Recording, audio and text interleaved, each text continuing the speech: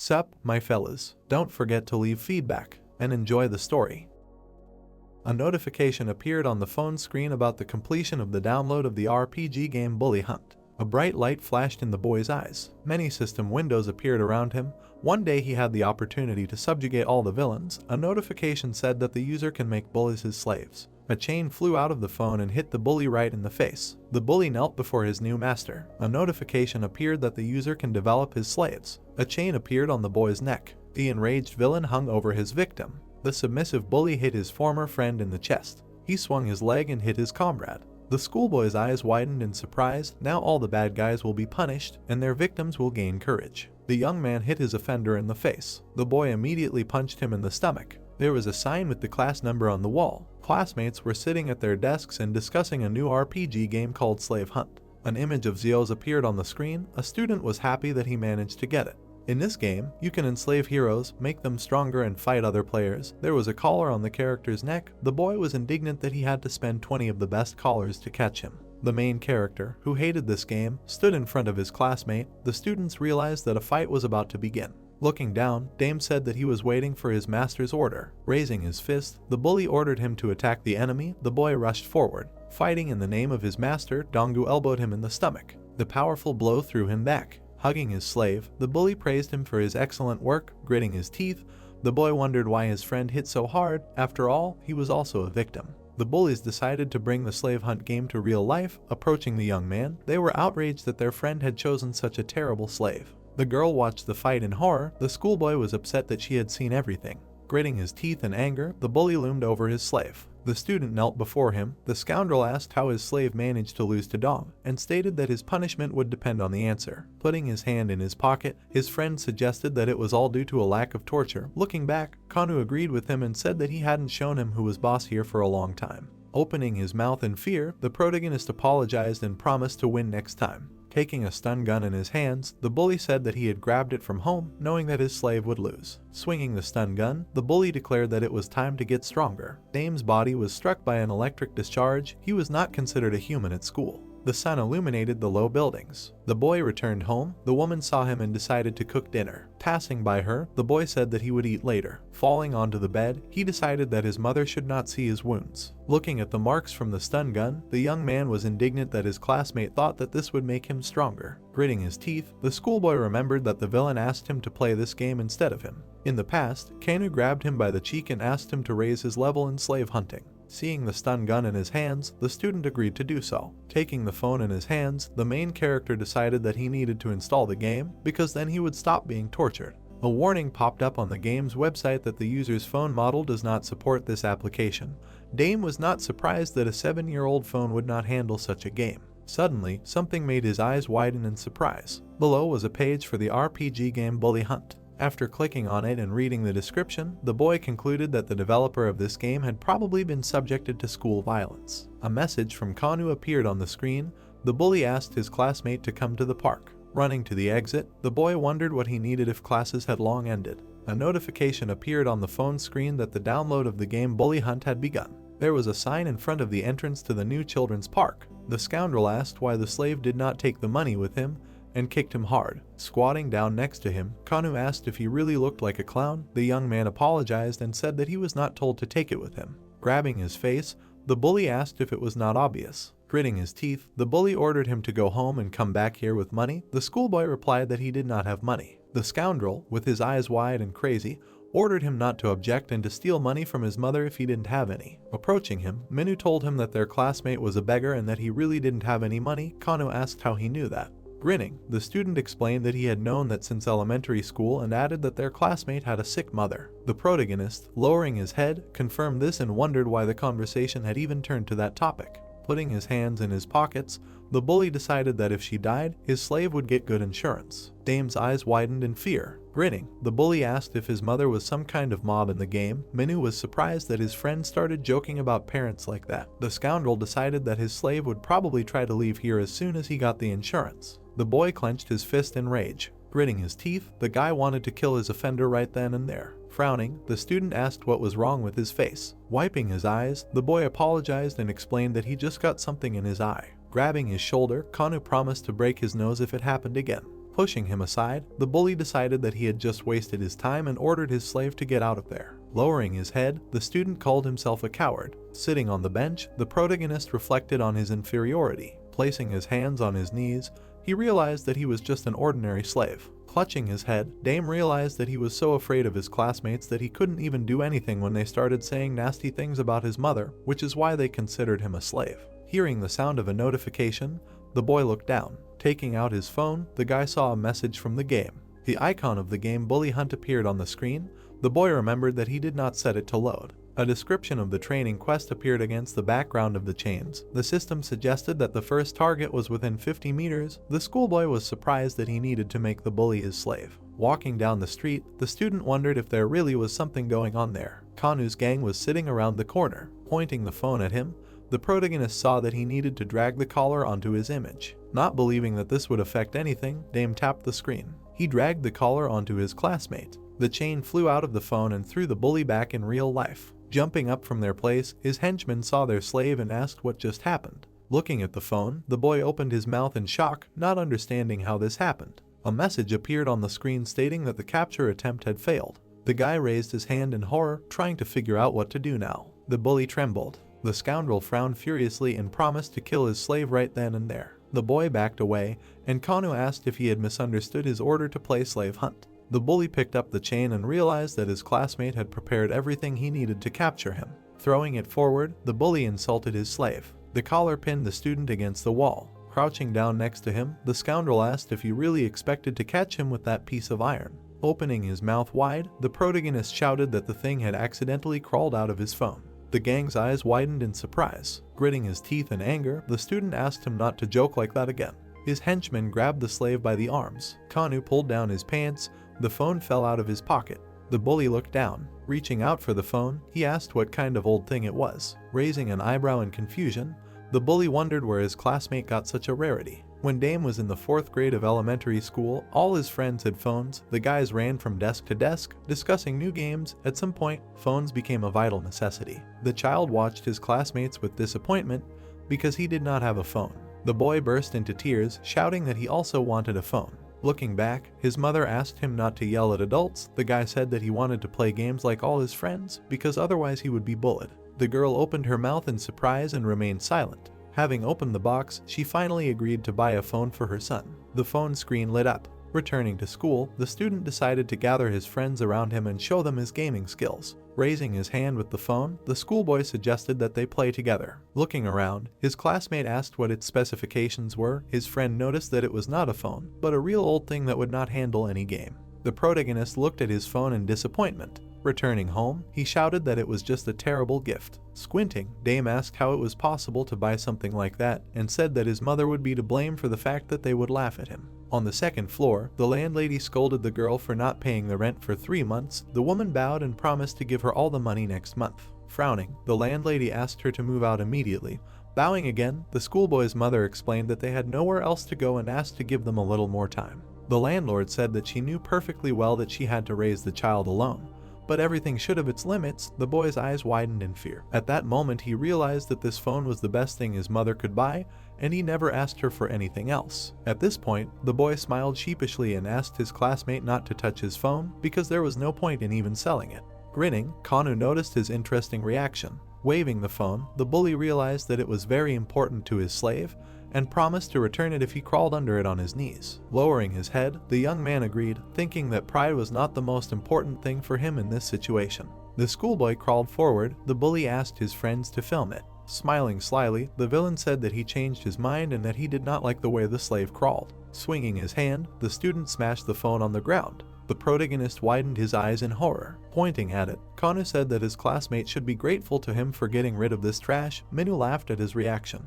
Gritting his teeth, Dame realized that he had failed to protect the most important thing again. Putting his hand on the broken phone, the boy wanted to become at least a little stronger. Suddenly, his eyes lit up. A notification informed that due to the destruction of the mobile phone, the game was transferred to the player's brain. Looking at the system window, the boy tried to understand what was happening here. Remembering all the events that happened, the young man concluded that the strangeness began even from the moment the caller appeared out of nowhere. Suddenly, a lot of system notifications popped up around him, making him doubt the reality of what was happening.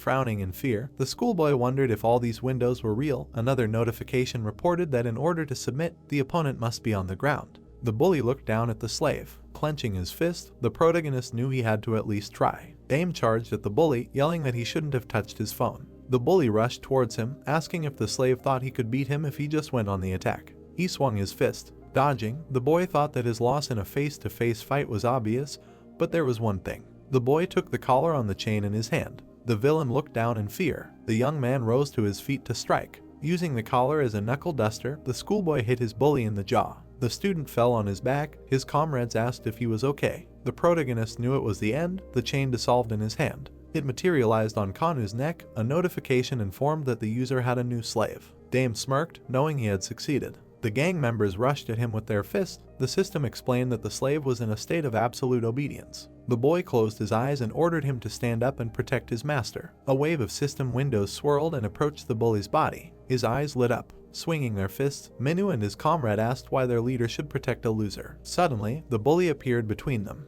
With two powerful blows, the villain dealt with his friends. The blonde fell to the ground. Minu crashed into the iron mesh. The guy opened his mouth in shock. Standing in front of him, the student declared that the order had been carried out. In horror, the young man realized that the game really worked in real life. Looking back, Kanu asked what his next order was. A new notification appeared in front of his master. Lowering his head, the student remembered all his past bullying. Pointing his finger forward, the protagonist ordered the slave to deal with all his offenders. The bully walked towards his bewildered friends. Wiping his chin, the bully declared that he would begin to carry out the order. A notification appeared stating that the order had been carried out. All the gang members were lying unconscious on the ground. The scoundrel looked around and called out to his master. Kneeling before him, the student apologized for all the suffering he had to endure and for the broken phone. Looking up, Kanu said that from now on, his soul belongs only to his master. The protagonist, with his mouth open in surprise, could not believe his eyes and ears. A notification appeared above his head. The system window said that the RPG bully hunt has begun. Dame realized that all of this was really happening. Students were walking along the streets. Standing in an alley, the bully asked if his former classmate had transferred to high school and immediately forgotten him. Sitting down next to him, the bully asked why his friend did not greet him. Someone hit him on the head from behind. The villain looked back and asked who dared to hit him. Kanu was standing in front of him, with a boy sitting on his shoulders. The bullies pressed their foreheads to the asphalt. The student sat on top of them. Dongu thanked his classmate for helping. Looking back, he asked why the high school student suddenly started listening to him. Putting his hands on the bully's face, the boy explained that he made him his slave. Some time ago, when all the gang members were on the ground, the young man realized that this game was real. A notification about receiving an adaptive potion appeared in front of him, giving the target combat skills. Smiling, the schoolboy was surprised that in addition to the usual taming, you can use skills and items in this game. Looking at Mina, the protagonist decided to try something. He hit the villain in the face. Putting his hand to his chin, Dame tried to understand why this time he did not succeed. Suddenly, a new system window appeared before his eyes. A notification informed him that the maximum number of subordinates allowed had been reached. The student stood silently to the side. The boy realized that he could not control anyone except him, and noted that he needed to increase his level to expand his power. Suddenly, Kanu shuddered. Looking around, the bully asked why all his friends had lost consciousness. A notification informed him that a slave had been released from absolute obedience. Raising his eyebrows, the boy asked what this meant. Swinging his fist, the bully asked what just happened here. Closing his eyes, the youth ordered him to freeze in place. The scoundrel's fist froze in the air. Frowning furiously, he asked why his body did not obey him. The student realized that his subordinate was conscious and understood everything, but still obeyed his orders. After reading the skill description, the protagonist realized that the slave would not return to that unconscious state, but would still obey him. Kanu gritted his teeth and ordered his classmate to stop it immediately. After hitting him in the face, Dame thought that it was just wonderful. The bully put his hand to his cheek in fear. The boy declared that from now on he was his slave. Licking his lips, the guy decided to borrow him to subjugate the entire class. Walking along the school corridor, the bully asked how long his master was going to deal with his friends with his own hands, because there should be a measure in everything.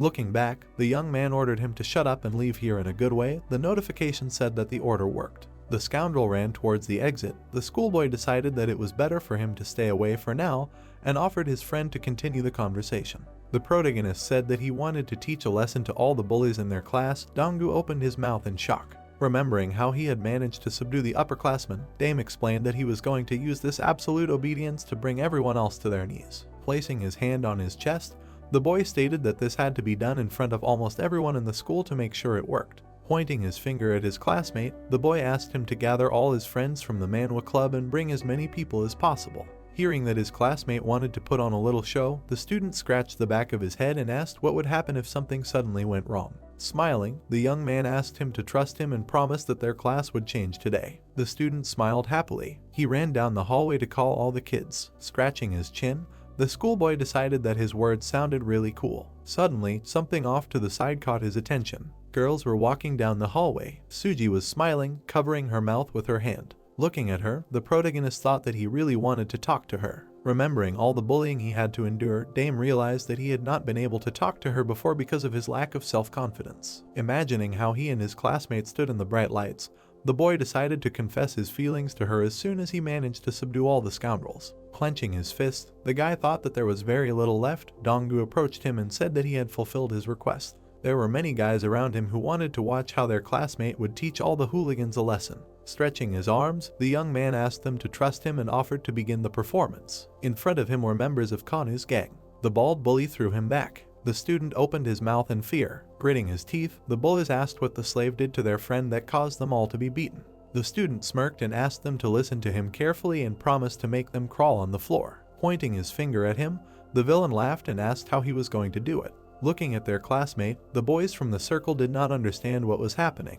Clenching their fists, they encouraged their friend. Smiling, the protagonist realized that he had managed to attract attention and that it was time to get down to business. Rising from the floor, Dame called out to his subordinate. The classroom door swung open. Someone walked inside. Pointing his finger at the bullies, the boy ordered the slave to get rid of them. Giving him a slap on the back of the head, the bully asked what was wrong with him. Pointing his finger at him, the bully asked his friends what was going on here. The boy scratched his head in displeasure. Remembering how this man, smoking a cigarette, mocked him along with Kanu, the young man realized that they were best friends. The schoolboy smirked, thinking that this scoundrel was weaker than his slave, and asked if he really wanted to be beaten up too. Looking around, Pyongti asked what they were talking about. The blonde suggested that their classmate had found some incriminating evidence and was now blackmailing their leader, who had already beaten up his entire gang once. Scratching his bald head, the bully asked where his best friend was. Someone told him that he was not at school today. Swinging his fist, the protagonist ordered the slave to leave. Sitting at his desk, the student asked what was going on here.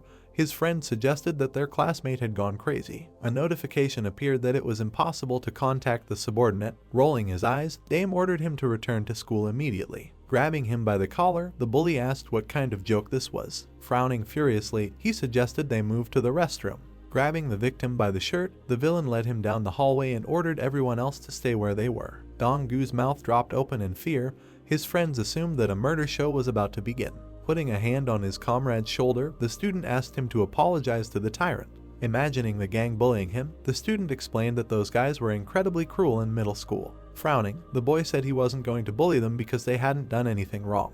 His classmate's eyes widened in surprise. Pyongti kicked the boy in the stomach. Falling to the floor, the trembling youth thought that he should have apologized after all. The gang gathered in the restroom to figure out what was going on. The schoolboy thought that Kanwoo never came no matter how many times he was called, and wondered what had gotten him into this situation. Grabbing him by the hair, the bully asked what he had managed to find out about his friend. The protagonist answered with wide eyes that it was just a misunderstanding, and wondered what he should do now. Looking away, Dame suggested that he should tame someone else. Minwoo narrowed his eyes angrily, asking why their leader listened to some loser. Imagining how he had managed to put a collar on his bully, the boy remembered that he had managed to knock him out with one blow, and wondered if he would be so lucky with someone else. Raising one eyebrow, Dongju asked his comrade to be on guard. Hyuki said that Kanwoo had relaxed yesterday and fallen into a trap. The girl crossed her arms over her chest and said that they were invited to watch something interesting, but they were just going to beat up another weakling. Her friend said that it was not fun at all. Penti smiled and asked them to shut up and promised to show them some real fun. Turning to the victim of the bullying, he asked him to take off his pants. Swinging his hand, the bully asked him not to make him repeat his words again. Thinking that nothing had changed in his life, the guy unzipped his fly. His pants fell down. Hearing that he was asked to take off his underwear, the young man's eyes widened in fear. Gritting his teeth, the bully asked if he really needed to be told everything twice. Grabbing the elastic of his underwear, the schoolboy tried to think of some way out of the situation, mentally begging his slave to come back. Suddenly, someone broke down the toilet door. Minwoo jumped back in fear, not understanding what was happening. Seeing the dark silhouette, the protagonist realized it wasn't Kanwoo. Frowning, Donggu called for everyone to stop. Rubbing his shoulder, the scoundrel asked if today was some kind of National Slave Revolt Day and decided to remind them who was boss. In middle school, he made a classmate take off his pants so his friends could have a good laugh. Pointing at him, the student said that the baby elephant really deserved his nickname. Grabbing him by the collar, Pyeonti asked if his classmate remembered the old days. With one powerful blow, he threw him aside. Crouching down next to him, the protagonist asked why his friend came here. Looking up, the student said that he was so scared that he wanted to pretend like nothing was happening, but his words wouldn't leave his head. A while ago, Daim smiled and said that it would be over soon and that they were not guilty of anything, so they had nothing to apologize for. The schoolboy smiled and said that he believed that his comrade would be able to punish everyone who deserved it. The boy asked, his eyes widening, if he really came here just because of those words. Gritting his teeth, the boy thought that he had said it thoughtlessly, and his friend believed him. Clenching his fist, the young man decided that he simply had to protect his classmate. The schoolboy pushed it aside and realized that promises must be kept. There was an extinguished cigarette on the floor. It was only half smoked. With wide eyes, the protagonist came up with a plan on how to use his abilities. Picking up the cigarette butt, Dame asked his friend to trust him and promised to make sure that he defeated the villain with his own hands. Putting the cigarette in his mouth, the boy asked him to order him to give him everything he had. Closing his eyes, Donggu asked what was going on here. The boy said that he did not have time to explain. Agreeing and lighting a cigarette, the student asked his friend to give him all his money. The boy handed him some bills. Looking around, Pyeongti asked what these losers were doing. His friend laughed at how the weakling was acting tough. The inscription B rank bully appeared above the student. Frowning, the student shouted that he was giving up Kanu's possession. A notification informed that due to the refusal of the slave, one collar of submission was returned to the user. The chain appeared right in his hand. He immediately threw it at his friend. Gritting his teeth, the protagonist thought that he must have a lot of strength since he managed to break down the toilet door. It's just that in reality his comrade was too kind. The notification informed that the user had a new subordinate. Donggu looked at his hands in fear. They began to move on their own, putting him into a stupor. Pointing at the inventory, Dame decided to use the received potion to strengthen the slave. The student clenched his fists furiously. The system explained that thanks to the adaptive potion, he was able to use the martial art of sumo. The boy realized that he would now be able to destroy all of their opponents. Putting his hand to his forehead, Pyeongti asked what kind of joke this was. Putting his hands in his pockets, the bully asked if his classmate really wanted to become a sumo wrestler. Looking down, the boy noticed that he would be given a reward for destroying his opponent. Grinning, the young man decided that it was time to begin. Frowning in fear, Donggu asked why his body was moving without his knowledge. Using the system, the student said that he was taking control of his body into his own hands. His eyes widening in horror, the student asked if his friend knew that his voice was playing in his head right now. The bully looked at him with disdain. Looking up, the student asked what they would do if he really turned out to be a sumo wrestler.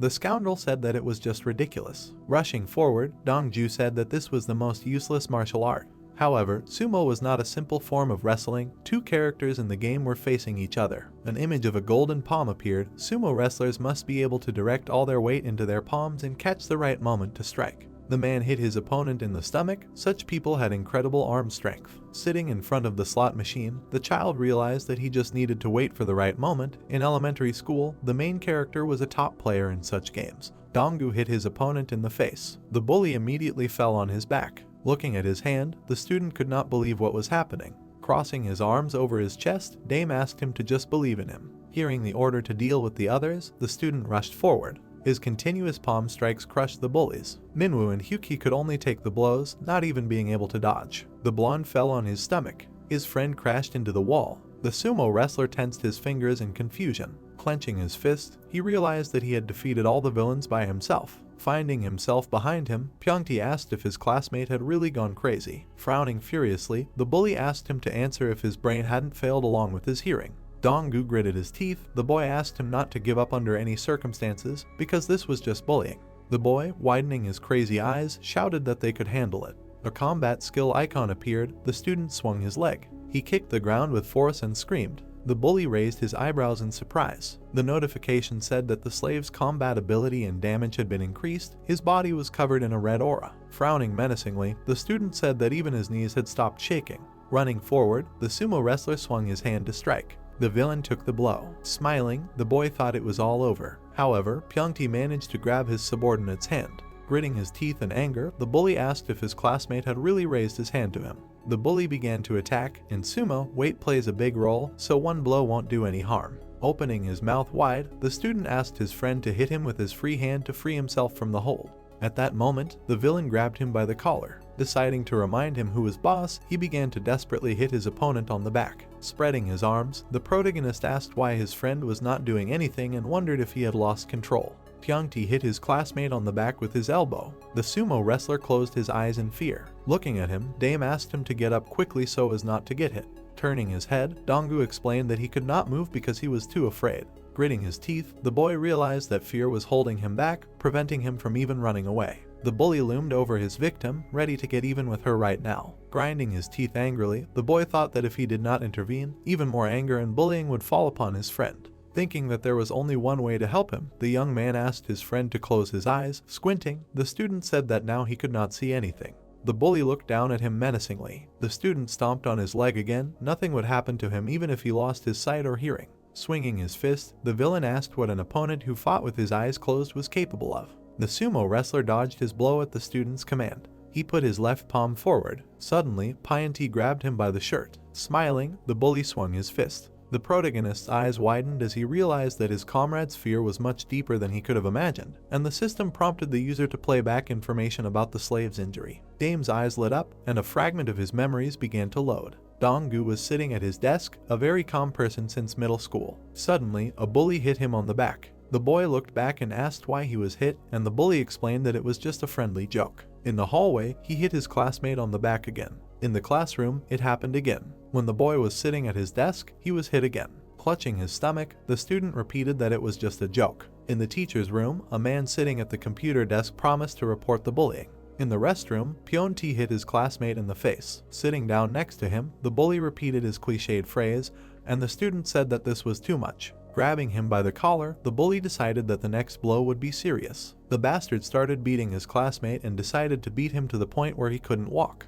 The boy screamed with his eyes closed. The student hit him with his elbow and wished him death. Looking down at him, Pyongti promised to joke about him like this every day. Donggu washed his bloody school uniform under the tap. His mother asked where his dirty uniform was. Looking back, the boy shouted that it was clean and that it didn't need to be washed for now. There were huge abrasions on his back. All his days in middle school were stained with blood. A notification informed him that the memory fragment had been downloaded. Frowning furiously, the protagonist realized how bad it was and decided that he couldn't stay away any longer. Dame pounced on his bully. The bully had to free his hands and jump back. Getting to his feet, the boy called out to his friend. Grabbing his shirt, the guy wanted to see his wounds. The student's torso was bare. Covering his chest, the student asked what was going on, and the boy explained that if he was shirtless, the enemy would not be able to grab him. Approaching him from behind, the villain said that what was happening was starting to irritate him greatly. Grabbing his collar, the student shouted that his friend should overcome his fears, because nothing would change if he continued to stand still.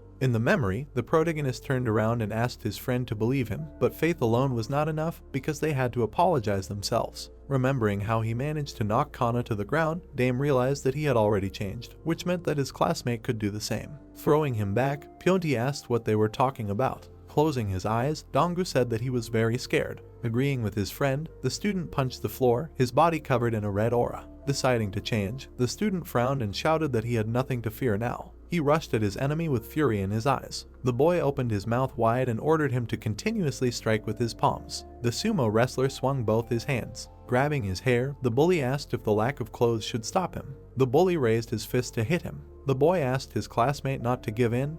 Donggu gritted his teeth. Hitting himself on the head, he shouted that it was all his bully's fault. The scoundrel noticed that his classmate had also grabbed his hair. Tearing off his wig, the student shouted that it was because of him that his hair had once fallen out. Pyongti looked at the pieces of hair in his hand in confusion. The boy smirked, realizing that his friend now looked like a real sumo wrestler. The student opened his mouth furiously to attack. He began to continuously strike with his palms. The bully raised his eyebrows in fear and screamed. Donggu continued to beat him, striking him in different parts of his body. Traces of attacks appeared in the air. The student grinned furiously. The last blow threw the bully back. His cheeks were red from numerous blows. The student's palms were also red. The young man opened his mouth in shock, not believing his eyes. Remembering all the bullying in middle school, the sumo wrestler realized that he managed to defeat his old bully. Spreading his arms and clenching his fists, Donggu let out a battle cry. Dame happily praised Donggu. The guy, barely holding back tears, said that he succeeded only thanks to him. The protagonist objected, saying that he had nothing to do with it,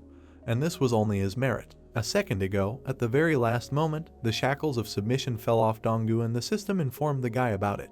And that last blow, the guy his friend delivered without Dame's help. Donggu looked at his hand in disbelief, and although he will never get rid of the scars on his back, but now he realized his powers. Donggu could not hold back tears of joy, while the protagonist hoped that there would be fewer wounds in his soul. The system informed the protagonist about the completion of the quest, after which it notified about the level increase. The protagonist was happy to receive the promotion. Then the guy was puzzled when the system informed him about gaining access to the store. Dame immediately opened the store and saw many things, but Donggu prevented him from further exploring the store. The guy felt awkward and asked the protagonist if he would mind if he continued to help him. The system suddenly announced an update to the game mode, and now he had access to an assistant for capturing slaves. The protagonist froze when the system offered to make Donggu his assistant. Dame thought about it, realizing that nothing is spent for an assistant. Dame raised his hand, asking his friend if everything suits him, because it is not safe near him. Donggu looked at his opponent and said that after a one-on-one fight, he realized that these idiots are not scary, so he also wants to help his friends. The guys shook hands, saying that they will do everything together. Then the system reported that Donggu became an assistant. Pent, meanwhile, trembling, tried to crawl away, but his path was blocked by the protagonist, who wanted to make him a slave. Events take us to the roof of the school. The tied-up guy, dejected, said that now he understood how to get rid of that strange thing that made him obey, but he tied himself up so much that now he can't get out. Because of this, the guy became sad. He bowed his head and said that it was better this way than being Dame's subordinate, and it would be best to sit and wait until someone found him. Suddenly, the door to the roof swung open. Pent entered the roof and shouted, asking if Kanu was here. Kanu was happy to see him and asked his friend if he had come here, knowing that he often came here. A moment later, Pent fell to his knees and, barely holding back tears, said that he had also been caught. Dame bared his teeth at the sight of Kanu. Seeing this, the guy was scared and could not hold back his tears. The protagonist, being angry, asked him if he even knew what he and Dong had to endure because of him. Taking the collar in his hands, the protagonist told Kanu that it was time for him to return to his duties. Kanu screamed in horror, asking him not to put the collar on. The protagonist joyfully hit the guy with the collar. The guy fell to the floor, and then the system reported that Kanu had become his slave again. Smiling widely, the protagonist said that they would do something first, and then they would pay for what they had done today. The events take us to class 1-1. The boys in the class were discussing Kanu. One of them started calling him, which made the other one laughingly ask if he wanted to fight him. Suji was watching all of this. The girl looked at her friend and asked if anything had happened in the morning. She answered by saying that when she was in the teacher's room, Dame tried to fight back against the boys, but they dragged him to the toilet. Suji became worried and said that they urgently needed to tell the teachers about this. The girl raised her hand, saying that they had done it right away, but it didn't help. The second girl reminded her friend that Suji was the class representative, which is why she was worried. She was surprised to hear her words, and Suji stopped paying attention to them. Suddenly, the classroom door swung open. Seeing Dame enter, the boys were surprised, not seeing even a bruise on him. The protagonist suddenly screamed to attract attention. The boys gritted their teeth in anger, not understanding why Pent let him go. But Kanu and Pent entered the classroom, making them shut up. Both boys threw the students off their shoulders, which greatly shocked their classmates. Dame, meanwhile, screamed, saying that from today on there will be no violence in their class. His classmates, being shocked, looked at each other. Meanwhile, the boys who had fallen came to their senses, trying to understand how they ended up there. Starting to get up, they asked Dame what he was doing, and suddenly rushed to attack him, but their hands were intercepted. Kanu and Pent grabbed the boys by force. The protagonist, smiling, ordered them to kneel. Then Kanu and Pent knocked the boys down. Looking at the three of them, the protagonist said that from today on, there will be no more violence in the class, and Kanu and Pent will sincerely apologize for their bad behavior. A moment later, both boys fell to their knees. The protagonist looked at the class and said that all the bullies will be held accountable for their actions and will apologize to everyone they bullied while compensating for the damage. The bullies of the class froze upon hearing his words. Meanwhile, Donggu smiled, looking at his friend. He pierced, ordering everyone to forget about the violence in this class. Soon, people crowded in the hallway after seeing how the bullies asked for forgiveness, accepting their punishment. They walked around the school with signs saying that they apologized for what they did. They also returned all the things they took, after which they began to beat themselves with the same force with which they beat others, and they ran as much as the others ran from them. They also washed the classroom until it shined. Suddenly, one boy approached the protagonist. He started massaging his shoulders while the other one handed him a drink. The classmates smiled, telling Dame that he was too cool because they never thought that he would punish those bullies like he was taking out the trash from the classroom.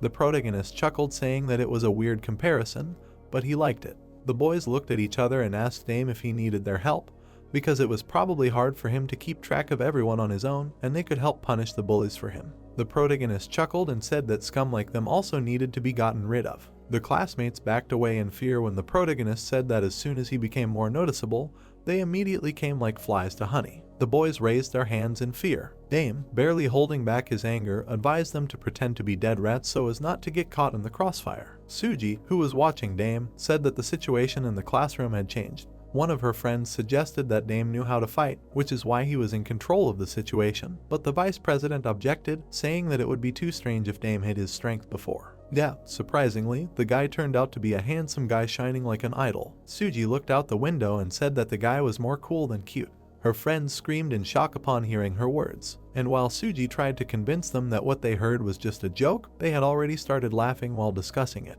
The events take us to another part of the school. The protagonist stood in front of his slaves and said that they had worked hard today. Smiling widely, he said that they would try as hard tomorrow to improve the school. As they left, the bullies could not believe that Kanu and Pent were obeying this idiot, and doing all this was terrible. The protagonist slapped his friend on the shoulder and said that he had done a great job today. Then he looked at Pent and said that he was free. Meanwhile, Kanu tried to sneak away, but the angry protagonist grabbed him by the ear, after which he said that he would be held accountable for the beatings and actions that got him and Dongu into trouble. Grinning, Dame told Kanu that he should be taught a good lesson so that he would forever learn what happens for disobedience. Kanu, writhing in pain, said that he should not be beaten because he himself had banned violence in the classroom. Laughing, the protagonist said that this was not violence, but a lesson that his master would teach him. When Kanu first met Dame in high school, he was happy to see him. Intuition told him that he would become his toy, so he grabbed the guy, saying that he was now his slave, and so began the daily bullying. The guy was beaten, humiliated, even shocked with a stun gun.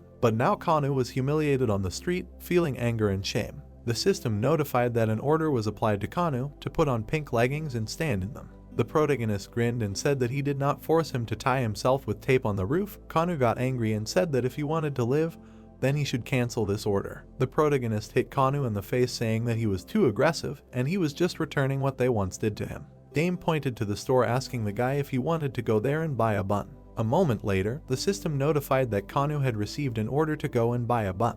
The bully ran into the store trying to resist. In the store, Suhai saw Kanu and greeted him. The guy, nervously smiling, said that he came for a bun, but the girl no longer listened to him, screaming in fear. A moment later, he was forced to run away from the angry girl, saying that he would pay for the bread later. The protagonist laughed at the guy, who now fell to his knees. Then he took the bun and abruptly threw it at Kana, saying that he did not ask him to buy a pizza bun. The bully clenched his teeth in anger. His whole face was distorted with anger. The protagonist grinned and told him that he had to look like a maniac in front of him, but he was just paying off a debt.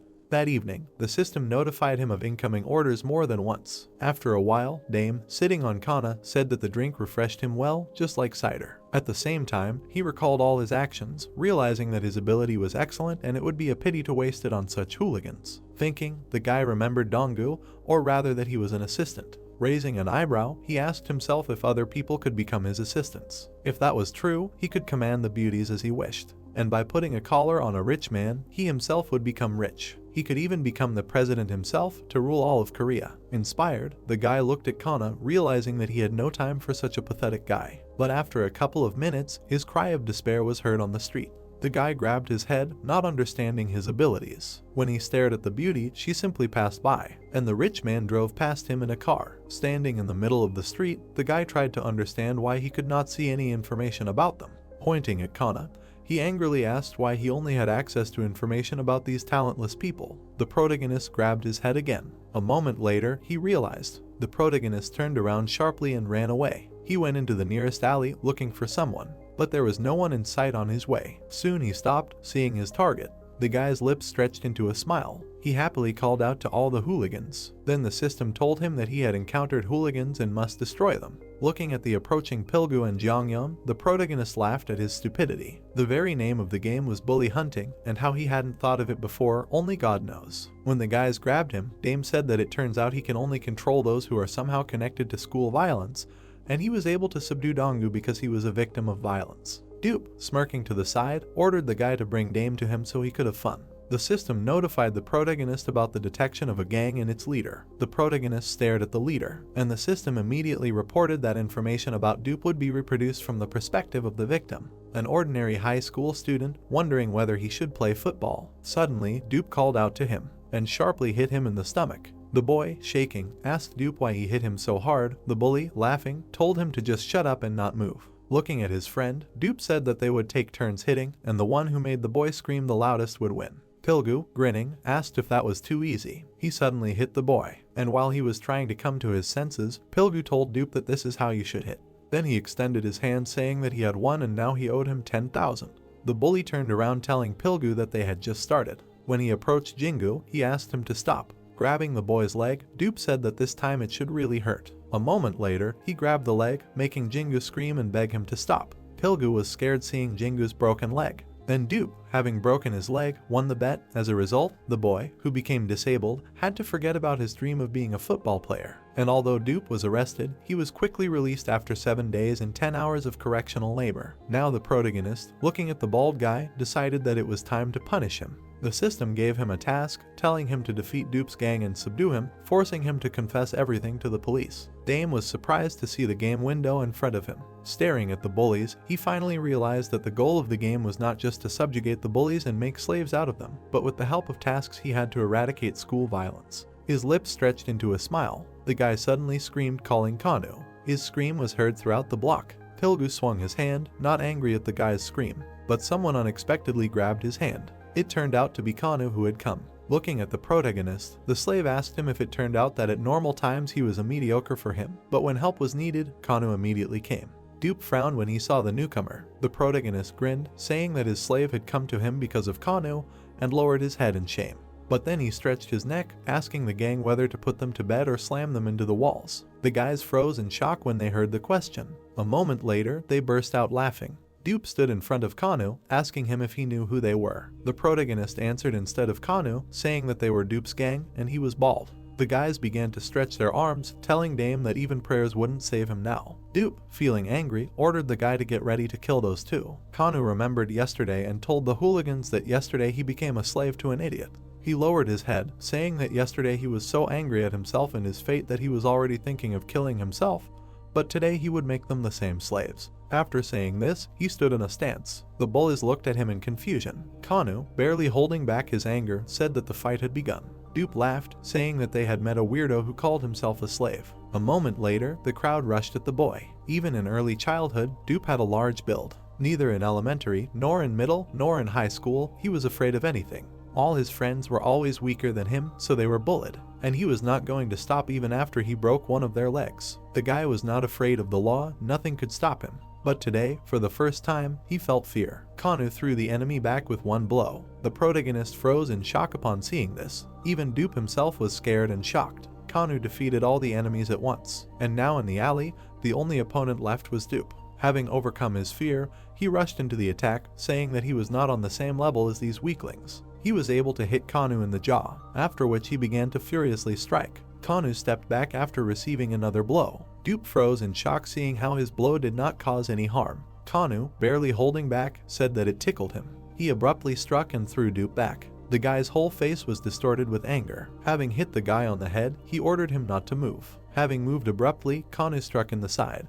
because of which the enemy's body bent. Before the guy had time to fall, Kanu had already swung for a blow, and with a kick, he threw the enemy back. Dupe crashed into the corner of the wall. Lying on the ground, he tried to understand how his enemy turned out to be so strong. Kanu stood in front of Dupe and said that he had not finished it and it would be better for him to get up. For a couple of minutes, the sounds of blows were heard. Dupe bowed his head and asked to stop. Having folded his palms, he called for his wrongness, and when Kanu wanted to strike again, the protagonist stopped him. Smiling, the guy told his slave that that was enough. Dupe happily thanked the guy. Suddenly, he took out a collar, saying that it was time to go to him as a prisoner. After a while, the system reported the capture of 7 bullers. Standing in front of the slaves, the protagonist said that he had always been worried about how to make so many slaves, but the system took care of it. Approaching the guy, he ordered 6 of them to raise their hands. Dupe gritted his teeth trying to understand why his people obeyed the order. Dame approached Dupe, grinning, and ordered him to repeat after him. He fell to his knees and began to repeat humiliating words. Dame patted the guy on the head, praising him, while Dupe himself covered his mouth, not understanding why he said that. Looking at the system window, the protagonist said that it would be possible to finish the quest now, but it would not be interesting. A wild grin appeared on his face. Dupe jumped up when Dame ordered him to get up. The guy sitting on the stairs ordered him to tell about all the crimes he had committed. Dupe shouted, saying that he was starting a detailed report. It turned out that he had stolen motorcycles 5 times, committed violence 8 times, stolen 12 times, and only participated in gang violence once. The protagonist closed his eyes and thought. He suddenly hit the guy in the face, saying that he had done too much when he was young. Dame looked at the slaves and ordered them to stand up, and they immediately obeyed. After a while, one of the guys asked if he really had to do this. Dupe, standing in a stance, mentally said that if he dared to hit him, he would kill him on the spot. The guy sharply hit Dupe in the jaw, having received the order. Continuing to beat, the guy asked for forgiveness from the former leader, saying that he could not control anything.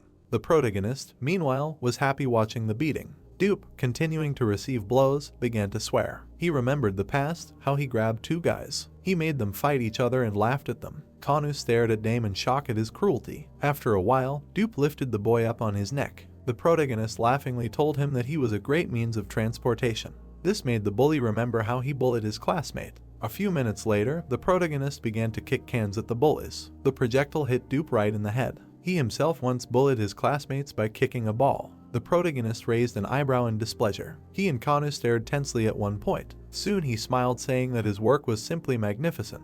Dupe trembled, barely containing his anger. He suddenly shouted, demanding Dame to stop bullying him. The protagonist sharply slapped him in the face, saying to stop ruining his art. After that, he crossed his arms over his chest, saying that today could have ended here. Dupe clenched his fist, not understanding why his body was not obeying him. He bowed his head, trying to figure out how to get rid of the subordination. Clapping his hands, the protagonist told the boys that their upbringing was over. They were happy to hear him. Dupe smiled widely, deciding to run away from here and stay as far away from this guy as possible. But a moment later, he froze in shock when he heard the protagonist say that it was time for a real punishment. The frightened guys raised their heads, asking what was this before if not a punishment. Dame crouched down and smiled, saying that he was only having fun with them. Then he pointed to the guy's forehead. He said that there would be no point in the law if this was enough. Straightening up, he said that now they will feel all the pain that they caused to those they bullied. The system notified the protagonist that the Dupe gang was ordered to cheerfully hand themselves over to the police, and they really did skip to the station.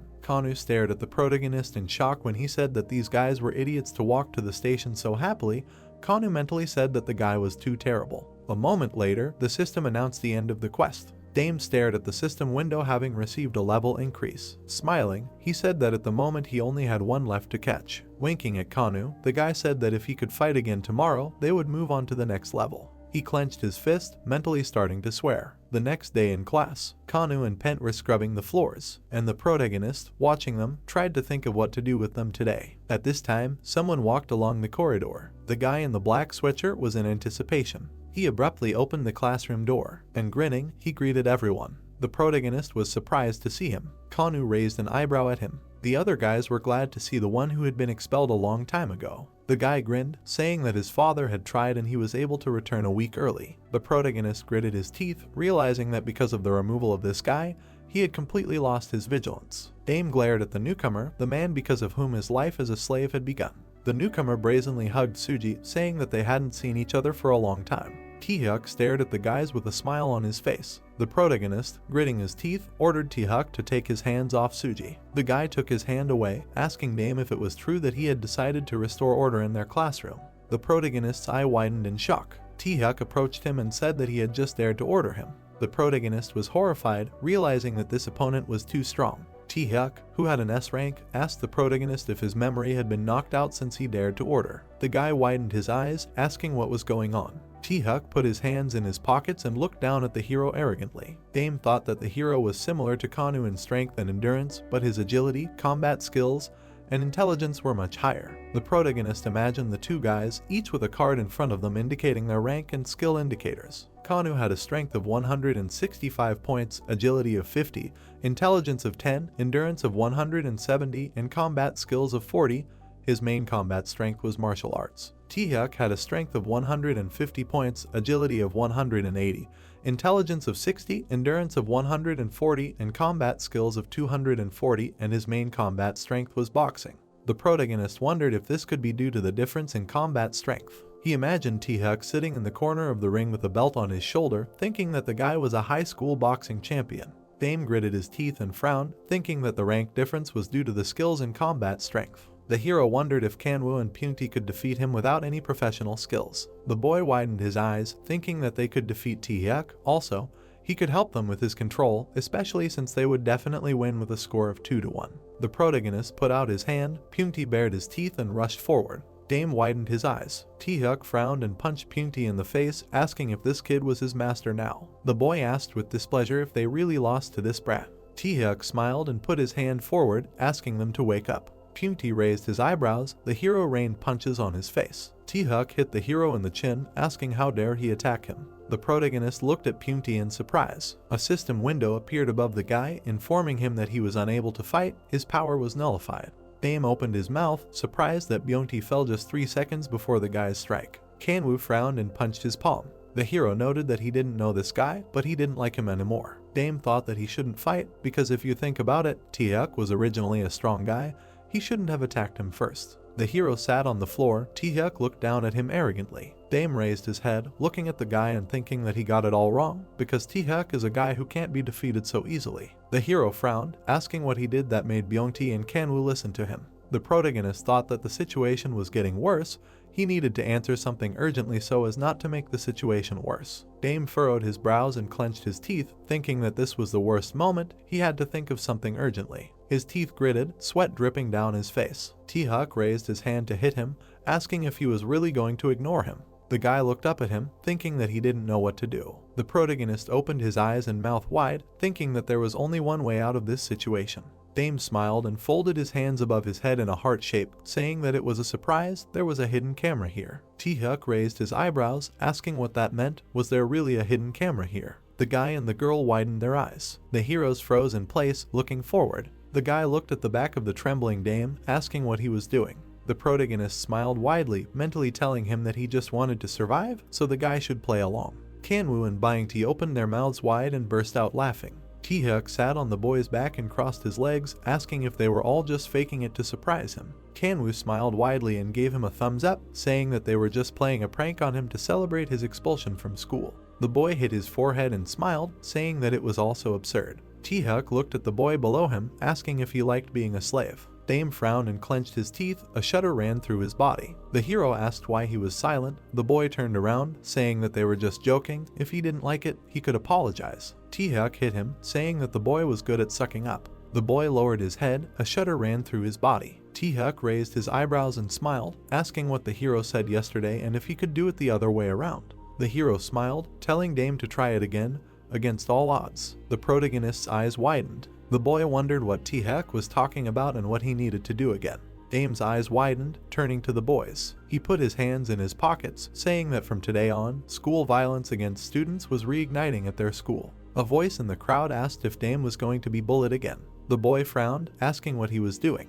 The hero turned to him, asking if the protagonist's words about the hidden camera were true. Dame said that he would compensate for all the damage he had caused to the school.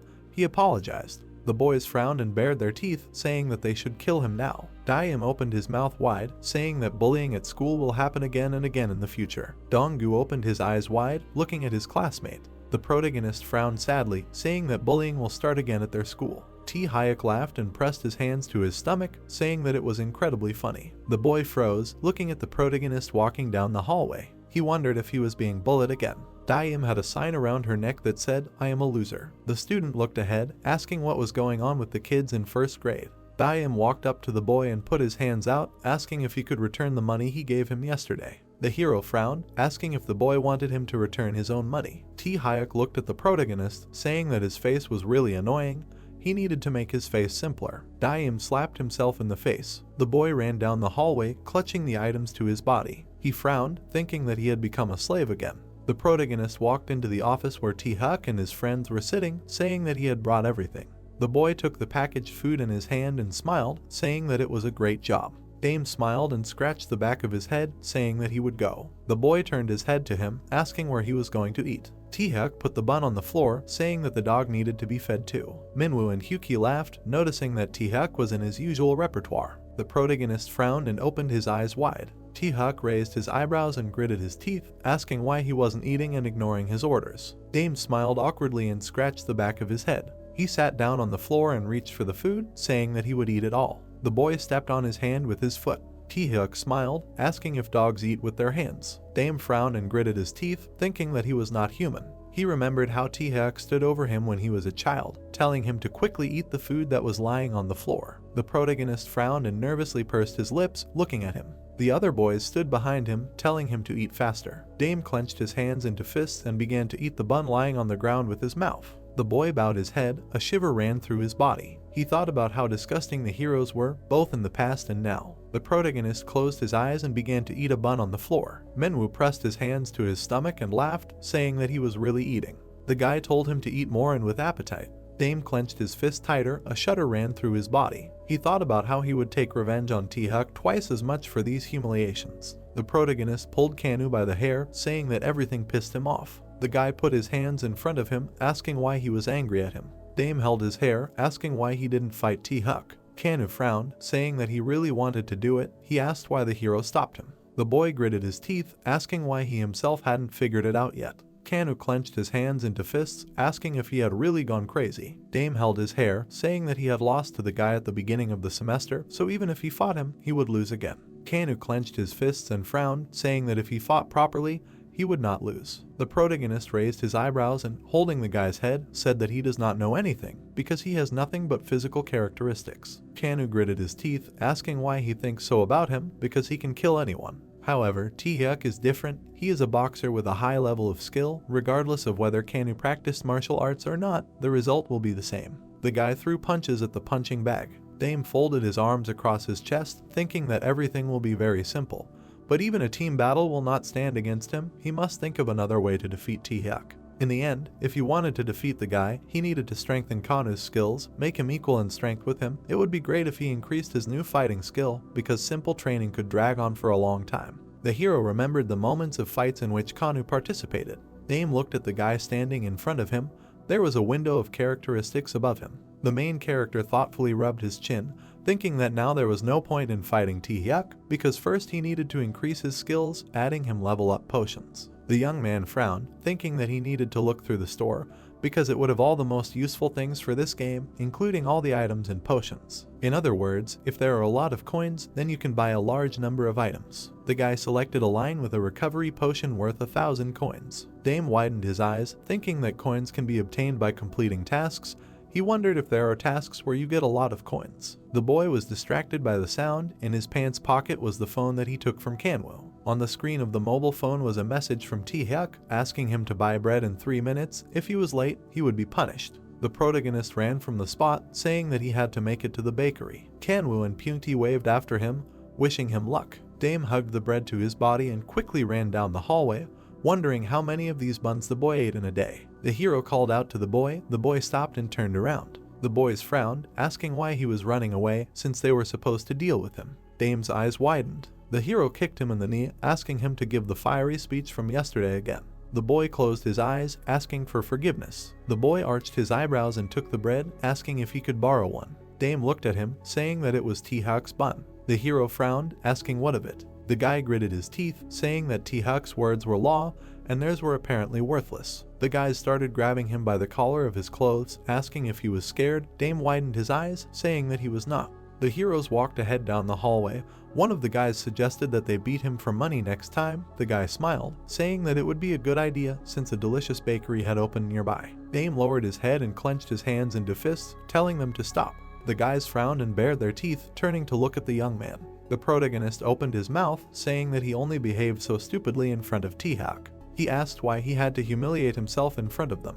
The boys rushed towards him, asking if he had forgotten himself. The hero extended his hand forward, saying that they needed to bring him to his senses. The protagonist lowered his head, telling them to catch the boys. Kanu and Pyeongtae appeared behind the boys. The heroes opened their eyes wide and smiled awkwardly, saying that they just wanted to teach Dame a little lesson. The protagonist punched his palm, saying that they were the ones who needed to be taught a little lesson. The boy opened his eyes wide and smiled creepily, saying that the boys were great. Kanu and Pyeongtae stood behind the kneeling boys. The hero looked at his friend, asking if there was a hidden camera. The boy frowned, asking if he really thought there was one. Dame smiled, saying that it was great. The system windows popped up in front of him. A system notification came that the hero had completed the achievement and brought 15 people to heal. Now new tasks had been activated for him. The boy asked what these new tasks were. The protagonist's eyes widened, not believing what he was seeing. There was an image of people fighting in the system window. This was a serial task, clearing 1 out of 5 completed. It was necessary to clear 5 groups of people of 10 people. Reward: 4,000 coins per task. 20,000 coins will be awarded as a bonus if the hero completes the task within 3 days. The total reward is 40,000 coins. Dame's eyes widened, imagining gold coins falling from the sky, drool dripping from his mouth. He clenched his fist, saying that this was what he needed. Dame clenched his fists happily, thinking that for 40,000 coins you can buy anything in the store.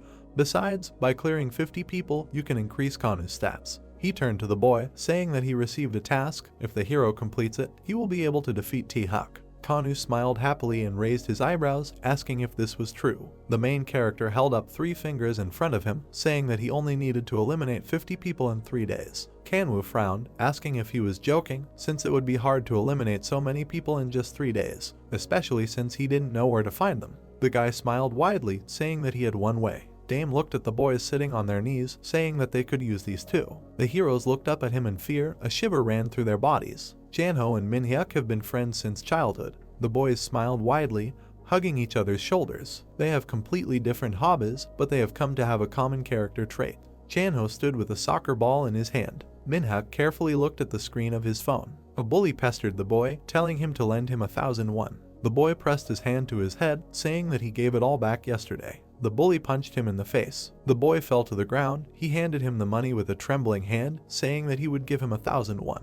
The bully frowned, saying that if he said something like that again, he would beat him to death. Janho and Minhyuk froze with wide eyes, thinking that they envied the bully. They had the desire to be better than everyone else, but they were both weak. The heroes looked at the boy sitting at the desk. One of them spoke to him. The boy raised his head. There were tears in his eyes. Janho arched his eyebrows, telling him to lend them 1,001. Thus, they themselves began to extort money from the weak. The boy frowned pitifully, asking why he should give them money. Minhyuk raised his hand to hit, saying that Hyuksu takes from them, then why can't they do the same? Janho grabbed him by the collar, asking if he wants to go to him and talk in person. The boy handed them 1,001 with trembling hands. Minhyuk gave him a thumbs up, asking him to buy tteokbokki with the money. Janho smiled, saying that he was hungry, and so they became bad boys. There was a photo of them on one of the boys' social media pages. The caption said that they were a king duo, only the best of the best could be friends with them and hang out in cool companies. In the end, they got their wish. Janho and Minhyuk were surrounded by a group of bullies. One of the boys asked if they were a king duo. The boys huddled together in fear. Minhyuk's eyes widened, asking if they were pulling a prank on them again. Janho looked away, saying that he hoped so. Dame watched them from the window of the building, saying that after so much hard work, he finally did it. The boys looked around in fear, trembling all over their bodies. Minhyuk looked at the crowd of pursuers with concern, saying that they needed to run. Janho furrowed his brows, saying that if they were caught, they would be finished. The boy ordered the bullies to catch the two. The protagonist put his hand under his head, saying that they were the perfect bait. Kanwoo looked at him in confusion. He wondered if the boy was really finding this funny. The protagonist had a wide smile on his face, a blush on his cheeks. Dame looked at the boy, saying that he was very excited. The protagonist asked if he had prepared everything. The sheep hunt began. The group of boys froze in place and began to look around. The hero raised his hand to his forehead, asking where the two had gone. He assumed that they had hidden somewhere. Dame put his hands in his pockets and looked at the group of boys, noticing that the first 3 bad guys were from Class C. The boy noted that they were lucky to be their first prey. The heroes looked at the boy standing in front of them, asking if he was also a bully. One of them ordered to catch the main hero. Kanu appeared behind the students, frowned and hit his fist into his palm, saying that this was great. The system reported that 3 people had been eliminated. Dame opened the system window, saying that the bait was working well, so they would eliminate them one by one.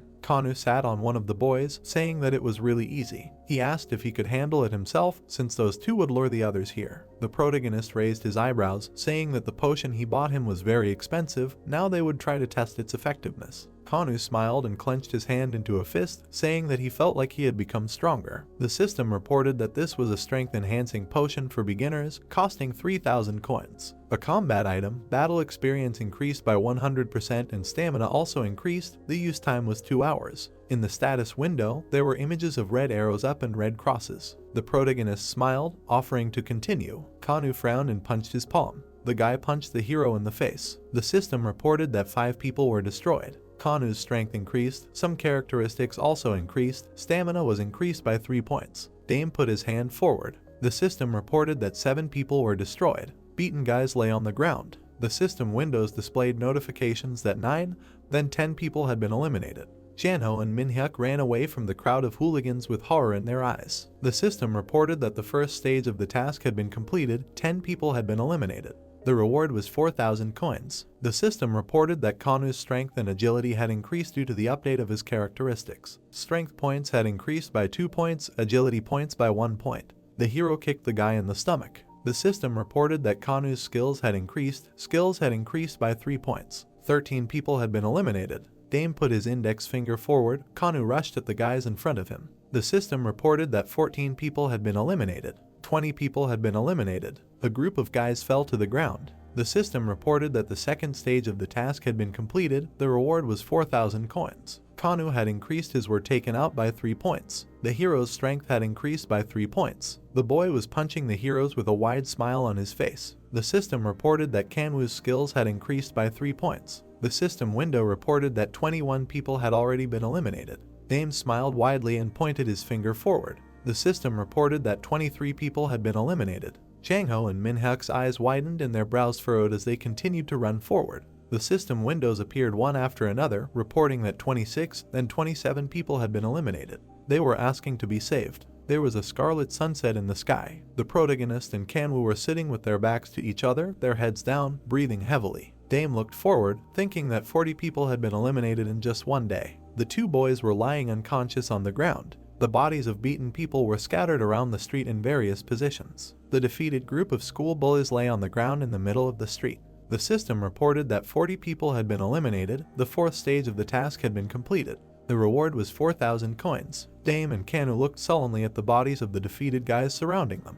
The heroes fell on their backs. Kanwoo frowned, saying that he could not bear this anymore. The protagonist rolled his eyes, saying that the effect of the potion had already worn off and he himself was completely exhausted. He looked at Changho and Minhyuk sitting by the wall, saying that these guys had also already passed out, which meant it was time to wrap things up for today. The hero decided that in this case, he could try something with the coins. The system reported that he had increased Kanwoo's characteristics for 3,000 coins. The agility and skill indicators increased by 30 points. The guy raised his eyebrows in surprise, looking at his hands. In the window of Kanwoo's characteristics, his indicators were presented: strength 180, agility 85, intelligence 10, endurance 180, combat skills 80, the main combat strength, martial arts. The protagonist noticed that he had now become much closer in strength to Taehyuk. The system reported that the hero bought 3 items in the store, 12,000 coins were spent. Dame folded his arms across his chest, thinking that he bought the items that he needed the most. But this was still not enough,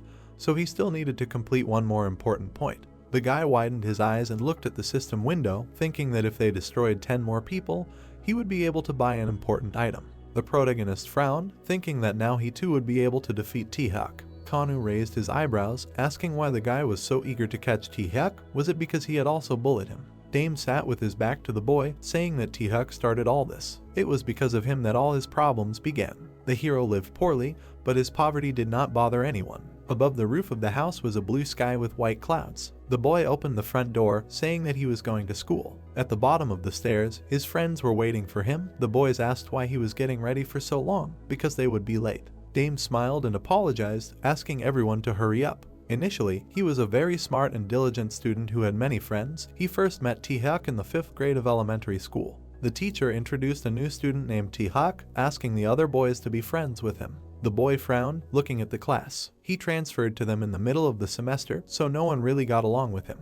The main character looked at the boy sitting at a desk in another row. T-Huk began to pester Suji. The boy hit his classmate, she fell to the floor. One day, he was bullying her cruelly and Dame stood up for her. The boy put his hand in front of T-Huk, stopping him. The hero punched him in the face, asking what he was doing. He grabbed the protagonist by the collar, asking who he was raising his hand to. From that day on, he became an object of bullying. T-Hyuk opened his mouth wide, saying that from today on, everyone in the class must beat up this guy. Thus began the hell of the protagonist. Dame's friends went home, telling him not to follow them. The boy widened his eyes, watching them go. He had no friends left, no one wanted to go against T-Hyuk. Each day they bullied him worse and worse. T-Hyuk stood in front of Dame, who was sitting on the ground next to a piece of bread. Two boys behind the hero's back smiled happily, looking at how the protagonist ate bread from the ground with his mouth. Children were very cruel back then. A boy sat at a desk alone in an empty classroom. His desk was covered in obscene drawings and simple scratches. Before he realized he was being bullied, with Suji's help, he was able to escape T-Hyuk's bullying.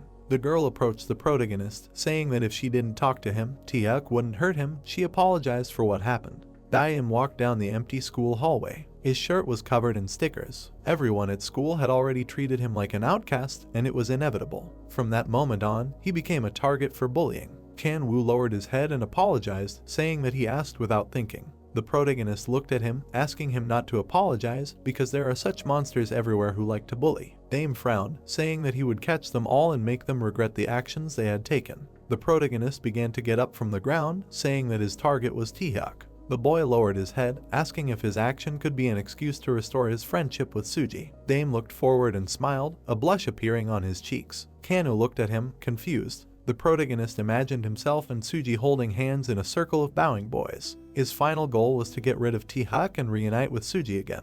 Dame laughed and pressed his hand to his forehead. Kan-woo turned away, thinking that this guy was doing everything because of a woman. The dark night sky was above the houses. The protagonist threw his hands behind his head, suggesting that after catching this guy, he would embarrass him in front of Suji. Kan-woo put his hands in his pockets, asking if he thought that if he took out T-Hyuk, there wouldn't be someone stronger. The guy widened his eyes, asking if he liked Suji too. Kan-woo rolled his eyes tiredly. The protagonist looked forward in surprise. Suji was talking to a dark figure behind a pillar, asking if he was just going to leave. The girl grabbed the guy's hand and looked at him pitifully. The protagonist asked if he didn't tell her not to interfere. Suji furrowed her brows, asking if that was all he could say and if he really wanted to break up. Kan-woo raised his brows, asking if she already had a boyfriend. The protagonist's face was dripping with sweat, his eyes widened, saying that it couldn't be. He wondered who her boyfriend could be. The protagonist frowned and gritted his teeth, saying that she was annoying him. Kan-woo and Daim's eyes and mouths were wide open in disbelief. T-Hyuk frowned and raised his hand to strike, telling her to play her part silently and not to stick her head out. Suji closed her eyes. The girl furrowed her brows pitifully, asking if he thought this was too much. She suggested that he just stop it. T-Hyuk put his hands in his pockets and walked forward, telling her to sit quietly because he could decide everything himself. Suji watched him go, asking the guy not to leave. Kan-woo raised his eyebrows, saying that the guy was telling her about how she was bullied as a child, but maybe she loved him and Daim was just wrong. The protagonist lowered his head. The guy put his hand on his shoulder, asking him to calm down because everything was fine. If you think about it, there are plenty of women on the planet, so he shouldn't be so sad. Daim opened his mouth, telling Kan-woo to get ready. The boy raised his eyebrows, asking what he was talking about. The protagonist yelled after T-Hyuk as he walked away. The boy raised his eyebrows and turned around, asking who was there. Kan-woo raised his eyebrows and opened his mouth wide, asking what the boy was up to. Daim opened his eyes wide, tears streaming down his face. He put his fists in front of him, asking him to fight. T-Hyuk looked at the boy, asking if he was crazy. Daim clenched his fists, asking if he was chickening out. Kan-woo raised his eyebrows, asking the protagonist to stop since he was out of control right now. T-Hyuk raised his eyebrows, asking if he was sure he wanted to fight. Daim lowered his head, thinking that he wasn't sure. A smile appeared on the boy's face, but he thought that he was now mad as hell because she loved such a freak like T-Hyuk. The protagonist gritted his teeth, thinking that he couldn't bear to see Suji cry. The girl wiped the tears from her face with her hands. T-Hyuk raised his eyebrows and looked at the protagonist in bewilderment. He looked at Kan-woo, who was stretching, asking why he didn't hit Daim, or were they trying to say that there was a hidden camera somewhere again? The guy said that it was not like that. The protagonist put his hand forward, saying that T-Hyuk had come to an end. Kan-woo frowned sadly, saying that he was very tired. The protagonist turned to the boy, asking if they could really beat this guy. Daim smiled, saying that he bought 3 items with the coins he earned, so everything should work out. The protagonist called up a status window, saying that the first item was not the best for him, but it could help. The system window showed an image of a copy camera. It copies the enemy's combat skills and creates a temporary copy. The use time is limited to 30 minutes. Taehyuk was captured in the lens. The system reported that the hero's boxing was being copied. The use time was 30 minutes. There was a bright click of the camera. Copying occurred. Bright red energy appeared around Karu's body. He did not understand what was happening to his body. The hero took a fighting stance and smiled, asking why this pose was so familiar to him. The system reported that the boxing skill was temporarily granted to Kan. Taehyuk frowned and waved his hand, saying that the guy seemed to be arrogant. He rushed at him with his fists, saying that he was finished. Kan gritted his teeth, putting a block of his hands in front of him. Taehyuk noted with a grin that even if he defended himself, he would not be able to win.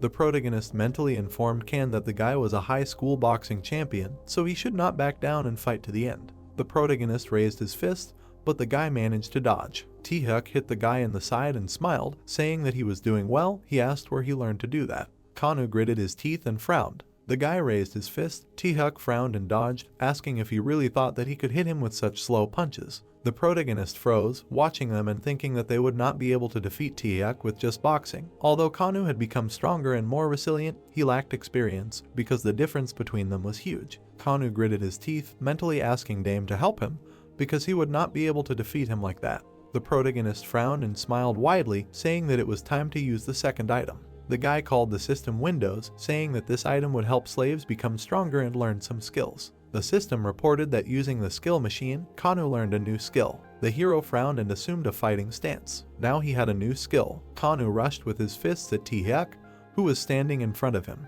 The guy dodged the blow and smiled, asking if he was really attacking without thinking again, since he was so slow. Taehyuk froze, his eyes wide open.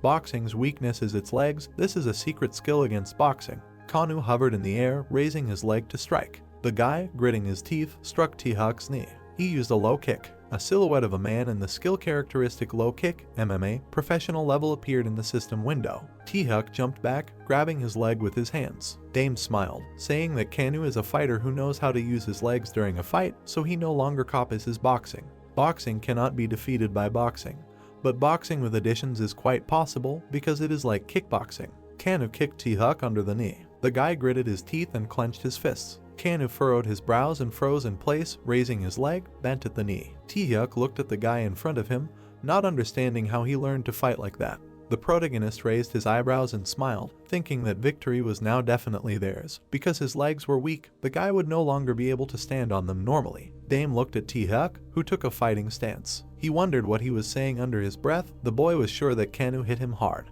The protagonist pointed his index finger forward, telling Kanu to finish him now with another low kick. The boy gritted his teeth, raising his leg to strike. Taehyuk frowned and opened his eyes wide, thinking that the low kick was a technique that damaged the hips. In other words, its target was clear. He would have to dodge its strike to the hips in time. Taehyuk smiled and bent his knee, thinking that he only needed to lift his leg slightly, and then his attack would be nullified. Dame and Kanwoo widened their eyes in surprise. There were streams of bright energy around Taehyuk's body.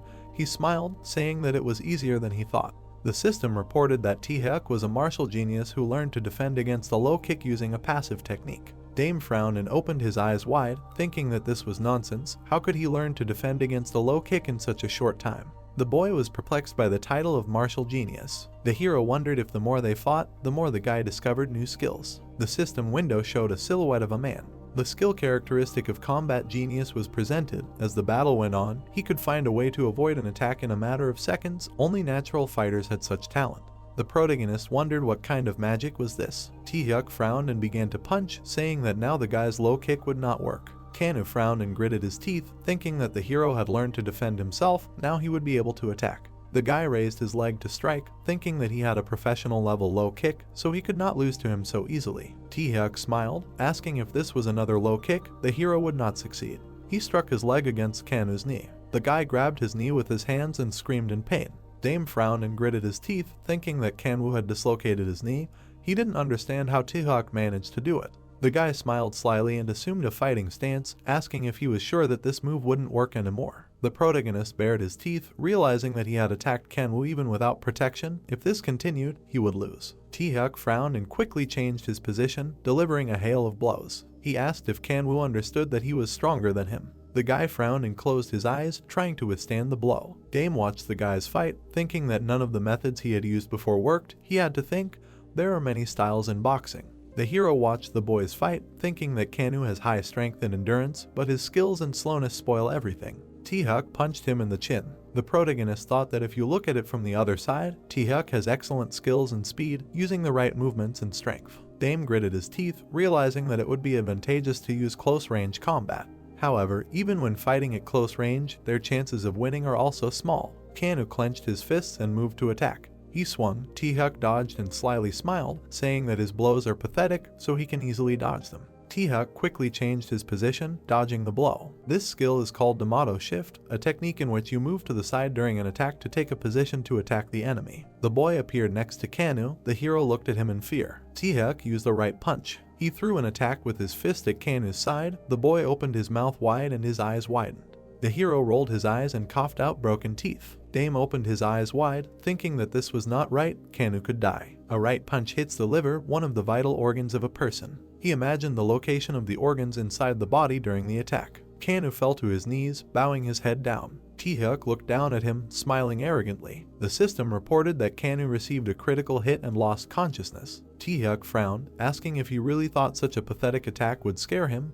He allowed Kanu to live. T-Huck was right. Kanu used to live happily. After all, he was one of those who bullied the weak. The boy smiled widely, lying on top of the other boys. One of the students was feeding him by hand while Kanu was lying on the other boys who were lined up on the floor in the form of a lounger. He didn't think about anyone and lived a carefree life because his school life was going well. Kanu closed his eyes and smiled widely. Now, his life has changed a lot because the protagonist, because he bullied the weak, subjugated him. Dame recalled the moments of the battle with Kanu. The guy was lying face down on the ground. The protagonist was sure that now Kanu greatly regretted his past, because he was helping Dame. The hero leaned on one knee and stood up, saying that this is not the end yet. The system reported that Kanu's passive skill was activated, the indomitable power of AA.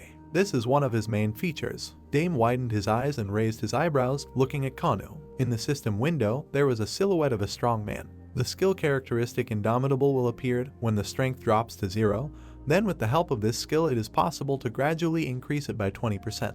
The hero realized that Kanu had now activated his passive skill. The guy rose to his feet, a shudder ran through his body. He looked at his opponent, saying that he will not give up. Kanu put out his fists and frowned, saying that it was useless to say this now, but he wanted to apologize for all the bullying he did before. The hero frowned, wondering what he could do, but all that was left was to resist T-Huck. Kanu rushed forward, telling the protagonist to think of a way to defeat the guy while he fought him. Dame gritted his teeth and frowned, wondering what the guy would do. Beads of sweat were pouring down the protagonist's face. He understood that there was no choice. He needed to think of a way to win. Dame watched the boys fight, quickly changing their positions without stopping to strike. The guy thought that now he needs to calm down and figure it out. He paid attention to the position of the hero's feet. Dame thought that T-Huck was much faster now, so no matter how strong Kanu was, he would not be able to withstand, so he needed to think about all the guy's actions. T-Huck struck Kanu, who was standing in front of him. Dame thought that the guy could definitely hit him the same way as before. The low kick did not help, because T-Huck learned to defend himself. The guy remembered the moments of the hero's battle. He remembered how Kanu struck with his foot. Dame scratched his head and looked down, thinking that he was definitely missing something. Suddenly, the guy's eyes widened. He wondered how T-Huck defended himself from the low kick. Dame smiled widely, thinking that he should just use the move in reverse. He mentally informed Kan that he had figured out how to remove T-Huck's legs. Kanu assumed a fighting stance and blocked with his hands, asking how to do it. Dame widened his eyes, saying that it was a low kick, all because T-Huck had learned to defend himself, but this was completely different, so Kanu should act exactly as the hero said. The boy raised his eyebrows in fear and opened his mouth, reluctantly agreeing to overcome him. T-Huck struck the boy in the face, asking why he froze in place and how much longer he was going to take the beating. The protagonist informed Kan that he should act now. The boy frowned and raised his leg to strike. He bent his leg at the knee. Dame noticed that he was doing everything correctly. Kanu raised his eyebrows in confusion, looking at the boy. Dame stuck out his tongue and raised his hands to his face, shouting that it should be a low kick. Kanu frowned and opened his mouth wide, asking if he was making fun of him. Why would he say that? The protagonist raised his eyebrows and smiled widely, saying that this is what he needed, since they could stop his legs using a low kick. Kanu bent his leg and brought it back, while T-Huck bent his knee and raised it in front of him. The boy frowned and gritted his teeth, thinking that it was hard to find the time to use a kick. Taehyuk, who had learned to defend against low kicks, was more focused on defending himself. This was his last chance. Kanu smiled and clenched his fists, thinking that he got it. He just needed to stop his fast legs. Dame frowned and smiled, thinking that he could beat him. He shouted at Kanu to use a low kick. The boy bent his leg and brought it back. Taehyuk frowned, looking at him. The hero didn't understand what was happening. Kanu raised his eyebrows and stuck out his tongue. Dame did the same, bringing his hands to his mouth. He kept asking if it was a low kick or a low kick. Taehyuk gritted his teeth and bent his leg. He didn't understand what they were doing. He thought he hit Kanu too hard. The protagonist widened his eyes and smiled, saying that he needed to hit now. The boy wouldn't be able to read their next moves and wouldn't be able to defend himself. Kanu smiled and clenched his hand into a fist, moving forward. Taehyuk frowned and gritted his teeth, thinking that they were specifically shouting a low kick to falsely give the command. The hero jumped back, going to increase the distance. Kanu grabbed him by the collar of his shirt, asking where he was going. Dame frowned and opened his mouth wide, saying that he had succeeded, so it was time to use the third item. An image of a black and red arrow appeared in the status window. The base boost temporarily increases all stats according to the HP spent. Currently all stats are increased by 40%. The protagonist shouted, saying that it was his turn to beat up the guy. Kanu approached Taehyuk's face and smiled widely. The full moon illuminated the sports field. Donggu, seeing Penti, asked why it took so long, to which the guy only apologized. Donggu, tightly clutching the phone in his hands, asked Penti if he had heard the news about someone fighting with Taehyuk, to which Penti was surprised that it really happened, because he thought that he had a fight scheduled for a few days. Donggu clenched his fist and said that there must have been a change of plans, but in any case, they should help complete the task now. The boy's mind flashed with memories of the events after the false low kick and the admonition to act. Taehyuk clenched his fists and thought angrily that these bad guys had deceived him. He made a sharp jerk and pushed off the ground, trying to keep his distance. However, Kanu grabbed him by the neck, asking where the enemy was running. He raised his fist, saying that now it was his turn. Taehyuk looked at the fist aimed at his face in surprise. Taehyuk was not a fighting genius as a child. He remembered how stones were thrown at him. Then he barely dodged, squeezing his eyes in fear of the blow. Back then, other kids called him a dirty boy because he didn't have a dad. Taehyuk remembered the moment when another curse broke him and he hit the offender with his head.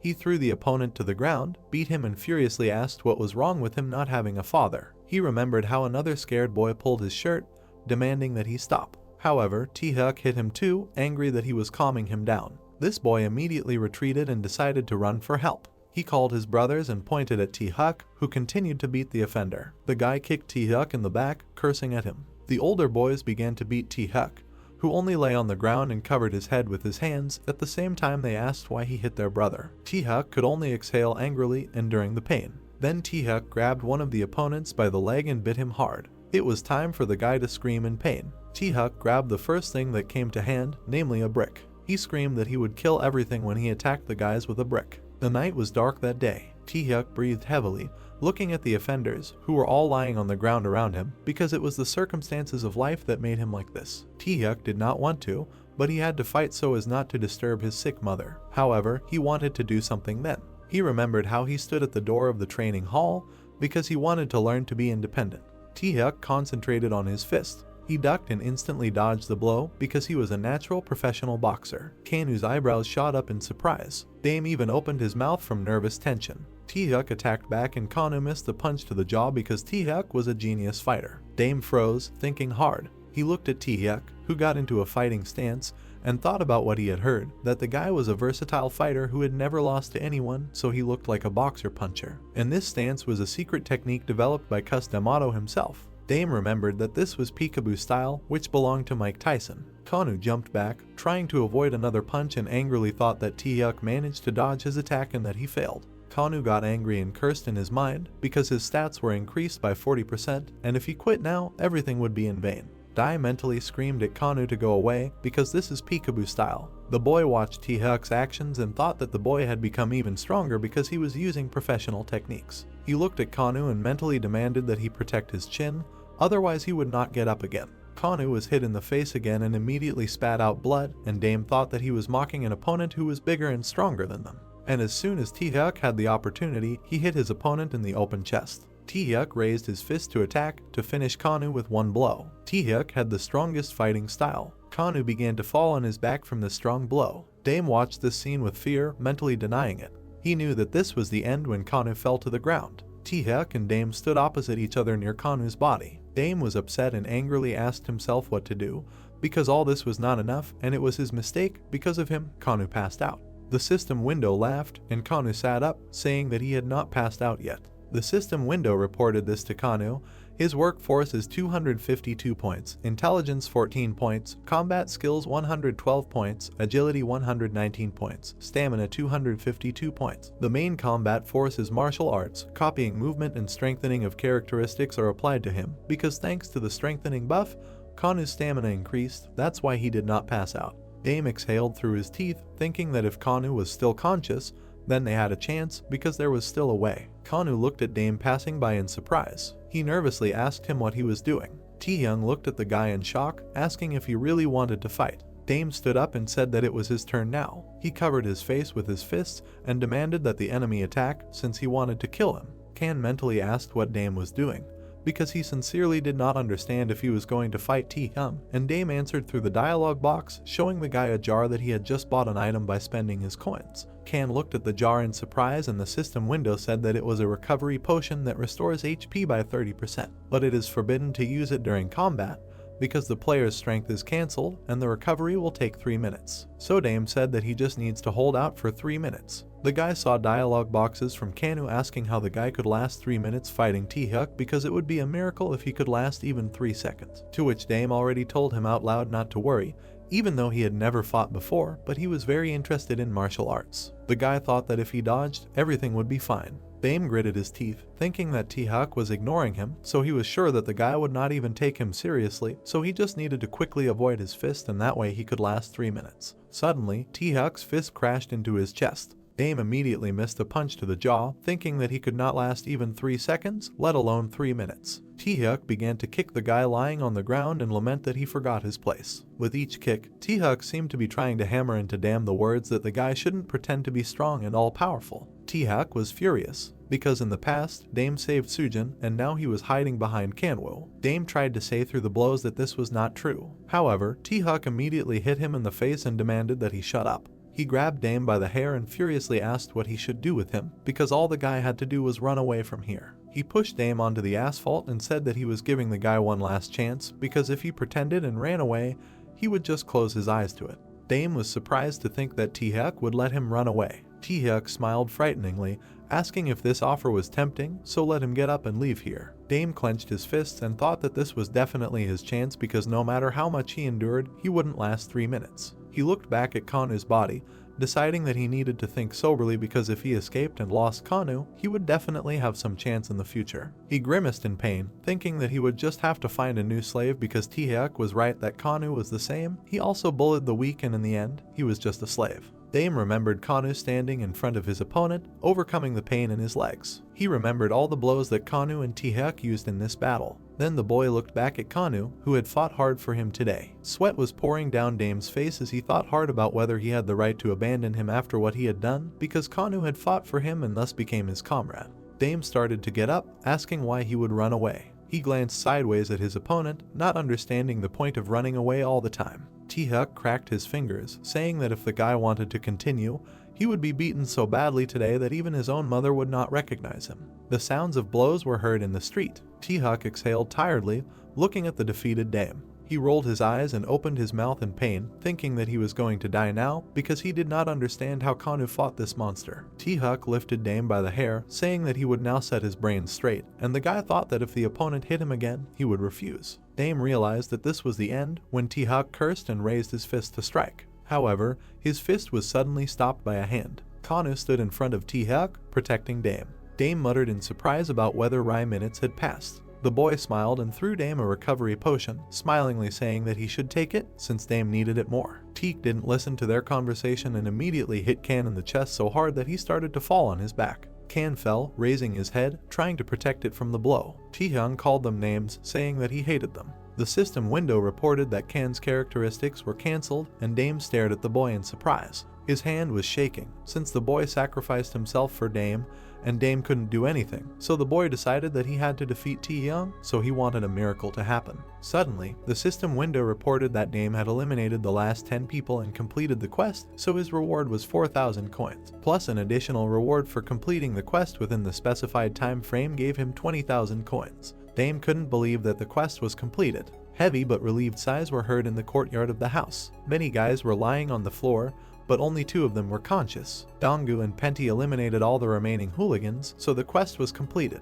Dame drank the potion, mentally thanking the guys, and the system window reported that he had recovered 30% of his HP with the recovery potion. Dame stood in front of Taehyung, mentally thanking Kan, Dog, and Penti for being on his side. The system windows reported that Dame could use 24,000 coins to use SSS rank skills. In addition, it was possible to buy a transfer in which the stats and skills of one of the slaves he had would be borrowed 100% of the power. Dame used the transfer to Kano. The guy's body began to glow. The system windows reported that 252 points of strength, 14 points of intelligence, 112 points of combat skills, 119 points of agility, and 252 points of endurance were borrowed from New. Dame also adopted the copy camera and a strong buff that Kanu previously had.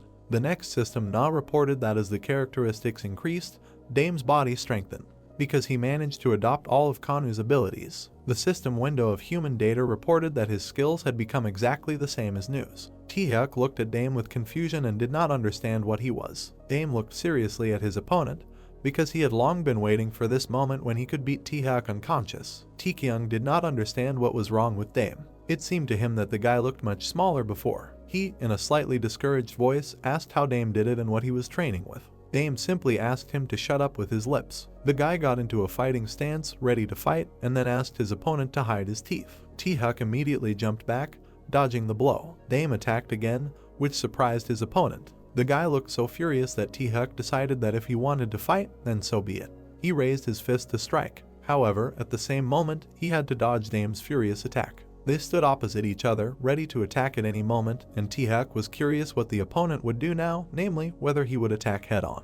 Dame cursed, because after receiving Kanu's characteristics, the only thing he adopted was physical data. After that, he looked at the system data window and realized that he had little time. The guy was nervous because he did not know how to knock out the enemy or provoke him. Taehyung also looked at the guy tensely. He closed his fists and heard the guy ask him if he was scared, so he decided to use the peekaboo style again. This question angered Taehyung because no one dared to reproach him for it. The guy rushed into the fight, indignantly asking if Dame was copying him.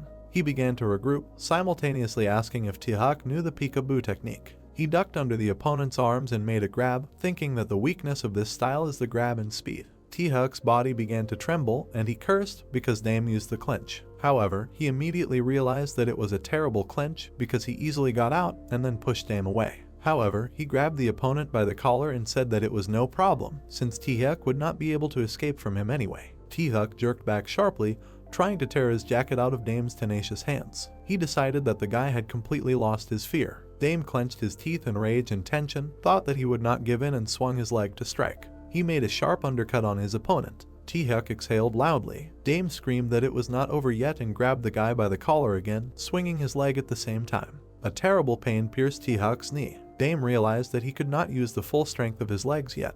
He hit his opponent again on the sore knee. Taehyung could not stand it and screamed in pain. A bruise formed on his leg and it seemed like a crack went along the bone. Dame swung again as much as he could because he decided that he could finish without the strength of his legs. Taehyung jerked off his jacket.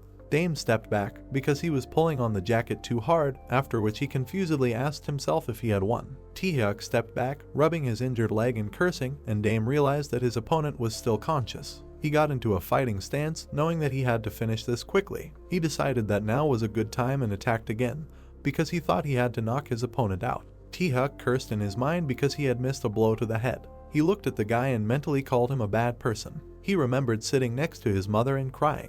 The woman stroked his head and asked him not to cry, because she believed that her son could become stronger without his mother. She barely held back a tear when Taehyung cried because he could not live without her, and the woman consoled her son as best she could, saying that everything would be fine and that his dad would definitely take him. Suddenly, the woman's hand fell lifeless. Taehyung called out for his mother, but there was no answer. His mother had died when the boy was 10 years old. He remembered sitting on the steps in the rain and how her last words were a lie. He didn't notice the drops running down his soaking wet clothes and wondered if his mom had lied and his dad wouldn't come pick him up. Then a black car pulled up to the building. The woman came out to greet him, bowed to the man who came out and asked him not to worry about being late as she understood that he was a busy man, to which the man apologized because he should have arrived earlier. They were walking towards the door when the woman said with a smile on her face that the man worked hard to protect children and now even wanted to adopt a child, which made him an incredible person, to which he apologized again and said that he had to do it. Suddenly, she bumped into T-Huck. The man leaned towards him and asked if he was T-Huck, after which he asked him to call him Dad.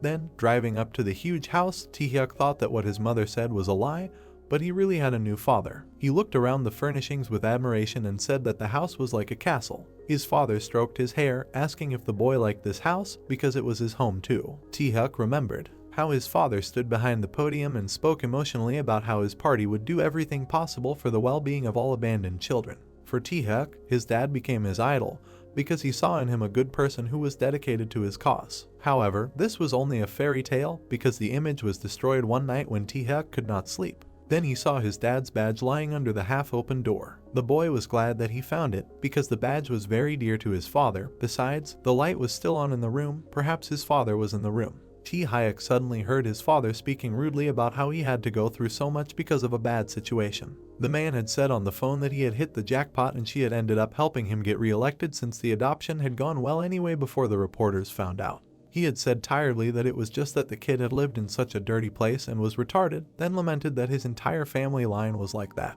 T-Hyuk listened in fear to his father's voice saying that this obnoxious woman had threatened to tell the press how he had abandoned Juren's child. At that moment, the boy realized that it was his real father who had abandoned them. He clutched the badge in his fist, wondering why he had picked it up or why the man had adopted him. The boy sat down on the steps and hugged his legs. He was angry, remembering all the happy moments with his father that had been a pretense from the start. T-Hyuk was angry, realizing that his father had abandoned him and his mother. At that moment, his sister came up to him and asked if he was okay. He looked at Suji, behind whom their father stood like a ghost. T-Hyuk angrily asked if the girl was also pretending.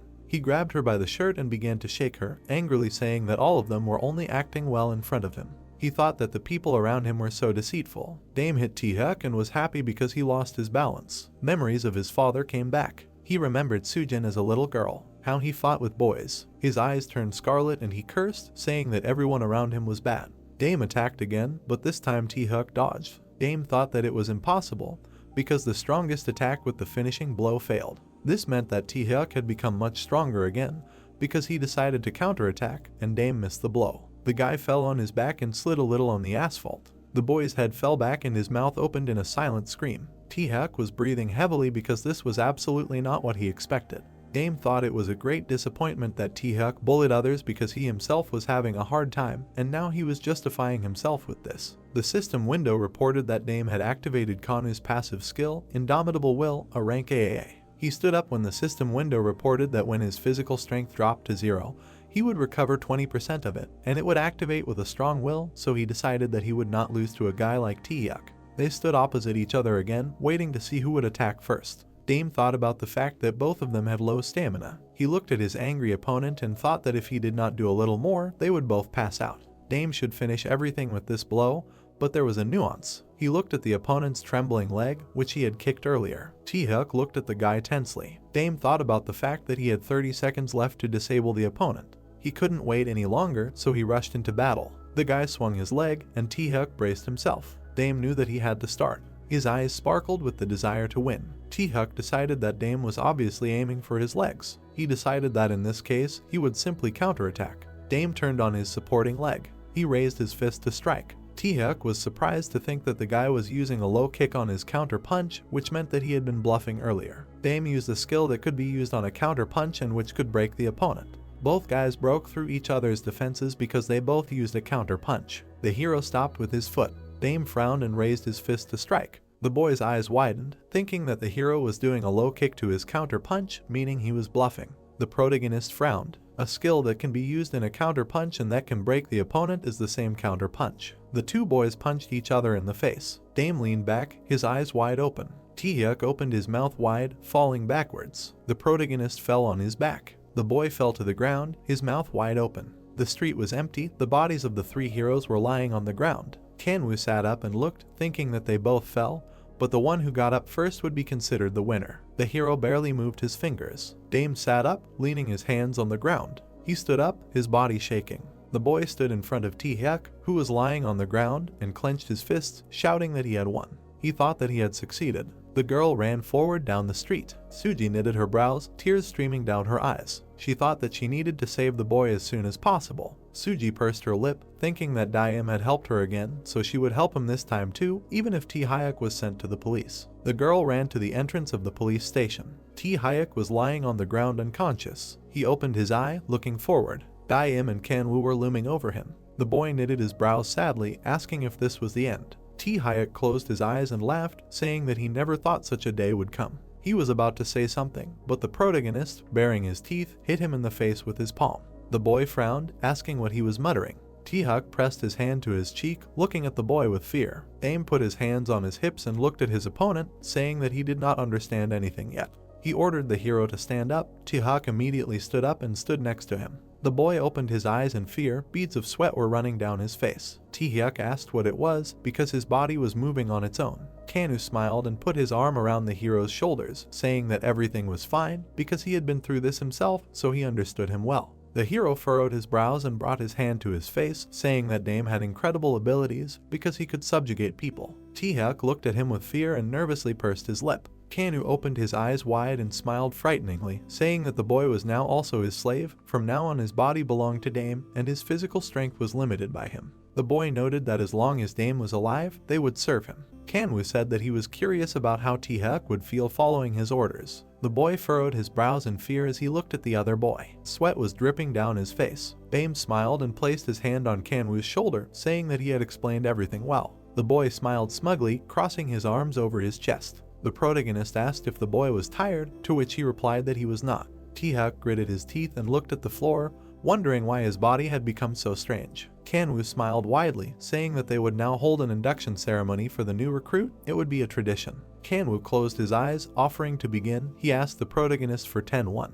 Daim crossed his arms over his chest, refusing his request. He lowered his head, saying that Taehyuk was clearly in shock right now, so there was no need to act childish. Kanwoo clenched his fists in displeasure, asking why this was so. The guy covered one eye, saying that if Kanwoo intimidated this guy, Suji would be sad, so he didn't want to see her sad and tear-stained face. The protagonist hit his forehead with his hand and sighed heavily. Kanwoo frowned, asking what he had to do with it then, since he didn't care about his love affairs at all. Daim turned away from him, asking him to be quiet, since he was currently suffering from a broken heart. Kanwoo waved his hand and frowned, saying that he didn't care about it.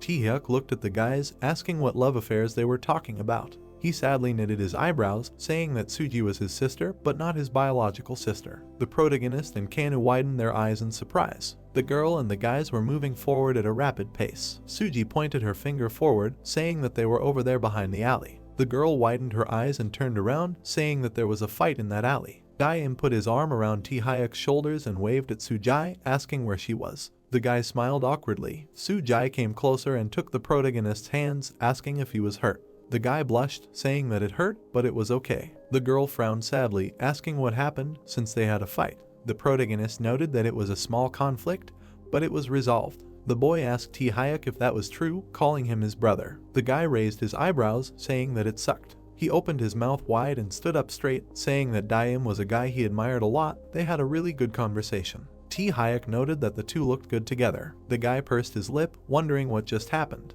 Beads of sweat were running down his face. Suji furrowed her brows and looked at her brother, saying that she didn't understand what he was talking about. Taehyuk looked up, saying that Daim would explain everything. The protagonist smiled and scratched the back of his head, saying that he had convinced the guy not to act like that anymore, so she had nothing to worry about. Suji widened her eyes and walked up to her brother, asking if it was true. The protagonist raised his head, saying that it was. The girl took Daim's hands, thanking him for what he had done. The guy widened his eyes, saying that he had done what he had to. Suji closed her eyes and hugged his hand, saying that she was very glad, because he had always helped her and protected her. The protagonist smiled sheepishly and looked away. The guy covered his smile with his hand, saying that since Taehyuk would no longer interfere with them, they could be friends again. The girl's mouth fell open. Suji looked down and pressed her hand to her chest, asking for forgiveness and saying that it was impossible. Daim's eyes and mouth widened in surprise. He froze in place, not understanding why he couldn't carry out his plan.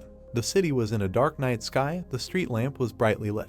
The protagonist and Suji were sitting on a bench. Dame's eyes widened, staring at one point, thinking that everything was useless. He furrowed his brows, thinking that maybe he was scary, not like Tae-hyuk, then the problem was in him from the beginning. Suji turned to him and raised her eyebrows, saying that she needed to say something. This is a story from their childhood. The day Tae-hyuk found out the truth, then she heard everything too. The children were standing at the slightly open door to the room. Tears appeared in Suji's eyes. She thought that dad couldn't do this. She walked up to Tae-hyuk, who was sitting on the floor, asking if he was okay. The boy frowned and looked at her with tears in his eyes, asking if she was also pretending. Tae-hyuk grabbed her by the collar of her clothes, saying that they were all only behaving well in front of him. Suji furrowed her brows, tears came out of her eyes, and asked him for forgiveness. The girl wondered if she could open up to him. Suji sat on the bench next to the protagonist, saying that her brother was right when he said that she was also pretending. The girl said that even though she knew her father was a bad person, she pretended that he wasn't. Daim frowned sadly, looking down. Suji closed her eyes, tears coming out. She started talking about her father. The girl took all of Tae-hyuk's anger on herself, thus deciding to atone for some of her father's sins. The boy grabbed her by the collar. She closed her eyes. Tae-hyuk pushed her to the floor. That's what she thought until Daim appeared. The boy held his hand out in front of Tae-hyuk. He opened his eyes wide and frowned, telling him to stop. Having protected her then, he had to suffer for a long time afterwards. Tae-hyuk grabbed the protagonist by the collar, saying that if he continued, he would hit him back. Daim lowered his head, remembering all the events that happened to him in childhood. Suji looked at the protagonist walking down the school corridor. Because of this, she felt so bad that she hated herself. Daim turned around and smiled, saying that Tae-hyuk hadn't been bothering him lately. Even in this situation, he was acting very positive. But one day, Tae-hyuk said something to her. The boy frowned, telling her to take his side and prove that she wasn't pretending to him. He told her to never talk to Daim again. If she did, he would never touch him again. Suji widened her eyes, looking at him. She knew it was wrong, but there was no other choice. Suji approached the protagonist, saying that if she didn't talk to him, Tae-hyuk would never touch him again. She apologized to him. That's how it was. Tae-hyuk was the strongest in the school, so she wanted to protect Daim, but in the end, he became lonely. The protagonist walked down the hallway of the school all alone. There were different stickers on the boy's back. Suji closed her eyes, asking him to forgive her for how things turned out, but now he knew the truth. The protagonist furrowed his brows, looking at her. The girl looked at the floor, saying that she had been wondering when she could talk to him again to apologize, so she had to ask first. Suji pressed her hand to her chest and raised her eyebrows, asking if they could be friends again. The protagonist's eyes widened, and his cheeks blushed. He smiled widely and stood up, saying that he agreed. The girl smiled and wiped the tears from her eyes, thanking him and saying that she was glad for it. Suji blushed and pressed her palms to her cheeks, saying that she was embarrassed to say such a thing now. Daim scratched the back of his head and laughed awkwardly. The girl looked at him, suggesting that they go home. The sky above was dark, and there was a bright moon among the clouds. Suji said that it was very nice to unwind with him after so long, because it immediately reminded her of the old times. The girl stopped at a high fence, saying that this was her home. The guy rubbed his neck, looking at him. Daim smiled and raised his hand, saying that it was time for him to go. Drops of rain fell on the ground. It started to rain heavily, and drops fell on the roofs of the buildings. Daim covered his head with his hand, looking up. The girl did the same, asking if he was okay. The hero turned around, saying that he was soaking wet, so he would just go home. Suji opened her eyes wide, saying that he would catch a cold. She asked him not to leave. The protagonist froze and barely opened his mouth, wondering what just happened and why he was in Suji's house. The guy was standing at the door of the house. The girl was drying her hair with a dry towel. Suji said that she needed to change her clothes, so he needed to wait a minute. Tae-hyuk started to struggle and scream, asking why the guy came into his house. Kan-woo grabbed him, telling him to calm down because there was nothing he could do anyway. The girl walked across the room, leaving wet footprints behind her. She turned to Daim. Suji brought her hand to her face and said that her dad was away on a business trip and Tae-hyuk lived nearby, so no one would come. The girl smiled sweetly and put her hands behind her back, saying that if he didn't mind, he could stay and eat ramen. The protagonist smiled happily, saying that he would be happy to stay and would definitely eat it. Suji folded the clothes in her hands, saying that he needed to take Tae-hyuk's dry clothes. The guy agreed. The girl turned around and smiled, saying that she was heading to the shower. Daim froze, sitting on the white sofa. He was thinking about what to do since Suji was there. Steam from the hot water was coming out from behind the door. The protagonist was thinking about eating ramen and then going or doing something else. Suji arched her eyebrows. There was thick steam rising from the hot water around her body. Daim widened his eyes and raised his eyebrows, thinking that he was not ready for this yet. The guy looked at the object lying on the edge of the table. He wondered what it was. There was a gray package lying on the white table. The hero noticed that Suji was fully prepared for battle. The guy suddenly stood up from his seat and smiled widely, saying that he would do it. Dame began to do push-ups. The system reported that the hero bought a health potion and a stamina potion. The protagonist narrowed his eyes slyly and smiled, thinking that he should accept them quickly because today they became friends again. The guy widened his eyes and began to pour the contents of the 2 vials into himself. The system reported that he used both potions. Dame raised his eyebrows and smiled, thinking that this was not enough. He imagined his 2 subordinates with their shirts unbuttoned. The hero reasoned that Kanu had excellent physical data and T-Huck had good technique. The guy wondered who he should choose. The hero stopped at the thought that they were still schoolchildren. Suji came out of the shower, asking what he was doing. The guy turned around, seeing her in the room. The girl smiled shyly and folded her hands in front of her, saying that she was done and now they could go eat ramen together. The protagonist smiled, his cheeks blushing. He thought about eating ramen with Suji now. The guy widened his eyes, looking at the plate in front of him. He was actually eating it now. The girl handed him a vitamin in a gray package, saying that he could eat it after eating because it was good for his health. Dame gave her a thumbs up, thanking her. A shiver ran through his body. He noticed that the ramen would soon get cold, so he should eat it quickly. Suji leaned her head on her hand and wished him a pleasant appetite, saying that she had long wanted to eat ramen with the guy. Dame's eyes widened, asking why him. The girl looked at him, asking if he didn't remember what he told her when she was little. Little Suji was sitting on the steps with her head down. The protagonist peeked out from behind the doorway, asking what was wrong with her. The girl covered her head with her hands, saying that she just hated her father. The boy asked if she had a fight with him. Dame clenched his hands into fists and frowned, saying that there was one great way. The girl asked what that way was. The protagonist smiled, saying that they should eat ramen. Suji looked up at him, asking why that was. Dame smiled and put his hands behind his head, saying that his mother hated him and always said that he was unhealthy, so when he fought with her, he always had ramen in front of her to annoy her. The boy assumed that her parents didn't like ramen either. Suji smiled widely, saying that it was so. She knew then that he was trying to console her in this way, but she still followed her advice. Suji smiled, saying that her father was not particularly interested in her, so he did not react to it in any way. The protagonist awkwardly looked away and scratched his neck, saying that he said such a stupid thing then. Suji looked at him, saying that now after every fight he remembers him, and it helps her a lot. Dame choked and grabbed his throat, thinking that the girl remembered him. She asked him in fear if everything was okay. Suji jumped up from her seat, saying that she would get water. The hero got up from his chair, saying that he could do it himself. He stepped on her foot. The heroes lost their balance. Dame was hanging over the girl who fell to the floor. Suji was lying in front of him, her hair scattered on the floor. The guy's foot touched the legs of the girl lying on the floor. The protagonist's eyes widened and a blush appeared on his face. He called her by name. Suji awkwardly knitted her eyebrows, looking at him.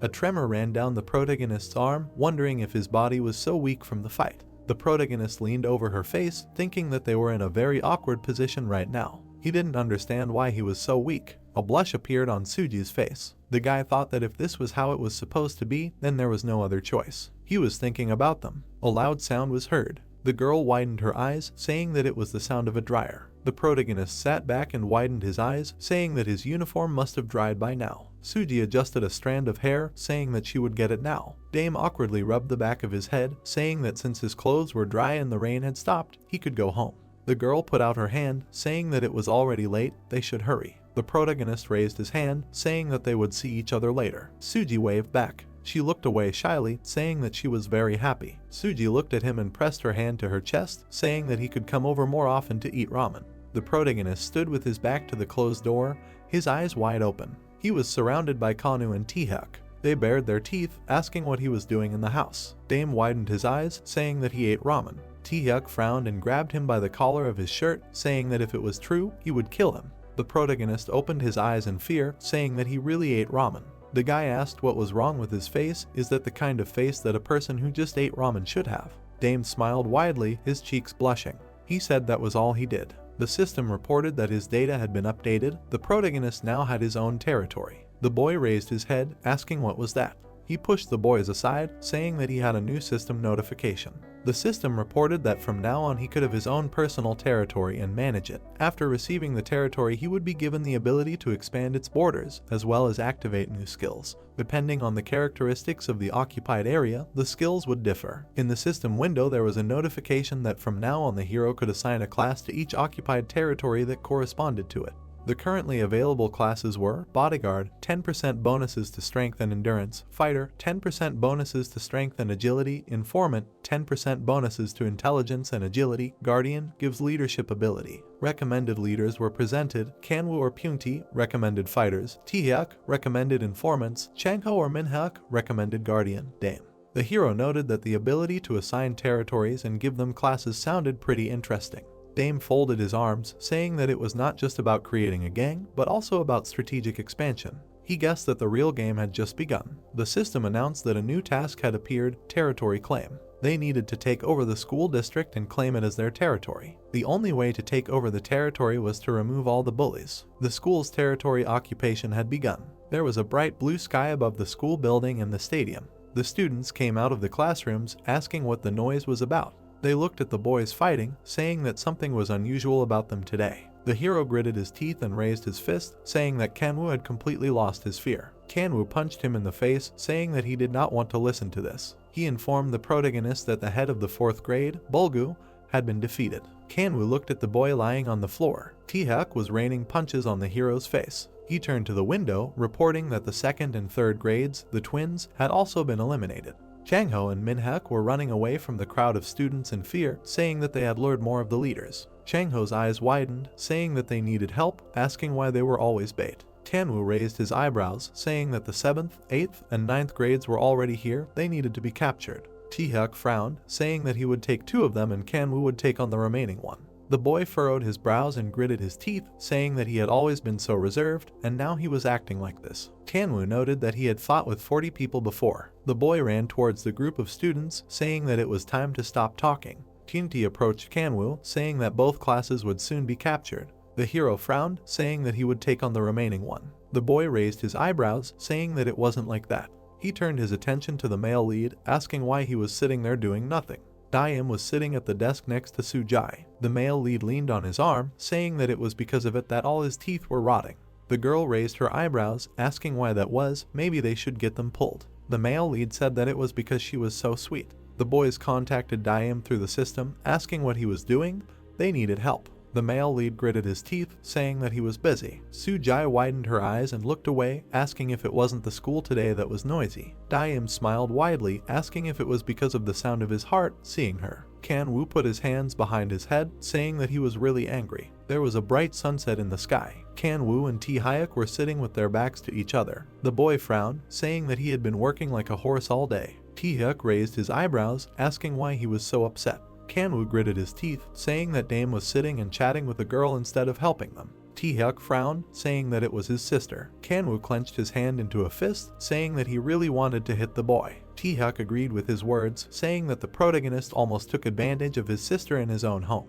Dame walked closer to them, saying that they did a great job. Kanwoo raised his eyebrows, asking where he had been. Taehyuk gritted his teeth, asking if he had been with his sister again. The boy frowned and put his hands on his hips, saying that he was protecting her. He smiled and looked forward, saying that they did a great job. Behind Kanwoo and Taehyuk, who were sitting on the ground, were the bodies of the defeated school bullies. The system reported that they had gotten rid of all the bullies. A question arose as to whether the hero wanted to declare the Kenzingo district his territory. The protagonist never thought that he would capture the school in one day. A bright dome appeared around the building of the educational institution. The system reported that the territory in the Gango district had become his. The following skills are activated. The hero increased all characteristics by 100% while inside his territory, and he is also given various rewards for completing new buildings. The guy cried out in surprise when he read this. The system reported that he was given additional rewards for capturing the territory, a ticket for the draw of slave skills in the amount of 2 pieces, as well as tickets for the draw of unique top-level skills in the amount of 3 pieces.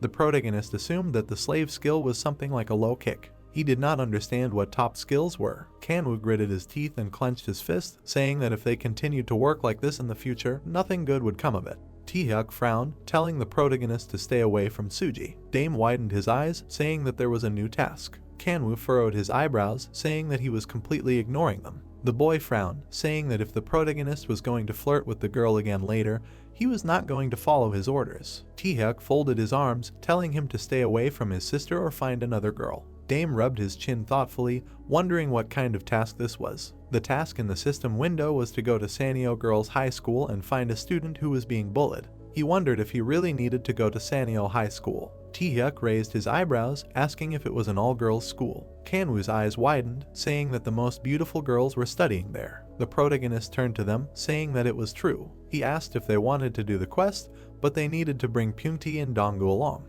Kanwoo and Taehyuk knelt down in front of Dame, saying that they would do it. The protagonist smiled and folded his arms, saying that they needed to go to Sanyo Middle School tomorrow. The quest began. There was a bright blue sky above the school building and the stadium.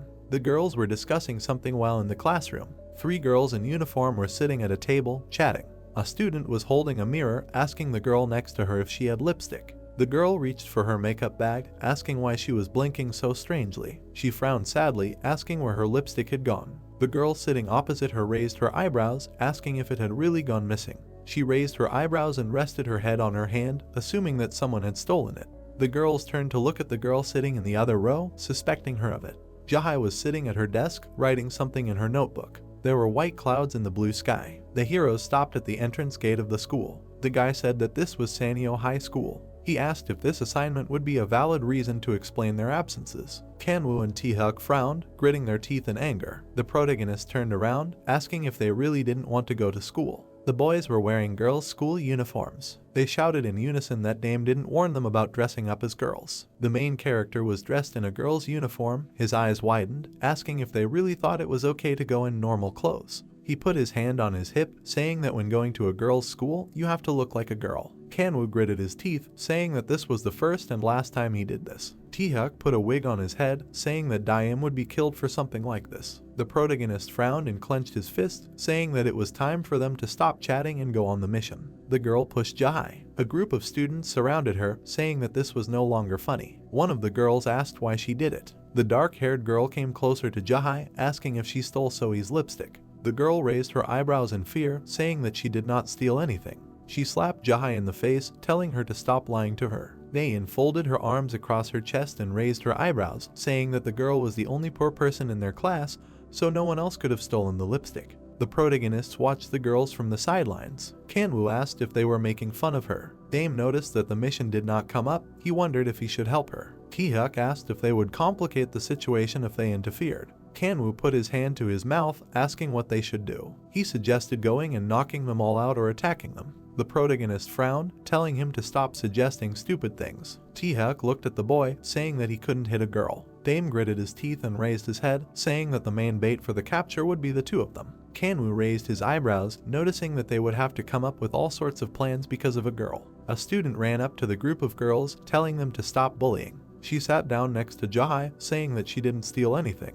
The girl folded her arms, asking why Naeum was getting involved in this. The student threw a lipstick at her, hitting her in the chest. Naeum asked if it was Sohee's lipstick. Naeun raised her eyebrows, examining the lipstick. Naeun raised her eyebrows, saying that she was in Sohee's locker. She asked why they were doing that if they weren't even looking for lipstick. Sohee came closer, asking if the lipstick was really in her locker. The girl folded her arms, asking why Naeum was helping Jae. The group of students walked away. Naeun turned around, saying that she wouldn't get off that easily next time. Naeum looked after them, saying that they didn't even apologize. The girl put her arm around Jae's shoulders, asking if she was okay. She lowered her head, saying that everything was fine. She had her glasses in her hand. Jae put them on, thanking the girl for helping her and saying that she didn't have to do this. Jae walked forward, saying that Naeum could also be bullied and then it would be her fault. The girl pressed her hand to her chest, watching her go. A task appeared in the system window. It is necessary to solve the school violence case related to Ju. This task is related to the previous one. The protagonist raised his eyebrows and smiled, saying that the task appeared and now they can go to help the girl. He asked if they should intervene right now, so he looked at Naeun, saying that it was scary. The girl folded her arms across her chest, agreeing with these words. She asked why she hated Ju. Naeun frowned, asking why she couldn't do this. The girl frowned, saying that Ju was strange, so she didn't like her either. So he put her hand out, asking if they saw how she looked at them. Ju appeared in front of them in the hallway. The girl frowned in displeasure, saying that they only discussed her. So he tilted her head, asking why she was acting like this again. It really irritated her. Naeun furrowed her brows and smiled slyly, suggesting that this time they should not miss the opportunity. She took a step towards her, saying that if this beggar ruined the school president's life, she would not be paid money, then she would have an excuse to become a beggar. Naeun fixed her hair and smiled, moving closer to Jua. Kanu hit her with his elbow and walked forward, saying that he was in a hurry. Naeun fell to the floor and screamed, saying that it hurt. Kanu covered the smile on his face with his hand, saying that he did not think that he would push her. He apologized. Naeun looked up at him, thinking that this girl was very big. Kanu walked away, walking forward down the hallway. Naeun sat up, asking if that was all. A loud scream was heard. The sign was for the girls' restroom. Naeun gritted her teeth, looking at herself in the mirror. She pressed her hand to her shoulder, saying that it hurt. The girl folded her arms, asking if this was her first time seeing her too. So he rubbed her chin, assuming that the girl was from another class. Naeun saw Jahai coming out of the bathroom stall in the mirror. The girl handed her a pack of bandages, asking if she was okay. Naeun frowned and knocked the pack out of her hands, saying that she didn't need it. The girl folded her arms, asking if this was Jahai's way of showing sympathy. So he looked at her, asking if she was crazy. She stepped on the girl's foot, telling her that she was stupid. Jahai started to lose her balance. She fell, grabbing onto Naeun's clothes. The girl's shirt started to tear. Naeun frowned and gritted her teeth, calling her a scumbag. Jahai fell to the floor and furrowed her brows, apologizing and saying that she didn't mean to offend her. The girl screamed, saying that it was an expensive Chanel top. She asked if Jahai knew how much it cost. The door of the toilet stall was kicked open from the inside. A voice noted that it was very noisy in there. Taehyuk looked at Jahai sitting on the floor. He picked up a piece of the top, asking if it wasn't an exclusive Chanel top. The guy threw it on the floor, saying that it was sad since it was such a valuable material. Naeun frowned, asking why he was getting involved in such a squabble. Taehyuk smiled and fixed his hair, asking if ugly girls decided to wear branded clothes to stand out somehow. The girls didn't understand what was going on, since they didn't remember having such a beauty in their school. Naeun frowned and gritted her teeth, repeating his insults in a questioning tone. Taehyuk headed for the exit and turned around, asking if he had said something wrong. The girl clenched her hand into a fist, asking if she was asking for trouble now. Naeun closed her eyes and opened her mouth wide, screaming loudly. She grabbed her head with her hands, asking who these girls were at their school, and this Jahai, it all really pissed her off. Naeun gritted her teeth, looking at the phone in her hand. She asked who it could be. The girl received a message from Sunkim, inviting her and her friends to play together in a group. Naeun looked away. The girl and Sohee were standing to the side, discussing how they could invite Jahai along. Naeun noticed that she had a better idea. She smiled, saying that they would first become friends with her. The room nameplate read number 17. Naeun leaned over Jahai's desk, apologizing for the last time. She pressed her hands to her chest, saying that she was so irritable because she was so stressed, and Jahai wanted to help. She felt so guilty. Jahai said that it was okay. Naeun took her hand, asking if she would go to karaoke with her as an apology. Jahai hung her head. Naeun frowned sadly, looking at her. The girl's eyes widened. Jahai looked up and agreed. Naeun rested her hands on her desk, saying that it was great. She suggested meeting after class. Naeun walked up to Jahai, asking if she was okay and what the girl told her. Jahai hung her head, saying that she apologized and invited her to karaoke today. Naeun raised her eyebrows, asking if she would really go. Jahai looked ahead, saying that everything would be fine since Naeun apologized and wanted to be friends with her, and it was time for her to make new friends since she couldn't rely on Naeun alone. There were brightly colored signs on the buildings. Jahai followed the group of girls, saying that she was sure that it was just a karaoke place, but they were going to a club. Naeun took her arm and smiled, saying that they came here often, so she had nothing to worry about. The girls entered the establishment. There was a man sitting at a table. He raised his hand when he saw the girls entering. Jahai looked at Naeun, asking why there was alcohol in these men. The girl smiled slyly, asking her not to pretend to be so naive since the oppas were going to have a lot of fun with her today. The hero threw his head back, saying that they were very good oppas. The guy sitting next to him folded his arms, saying that she would definitely not get bored with them. Jahai frowned, saying that she was leaving. A guy appeared behind her. He grabbed her hand, asking where she was going. The hero raised his eyebrows and looked at Naeun, asking if they could do whatever they wanted. The girl stood in the corner of the room and smiled, saying that her role was only to introduce herself, the rest was up to them. The guy happily raised his fist, saying that it would finally be fun. He would start first. Naeun raised her eyebrows and folded her arms over her chest, asking them to be more careful because she was not that ugly. The guy pulled her hand up, asking her to take off her glasses. Jahai lowered her head, asking him to let her go. The guys at the table smiled, asking him to stop because he could ruin her face. The hero approached her face and knitted his eyebrows, saying that he seemed to have seen her somewhere, and her voice was familiar. He reached his hand towards her face, asking her to look at her. Jahai frowned and put her hand out, telling him to stop. Kanwoo kicked the guy in the back, telling him not to do that. The hero and Taehyuk gritted their teeth, looking at the boys. The heroes jumped up, asking what was going on. The boy with blonde hair frowned, asking what this was. Naeun raised her eyebrows, saying that they were those girls from school. Dame appeared between Kanwoo and T-Huk. He smiled, greeting the girls. Naeun gritted her teeth, asking who they were. Weren't they the ones at their school today? The protagonist smiled and took off his wig, saying that she was right. Kanwoo and T-Huk took off their wigs and female uniforms. They had furious grins on their faces. Kanwoo remarked that he never thought that girls could be so cruel. He asked who he should start with. The boys took fighting stances. Dame stood behind them and smiled. He apologized for disturbing them, but today would be the end of these people. Suddenly, one of the hooligans bowed his head and asked if it was T-Huk. The guy got scared and said, yes. The protagonist immediately asked his friend if he knew these guys. T-Huk turned around and answered, not really, after which he told them that these guys went boxing with him. They once said that they wanted to join the South and actually did it. On the back of the guy's wrist was a tattoo with the inscription South. South, Dame asked in surprise, what is this? T-Huk with a very tense face replied that he himself wanted to join it. This is not just a bunch of hooligans, but a real gangster organization of 10 gangs. They have more than 100 people in their team, and they are engaged in illegal commercial business. They also say that they have connections everywhere, so they remain unpunished. T-Huk raised his fists and added that these guys had stopped going to boxing, but they shouldn't be called weak. The protagonist raised his hand to his chin and said thoughtfully that he understood everything. There were 4 bandits. The guys Jinsu, Uli, and Unkim were AA rank, and Hyunseop was AA rank. Dame said to himself that they were gangsters, but not that strong. He folded his arms over his chest and thought with a wide smile on his face that they were perfect for T-Huk's training.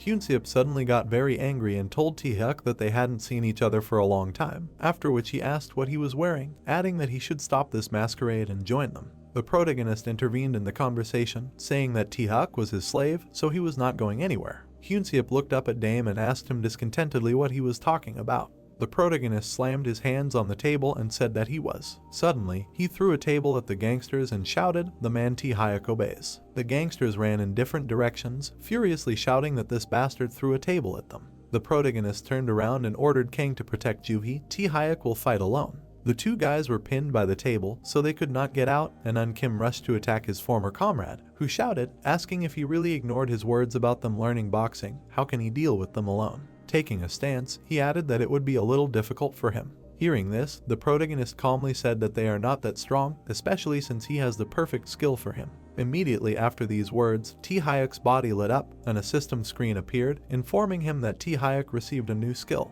His shoulder suddenly lit up. Muscle Punch. This skill allows you to use your shoulder to nullify punches. After reading this, T-Huk was very surprised and asked himself, Muscle Punch, what was the point of having such a skill?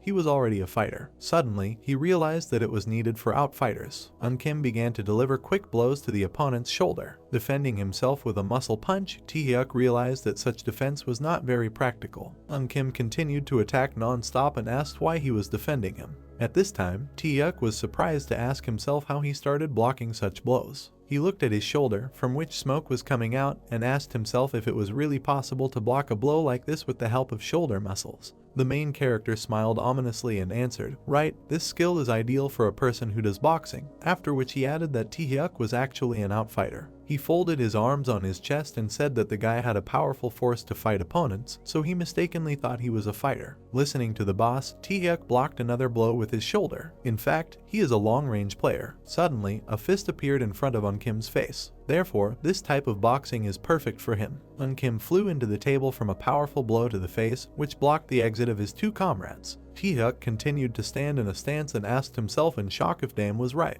Suddenly, Jinsu and Uli got out and rushed to attack. T-Huk quickly reacted and jumped back. With fast feet and enough dexterity of hands, you can easily dodge the attacks. Then the guy began to block the opponent's fast punches with his shoulder. Realizing that their punches are useless, Jinsu and Uli became furious. But while they were thinking about what to do, T-Huk attacked them in response. With long arms, you can easily block the enemy. His punches quickly reached the gangsters' faces. Stopping him, Jinsu and Uli suddenly counterattacked, but T-Huk deftly ducked. With quick movements and strong punches, he rarely counterattacked, striking Jinsu in the jaw. Hitting the target accurately, Jinsu lost his balance and fell to the floor, and his comrade continued to attack. And finally, with a strong fist, T-Huk prepared to finish. To compensate for his defense, he dodged Uli's punch and at the same time punched him hard in the face. It was a counter-punch technique. T-Huk suddenly saw 3 bandits lying on the ground. Then he realized that he was becoming an excellent outfighter, as if he was not a newbie at all. Seeing the result of the fight, Hyunseop became furious. The bandit got up from the floor and menacingly asked if Taehyuk had really become that much stronger. He rushed forward with his fists, shouting that they would fight after a long time. Taehyuk gritted his teeth, thinking that he needed to increase the distance. He quickly directed his fist forward, delivering a straight punch. Hyunseop tilted his head back, asking if the guy really thought he could beat him by boxing like that. Taehyuk leaned back from the punch, thinking that everything Hyunseop said was true, thinking that the thug was twice his size. The guy tried to block the punches, indignantly thinking that even a muscle punch couldn't handle him. Hyunseop continued to punch the guy hard, shouting that he was still too weak. Taehyuk blocked the punches with his shoulder, thinking that the man's weight class didn't suit him. Gritting his teeth in anger, he thought that he definitely couldn't stand up to him. Dame smiled widely, looking forward, thinking, definitely. The guy was sweating profusely when he suddenly turned around to look at the protagonist. Dame put his hands on his hips, saying that outfighter is a boxing style that is good for earning points during sparring, but it is not suitable for real fights. Taehyuk jumped back, asking why he was given this skill then. The protagonist turned to look at the slave when suddenly Kanu happily asked if he was finally going to fight and if the guy would give him a new skill. Dame replied that it would go to Taehyuk, to which Kanu only lowered his head in disappointment. A screen appeared in front of the protagonist, and he said that he gave the guy exactly a shoulder strike for the second skill. Taehyuk looked back with interest, wondering if it was another skill. Hyunseop rushed forward with a loud cry. He swung at Taehyuk and added that they needed to finish this fight already. Dame looked at the guy, thinking about the skill that can only be used when the distance between opponents is reduced. The system notification said that Taehyuk received a new skill. The protagonist was thinking about a special move that suppresses all the resolving power of the enemy. He smiled wickedly, saying that the guy was no longer a boxer, but a perfect MMA fighter. Taehyuk raised his leg up, using a killer kick. The notice said about a kick that was professional level MMA. The kick hit Hyunseop's face with all his might, and he suddenly groaned in pain. The guy threw his opponent a short distance away from himself. He smiled in bewilderment, wondering if he really had such abilities too. The protagonist crossed his arms over his chest and said that the guy simply had not revealed all of his powers to begin with, and Taehyuk thought menacingly if he had been used. All kinds of trash were scattered around the room. Dame looked at the girls, telling them not to touch the other one anymore because they would feel bad, and they also needed to compensate for the broken furniture. He scratched his head in embarrassment, asking Jahai how she was because she must be scared, to which the girl confusedly thanked the guy for saving her. She turned away, saying that she was scared, and then asked if she could leave. The protagonist immediately stopped her, asking her to wait. He turned back, ordering the slaves to sort this out, and then they could go. Ju took his hand in fear and asked if it was okay if they left it there, to which Dame replied that it was okay and they wouldn't bully her anymore. The girl lowered her head, asking why the guy helped her, since they didn't know each other, when Dame suddenly scratched his head in embarrassment and replied that he couldn't just pass by and not help her. He waved his hand, adding that he just had to help and that's all. Ju turned to him with a smile and replied that it was cool since he liked to help others. The guy laughed, saying that Taehyuk was the one who fought most of the time and he didn't do anything. He added that he helped a little, after which he started examining the girl, saying that her glasses were cracked so they needed to be fixed. Ju took them off her face and said that it was better to buy new ones. Dame was very surprised, his mouth hanging open. The girl thanked him with a smile for saving her, while the protagonist wondered if she was really that pretty without her glasses. They were standing on the corner and the girl said she would go, because this was her house. She immediately wanted to add something. Ju thanked the guy again for his help and asked if he could give her his number so that she could buy something tasty as a thank you. The guy immediately started rummaging in his pocket, asking for a minute. Dame took out a piece of paper, held it out in front of him, and said that it was his friend's number, so she should call him if anything happened. Ju tucked her hair behind her ear and said that she would definitely contact him. They parted, waving to each other one last time. Bye, the guy thought. He put his hand to his chin and thought about what to do with Suji now, because if she really liked him, then she should ask him out as soon as possible. Neem stood at the side of the house and noticed the guy in front of Ju's house. The girl ran up to him from behind and asked excitedly why he was standing near Ju's house. She asked in horror if he was stalking her. Dame turned around and asked in confusion if he was stalking her. Only one lamp illuminated the street. Sitting on a bench, Neem apologized to him, saying that she had misunderstood everything, and then thanked him for saving her friend. The protagonist waved his hand, saying that there was no need to thank him. He asked curiously if she was not stalking her herself, because why would she be stalking her friend? Neem looked down, saying that she should not say that, because she should not have done that. She turned around and said that he would soon find out what Ju really was like. She said that the girl was very popular. Dame opened his eyes in surprise upon hearing this. He remembered her, understanding why she was so beautiful, and then asked why she was she not popular now. Neem scratched her arm, saying that it was complicated. Ju was lying on the bed, looking at the piece of paper with the number. She smiled sarcastically, saying that Dame was cute. Neem said that Ju was one of those who bullied the girls. Some time passed. The shelter of the South organization. 3 men were sitting on a snow-white sofa, and Hyunseop and his guys were kneeling in front of them. One of them asked discontentedly if they were serious. Hyunseop raised his head in fear and said that they just attacked them like a rat. Then the man with red hair asked if he had a plan. The guy calmed down a little and answered yes, they were already on their hook, adding that he had one girl in mind. What? The man asked in surprise. Without getting up from his knees, Hyunseop quietly said that they almost caught them. Hearing this, the man got up from the sofa, saying that he was just a nobody. He grabbed Hyunseop by the hair and asked through clenched teeth, almost caught.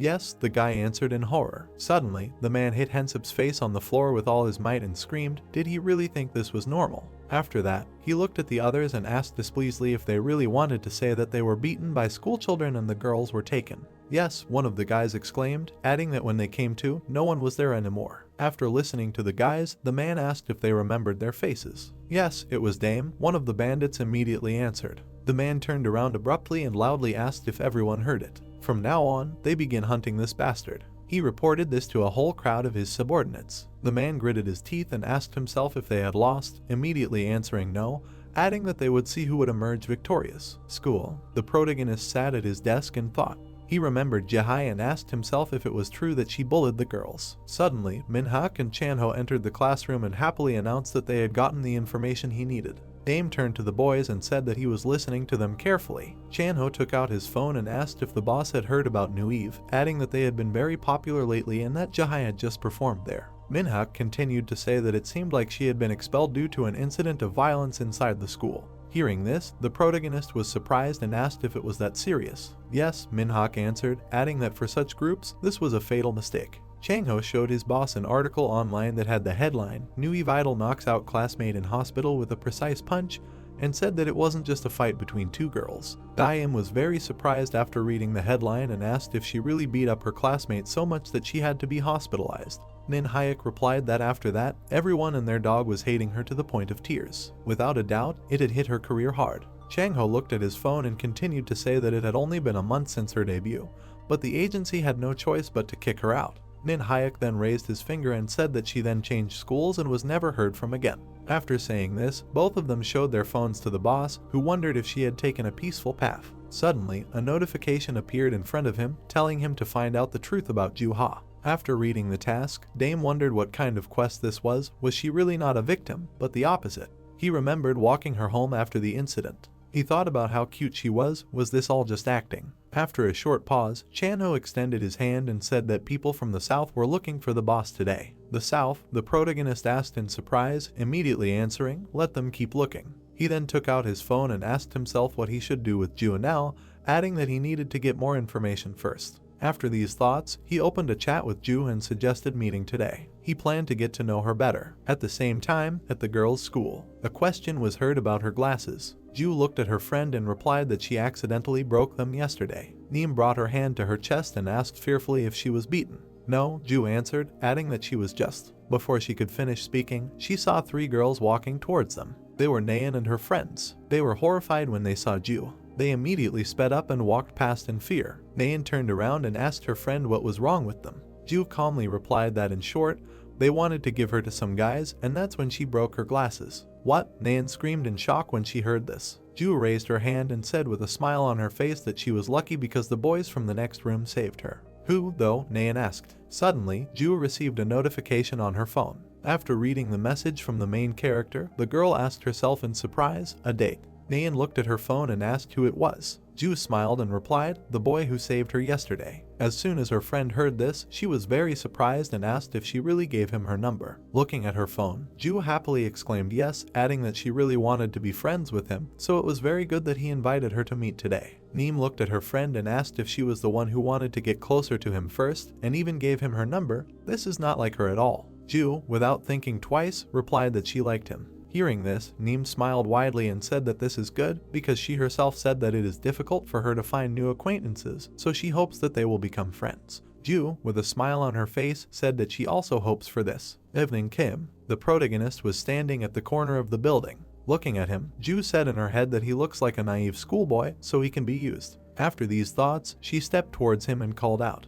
When the guy turned around, she waved her hand shyly and said hello. Looking at her, the main character said to himself that she was a beauty, but he was not so easy to take because he did not yet know what kind of beast was sitting inside her. They walked down the street together, and Dame, scratching his head, asked if the girls who had bullied her were bothering her anymore. No, the girl answered and added that it was all thanks to him. Suddenly, Ju looked at the guy and asked why she wanted to meet her. The main character was confused. He said in his head that he had not even thought about it. Cold sweat poured down his face. He couldn't think of anything better to say, so he said that he simply missed her. Jahai was very embarrassed, and her cheeks blushed. Aim spread his arms and asked if she wanted to eat first. The girl stopped and agreed, after which she offered to buy tteokbokki, adding that she was treating.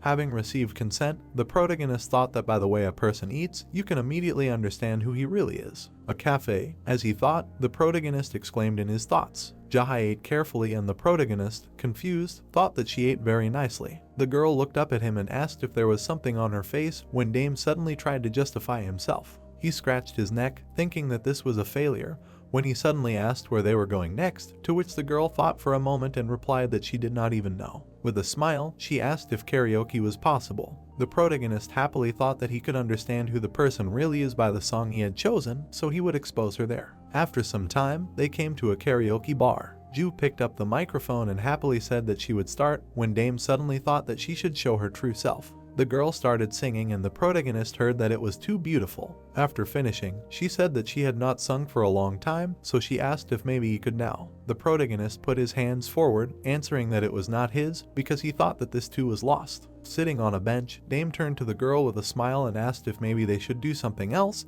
because it was sad to end on such a note. Ju got an idea and asked if they could take a photo. The guy happily thought that he would definitely expose her now. After some time, they came to a place for photos. The protagonist put on his ears and asked if this was really popular now, and why come somewhere for photos at all. He looked away, wondering where Ju had gone, maybe to smoke. The girl immediately appeared next to him and apologized for making him wait. Just as he thought, the guy thought. Ju raised her hand up and said that she was a kitty now. The protagonist thought that this was a complete failure. Everything was in vain, he thought. The girl touched her headband with a smile on her face. Aim thought that maybe she was just a beautiful and innocent princess. They walked up to the screen and the girl asked if they could start. The girl put her head on the guy's shoulder and said that for a good photo they needed to stand closer. Beads of sweat appeared on the protagonist's face and he thought that because of the quest, he almost forgot. He turned to the girl and wondered if he was really on a date with an idol right now. The girl and the protagonist posed in front of the camera and Dame thought that she was a real idol. He held the photos in his hands and thought that he could not even imagine such a thing in his dreams. They went outside and Ju said that it was fun because she hadn't had this much fun in a long time. The girl turned to the guy and thanked him, when suddenly Dame thought that it was definitely a system error. He closed his eyes and thought that she was an angel in the flesh, so he suspected her in vain, after which he said that he also had fun. The protagonist thought that now he could definitely say with confidence that she was not guilty. Several girls stood in front of them and recognized Ju. Suji said with horror that it was really her, and another girl asked what she was doing there. The protagonist covered Ju's body with himself and asked who they were, when suddenly the girls menacingly shouted for him to ask her. Ju covered her face with her hands, asking Dame to leave. The girl immediately got angry and shouted where Ju was going, and did she really not even want to apologize? The girl screamed, asking if the girl had already forgotten how she had bullied them, and Suji added that they would not leave without an apology. The protagonist fearfully asked them to wait and calm down. He added that Ju had changed a lot, and if necessary, he could apologize. Ju gritted her teeth and said that she had not hit them enough. Dame turned around, wondering in confusion what she had said. The girl grabbed her opponent by the shirt and screamed that she would kill them, then asked if she had not been bullied enough last time. The girl frowned and asked she had no lack of impudence. Ju furiously asked if the girl wanted to ruin her life for the second time. The protagonist jumped in front of her and asked what she was doing. He asked if these were the people she had bullied before, then screamed that she should apologize to them on her knees. Ju looked at him with fear, trying to justify herself. Dame said that he knew about her past, but when he saw her today, he thought that the girl suddenly realized everything and chose a different path, but it seems he was wrong. The girl extended her hand forward and shouted that she would explain everything. The main character read in the notification that their territory was invaded and he thought with horror that the school was attacked. He put his hand to his ear and shouted to T-Huck and Ken that someone attacked them. The slaves shouted that they were already on their way, and perhaps they came to take revenge for yesterday. Dame shouted that he was also running, so they should try to hold out. Ju looked after him and asked where he was going. The slaves ran up to the hooligans and asked if they were from the south. The guys stood up menacingly, saying that they came for a cub named Dame. They asked if the guys knew such a person. The protagonist ran forward quickly, wondering if the slaves had already dealt with everyone and were looking for her. He gritted his teeth in anger and thought that this was all because of him, because he was also having fun with the girl. He thought menacingly that he needed to hurry. The bandits asked if the guys were really going to remain silent. Yeonwoo and Taeyong looked at the guys, while Dame thought that he had a bad feeling. Taehyuk looked at Kana and told him to be careful, because they would be stronger than the last ones. Are they really that good? Kana asked. Turning his gaze to the bandits, he said that they would not avoid a fight anyway, so there was no point in wasting energy on empty chatter. He thought that strength is in the truth, and then rushed to attack. Yeonwoo easily repelled the guy's attack. He grabbed Kana's hand tightly. Then the boy screamed, did he forget about the other one?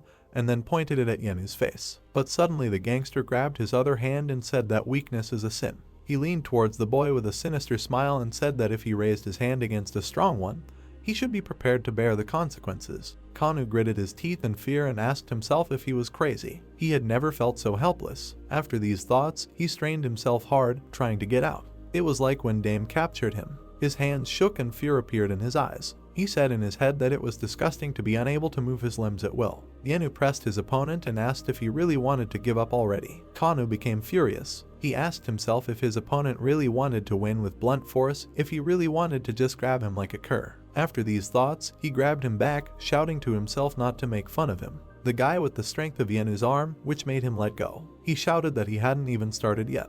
The gangster got very angry and wondered if his opponent was hiding his strength. Kanu smiled contentedly and asked his opponent how he was, if he felt his power. But suddenly a sinister smile appeared on Yeonwoo's face and he called his opponent a puppy. Suddenly, he pulled him towards himself and said that the greater the strength, the greater the responsibility. Then he took him in a hold and said that from now on he would play by his rules. Finding himself in the air, Kanu with fear in his eyes said to himself that he felt again how weak he was. Then he asked himself if this was the end for him. He saw everything upside down and said to himself that the whole picture turned upside down in an instant. Yeonwoo lunged to throw his opponent. The next second, he threw him hard to the ground. The 192 centimeters, 105 kilograms elephant fell to the ground. Kanu screamed in pain. It was the first time in his life that he was thrown to the ground like a coin. Yeonwoo stood over his fallen opponent and said that it was not only about strength, so next time he would think twice before raising his hand to an elder. Taehyuk turned around and asked himself in shock if Kanu had really been thrown to the ground, if Yeonwoo had really been a judoka. Suddenly Taeyong, who was standing in front of him, spread his arms and asked if he had already forgotten about him. He offered to start, after which he suddenly rushed into the attack. Taehyuk did not lose his head and offered his shoulder. Seeing this, Taeyong grinned and said that it seemed like he could at least do something. Taehyuk defended himself and asked himself what kind of blows these were if they were boxing. No, he answered his own question, adding that it was definitely different from what he had studied. After these thoughts, he counterattacked, but his opponent dodged it easily. Taeyong, with his fists raised, asked, I wonder if this shoulder can withstand it.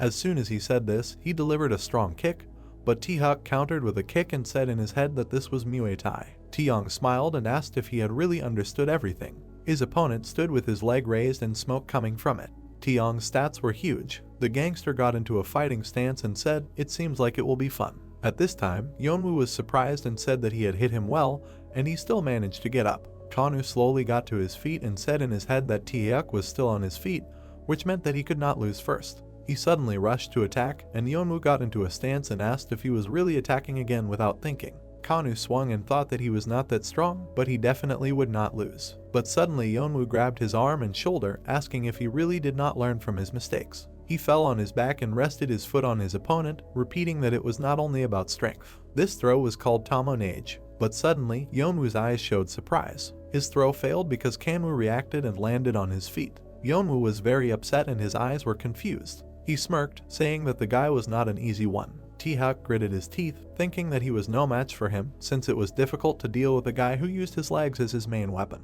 The guy blocked the punch, but if he could find an opening, there was a chance. The guy looked at Taeyong, thinking that the thug had completely mistaken him for a boxer. He quickly jumped forward, thinking that it was time to act. What? Taeyong shouted loudly. Taehyuk immediately hit him with a high kick. Gritting his teeth, he thought that everything worked, so he should continue. Tae-young blocked the guy's punch, sarcastically asking if he was only a boxer. He stretched his arms forward, shouting that he was certainly surprised, while Tae-hyuk thought that he should retreat immediately. Tae-young grabbed his neck with his hands and said that his imitation was just an empty sound. The bandit said that the clinch is the basis of Muay Thai, while Tae-hyuk menacingly thought that he could not escape. Tae-young smirked, saying that now they will begin a Muay Thai combo. He immediately hit Tae-hyuk with all his strength middle kick. The guy clenched his teeth, groaning in pain. The bandit smiled and asked if he liked it. He hit him harder, adding that they were just getting started. The guy immediately screamed loudly in pain. And finally, Tae-young said, swinging his leg. He immediately hit the guy with a high kick with a malicious smile on his face. He screamed loudly that this is Muay Thai. Tae-hyuk fell on his back in horror. The bandit turned away and coldly said, -1. Yeonwoo grabbed Kana by the t-shirt, pulling him towards himself. He threw him over himself, throwing him to the ground, saying that it was the end. He said that he had knocked Kangwoo to the floor at least 10 times, and he kept getting up and getting up, when suddenly Tae-young added that Tae-hyuk had also entertained him. They turned to the crowd and Tae-young said that they were done here, so now they would go look for him, when suddenly voices were heard from behind, asking who said that they were done. Kangwoo shouted menacingly that they were not done yet, and Tae-hyuk said that he was still full of strength. Tae-young grinned maliciously, answering that it would not be interesting with them anymore, when suddenly he called the crowd. He told the guys that Tae-hyuk and Kangwoo had entertained them well, so there was no need to torment them too much. The guys clenched their hands into fists, gritting their teeth in anger. It was a starry night outside. The bandits looked at the immobilized guys and said that it was like an anti-stress, and then asked if they were pretending. The protagonist bowed his head down, covering his eyes with his hair. He looked at the beaten guys and mentally asked them for forgiveness. Dame came closer to the bastards and ordered them to quickly remove their hands from the guys. The hooligans turned to the side, asking who this kid was. They began to slowly approach the guy in a crowd, menacingly asking who he called bastards. With a smile on their faces, they asked if the protagonist knew the beaten guys and whether they should beat him up at the same time. In the notification, Dame read that from now on, he could use the unique skill on a permanent basis. On your knees, he ordered menacingly. The message said that the unique skill, Tyrant, was being used. The bandits immediately fell to their knees one after another. The pop-up window said that by spending his health, the guy could subjugate enemy troops on his territory. The hooligans looked down, asking what it was in confusion. They bowed, saying that something was pressing on them. Tae-young frowned, asking why they all suddenly fell to their knees. Yeonwoo wondered in horror who that guy was, pointing at the protagonist. Dame immediately whispered that he wanted to use the replace skill, targeting Tae-hyuk. In the system window, he read that his body would temporarily increase in size as his stats increased. The guy began to slowly walk forward, reading that he managed to borrow all of Tae-hyuk's stats and skills. The protagonist clenched his hand into a fist and screamed that they were bastards. He raised his furious gaze and added that he was the one the thugs were looking for. Yeonwoo glanced at the protagonist and asked if it was him. Did he really decide to die before his time? Dame looked at the gangsters in front of him and saw that they were S rank. His eyes were full of hatred. The guy understood that just Tae-hyuk's strength and skills would not be enough, but the second skill would greatly help him. Exchange of memories. It allows you to get memories of the battles that your allies have gone through. If the protagonist uses the memories of Tae-hyuk and Kanu, his chances will greatly increase. Stopping his thoughts, Dame calmly asked if the bandits had anything to say goodbye to. Not receiving a clear answer, he furiously rushed into the attack. Yeonwoo stood in a stance and asked himself if they were really three brothers. Immediately after that, he extended his hand to simply grab and knock him over. Memories surfaced in the protagonist's head, which told him about Kanu's battle with Yeonwoo. Then he said to himself that he was aiming for his hand. Unexpectedly for the bandit, the guy's hand disappeared in front of him.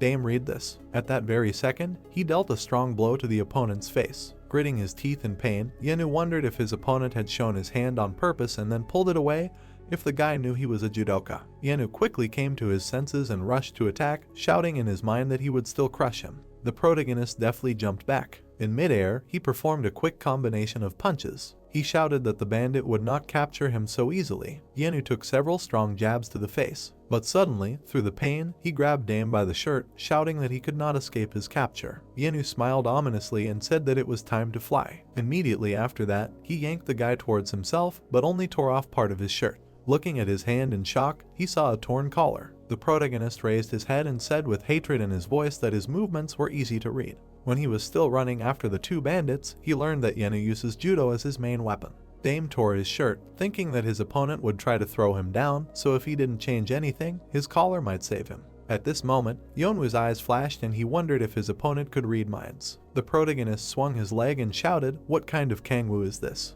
He kicked his opponent in the face with all his might. Yeonwoo was thrown far back by the powerful high kick. He fell right at the feet of his frightened comrade. Dame took a stance and said that Taeyong was next. The gangster got angry and rushed to attack. The protagonist reacted and threw his shirt at his opponent. Taeyong caught it and shouted furiously that he would kill him. A memory flashed before Dame, from which it became clear that his opponent was using Muay Thai, which meant his main weapon was his legs. With this realization, the protagonist appeared behind his opponent, saying to himself that they would play by his rules. He used Mike Tyson's technique, the Damato slip. Dame knew that the only way to defeat him was to get close. The next second, he hit his opponent in the side with all his might. Taeyong cried out in intense pain. In his mind, he cursed and asked himself why he suddenly got close. Suddenly, he made a quick elbow attack, but the guy ducked, saying that he was too easy to read. He got up and threw his hands towards the opponent's neck, saying that it was time to finish. A memory appeared in front of him, in which Taeyong grabbed Taeyong's neck and performed a Muay Thai combo.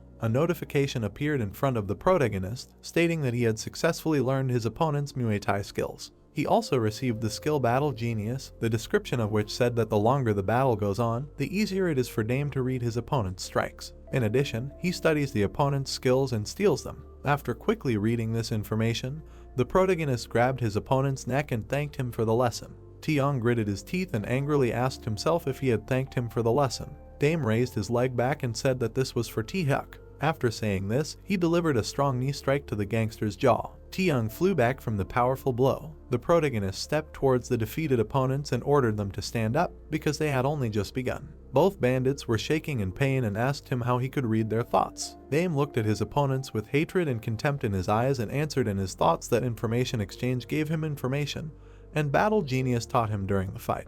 The synergy between these two skills is even more powerful than he thought. The bandits began to slowly rise to their feet. Dame thought that even though there were 2 S ranks against him, he had every chance of winning.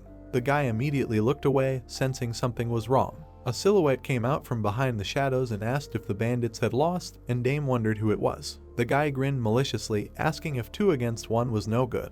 The protagonist opened his eyes wide, recognizing who it was. He looked at the bandit whose rank could not be changed. In the system window, he read that it was impossible to determine the target's stats beyond the S rank, and he worriedly wondered if his was higher than S. He clenched his fists as he looked at them, thinking that it was hard for him against 2 S ranks, and here he was not even known. Dame looked up at the system window, reading that doctors who exceeded the player's combat power would increase the stamina cost of the fear skill. He gritted his teeth in anger, thinking that at this rate he would not last even a minute, and what should he do then? Behind him, he heard the boys' thoughts that they were still on their feet. Kanu asked if it was hard for one, when suddenly Taeyong added that the boys should not write them off. The protagonist was glad that the boys got back on their feet and now there were an equal number of them. But that's not enough, he shouted in his mind. Dame frowned, thanking them for getting up. He added that it would be difficult for them, but they needed to be patient, and besides, they might be able to come to an agreement with the bandits. The protagonist immediately approached one of the hooligans and asked why they were attacked. Maybe it was because they beat up his guys. The bandit spread his arms wide and replied with a smile that he didn't care about those bastards, after which he asked if Dame really thought they came because of them. The protagonist asked him in bewilderment, then why? The leader frowned and menacingly told the guy not to approach Juha. Beads of sweat appeared on the protagonist's face and he wondered if it was because of her. He said that he just helped her because it was hard to watch when a girl was being bullied. The guy immediately remembered how he protected her from the girls and added that they had nothing in common. The 3 of them frowned and ordered the bandits to get out of their area. The bandit looked down on the guy and asked if he was really chasing them away. The protagonist looked at him from under his brows, thinking that there was no point in fighting. If so, then they should bluff. Okay, the bandit said with a smile. He put his hand on Dame's shoulder and said that they would leave, but only if he did not approach Juha again, because in any case, this area was of no use. His face immediately changed and added that if this happened again, the protagonist would definitely die. The leader turned around and menacingly ordered the bandits to quickly get up. The system window showed that Dame had stopped using the tyrant skill when suddenly the hooligans stood up in shock, shouting that there was no pressure on them anymore. They turned to the side and said that they were leaving. The protagonist happily thought that this was a victory because the bluff worked. Kanu suddenly grabbed the protagonist by the arms, asking worriedly what was wrong with him, to which the boy replied that it was hard and he almost spent everything on the tyrant skill. He then looked at the slave and asked if it was better than dying. Kanu frowned, saying that they managed to survive, and then asked what they would do about the quest with Ju. The protagonist tried to get to his feet, answering that they would leave the quest for now since they were too weak to face the bandits again. He looked around and offered to help those who were knocked out. There was silence near Ju's house. She hugged her knees to herself, sitting on the bed. Her phone immediately vibrated, and she thought it was Dame. The girl picked up the phone and saw that it was Neem, wondering what happened. She immediately answered the call, when suddenly Neem asked how their meeting with that boy went. Ju shyly tucked her legs under her and replied that they had met some of her classmates from high school, had a small argument, and then said goodbye to him. The girl added that he most likely misunderstood everything, and when she wanted to explain everything to him, the guy just left. Neem asked if he hadn't even listened to her, after which she added that Ju definitely didn't need him, so it was better not to meet him, and the girl replied that it was not like that. Neem said that she almost forgot something, because their agency wanted to meet the girl, to which Ju replied that she remembered how her friend wanted to help. Neem shouted that the agency was very interested in her, so they should meet and discuss everything. Ju opened her mouth in surprise, asking if it was true. Neem immediately replied that they should meet tomorrow after school, to which Ju agreed and sincerely thanked her. Neem answered with a sly smile, knowing what was going on in Ju's life, she could not pass by. Hanging up, she said with a wild look that the girl would end tomorrow. The gangster sitting behind her asked if it worked, to which the girl replied with a smile that they had a meeting tomorrow, so they needed to prepare a contract. The guy smiled happily, saying that they had spent a lot of time on Ju, but he was happy with the result. He said that he was happy with how Neem manipulated public opinion, and this was only 6 months after the start of her contract. He added that he would make sure that the girl received everything for this deal, because she had sold her friend, and this was worthy of a good reward. Her friend, Neem asked in bewilderment. Her face changed and she screamed that the girl had stolen her chance at a good life. The thug with a crazy look said that it seemed that Dame, who was in their way, had abandoned Ju because Neem had sent those girls, so now nothing was in their way, and after signing the contract, her life would turn into hell. He said that they already had a queue for her, because very soon she would work for them for the rest of her life. At that time, Ju was sitting with a smile on her face, waiting for tomorrow's meeting. The protagonist's school. His voice was heard inside. Dame's people stood with their heads down. The protagonist said sadly that all this happened only because of him. Kanu and Taehyuk were there. The boss closed his eyes and said loudly that while he was walking with the girl, the guys were fighting off their territory. Kanu stretched out his hands and said that everything was fine, because it was still cool. Taehyuk scratched the back of his head and added that there was no point in apologizing either, because they were there only because they were weak. After a short pause, he was asked what he was going to do about the quest now. The protagonist lowered his head and said that they were unable to handle the threat from the south yet, so they would have to give up on the quest for now at least. Suddenly, hatred appeared in his eyes and he said that now was the time to get stronger. Minhyuk raised his hand and apologized for interrupting, then asked if he had seen Donggu. His friend asked if he hadn't recovered from yesterday yet. Dame spread his hands and said that he would be busy for a while because he had personally given him a quest. He then opened a system screen in front of him with a new skill and said that they would all go to one place together today. His new skill allowed him to open a training camp in his territory. A key appeared in his hand, after which the boss said that this was a unique Lord skill, training camp. He stared at the small digitized key and said that it was time to gain strength. Evening came. The students began to leave the school. Ju was standing near the entrance. She was looking at her phone and thinking about how the protagonist hadn't read her messages since yesterday. She was worried if they would be able to meet again. Two guys passed by her, discussing the protagonist's gang fight from yesterday. The guy rolled his eyes and said that they seemed to be known to Yug. Hearing this, Ju was very scared. She brought her hand to her mouth and said in her head that she was sure that the guys who tried to grab her at the karaoke were from there too. She immediately typed a message to Damu, wondering if he had fought because of her. Before she could type send, a thought occurred to her. If he had fought because of her, maybe he wanted to tie his life with hers. No, he definitely hates her now. Ju answered her own question. She remembered everything that happened last night. It was unlikely that he would want to date someone like her. She hung her head sadly and said to herself that she just wanted to be friends with him. Suddenly she got a call. The girl answered and heard her friend's voice asking where she was and whether she had forgotten about their meeting, to which she replied that she was already on her way. Before leaving, Ju thought that it would be better if she did not interfere in his life anymore. She met with Nai, who immediately suggested going somewhere later. She looked at her friend with a warm smile on her face and asked if she was very nervous before meeting the agent.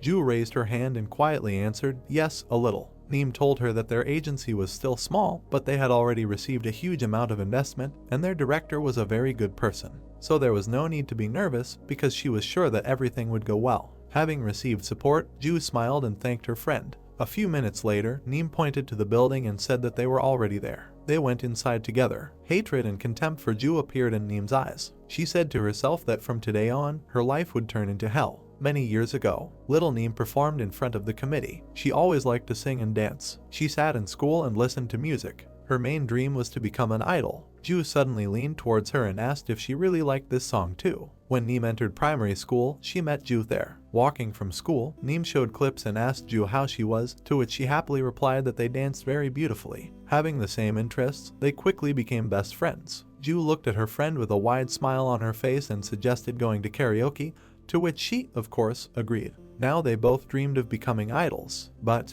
after the death of Ju's father, their paths diverged. Her family decided to move. Ju had to give up her dream of becoming an idol, and Neem continued on her way. So with each step she took, she was getting closer to her dream. But at the audition, despite her, the judges told her to finish and call the next one. Hearing this, Neem begged in confusion to give her another chance. The judge raised his hand and firmly said that this was enough, and his colleague loudly called the next one. Neem left. She faced a harsh reality. She asked them with tears in her eyes why they were not noticing her. After several futile attempts, the girl's self-esteem had hit rock bottom. But suddenly, a familiar voice called out to her. It was Ju. She said with a warm smile on her face that they had not seen each other for a long time. At the worst time for Neem, the pair of friends accidentally reunited. They sat on a bench and Ju said that the last time they met was in primary school. Neem was very happy to see her old friend. Ju happily asked how she was doing. But it was not the joy of reuniting with her best friend. There was mockery and derision in Neem's eyes. She was laughing in her head.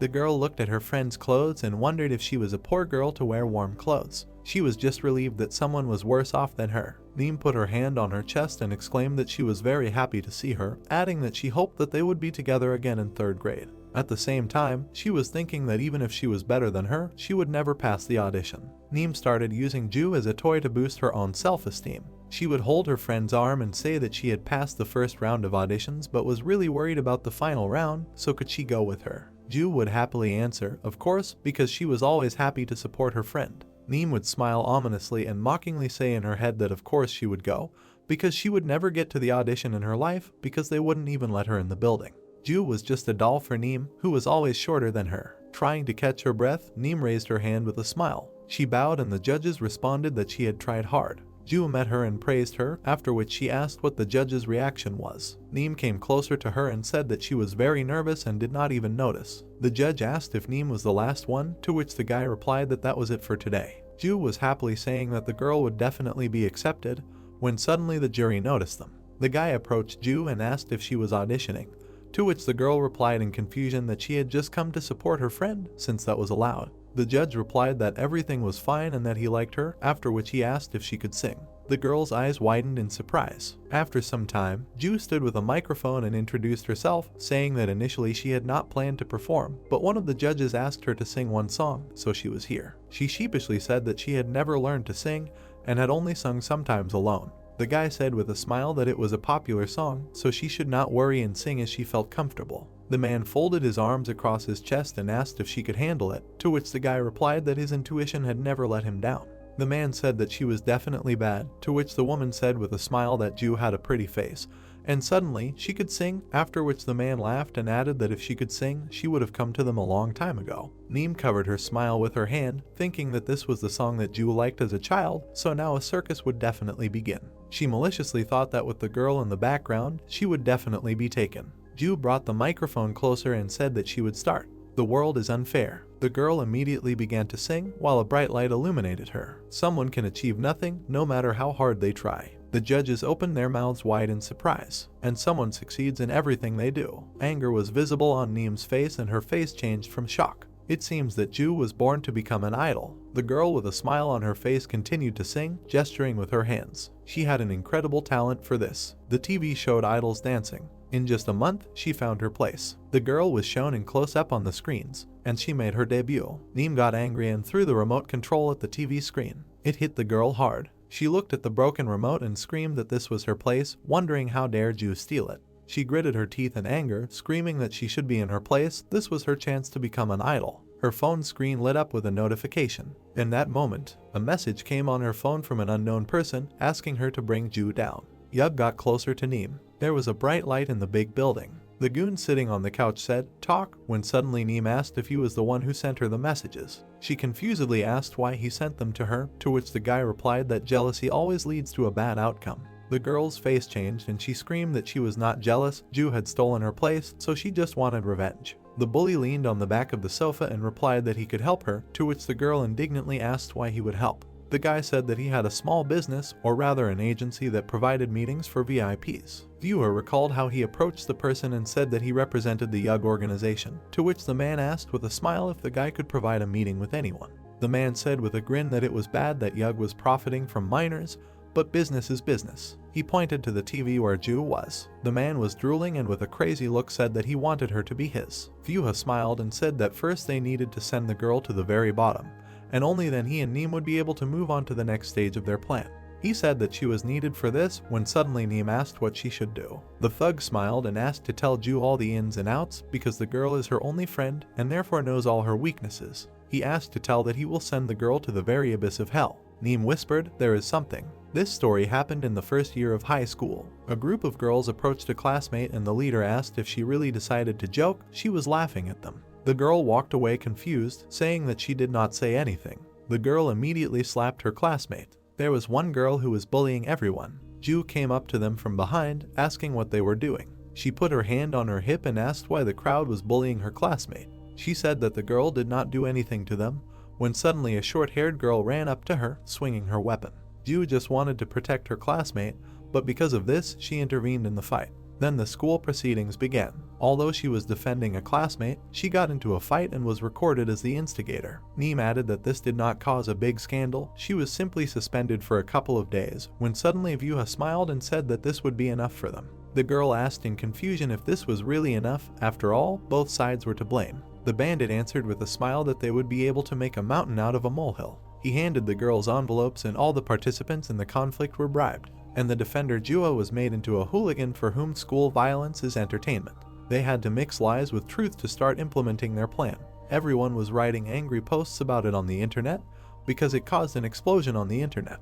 Vyuha said that the lies they had spread would simply overshadow the truth they had hidden. He looked at the girl and added that if anyone interfered with them, they would simply remove him. In an instant, fame turned into a weapon against Ju. There was a dim light near the entrance. Ju was sitting on the bed, upset, covering her face with her hands. There were papers with notices of termination of the contract next to her. Her eyes were filled with tears. Vyuha and Neem were looking ahead with a crazy smile. Ju's life was turning into hell. Ju lowered her head deeply, sitting on the bed. Tears were pouring out of her eyes. Suddenly, there was a knock on the door. When the girl opened it, she saw Neem. She was crying and asking if her friend was okay. Ju wiped her tears, trying to say something. Neem hugged her friend and said that everything will be fine. Suddenly, a sinister smile appeared on her face, with which she said that everything will be fine soon.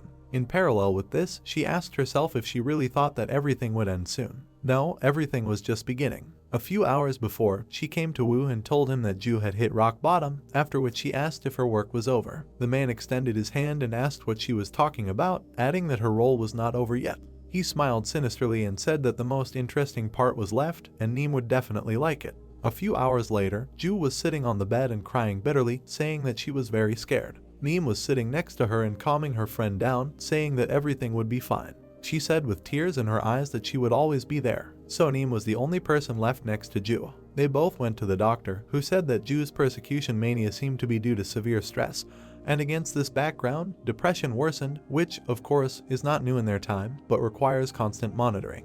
When they left the hospital, Ju hid behind her friend, who said that everything was fine. She became the only person she could rely on. One day, Ju screamed in horror to Neem that she had been told that her mother had injured her leg at work. The girl immediately got ready and said that she would go to the hospital right away, and Ju should stay at home since she cannot be in a place with a large crowd of people. Arriving at the hospital, she helped her friend's mother. Over time, Neem became part of Ju's family. At school, the former idol was bullied. Neem stood up for her, ordering her to stop the bullying. When the offenders left, she sat down with her friend and said that graduation was coming soon, so she needed to be patient for a while, after which she promised that she would not leave her until the very end. Without her, she was already lost. That same day, they went to a glasses store where Ju bought herself one model. Neem looked at her friend and exclaimed that it suited her very well. She did not even recognize her at first. These words really cheered up Ju. She took her friend by the hand and thanked her, adding that she knew what she would do without her. Neem smiled warmly and said that they were best friends. In this way, she gradually carried out her plan of revenge. When she was in Vyuha's lair, she asked if he really wanted her to take her to him.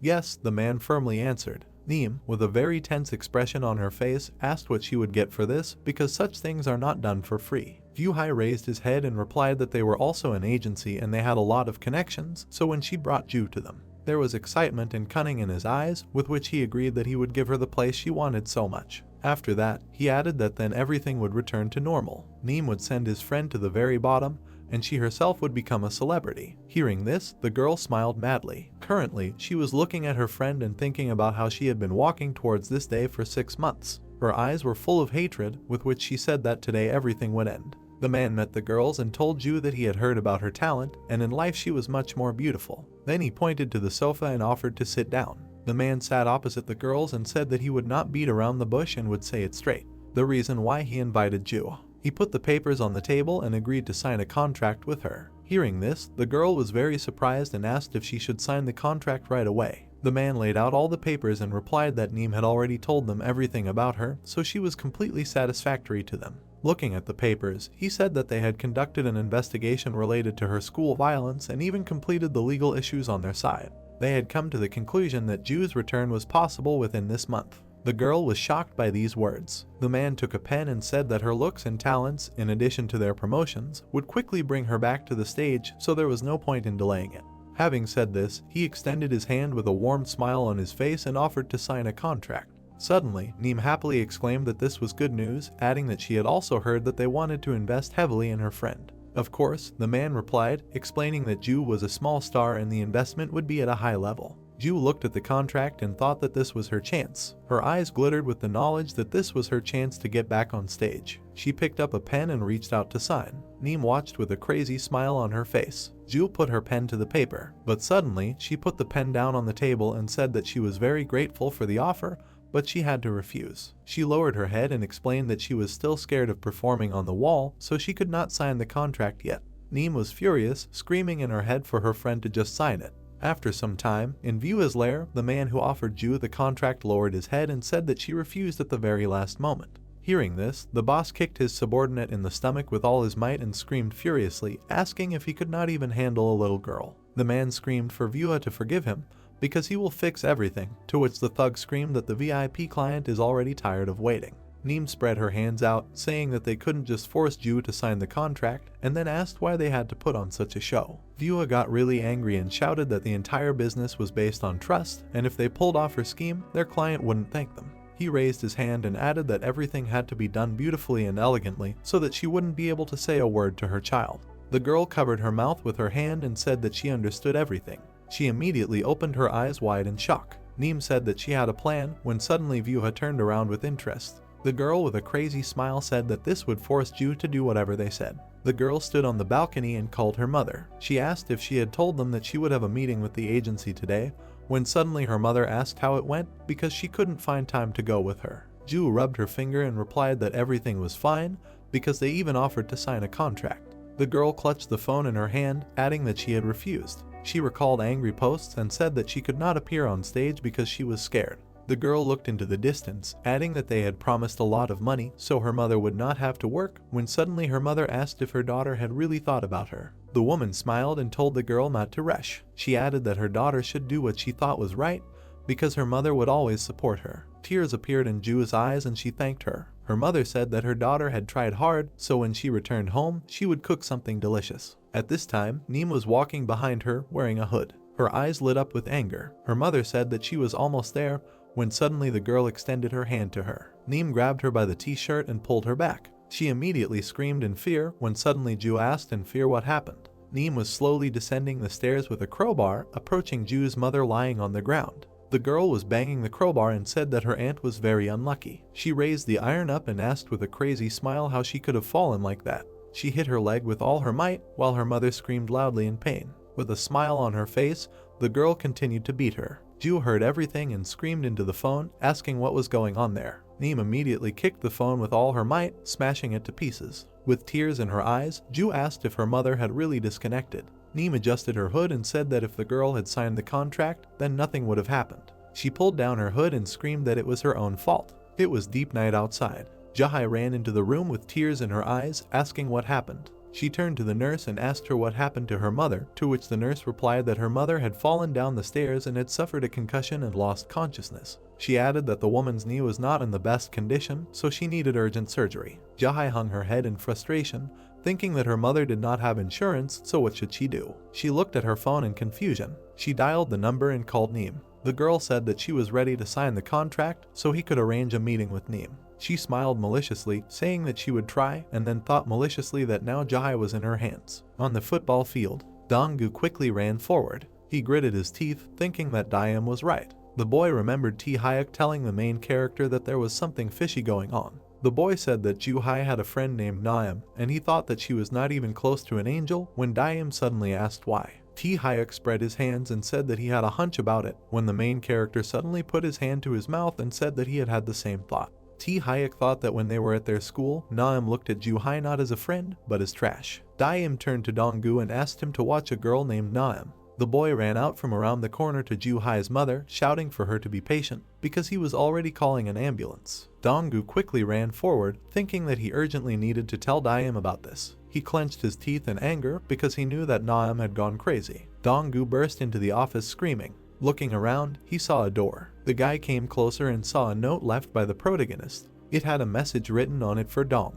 Dai wrote that they had gone to train, which would take a week at most. While they were gone, Dong was in charge, and if anything happened, he should leave a note. After reading the note, the guy screamed in shock, "A week." He raised his hand to his chin and thoughtfully said that if Neem decided to act earlier, adding that he didn't even know what Jae looked like. Suddenly, he turned around sharply and said in his head that he would continue to follow Neem, and by the sweat they would find Jae. At this time, the protagonist and his guys got into the training area. They all looked around and said that this place looked scary. Suddenly, a man in a suit appeared behind them, who greeted the guys and said that they were on the training ground. Taking a closer look, the guys realized that a mannequin was talking to them. The dummy bowed and said that he was the trainer who was in charge of training here. He then raised his hand and explained that this was a virtual space that provided them with a number of facilities for training.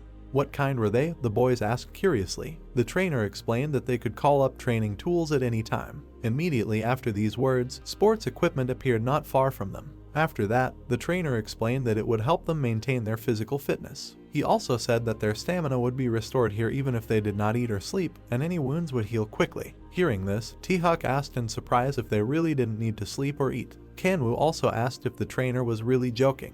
The dummy raised his hand and replied that that was not all. The greatest advantage of this place was that time flowed 5 times slower here than outside. Hearing this, Chang-ho raised his hands and asked in surprise if 5 days here were like 1 day outside. The protagonist put his hand to his chin and thought contentedly about how much he liked it, adding that this skill was much better than he thought. But suddenly the coach extended his finger and said that there was one limitation. Without lowering his finger, he said that they could only enter here once a month, meaning that if they left here now, they would only be able to enter in a month. Hearing this, Dame spread his hands and said that this meant that entry was limited to once a month, and then asked how long they could stay on this court. The coach folded his hands and answered, 1 week by outside time. Hearing this, Kanwoo raised his hand and asked if this meant 35 days, and Tae-hyuk put his hand to his chin and said that this was great because they did not have to sit here all the time. The protagonist, with a very serious face, firmly said that he would use all 35 days. Hearing this, the guys were very surprised and asked what would happen to their attendance then. Dame closed his eyes and replied that he was only speaking for himself and that it did not concern them. He remembered how he held all the boys by force and they did everything he said. Because of him, the South attacked them, so if this continues, he clenched his hand tightly into a fist and said in his head that he can't protect them. The protagonist knew that he can't remain a sack anymore, so he must become stronger. After these thoughts, he firmly said that these are just as cockroaches, and they can train as much as they see fit. Suddenly, Kanwoo came up to him and asked what he was talking about, since they are basically one here. He turned to the others and asked if the boss really thought he was alone.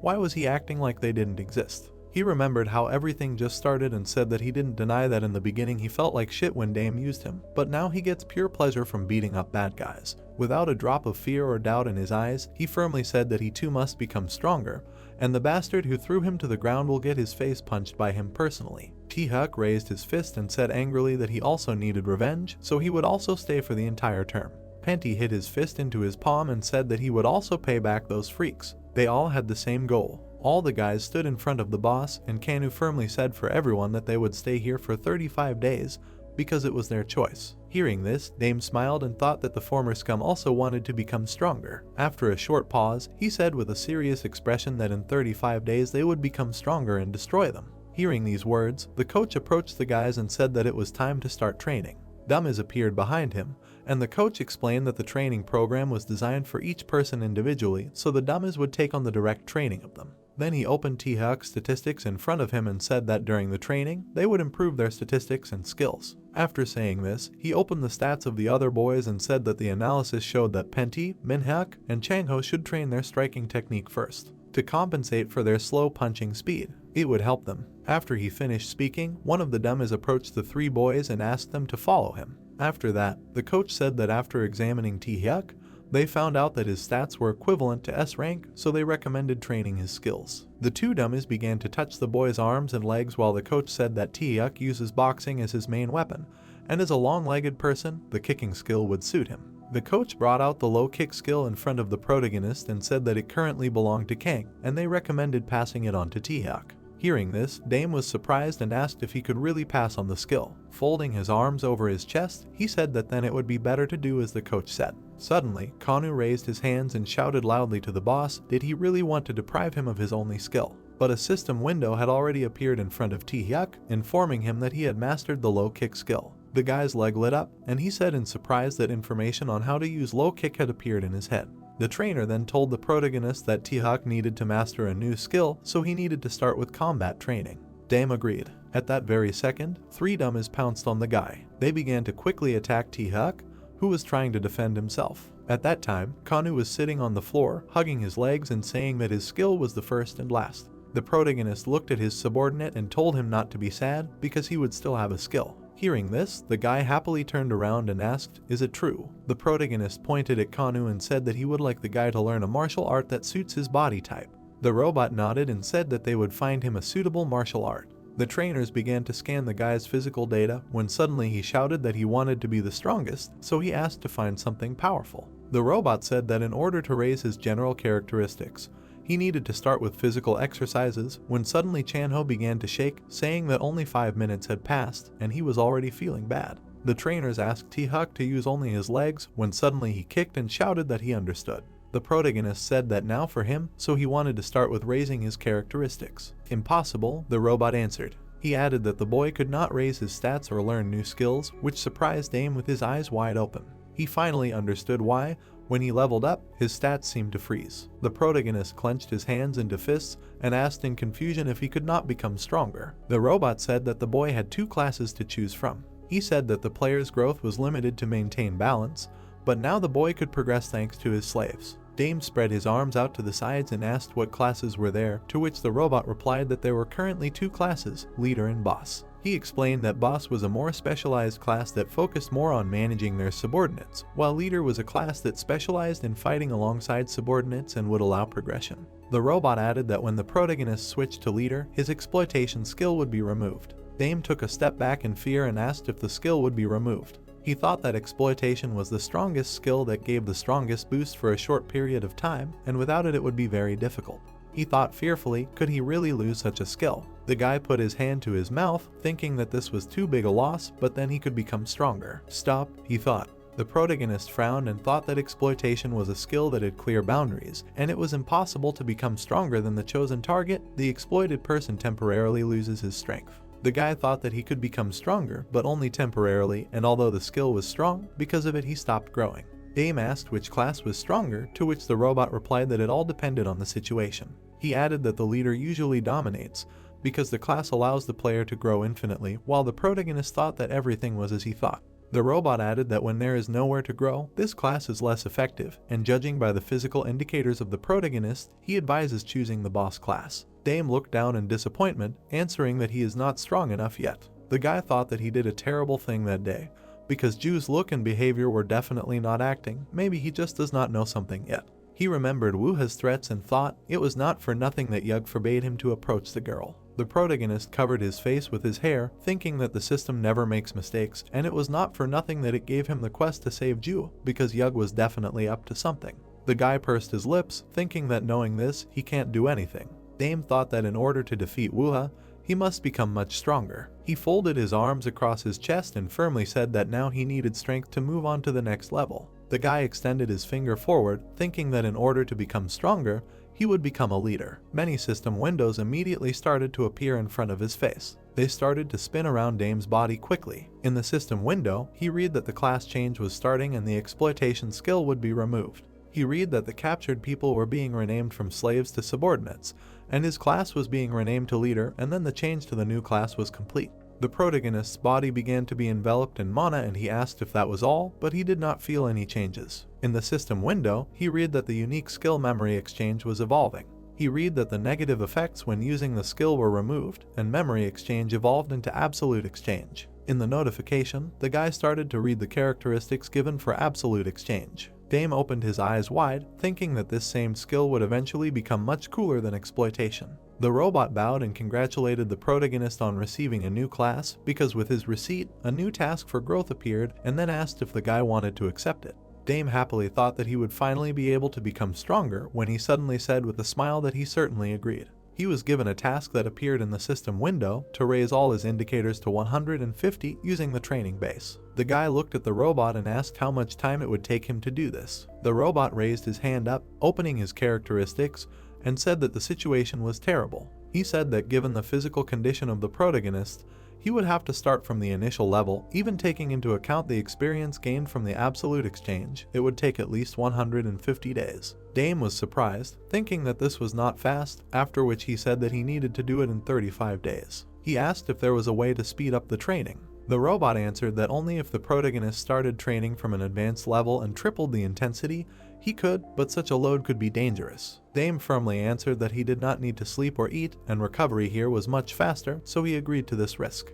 The robot lowered its head, asking if the boy was okay with seeing what he would have to go through first. Dame told him he was okay when suddenly he felt an unexpected blow to his stomach. He opened his eyes in surprise, and drool flew out of his mouth in all directions. The protagonist fell to his knees, trying to catch his breath, when suddenly the robot said that this was the speed at which the advanced training would take place. He added that the guy would only have to withstand this speed at 3 times the speed, and then asked if he wanted to continue. Dame held his stomach, saying that it hurt, and then asked if the robot really thought he would just give up. He gritted his teeth and said that maybe he would have done it earlier, but not now. The protagonist carefully stood up, adding that if he was not ready for this, he would not have even started, so it was time to begin. Okay, the robot said, calling the trainers to him. The guy stood in the center, surrounded by the trainers, and the robot said that he would do everything possible to make Dame complete this task in 35 days. The protagonist took a stance, clenching his hands into fists. He quickly looked ahead, thinking that this hell would pass in 35 days. Some time passed. A girl was walking along the sidewalk and talking on the phone. It was Neem. She looked at the phone and asked what it meant that Ju's mother's operation was postponed, after which she said that there was no need to rush her because they would already sign the contract today. She smiled madly and said that there was no point in delaying, so they could hand her over to the VIP client today. Dong-gu was watching her the whole time. Hearing what the girl said, he exclaimed in his mind. Finally, after 5 days of surveillance, she spoke about Ju.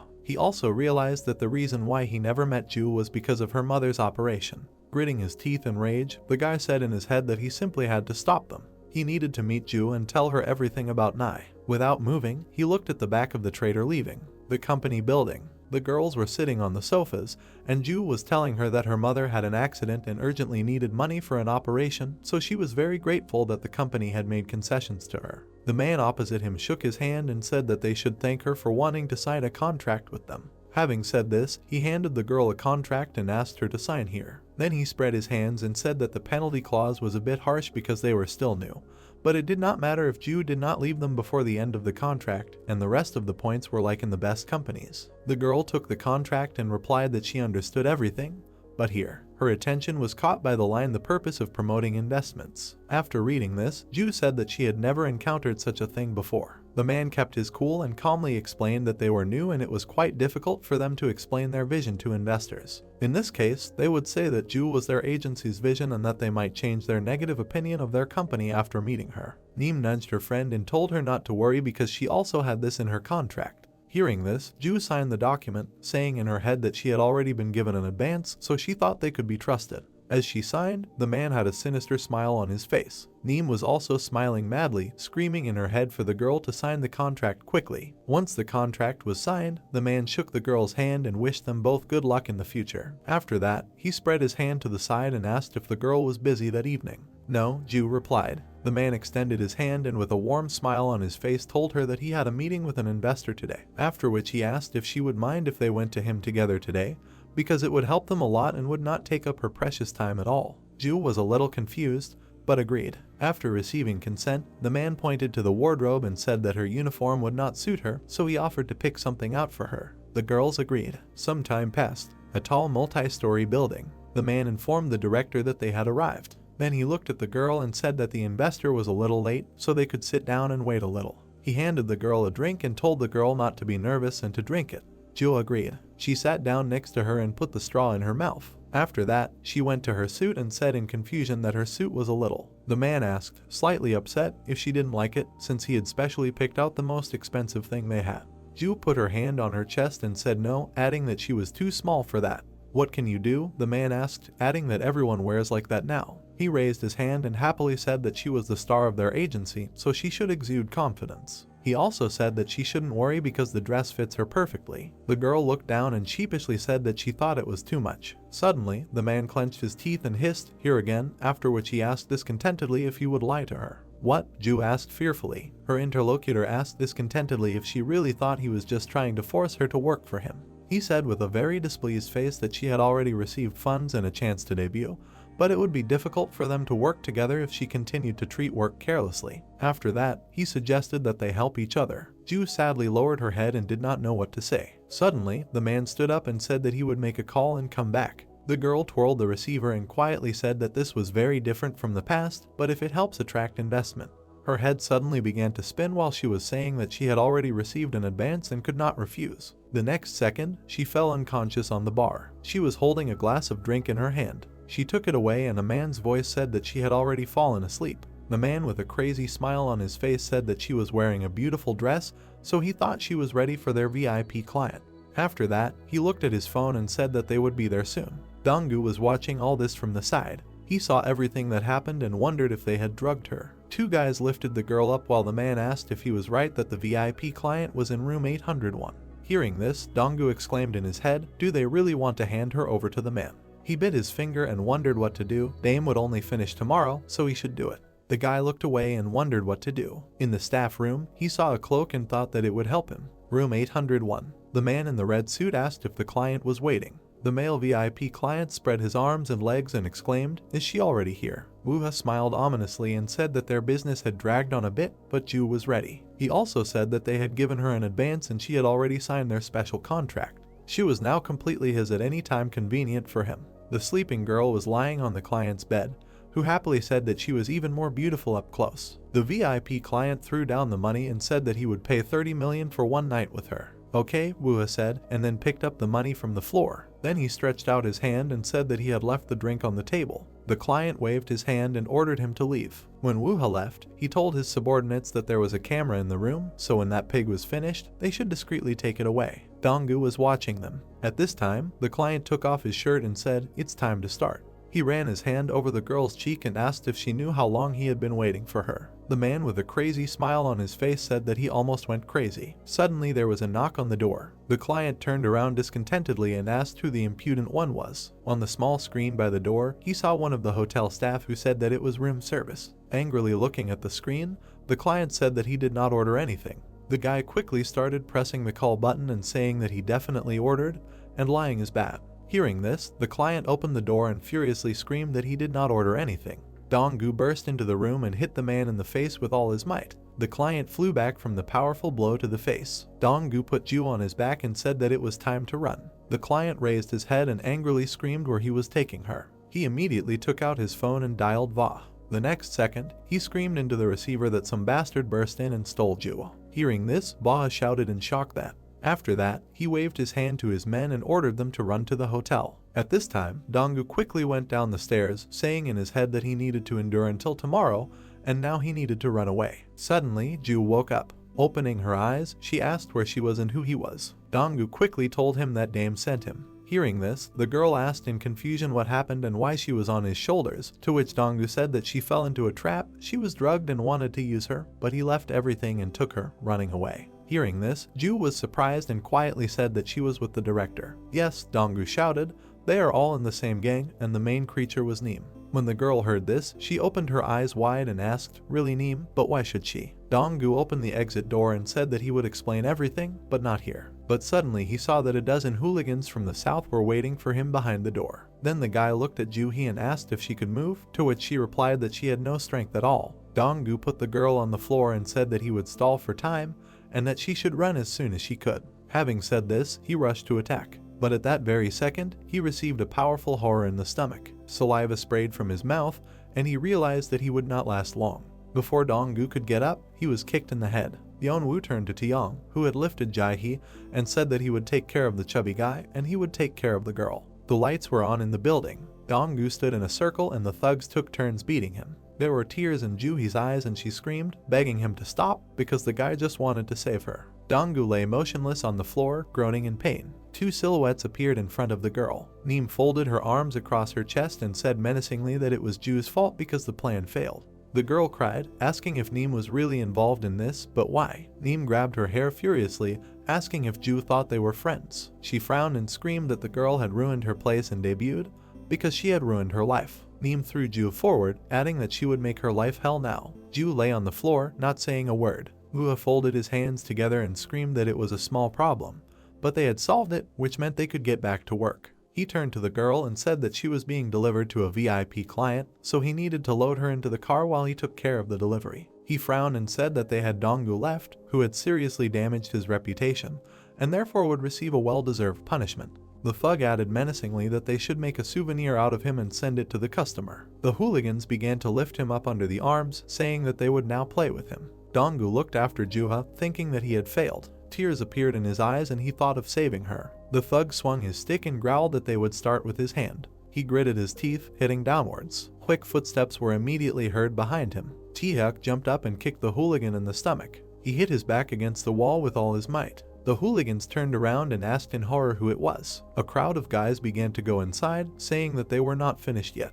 Taeyong gritted his teeth and asked if those were really those schoolchildren. Kanu praised Donggu, and Taehyuk asked to leave the thugs to them. Donggu looked at them and asked if they weren't supposed to leave tomorrow, when they suddenly told him that they had achieved their goals and that's why they finished early. Donggu worriedly asked where Dame was, to which Changho replied that they had finished first and had immediately headed towards him, and Minhyuk added that the protagonist's training had been 10 times harder. They added that he should finish soon. Dame looked down, trying to catch his breath. The robot folded his hands together and congratulated him. He added that the boy had finished the task. The protagonist looked around, looking at the collapsed robots. In the system window, he read that he had exceeded the task of increasing all stats to 150 to increasing all stats to 200. With his shirt torn on his body, Dame thought that the training was over. Taehyuk threw the bully back with a powerful kick. His body slammed into a brick wall. The thugs' mouths dropped open in shock, not understanding who all these people were. Entering the warehouse, the boys declared that they were not finished yet. Frowning angrily, Taeyong recognized the schoolchildren. Kangwoo, frowning menacingly, praised his classmate. His comrade said that they could handle the rest themselves. On the order of the gang leader, the bullies rushed to the attack.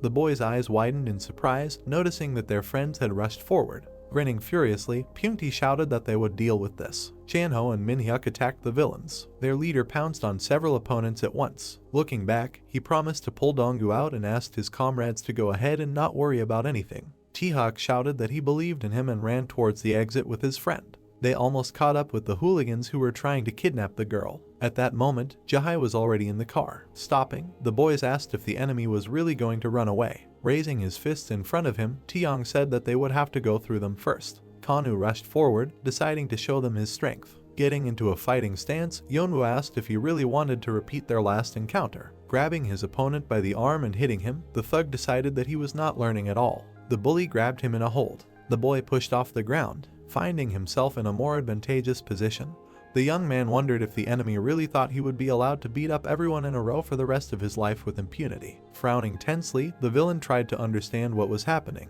Firmly standing on his feet, the schoolboy used a spinning throw. The bully's body crashed into the iron fence. Gritting his teeth in displeasure, Yonwoo wondered if the enemy had learned this move in just 1 week. Looking up, the student asked if the enemy still thought he was the strongest. After saying that, he rushed to attack. Seeing the enemy approaching him, the thug realized that they were going to grab him. Opening his mouth in fear, the bully wondered what kind of training this man had received. Frowning in irritation, the scoundrel admitted that he had become stronger since last time. Leaning his hands on his back, Yonwoo decided to do everything so as not to lose this battle. Baring his teeth, Kanu realized that the enemy wanted to block the grab. In the past, there were 3 dummies in front of him on the training field. The boy grabbed them with his strong hands. The dolls tried to free themselves, but the boy put up a serious resistance. Holding the papers in his hands, the coach said that he needed to be a little harder. The young man asked if he could finish the training. Pressing himself against the dummy's stomach, the student said that he had already told everything about his skills and asked why he was being forced to fight for the 2nd day in a row. Placing his hand on his waist, the costume puppet replied that he had low intelligence. Raising an eyebrow, the student asked what that meant, and the trainer explained that intelligence was an important factor in learning skills, as martial arts like judo, which utilized the opponent's strength, required a lot of intelligence. Imagining the fights his student had gotten into, the dummy explained that 35 days would not be enough to make him a truly strong judoka, and that time could be spent simply learning the basics. Frowning, the puppet explained that his mental strength was only enough to fully immerse himself in one thing, so he needed to focus. Remembering these words, Kanu gritted his teeth and decided to follow his trainer's advice. He pressed his foot into the floor, as judo forbids kicking, making it a sport that specializes only in fighting from above. To put it more clearly, judokas have poorly developed legs. The bully trembled under the onslaught of his opponent. Looking down, the bandit thought that this was too low and that he only had the opportunity to resist. The boy grabbed his legs. In such an awkward situation, judo becomes useless because it is a sport where the opponent's strength is turned against him. The guy grabbed the enemy in a hold. If you add the strength of the legs to this, you can easily defeat a stronger opponent. The young man threw the villain over himself. The bully fell on his back. His eyes turned white from unbearable pain. Frowning furiously, the schoolboy said that a lot had changed during this time. Looking back, Taeyong wondered how he managed to master such a complex technique in a few days. Jumping up to him, Taeyong swung his leg, but the enemy managed to dodge. Watching his opponent try to hit him, the bully couldn't understand why the boxer was only focusing on kicks. Gritting his teeth, the thug realized that he had changed too and wondered what kind of training they had gone through. Swinging his leg, the bully thought that only a week had passed and decided that he would not be able to beat his Muay Thai anyway. Their legs came closer to each other. The scoundrel thought that his attack would break his shin. Suddenly, the boy pulled his knee up. Raising his leg even higher, the boy kicked his opponent in the head. Raising his eyebrows in shock, Taeyong realized that it was a Brazilian kick. Gritting his teeth, the bully realized that his kicks were still weak. After all, it was impossible to become a monster in such a short time. Swinging his leg again, the thug thought that his strength and experience would simply destroy the enemy. Clenching his fists, the young man thought that his strength was not enough yet.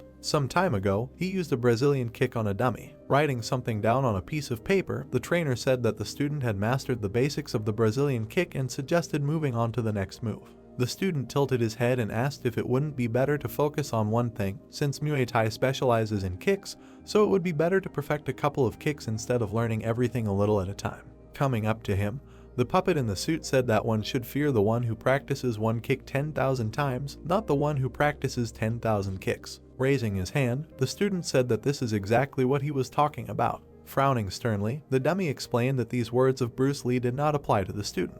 The trainer asked why geniuses were considered geniuses, the bright light reflecting off his smooth skin. Clenching his fist, Taeyong understood what the dummy was talking about. The bully swung his leg. Deciding to knock him down, the boy used a cuff kick to break his balance. The bastard gritted his teeth in pain and lost his balance. Taking advantage of the moment, the boy hit him on the head. Being prepared for anything is the privilege of a genius, the young man jumped up and spun in the air. The powerful blow threw Taeyong back so that his glasses flew off. His body flew several meters to the side. Looming over him, the student called himself a genius. The bullies gritted their teeth in displeasure. Putting his hands in his pockets, the student ordered them to stand up. Scratching the back of his head, Kanwoo said that it would be uncool if they ended there. A large car was parked in front of the entrance to the building. Grabbing her friend's hand, Neem asked her to hurry. Trying to break free from her grip, Jai asked why she was doing this to her. Knocking her down, the girl said that they were not friends and asked not to call her by name. Grabbing her competitor by the hair, the girl said that her very existence was simply disgusting.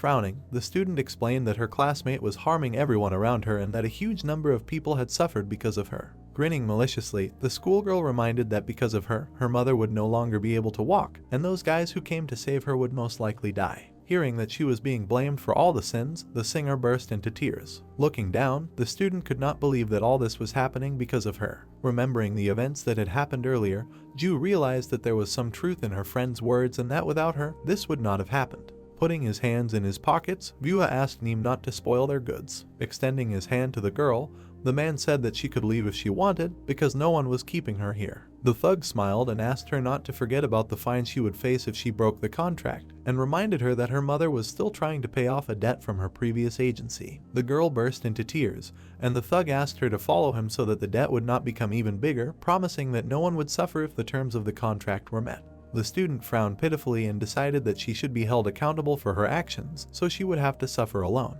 Grabbing her hand, Wuva said that they had to go because the VIP client was waiting for them. Pointing behind him, Hensip said that he had gathered 30 of the most reckless guys and asked the boss to trust him. The hooligan ordered his friends not to let anyone near the entrance, and the bullies stood in front of the doors. Suddenly, a bright light blinded the thug. A bright flash appeared in front of him. It turned out to be the headlights of a motorcycle. The motorcyclist raced right through the crowd of thugs. The unknown man stopped in the parking lot, putting his foot down. People looked at him and wondered who he was. Taking off his helmet, the main character called himself someone who hated people like them and suggested that their leader was somewhere in this building. Dane gave them a chance to part ways on good terms with a determined frown. At that moment, Kanwoo threw his opponent over himself. He managed to knock his enemy to the floor. The powerful blow made Yeonwoo open his mouth wide and cough. Taehyuk jumped forward to spin in the air. He swung his leg and hit his opponent in the face. Such a powerful blow sent him flying into the wall of the warehouse. The hooligans bared their teeth in anger. Looking down at them, the boys ordered them to get up because they were not done yet. Swinging his fist, the boy ordered his enemy not to even think about losing consciousness. The thug tried to understand what was happening when he was captured. Gritting his teeth, the brunette wondered if such a loser could really beat him. Frowning furiously, he decided that this was not even funny. Since childhood, the bully had been in good physical shape. At school, looking at him, children could not believe that he was a freshman. The scoundrel tied a black belt around his robe. His physical shape was ideal for judo. Yeonwoo threw his opponent over himself. However, his family was very poor. The bully was sitting at a small table with his grandmother. Taking his bowl, the woman asked him to eat more because he had no one else. The path to a sports school was closed. The winner's scholarship was the only way to new heights. The bandit sat in the ring in front of his opponent. The judge raised the winner's hand. In the final battle, the bully was defeated and faced with reality. He put his hand to the wound on his face. That fight was unfair because his opponent scratched his eye. The brunette peeked out from around the corner. His opponent bowed and thanked his friend for distracting the referee at the right moment, patting him on the shoulder. The judoka said that without his help the fight would have ended differently. At that moment the scoundrel paid for his honesty and promised himself to stop training. Grinning, his opponent said that Yeonwoo would never reach his level of training. During the fight, the bully broke the rules and took his opponent in a leglock to break him as much as possible. After leaving the ring, he thanked his enemy for showing him real life. From that day on, his criminal activity began. At this time, the bandit gritted his teeth and realized something. He had a brick in his hand. The bully hit his opponent on the back, wanting to do everything possible to win. Not expecting this, Kanwoo's eyes widened in fear and loosened his grip. Throwing a menacing look at him, the scoundrel said that there are several forbidden techniques in judo. Deciding to show one of them, the brunette grabbed his opponent by the throat. He managed to knock him to the ground using a power throw. Feeling a sharp pain, the boy closed his eyes. Grabbing him with his legs, Yeonwoo explained that this way you can crush the joints of the legs. The guy fell to his knees. Grabbing his leg, the young man screamed piercingly in pain. Pounced on him, the bully said that he should not have angered him. Using a lower grip, the bandit knocked his opponent down. Finding himself on top, he said that judo had become a useless art because of stupid prohibitions. Starting to beat the schoolboy, the bully shouted that stupid prohibitions exist only for stupid people. The student clenched his teeth, trying to resist such power. The scoundrel hit him hard in the face with his fist. Kanwoo opened his mouth in horror. His nose was broken. Standing up, Yeonwoo declared that he would always lose if he lived honestly. Looking back, Taehyuk couldn't believe that his friend had lost. Deciding to end it quickly, the boy punched his opponent in the side. Frowning furiously, Taehyung wondered if he was considered a weakling. Looking away, the bully thought that there was no way he would lose this fight. As a child, the thug looked at his father with admiration. The judge raised the man's hand, declaring him a champion. They had trained together in the martial art of Muay Thai. Now everything had changed. The blonde man frowned in displeasure. His father was lying on the floor. Having illegally come to Korea to earn money, the man had lost the hand that allowed him to win championship belts. Leaving the house, the bully decided that he had strength and that his life would be different. The beaten boys lay on the ground. Sitting on one of them, the scoundrel counted the money and realized that earning a living is not so difficult. Approaching him, the leader of the gang asked what he was doing in their area. Tiong replied that he just took what he wanted. Deciding to go further than his father, he learned something else besides Muay Thai. The local bandits pounced on him. The bully pushed off the ground. His martial art gave the basics of Muay Thai, but was designed to kill people. Jumping into the air, the bully swung his elbows. Jumping on the shoulders of the enemy, the scoundrel began to beat him using Muay techniques. The defeated bandits lay on the floor. The blonde did everything to survive in the new world. At this time, Tiong gritted his teeth and thought that he would never lose to such a weakling. He took a handful of sand in his hand. Swinging his hand, the bully threw the sand into the enemy's face. T-Huk closed his eyes and covered his face with his hands. Taking him in a leg lock, the thug asked if his opponent knew what Muay was. Hitting him on the top of the head with his elbow, the bully said it was a martial art for killing people. The boy opened his mouth wide and screamed from the force of the blow. Hitting him again, the scoundrel told him that his father had once been the strongest, but then became an armless pauper. The boy crashed into a brick wall. The blonde shouted that he would not repeat his father's fate.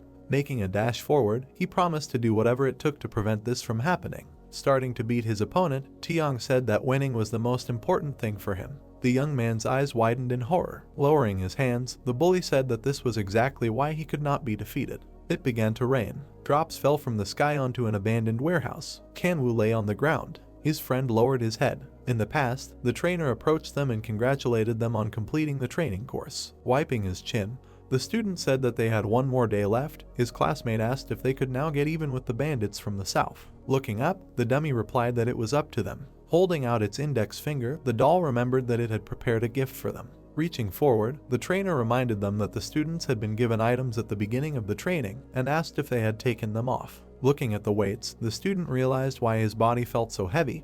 His classmate noted that it would be quite difficult to take them off. Frowning, the dummy praised them for their work and explained that the items were called patience and labor, and that they reduced the stats so that the wearer could appreciate their new strength the moment they took them off. Looking at the students, the doll said that the threshold of human strength is 349 units and asked what would happen if they surpassed the bar of 350. Getting up from the ground, Kanwoo suggested that their time had come. Getting to his feet, T-Hawk suggested that this way they would be able to fight back. Frowning, Yeonwoo asked if the enemy really had the strength to stand up. Approaching his enemy, Tiong wished him death. If you remove the weights when they emit a bright light, then you can surpass the threshold of human capabilities. The bracers unfastened. The weights fell from the boy's legs. With wide eyes, the boys wondered if they could really surpass the threshold of human capabilities. Getting into a fighting stance, the guy said that the real battle was about to begin. A notification reported the activation of the monster's power. Putting his leg forward, the young man said that it was time to finish. A notification reported that his agility indicator crossed the border of 350 units. The coach spread his arms and said that hard work always pays off and hoped that his students would enjoy it to the fullest.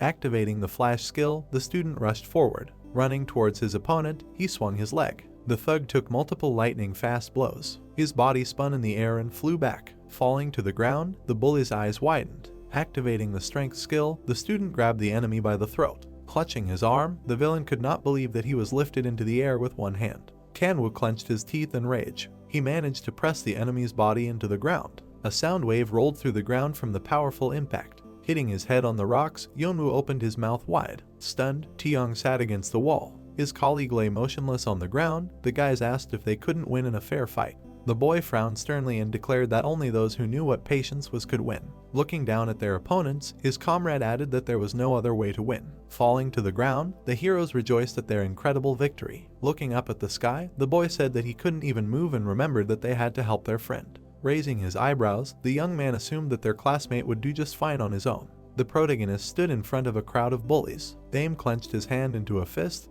He had completed all the training in 3 days, but he still continued to train. Dice appeared in his hand. The system reported that with their help the user can redistribute the characteristics at his own discretion. Notifications reported that the levels of endurance, technique, and intelligence had dropped. Taking a step forward, the student thought that the reason for raising all characteristics to 200 was the ability to overcome 2 limits at once. The system reported that the level of strength and agility had been increased to 350 units. Waves of red energy swirled around the player. The student resolutely knitted his eyebrows, turning into a real monster. Approaching him, the bullies asked if the prince had really come to save his princess. Raising one eyebrow, Hyunseop asked if he really thought they would let him through so easily. The protagonist looked away. Gritting his teeth, the thugs shouted that they would kill him right now. Dame looked away. Smirking, the bullies continued to threaten him. Leaning over, the villain said that the enemy had come to the wrong address because this was not a kindergarten. Putting his hand on his shoulder, the gang leader decided to give him a chance to leave out of pity. Trying to put pressure on him with his hand, the bully ordered him to fall to his knees and beg for forgiveness. Noticing that his strength had no effect on the enemy, Hyunseop wondered why he hadn't fallen yet. Putting pressure on him with his other hand, the bully realized that it was not working at all. Grabbing his shoulder, the boy said that it was his turn. Activating the strength skill, the boy forced the enemy to his knees. With their arms outstretched, the gang members did not understand what was happening here and assumed that their comrade was just joking. The young man, his eyes widening in anger, asked where Ju was. Grabbing his arm, the bandit ordered him to let go immediately. Grabbing him by the throat, the schoolboy said that he would give him one chance. A bright flash appeared around him as if from an explosion. Making a dash forward, the student pressed the enemy's body into the neighboring building. The bully opened his mouth in fear and coughed. Continuing to squeeze his throat, the protagonist repeated his question. Noticing that the villain lost consciousness, Dame let him go. Approaching them, the gang members assumed that this was all a dream because their leader could not be knocked out with just one blow. Looking at them, the boy decided to ask one of them. Activating the flash, the guy disappeared from sight. No one had time to react as the young man hit one of the hooligans. Looking back, someone asked if there really was a person in front of them. His comrade said that this was the end. They were immediately hit in the face. Watching their friends get beaten up, the thugs tried to figure out why they couldn't stop one student. They ran forward and decided to attack as a crowd. Hyuki raised his fist and wished death on his enemy. Seeing the fist in front of him, the student thought that because he had managed to overcome the limit of agility, their movements seemed slow. The protagonist dodged the blow. He raised his fist and remembered that he had overcome the limit of strength. With one blow, Dame knocked the blonde boy to the ground. 3 more bullies ran up to him to attack him as a group. Frowning, the boy thought that he had new skills. Using a flash, the boy dealt with all of the opponents while standing in one place. The beaten scoundrels fell to the ground. Sneaking up behind the boy, the bullies decided that they could win if they grabbed him. They took the enemy in a hold. The boy grabbed them with both hands. Activating the strength skill, he freed himself from their grip and threw them aside. The bandits opened their mouths in fear. Their comrades surrounded the enemy, but it was all useless. They pounced on the schoolboy from all sides. Looking down, the student thought that even 100 of these people would not be able to stop him. Activating 2 skills at once, he delivered a series of crushing blows, knocking down all the bullies at once. The protagonist furrowed his brows resolutely. The lights were on in the hotel corridor. Clenching his fists, Wuha hoped that everything would go smoothly. Seeing a crowd of security guards in front of him, the man realized that something was wrong. Frowning menacingly, the VIP client asked what was going on here. Throwing the hidden cameras on the floor, the man asked if they really thought he was stupid. Stepping on them with his foot, the rich man asked how his subordinate could treat him so meanly. With wide, crazy eyes, he asked if they were trying to blackmail him and said that this was why his employee would forever remain someone who could only serve. The bandit frowned menacingly but said nothing. Pointing a finger at him, the VIP client ordered his security to deal with him. Raising his hand, the man in the formal suit asked Vuk to go with them in a friendly manner. Looking back, the man ordered Nam to go to room 801. Smirking, the bodyguards realized that he did not want to embarrass himself in front of the girls. Opening his mouth, the bandit realized that everything had gone wrong because of one single schoolboy. Looking up, the scoundrel said that he held no grudge against them. Furiously knitting his eyebrows, Vuk explained that he simply wanted to throw out all the negativity inside of him. The girl hit Ju, causing her to fall to the floor. Putting her hand to her head, the student wondered what she should do now. Looking back, she said that it was all because of her classmate. The singer closed her eyes as her head was grabbed. Gritting her teeth, the schoolgirl asked if her friend understood that all her saviors would now die because of her, because the head of the agency would take revenge on everyone who had interfered with him. With wide eyes, the student asked not to touch anyone and admitted her guilt in what had happened. Frowning, Neem explained that it was too late because the boss would never stop. Raising his head, the protagonist asked his friend to be patient a little longer. Bloody guards lay on the floor of the hotel. Furniture was scattered around. The VIP client fell on his back and asked how this was possible. Vyuha stood in the middle of the fallen bodyguards. Taking a step forward, he asked if the rich man remembered their previous conversation about this business. Seeing him approaching, the man asked him not to approach him. The head of the agency said that he had a power that was hard to even imagine. His hand was covered in blood. Suddenly, a can of soda appeared in it. The bandit drank it. A green aura appeared around him. The villain said that this power helps him go beyond common sense. Grabbing the rich man by the cheeks, he called himself the main weapon of their small group. There was a smug grin on his face. The elevator stopped on the 8th floor. The heroes turned around. The elevator door opened. Rising to his feet, Vyuha noticed that the hero of the occasion had appeared. Standing in the elevator, the main character asked where Ju was. Putting his hands in his pockets, the man reminded him of his promise to kill him if the schoolboy appeared next to the girl. Frowning, Dame said that he did not care and asked his question again. The bandit furrowed his brows. His feet left the ground. The boy ran towards him. The opponents approached each other. The villain gritted his teeth angrily. The boy narrowed his eyes resolutely and thought that today would be the end of it all. Some time ago, the young man was riding in the elevator. He was holding a note in his hands. It said that Name and the Yug organization had framed Ju to force her to sign a contract and sell her to a VIP client.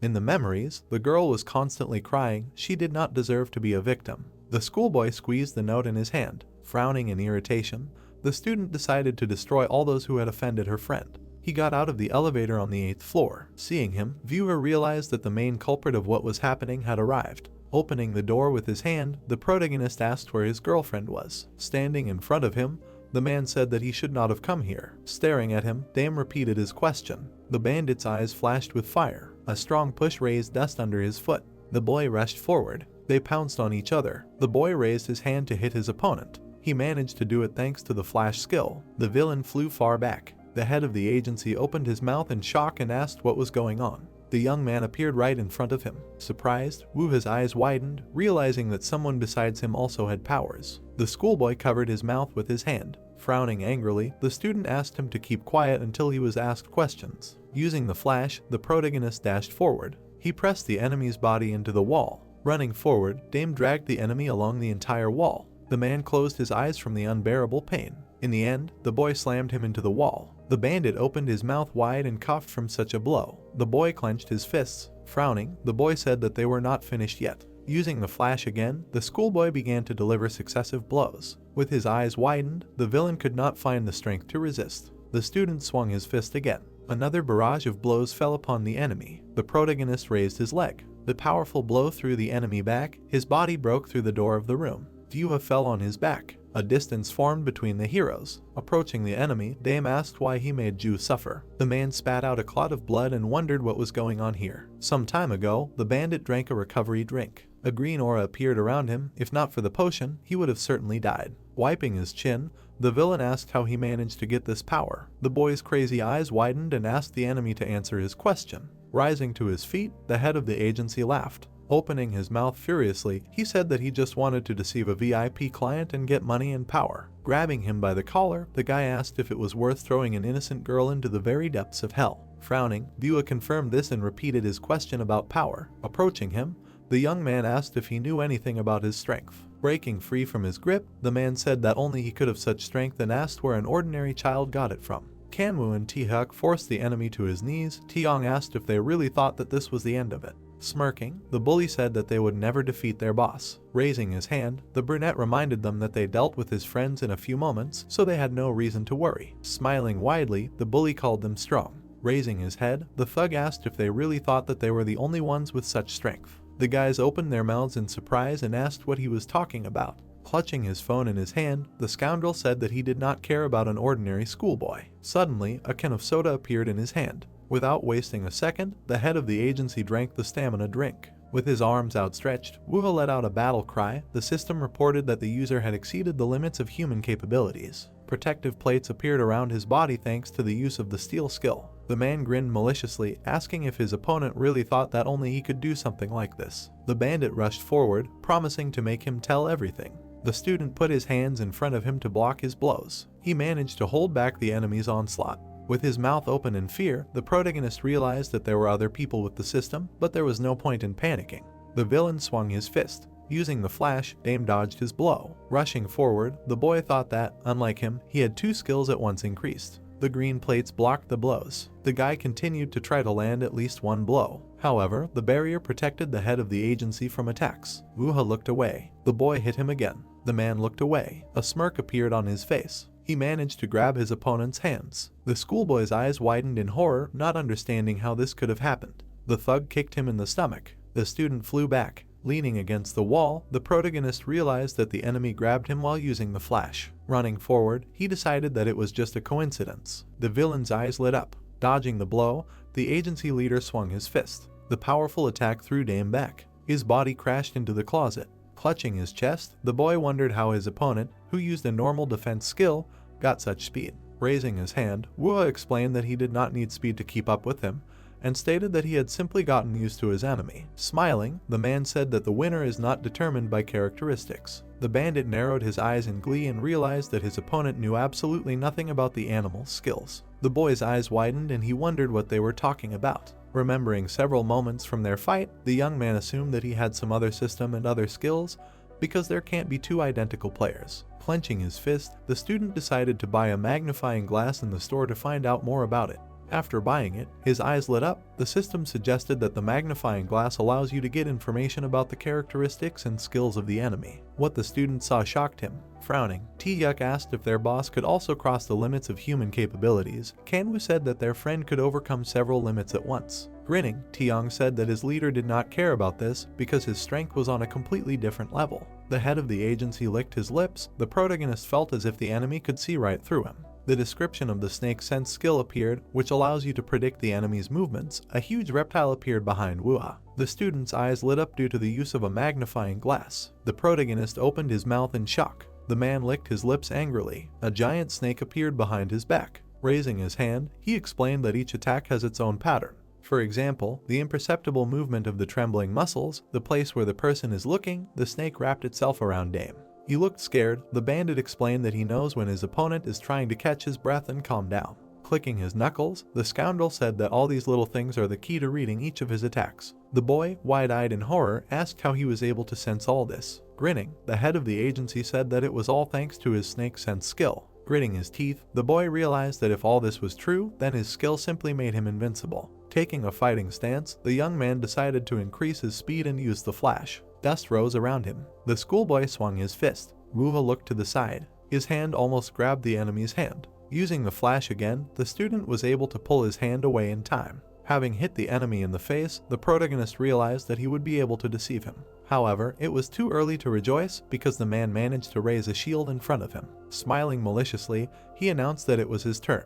Swinging his fist, the bandit said that he would use the sense of the snake and that then his enemy would come to an end. Putting his hands in front of him, Dame decided that he needed to pull himself together. Suddenly, the villain hit his chest, slipping through the gap between his arms. Continuing to strike, the head of the agency shouted that he had a lot of open spaces. Frowning, the boy realized that at this rate he would not be able to withstand. Swinging his fist again, Wuha concluded that the enemy's abilities were nothing compared to him. Throwing the boy back, the man screamed that he would never be able to defeat a monster like him. The boy crashed into the wall. Taking a step towards him, the bandit said that his skills were much better. Wiping his chin, the student realized that it was impossible to attack and defend at the same time, so this fight would be difficult. Remembering his enemy's attacks, the student realized that the snake sense predicted his outburst, and the steel completely blocked the power. Grinning, the protagonist realized that he would not be able to hold out long enough because his stamina was reduced. Squinting, Dame thought that the enemy was completely reading his attacks. The villain was approaching him, a huge snake crawling behind him. Wondering how he could defeat such a beast, the boy suddenly shuddered. Approaching him, the head of the agency asked if he still had strength left. Lowering his head, the boy thanked him for the advice and said that now he knew how to defeat him. With a wide grin, Wuha asked if the child was completely crazy to expect to win. Clenching his fist, the young man explained that he had been fighting a wild beast, trying to defeat it with strength. He threw the dice forward. A notification informed him that the strength level had been reduced to 100 and the intelligence level had exceeded human capabilities. Clenching his fist, the student declared that intelligence always trumped strength. His left eye lit up. The system informed him that the brain skill had been activated and that scanning of the surroundings had begun. There was a fire extinguisher on the floor. A music center was on the nightstand. There were dishes on the table. The notification informed him that the search for the optimal solution had been completed. The student frowned and suggested continuing the battle between man and beast. He had a fire extinguisher in his hand. The protagonist held the funnel out in front of him. Raising one eyebrow in confusion, the man asked if the enemy really thought that some kind of fire extinguisher would help him. Dame launched a stream of foam in his direction. Covering his face with his hand, the bandit realized that the enemy wanted to block his field of vision. He smirked, thinking that he was in a better position because the enemy would not see anything either. Closing his eyes, the villain decided to focus on the sound to find him. Suddenly, loud music started playing, forcing the head of the agency to cover his ears. Putting his hand on the speaker, the boy asked if the enemy would be able to block his blows, losing his sight and hearing. Looking around, Vua declared that they were in an equal position. Activating the flash, the guy hit him in the face. The man punched the air several times. Looking away, the bandit wondered how the enemy knew his location and assumed that he was just lucky. At the same moment, the young man hit him in the back. The next blow landed right on his jaw. Furiously waving his arms, the villain asked where his enemy was. Looking away in fear, Vua wondered why the enemy kept hitting him. The schoolboy was standing in the middle of the smoke. He had a complete diagram of this room in his head so he could see where the enemy was. Frowning, the student thought that this was his territory now. Using the flash, the protagonist hit the enemy in the face. The man arched his back when he was hit again. Spitting out blood from another blow, the bandit realized that he could not see or hear anything, but all the attacks hit him right. Looking towards the source of the sound, the villain decided to restore his hearing. Running forward, the head of the agency wanted to turn off the music center to deal with the enemy. Suddenly, he tripped over the taut fishing line. Vua fell to the floor. Dame kicked him in the stomach. The man covered his face with his hands, indignant at what was happening. Gritting his teeth in fear, the bandit realized that his snake sense was simply useless. Horrified, his eyes widened, the villain tried to figure out what skill his enemy possessed. The smoke in the room cleared. The head of the agency smiled, happy that he could now see everything. Rising to his feet, he shouted that everything would be different now that the smoke screen was gone. Standing in the center of the room, the boy compared the enemy to an animal that had been cornered. Frowning in anger, Vua asked what animal he was talking about and promised to break his opponent in half. Smiling, the boy urged him to at least try. After asking what this meant, the man looked down and noticed broken glass on the floor. Seeing his bare feet, the bandit realized he had lost his shoes when he tripped and fell. Picking up a floor lamp, the young man asked him to stay put so as not to injure his feet, and explained that this was the first way to catch a wild animal and drive it into a trap. Taking off the lampshade, the student asked if there was any need to tell him what the other method was. Gritting his teeth in anger, the villain was indignant at being treated like a wild animal. Rushing forward, he asked if the broken glass was really supposed to stop him, and promised to feed it to his enemy. Dice appeared in the air. Deciding to show why this was no ordinary trap, the student smiled and asked what would happen to the rest of the body if only the legs were protected. A notification informed him that the technique had surpassed human capabilities and had unlocked the Mujibo skill for the user, and the protagonist hit the enemy with the floor lamp, throwing him into the air. The head of the agency fell on his back. Spinning the iron pipe, Dame said that the second way was to create an advantage in battle. Continuing to spin the lamp, the boy explained that this is why humans stand on top of all living things. Holding the iron cane in front of him, the boy thought that this was the end. Frowning, he said that steel was useless and the snake's sense could be blocked with a flash. Wuha opened his mouth in fear and realized that he was trapped. Putting the lamp to his neck, the young man asked what his enemy was going to do now. The schoolboy swung the pipe. Using the flash, the student jumped up. The man narrowed his eyes. Seeing the pipe approaching, the bandit realized that he could do just fine if he understood where the enemy was going to strike. The protagonist hit him in the side. Opening his mouth wide, the villain wondered why he had failed to read this attack. Swinging the floor lamp, Dame thought that the advantage of the weapon was that force equals mass multiplied by acceleration. Hitting the ground with the stick, the boy realized that the weapon gave him mass and speed that a human would never have. Protecting his legs with steel, the head of the agency thought that his skill was useless because of the glass. Gritting his teeth, he thought that he should not switch it to his body, but due to the constant attacks, he would not be able to hold out for long. Rushing forward, Wu concluded that he needed to attack from close range. Smiling, the boy said that this was a bad decision. Another advantage of the weapon was its range. The young man hit his opponent with the floor lamp. The man flew into the air. While the schoolboy was armed, he could not be approached. The bandit crashed into the wall. Rising to his feet, he realized that all his skills were useless. Biting his lower lip, the villain wondered what he should do now because the advantage was hopelessly lost. The student cut the air with a floor lamp. Taking another blow, the head of the agency decided that he needed to think of something urgently because there was not much time left. Flying to the side, he thought that there must be at least some way out. The protagonist hit him in the face several times. Dame lunged forward. Seeing him in front of him, Bua wondered if there was really no way to defeat him and that it was all over. The boy pressed his face into the floor. Frowning in frustration, The man realized that he did not know what to do in such a situation. Closing his eyes, the bandit decided to go for broke. Rising to his feet, the villain thought that he would do it even if he had to lose his legs. Grinning viciously, the guy wanted to see how long he could last. The young man hit his opponent with the floor lamp with all his might. Transferring his defense to his hands, the villain grabbed an iron pipe with them. His wounded legs were covered in blood. Breaking the stick in half, the head of the agency declared that the enemy was finished. Swinging the broken lamp, the schoolboy said that he did not intend to use only it. The system reported that the user had learned the martial art of Kali Arnis. The student hit the enemy several times. He had a very tense expression on his face. Frightened, his eyes wide, Bua continued to take the blows. Gritting his teeth, he decided to grab the lamp at the moment of impact. The protagonist found himself behind him. The wire from the lamp wrapped around the enemy's neck. Dame pulled the wire with force. The man found himself on his back. A thought flashed through his fading consciousness. Trying to free himself from the strangling wire, the bandit wondered when he was last beaten like this. This brought him back to the past. A small child covered his ears with his hands. Since childhood, all his senses were heightened. The scoundrel closed his eyes. Tears flowed down his cheeks. A shadow appeared on the wall. His father beat his mother, demanding money from her. This happened every day. The man hit his son on the cheek and asked him why he was hiding from him. The boy fell to the floor and asked for forgiveness. One day, his mother ran away from home, leaving him alone. Little Vyuha sat on the floor, hugging her knees. The father grabbed him by the collar and turned him into a punching bag. The man hit him in the face and said that he remembered his wife every time his son made such a pathetic expression.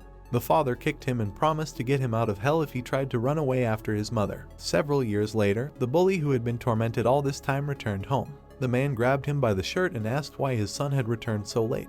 The bully looked down and asked for forgiveness. Gritting his teeth, the tyrant reminded him that he had asked him not to make such a face. The father grabbed the kettle from the stove and shouted that he would correct him right away. Boiling water poured out of the kettle and a scream was heard. The scoundrel grabbed his face, which seemed to be burned by fire. Frowning furiously, Vyuha did not even have time to collect his thoughts. Anger burned in his eyes. Something seemed to click in him at that moment. When the bully came to his senses, the beaten father was already crawling at his feet, begging for forgiveness. Looking at his hands, the bully realized that his body itself decided everything for him. Grinning, the bandit understood why the man beat him and his mother. In his memories, the tyrant beat his relatives without stopping. Raising his head, the father asked his son to stop. The scoundrel realized that all this was for the helpless expression on his face. Grinning, the schoolboy fully felt the wonderful feeling of his own greatness over the week. The room was dimly lit. A scream was heard. The bloody man lay on the floor without moving. With his arms outstretched, the student felt real freedom for the first time in his life.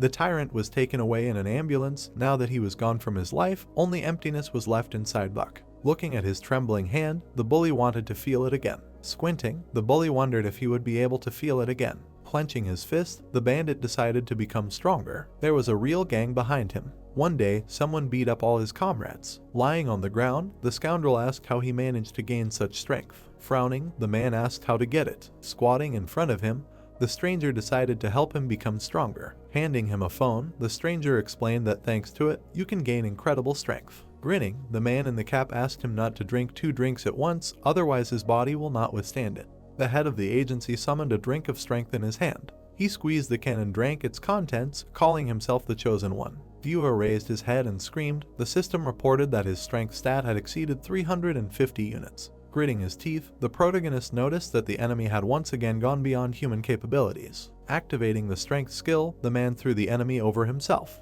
Dame opened his mouth in fear. Red energy swirled around the bandit. The boy's eyes widened in horror. The villain kicked him hard. Raising his eyebrows in confusion, the boy took the blows one after another. The head of the agency beat him with relentless anger. He punched the enemy in the face. Blood remained on his knuckles. The young man lost consciousness from unbearable pain. Frowning menacingly, Vyuha took his words back and called him strong, because of him he had to use 2 drinks at once, but he still managed to win. The wire was tied to his hand. The other end of the wire was clutched by a schoolboy. Borrowing the indomitable will skill from Kanu, the student stood up from the floor and said that they were not finished yet.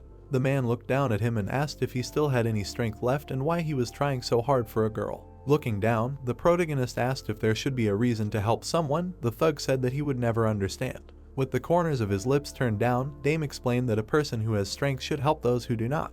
With a stern frown, the villain asked what kind of nonsense this was, since strength is something that should only be used for one's own benefit. Standing up, the boy asked if he really thought so. Because of such selfish greed, others are deprived of their future. Ju was smiling happily in her memories. She spoke in front of the jury, holding a microphone in her hands. Then she was invited to perform on stage. Someone was typing on the keyboard, sending messages with the mouse. Hundreds of unhappy comments appeared on the site. The girl started crying. Naim was always there to support her. The girl was crying, sitting on her bed. She always had a very sweet face, especially when she was performing on stage. She had a very kind smile. The student continued to move forward no matter what. Her mother fell, dropping her cane and phone. The schoolgirl swung an iron pipe to hit her. The student came to the hospital and burst into tears when she saw her mother. The hooligans drugged her and carried her out of the bar. The VIP client was happy to see her on her bed. At that moment, the head of the agency extended his hand to her. Ju started crying. Frowning, Wu said that it was natural for the strong to eat the weak. Clenching his hand into a fist, the guy asked if this really seemed normal to him and wanted to show how much stronger a weak person could be than him. In his memory, the coach punched him in the stomach. The boy's mouth opened wide in severe pain. There were many mannequins in front of him. The student took a fighting stance. All the dolls were torn to shreds. Strong muscles were visible from under the torn shirt. The coach stretched out his arms in front of him and praised the student and handed him a reward. The student rolled a transcendental die, which allows you to exceed the limit of 350 units. Many red warnings appeared due to the fact that the limit of the strength characteristic was exceeded thanks to the dice and reached 500 units. A bright flame lit up around the protagonist. Swinging his fist, Dame wondered if the enemy would be able to stop him now. A notification informed him that the user had access to the one-hit skill. The boy activated it. A bright flash appeared in front of him. It concentrated in his hand. The guy clenched his burning fist. With his mouth open in shock, the man asked what it was. Swinging his fist, the young man explained that the enemy was now a blow that could be called light compared to what Juha had to go through. The schoolboy rushed forward. He hit the bandit right in the face. At that moment, he had a very stern look. The powerful blow knocked the villain off his feet. His body flew far back, forming a sound wave around itself. Now this was definitely the end. Lowering his head, the student was breathing heavily. The notification said that the user had completed training.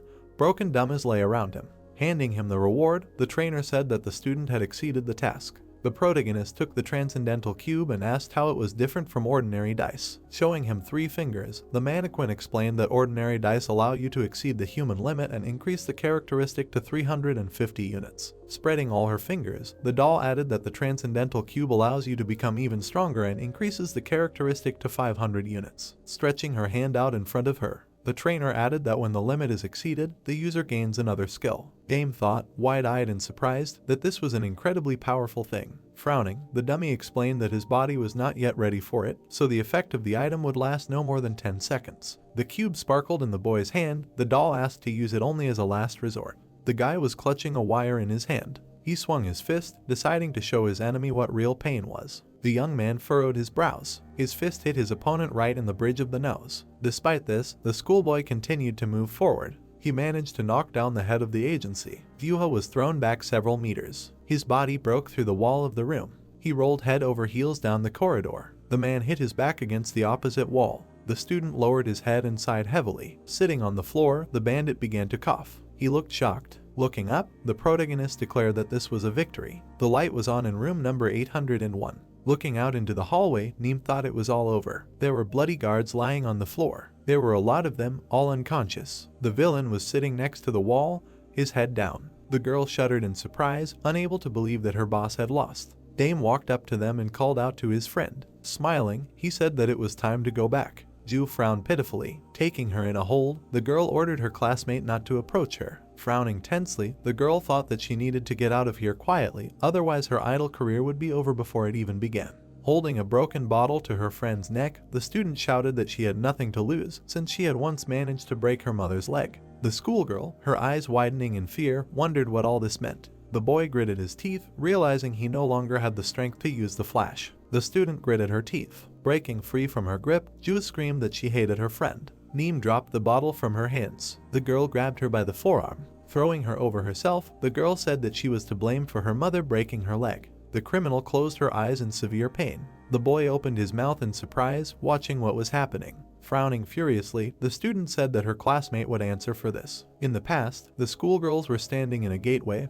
One of them was asked to stop her friend from going on a date with the boy. Looking up, she refused. The student, wide-eyed in fear, said that this was a profitable but very risky business. Raising her eyebrows, Neem promised to pay double. The girl gritted her teeth in horror. Ju could not believe that her friend had beaten up her high school classmates and sent them to the hospital. Frowning, the girl wondered why she had not done it sooner. Clenching her fist, the student explained that she had considered her a friend until the very end. Throwing a menacing look at her, the schoolgirl said that she hoped that her friend would not get hurt because of her. Swinging her fist, the student said that her classmate herself had admitted that she had broken her mother's legs. Opening her mouth in fear, Neem said that there had been a misunderstanding. Slapping her in the face, Ju asked her to shut up. As she began to beat her, the girl asked why her only friend did this. With her eyes closed, the criminal took the blows. With tears in her eyes, the girl swung her fist again. She thought it was fate. In the past, the students had sat at a desk together. They were playing in the playground. Smiling, the schoolgirls discussed their dream. Then, in the gym, there was a selection for a music group.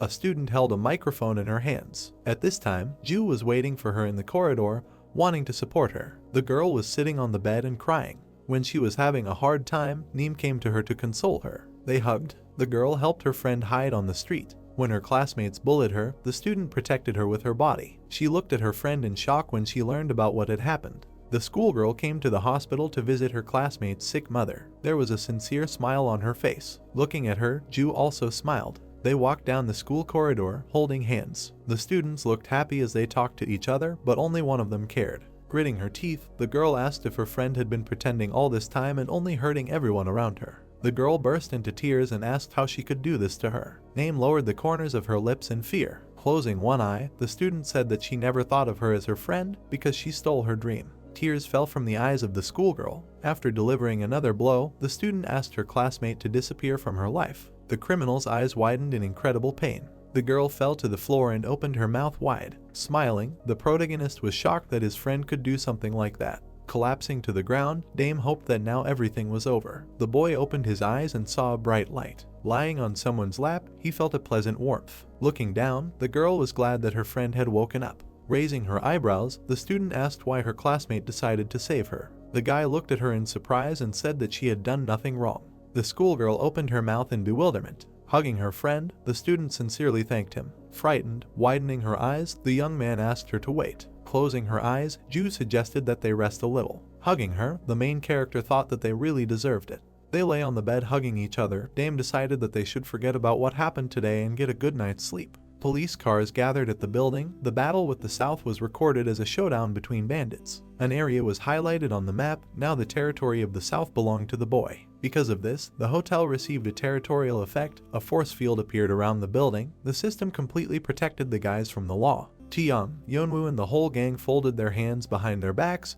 The guy took everyone who was left. The villains were cleaning up the new territory. The police arrested Wooha, even taking into account that he will be sent to a juvenile colony. He will face the highest punishment.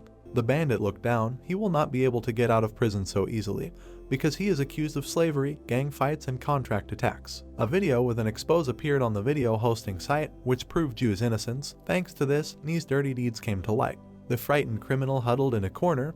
Her phone was lying nearby. All the negativity directed towards her classmate now fell on her. Various nasty things were written on the desk. The police arrested the girl for causing grievous bodily harm. Looking down, the student cried. Even when she leaves the colony, the path to show business will be closed for her. At that time, Jae was recording a song at the studio. She had been invited to a big agency. Her debut would be soon. There was a sign with a class number on the door. Suji, raising her eyebrows in fear, asked if her classmate was okay. She ran up to him and said that he had disappeared for about a week and came back beaten. The main character reassured her, saying that he was okay now. The girl extended her hand to his face, asking if he was sure he was okay. Jae waved at him and asked him to take care of her. Looking back, Daim asked what it meant. It turned out that the girl had transferred to his school. There was a sign above the door. Someone had come to the prison to visit Wuha. Ryu H1 frowned angrily. The man, frowning in displeasure, asked why he had come and assumed that one had simply abandoned him. The thug narrowed his eyes and asked his colleague to take responsibility for what had happened to his business. Hearing that they would take his neighborhood, the thug gritted his teeth and thought that his long and hard work had been destroyed in an instant.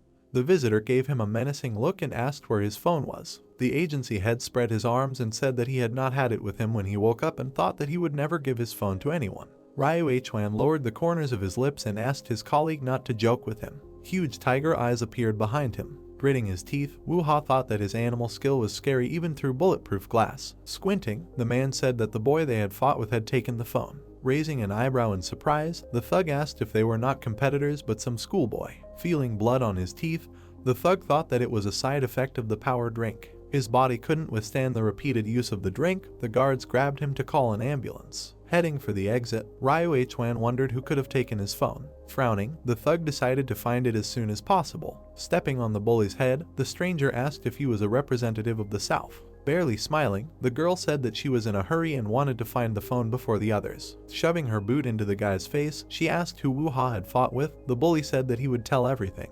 The young man handed her a phone with a photo of the main character and said his name. Smiling, the woman asked if it was really him who defeated the head of the agency and took his phone. Looking at the photo, the stranger said that Dame looked like a loser. Grinning, the girl asked him to wait a little and promised to train him well. White clouds floated across the sky. The heroes gathered in the park. Kanu scratched his head and asked why they came here. The girls raised their eyebrows and asked if they were all going somewhere together. The schoolboy raised his index finger and said that the hotel had become their territory, so they deserved to have a good rest in the pool. A wide smile appeared on his face. That night, a party began on the hotel territory. All the guys were dancing to the DJ's music. The girls were lying on the sun loungers. Some of the students were swimming in the pool. Seeing the beauties in swimsuits, the students smiled happily. Kanu raised his eyebrows and asked if this place really belonged to them now. Tihak said that usually only VIPs get in here. The protagonist raised his hand and asked if they liked their new territory and said that he himself still couldn't believe it.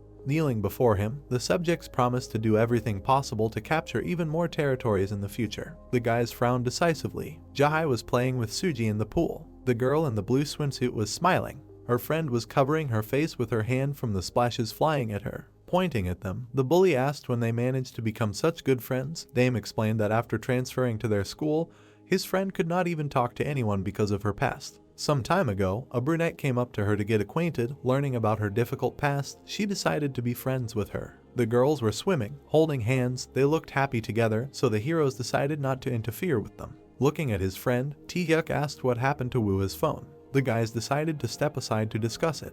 The gang members were sitting on leather sofas. Lowering his head, the blonde said that these schoolgirls are cute. Looking back, his friend said that he has eyes too. The students were splashing in the water. The bully grinned and said it was time to hunt. Sitting at the table under the umbrella, the boy decided to tell his comrades everything he had managed to find out about the phone. Kanu asked why his leader had visited the training ground not long ago. Frowning, the boy promised to explain everything. Some time ago, he found himself on the training field. Folding his hands in front of him, the coach noticed that not much time had passed since their last training. The young man explained that he did not come to train, but to find out something. Taking the phone in his hands, the schoolboy said that he had met another player. The image on the screen was blurry. The student explained that their systems were completely different and asked if the dummy knew anything about this application. Frowning, the doll replied that at the moment the information was strictly limited and that she could only be told a small part of it.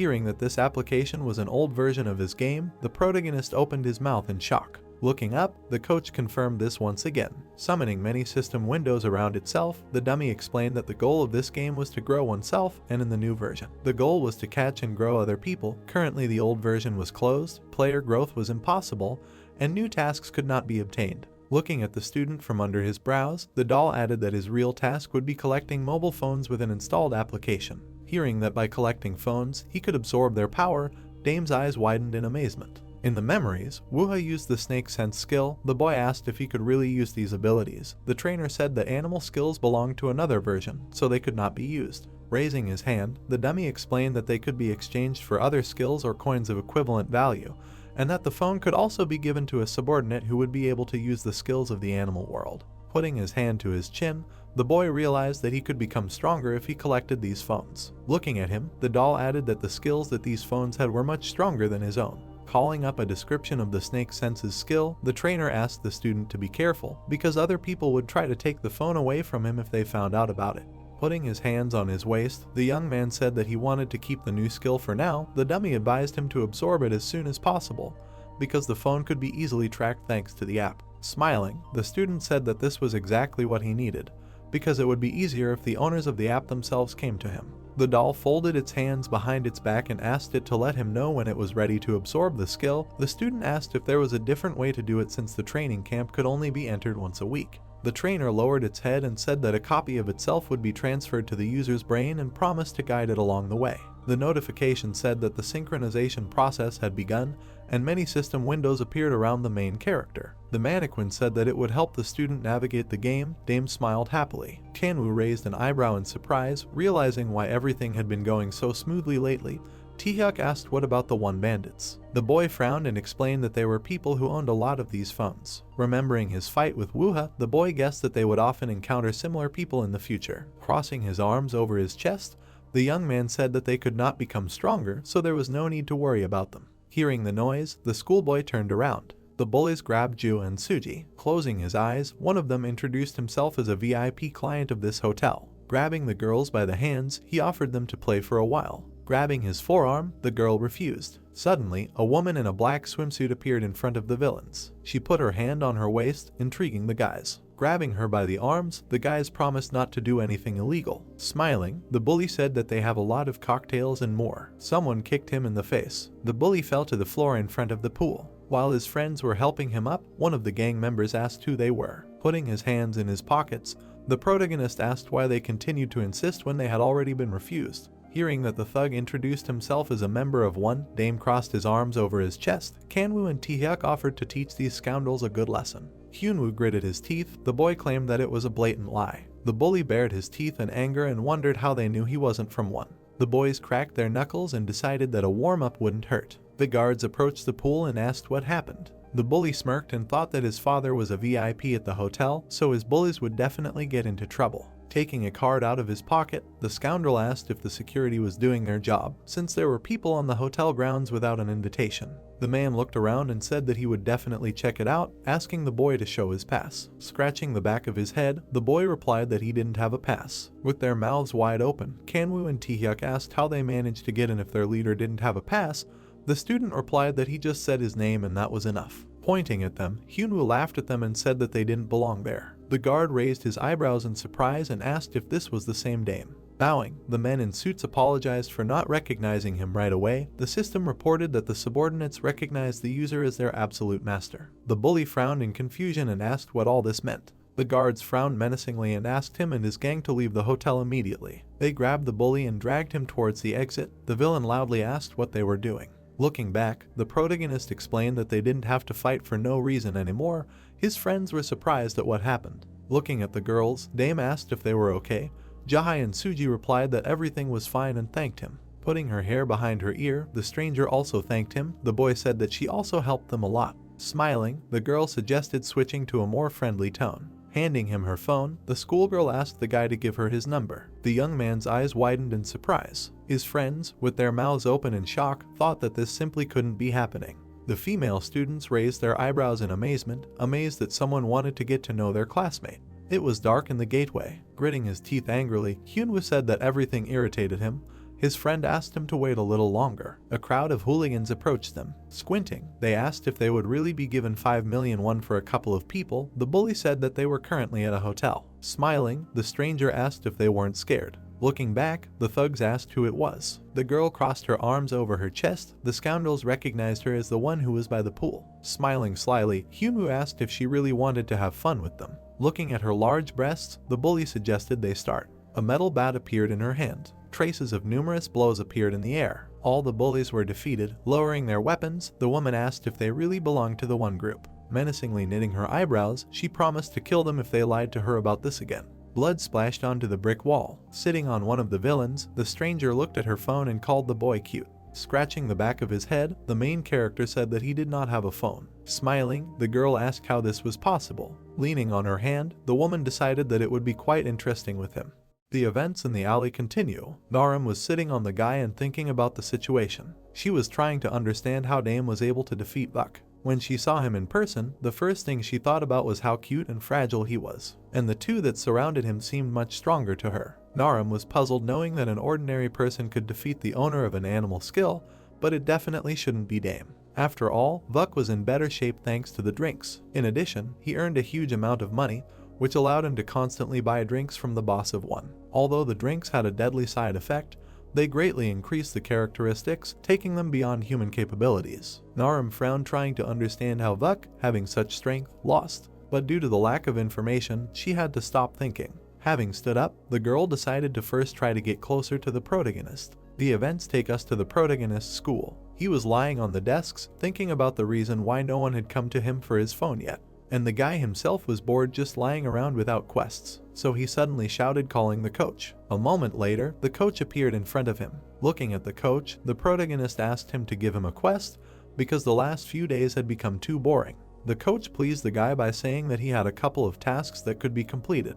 A moment later, a system window appeared with a list of available tasks. Thinking, the protagonist said that the reward for capturing the immeasurable man, although high, but the task itself was too much. Then he paid attention to the task in which it was necessary to restore order in the south. The coach raised his hand asking the guy to look at it. An excited Taeyong appeared on the screen, saying that they were in big trouble. Pointing to the beaten guys, he asked Dame to take a closer look at them. Taeyong, being scared, said that they were peacefully cleaning up and did not bother anyone, but the remnants of their gang, who abandoned them, took and attacked them. The protagonist, surprised, asked the guy how it all happened. Instead of the guy, the coach answered by asking if he remembered the two mini-bosses he met in the south. The protagonist agreed, saying that he still remembered how he said that even if he did not capture them, they would become his subordinates under the influence of the territory ruler effect. The coach confirmed by saying that when absorbing another organization, if he captured their leader, then his subordinates automatically become his slaves. The coach, putting his hands behind his back, said that Taeyong and Yeon were not enough to take control of everything.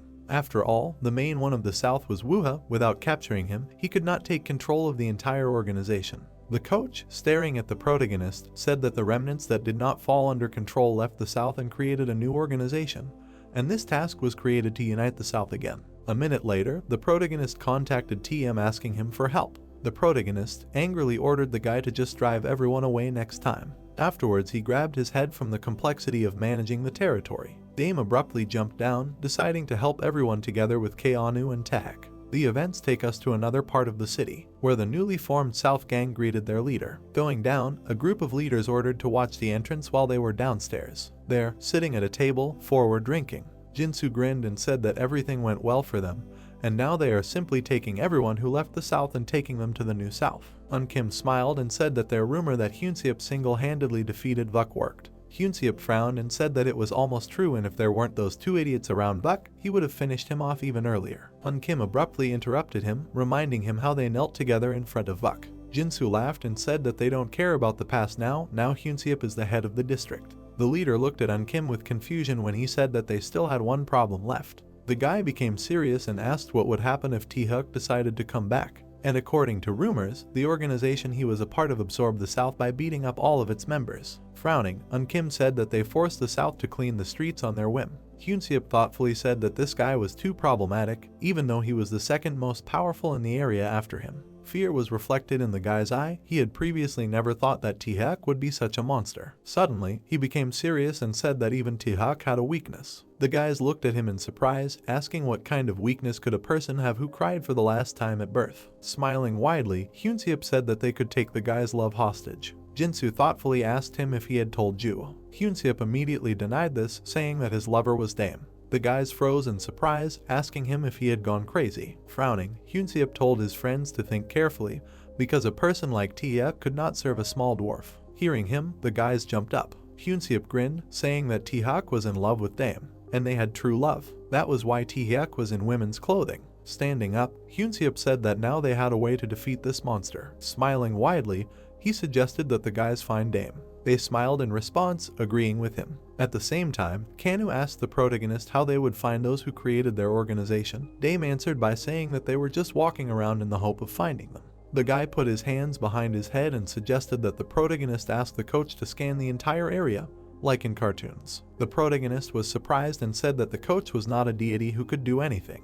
Dame winced when the coach told him that although he could not scan the entire area, he could find something using sound data analysis. Thanks to sound analysis, the guy found screams from the alley and immediately rushed there. In the alley, a crowd of hooligans surrounded Narim, getting ready to have fun. Taehak suddenly burst into the crowd with Kanu. The thrown-back guys began to swear in anger. Two of the protagonist's slaves got angry when they saw the hooligans. They surprisingly turned around abruptly and ran. Dame approached the girl and asked her if she was okay. She smiled and thanked the guy. But a moment later, she looked at her hand and realized that her bag had been stolen. The protagonist, having learned about this, ordered Kan and T-Hek to catch the guys. Left alone, the girl happily asked the guy if he remembered her, how they met in the pool. Holding Dame's hand, Naram said that it was definitely fate. Abruptly tearing his hand away, the protagonist said that the hooligans could have left her bag here. And during the search, Naram, watching Dame, mentally said that he did not look strong. She involuntarily frowned, deciding that the fact of defeating Vuo was nonsense. Perhaps those two fought, and he did not even know how to fight.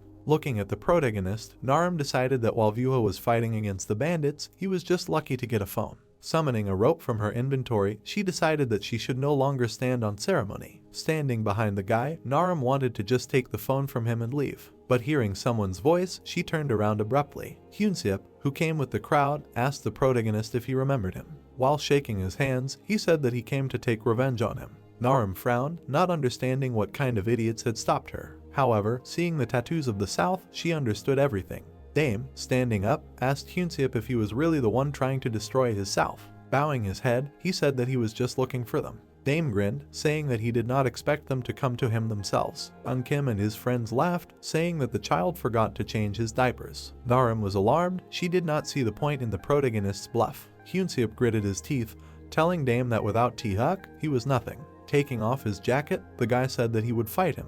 A moment later, the system reported the activation of the flash skill, and the protagonist immediately struck Hyunseop. He fell on his back from the blow. His friends and gang froze in shock. They all screamed in disbelief at how Hyunseop was defeated. Naram was also in shock, trying to understand what just happened. When the system reported the start of the task, the protagonist bared his teeth. Standing in a stance, he suggested that the opponents finish quickly. They, angry, rushed to attack. 3 of Hyunseop's friends ran faster than everyone in anger, but when the system reported the activation of the skill, Datum punched all 3 of them in the face, and running past them, he offered to dance with him. Dame burst into the crowd with a kick, activating the skill of strength. The guy alternated between strength and flash, delivering quick blows, and although he was clumsy when he first used the skills, now he easily dodged. And using flash, he could jump over enemies. Thanks to this skill, he kicked several opponents in an instant.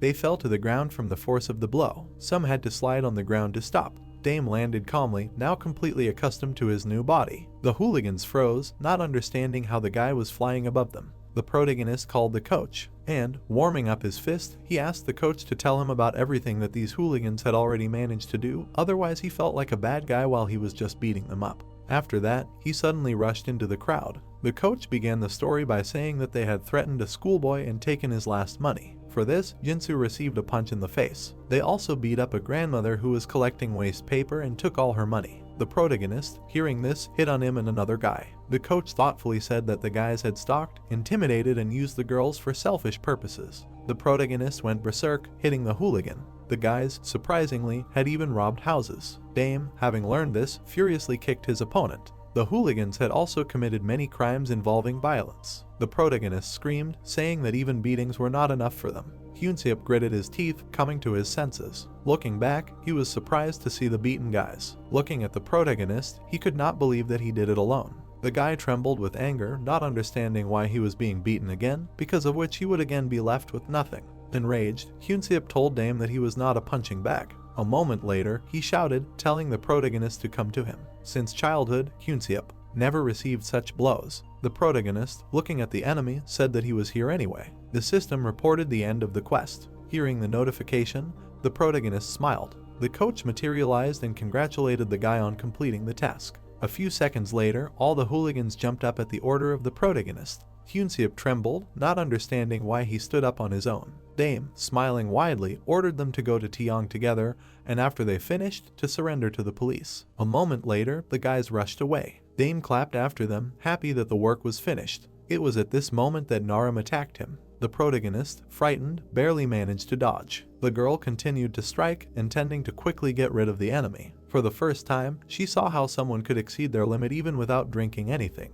The girl swung her weapon in anger, realizing that even if the guy had no skills, he became stronger with the help of the phone, but how he made the crowd obey was unknown to her. Surprised, Dame continued to dodge. Activating the flash skill, he grabbed the girl's weapon. She let go of the pipe, raising her hands, and summoned 2 construction tools. Then she jumped on the guy, deciding to definitely finish the battle here. The protagonist froze in shock upon seeing the game element. He immediately activated the flash, dodging the blow, and immediately jumped back. The guy frowned, realizing who his enemy was. This girl had exactly the same phone with the system. Narum rushed to attack. The protagonist was alarmed to see this. The girl threw her weapons at the enemy, because of which the protagonist used the flash again, and appeared in front of her with the intention of beating her. A moment later, he struck her in the stomach, but the girl was able to block the blow with the plates, after which she swung them, pushing the enemy away. The protagonist clenched his fist, getting ready to use his weapon.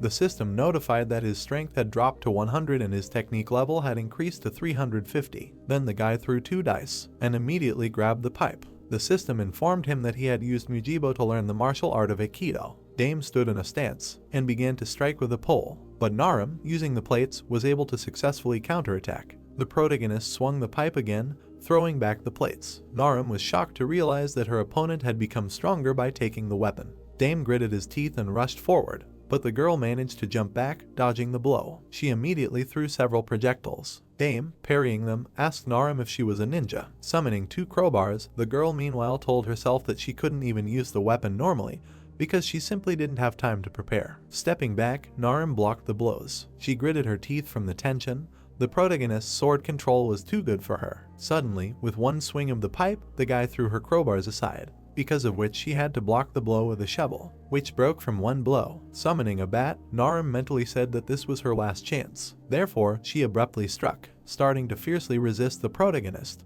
but soon her bat became unusable. Narum trembled with fear seeing the state of the bat. Dame suddenly knocked it out of her hands. Narum was alarmed, realizing that she no longer had a weapon because she was not prepared for such a battle. The protagonist grabbed the pipe more comfortably and got into a stance to dash. Seeing this, the girl screamed. In an instant, the protagonist struck. Narum froze for a moment, and a moment later, she fell to the ground. Dame looked at her and said that the fight was good, even if she was a girl. Having calmed down, the protagonist said that he had no choice because she also had a system. Suddenly, a system window appeared near him. Having read what was written on the window, the protagonist froze in shock. The system demanded to capture this seemingly innocent girl. Looking at her appearance, the protagonist could not accept this. The worried guy said that he never thought that he would capture girls because it was somehow wrong. The guy at that moment forgot how a week ago he wanted to capture beauties and rich people. Soon Dame bought a collar, and staring at Narum he felt like a bad person. Slightly dejected, he accepted it as a necessity because in the future he might meet other owners of the system and extra abilities would definitely not hurt. Deciding that putting a collar on his neck was too much, he put the collar on his wrist. Then a multitude of system windows rushed towards the girl and poured into her head. A moment later, she opened her eye. When she began to get up, the protagonist, alarmed, told her not to attack right away and to listen to him. Suddenly, Narum hugged him. The happy girl asked the guy why he was gone for so long. Dame, feeling awkward, called the coach, and when he materialized, the guy asked him why Narum was climbing up to him, calling him the master. The coach, thinking, said that it was connected with absolute obedience. The protagonist screamed saying that it was impossible, because he had done it to others and there was definitely no such reaction. The trainer responded by saying that the effect of absolute behavior instantly increases sympathy for the captor, and this effect is imposed specifically so that the captured target does not even think about going against the owner. If the target is male, then sympathy often manifests itself as respect or complete trust. But in relation to the opposite sex, it can manifest itself as expressed affection, like now. Looking at the girl's loving face, the protagonist asked the trainer how much time it would take for her to return to her previous state.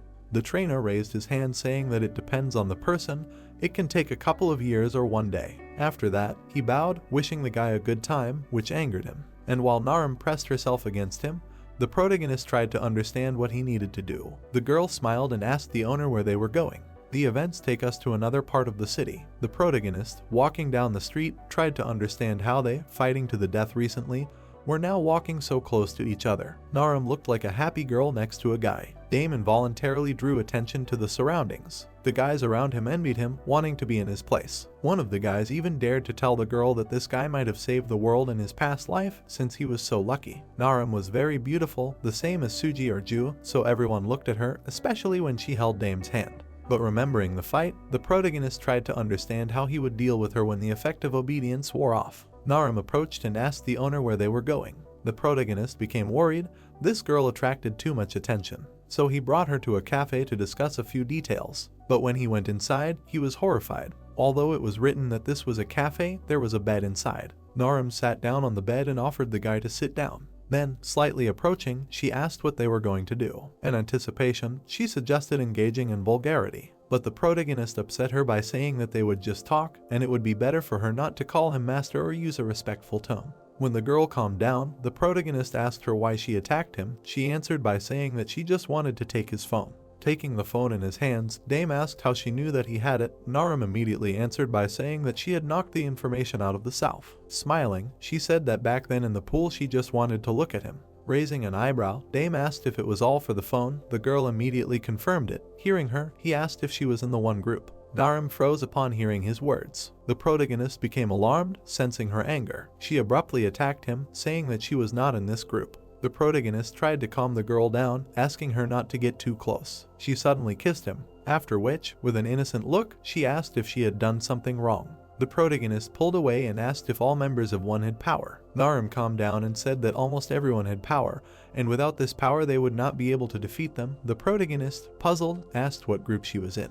The girl spread her arms, saying that she was a member of the Wanderers. Smiling widely, she said that the Wanderers were a group of children who had run away from home, and orphans who were left without a home. Looking at the guy, she said that he could call their organization a shelter for homeless children, because this was a place in which they had invested a lot of time and effort. Dame thought about it. He had already heard something about the Wanderers. It was a group of fugitives who lived in their territory. Raising his hand, the protagonist asked the coach to connect him with Tiong. A moment later, a guy appeared on the system screen. Frowning, Dame asked if the children of the fugitives in their territory were wanderers. Tiong heard his question and began to explain, saying that initially there were 4 groups, each of which lived in a certain territory. But one day one appeared and destroyed each of them in turn, subsequently absorbing them. Frowning, Dame asked what happened to the wanderers then. Tiong raised his hand, saying that those who fought in the front lines of one were the so-called wanderers. Suddenly Narum screamed, saying that they never did such a thing.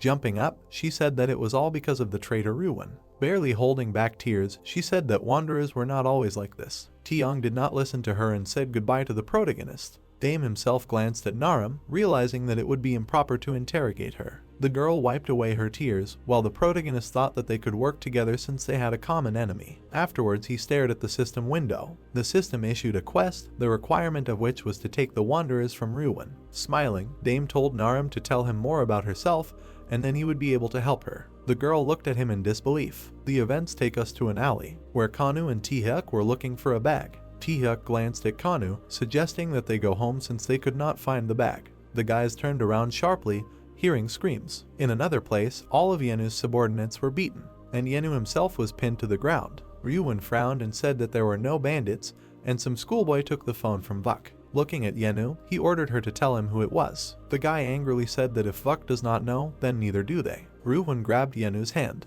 and abruptly pulled his hand, asking Yenu if he remembered anything now. Taehyuk ran towards them at great speed. With one kick he threw the enemy back. He got angry and asked those who came who they were. Taehyuk lowered his leg and did not answer, asking in response who he himself would be. Yenu, enduring the pain, stood up, saying that this was the head of the Wanderers. Besides, he had the same strength as Wuha. Kanu, forming bracers, said that his skill had just managed to charge. His friend formed armor on his leg, saying that he had not fought normally for a long time. Ryuwon, looking at them, asked if they had stolen the phone from Wuha. Kanu, warming up his hand, said that he did not understand what he was talking about. A moment later, he rushed forward and began to furiously attack the enemy. Dodging the blows, Ryuwon said that these blows were girlish. Then he hit back. Unexpectedly, Kanu caught his hand. He deliberately missed the blow to grab. The guy turned sharply, getting ready to knock over the enemy. Ryuwon kicked the guy in the leg, praising him for his efforts. Then he grabbed Kanu himself. The guy was shaking from lack of air. Taking advantage of the moment, Taehyuk attacked Ryuwon.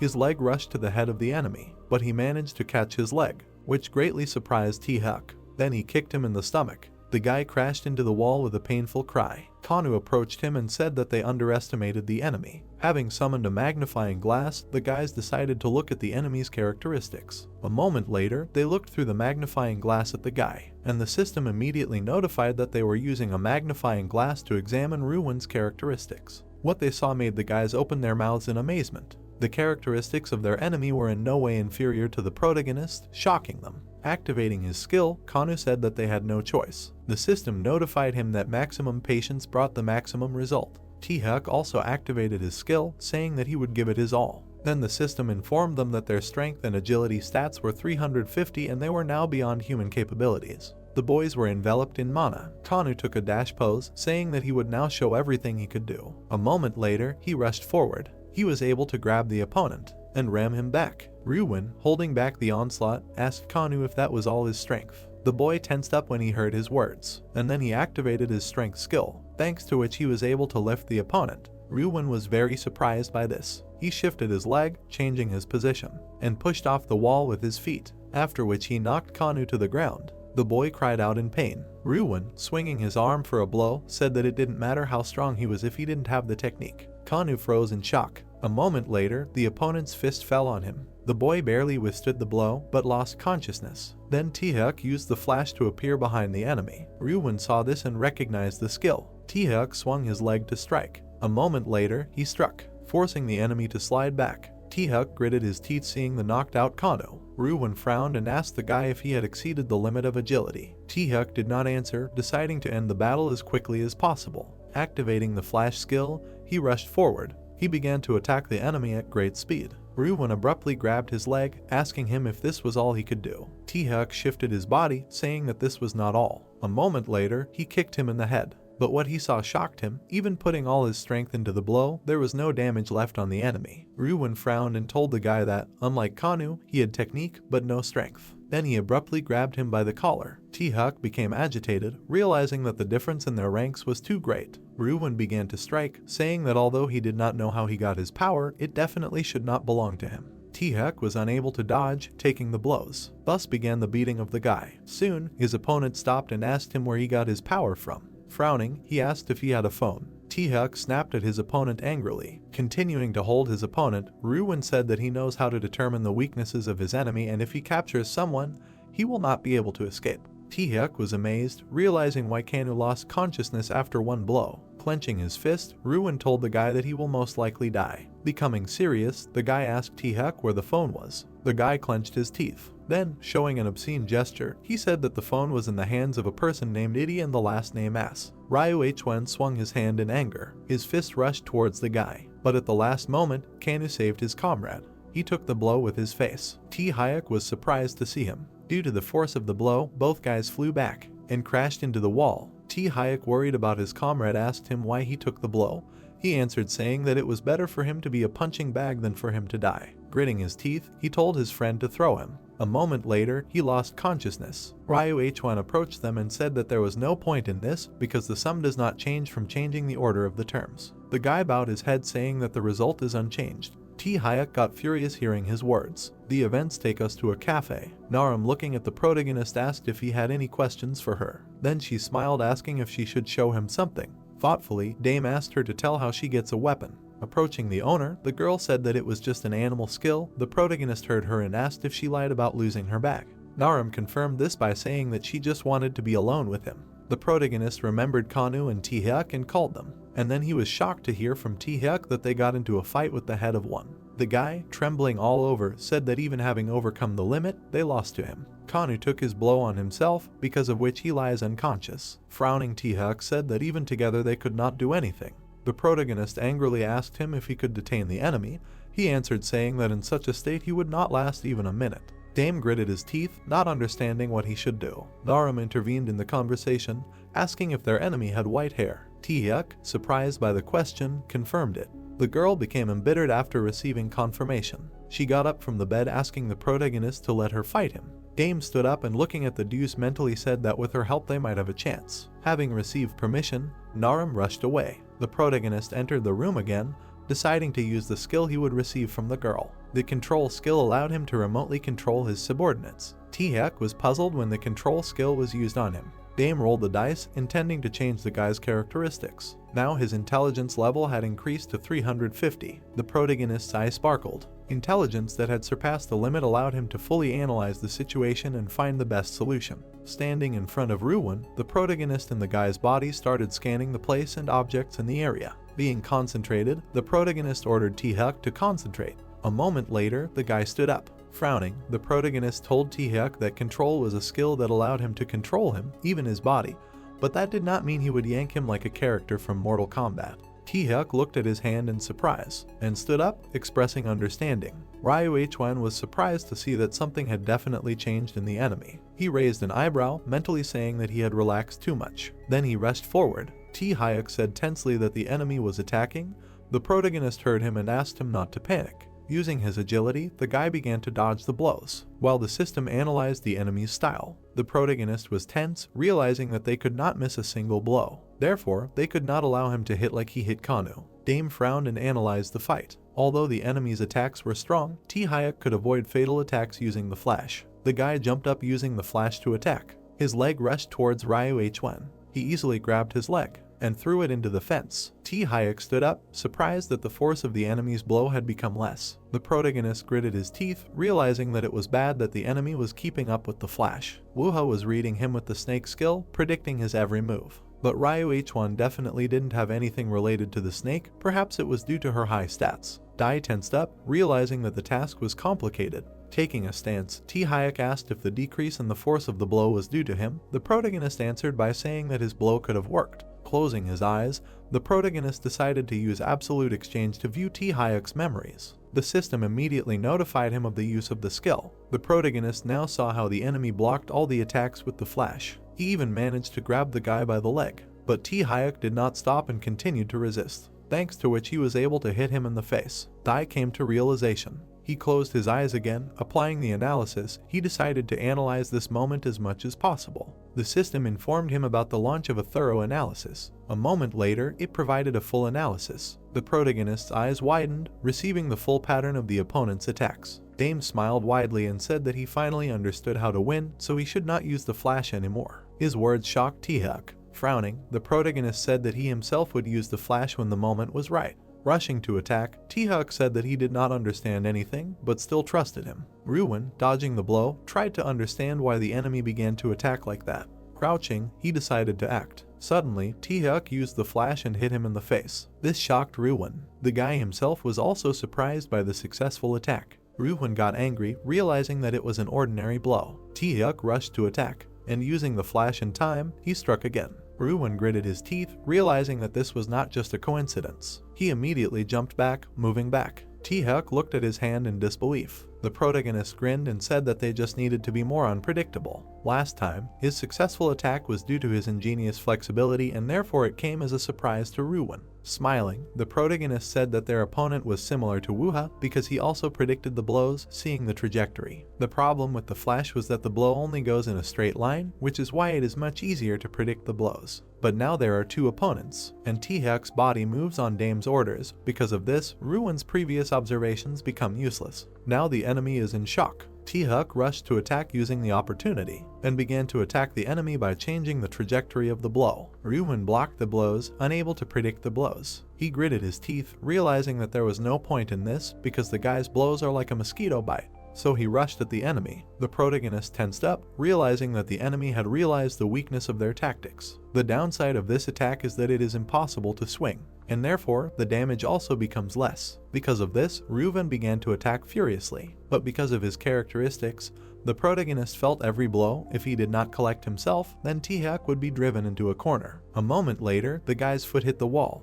Enraged, Ruven swung, saying that the battle was over. The protagonist grinned, agreeing with him. Narim abruptly jumped out of the wall. Her arrival shocked the enemy. The protagonist immediately used remote control on her. An invisible mana flowed into her head. Dame immediately clenched his fist and used the Mujibo skill, raising the girl's technique level to 350. The dice fell out of his hand. The system immediately informed him that he used the skill to learn Aikido. Narim grabbed the weapon more comfortably, rushing towards the enemy. Ruven bowed his head and told Narim that he had already warned her not to approach him. A moment later, an image of a tiger appeared behind the guy. This greatly shocked the girl. The system informed the protagonist about the interruption of remote control. Dame froze in shock upon hearing this, but even in shock, he understood that it was all because of the energy that the enemy released. The protagonist closed his eyes, intending to regain control. But what he saw shocked him. T-Hyuk and Narim were thrown away from the enemy. Dame asked the couple holding their stomachs what happened to them.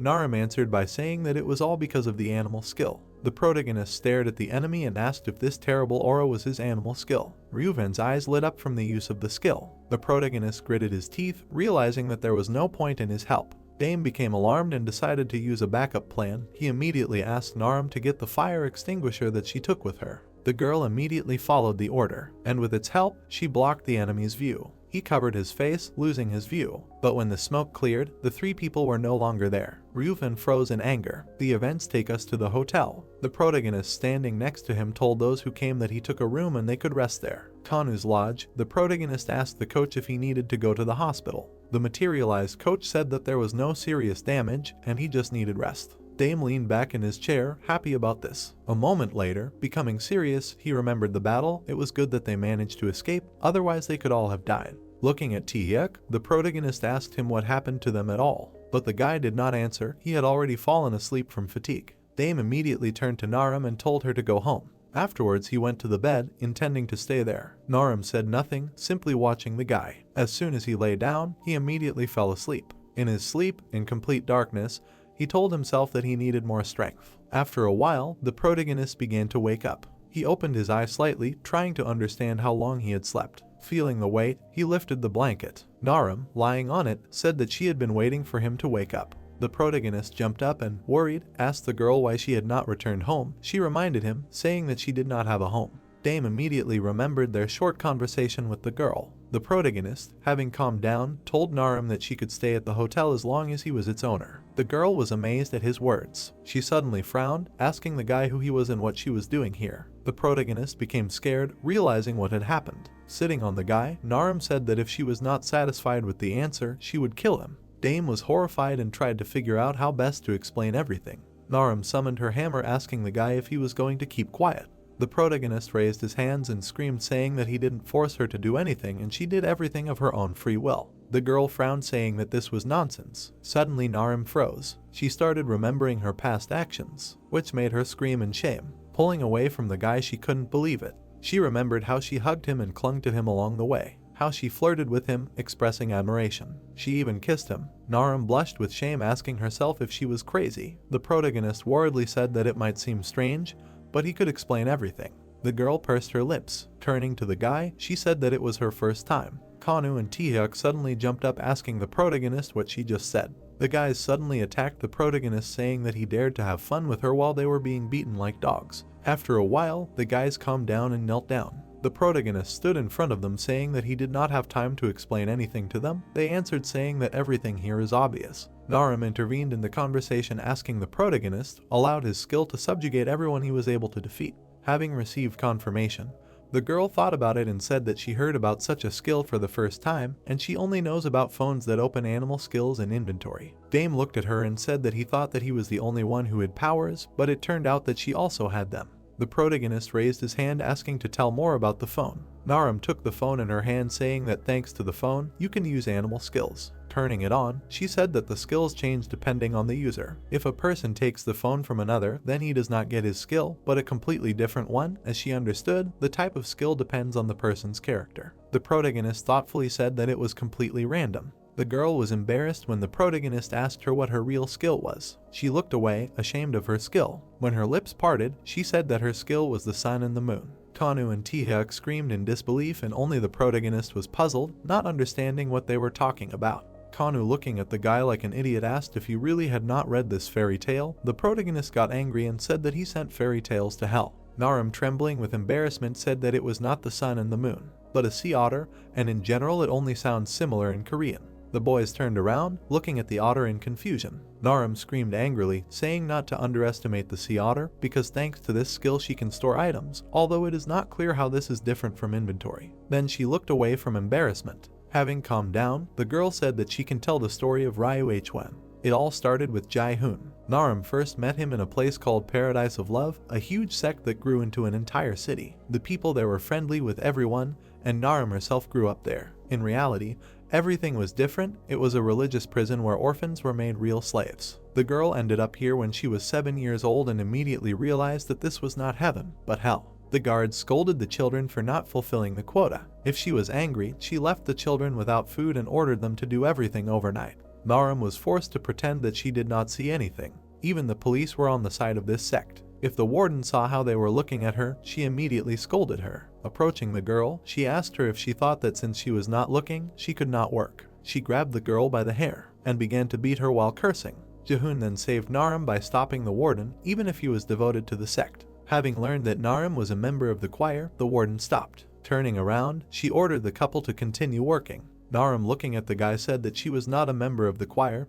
Jihoon raised his hand, telling her not to worry. Frowning, the guy said that tomorrow they will not be here anymore. At night, a strong fire occurred. The warden ran to the warehouse and became alarmed. Looking at the worker, she asked him why they did not do anything. He answered saying that there was simply no water. Pointing to the gate, she ordered the children to be sent to the river behind their territory, and they, being scared, obeyed the order. Jihoon walked in front of the children. When they reached the river, he confessed that he was the one who set the building on fire. The guy screamed, saying that he did all this so that they could escape. Pointing to the other bank, he said that it was dangerous to swim alone because the current would simply wash them away, but if they united, they could succeed. Then he extended his hand to the children. Narim was the first to grab his hand. Some children, scared, refused to participate. Jihoon looked at them and said that he would not persuade them, but if they later escaped from here, they should find him. Being determined, he said that he would definitely create a real paradise. So the children began to cross the river. Narim found it difficult to swim along the river. She almost drowned in it, but Jihoon grabbed her hand, not letting her drown. The girl could not hold back her tears. Jihoon tried to calm her down, saying that there was very little time left and they would be together, which she always talked about. That day, thanks to the guy, they crossed the river. The 5 of them escaped from hell. Jihoon had been preparing for this day for a long time, so he found an abandoned building in advance. Entering inside, the guy spread his arms, saying that from now on, this place would be their new home. But the children were hungry and this needed to be resolved. Jihoon smiled, saying that he had taken care of food in advance. He opened a drawer, intending to take food. However, there was no food in any of the drawers. Looking at the pile of remaining food, he assumed that someone had stolen their food. Jihoon turned around abruptly after hearing someone's voice. Ryuwon, entering, said that this was his place. Jihoon approached the guy and asked him if he had seen the food he had left here. The guy frowned and said that he had eaten it. Hearing this, the guy was horrified. Ryuwon closed his eyes and said that he could not leave his things in such an open place. When Narim wanted to scold him, Jihoon stopped her, saying that it was his fault. Suddenly, Ryuwon threw a bundle of money. Jihoon was able to catch the money. The guy raised his hand and said that he did not like to be in debt, so he buys food from him. Then he turned around, saying that he would take the neighboring class. Jihoon agreed with him and told the other children that today they would eat everything that was left, and tomorrow he would buy food. Narim looked closely at the guy leaving. She noticed a bag full of money. Even then, she was surprised that he lived here, although he had a lot of money. The next day, she received an answer to her question. Ryuwon was being beaten for the stolen money. A man stood in front of him and told him that he stole money from the wrong person. The guy gritted his teeth and said that he did not steal, but only took his share. But the men did not listen to him and began beating him. Narim worriedly asked Jihoon what they were going to do. He suddenly ran towards the exit, and standing near the door, he told Narim that he had to pay the guy back. Soon he was called out by a man on the street. They turned around and were surprised to see a schoolboy. Jihoon raised his hand and offered Ryuwon a deal. He would save him and he would pay him back. Ryuwon opened his eye. The man heard his words and laughed at the schoolboy. Narim worried, knowing that the teachers of heaven always listened to Jihoon for one reason. A couple of men attacked the guy. Even the teachers were afraid of the guy. After all, he was brought up as a security guard who could get rid of a crowd on his own. Therefore, throwing off 2 men was not a problem. The other bandits saw this and were scared. Ryuwon was shocked by what he saw. Jihoon smiled at him and asked if they would make a deal. The guy, angry at himself, shouted, telling Jihoon that if he got rid of them, he would give him half of all the money. This pleased the fugitive. He bared his teeth in anticipation of the battle. The bandits rushed to attack. They pounced on the guy in a crowd. Narim watched everything in shock. She knew that her friend was strong, but she could not even imagine that he was so strong. He was calm when the crowd approached him. In an instant, he knocked back 3 men with his blows. The men slid along the ground due to the force of the blow, but the rest, unafraid, attacked him from behind. Jihoon deftly moved and counterattacked them. The crowd, enraged, rushed forward, but despite the number, Jihoon beat everyone. Soon all the enemies were lying on the ground. None of them could get up. Just now, Jihoon was not participating in a fight, but in a one-sided beating. After a while, the whole gang knelt in front of the guys. Ryuwon sharply hit the leader. Biting his lip, he told him not to catch his eye again if he wanted to live. A moment later, the crowd turned and ran away. Seeing this, Ryuhwan smiled widely. Soon, they entered an abandoned school. The guy thanked Jihoon and introduced himself. Jihoon smiled, saying that they were a group of children who left the paradise of love. Hearing his words, Ryuhwan was shocked and asked if he was talking about the cult across the river. The guy crossed his arms and asked Jihoon if he learned to fight there, and Jihoon replied that he had been specially trained since childhood to protect his teacher. Frowning, the guy said that they ran away from paradise to create their own paradise, and for this they needed money. Ryu Hwan threw a bag of money to the guy, who asked him what happened to him with that gang. Frowning, he said that they were all runaway children who banded together to create a gang. They were trash, they used children who had nowhere to go and filled their pockets with money. Ryu Hwan angrily said that everyone wanted to get rich at their expense. Having calmed down a bit, he told Jaehoon that his main goal was to earn as much money as possible, and they needed it too. The guy grinned and suggested that they join forces. So Ryuwon began to conduct lessons, explaining the structure of gangs and ways to make money. Frowning, the guy said that their goal would be to intercept the money halfway. Jaehoon crossed his arms, saying that they could use the money of those who export children. But the guy couldn't do it alone, so he began to train the others. He began to teach them diligently. However, the training only became harder time after time. Narim stopped more than once, wanting to give up. Then Jaehoon stroked her head, asking how she felt. She, without answering, asked the guy how he endured this training as a child. Despondent, Jaehoon said that he simply understood that if he stopped now, he would be replaced. Suddenly, the guy smiled, saying that this was exactly why he endured. 6 months later, they began to implement the plan. Narim could now fight a dozen men on her own. After finishing the cleanup, she called Ryu Hwan. He, having already finished his part of the job, said that their training was not in vain. Besides, Jaehoon had already beaten up the others a long time ago, so the group of kids were able to get bags full of money. Even their number had increased. Ryu Hwan happily said that they had many branches, so he could not even imagine what kind of catch awaited them. Jaehoon, standing in front of the money, thought, trying to understand if they could use this money. Suddenly, one of the guys approached them, telling Jaehoon not to worry because this money was earned on people like him. Sung-soo introduced himself and thanked them for pulling him out of hell. Narim, meanwhile, was pleased. Their goal was not only to steal money. She smiled, getting ready to build a place for people like her. Ryu Hwan approached his friend and offered to come up with a name for their group. Jaehoon smiled, saying that he had already come up with a name a long time ago, Wanderers. Hearing it, everyone was puzzled, saying that it sounded quite strange. Jaehoon went to the window and said that this name was perfect for them, living a life on the street, so they would become a family where people like them could stay and not worry. Ryuwon, although he did not like the name, agreed. That was when the Wanderers were born. Little by little, they destroyed the gang. And every day, there were fewer and fewer enemies, and there were only more new children. A year later, they renovated the school a little. At that moment, when it seemed that everything was fine, unexpectedly, Ryuwon approached Jaehoon saying that they needed to talk. Narim accidentally saw them both leave. Ryuwon stood in front of his friend and said that they could not continue like this anymore. Narim put her ear to the door trying to hear at least something. Gritting his teeth, Ryuwon said that the size of the gang had decreased almost in half, because of which their profits also decreased, and they themselves did not earn anything.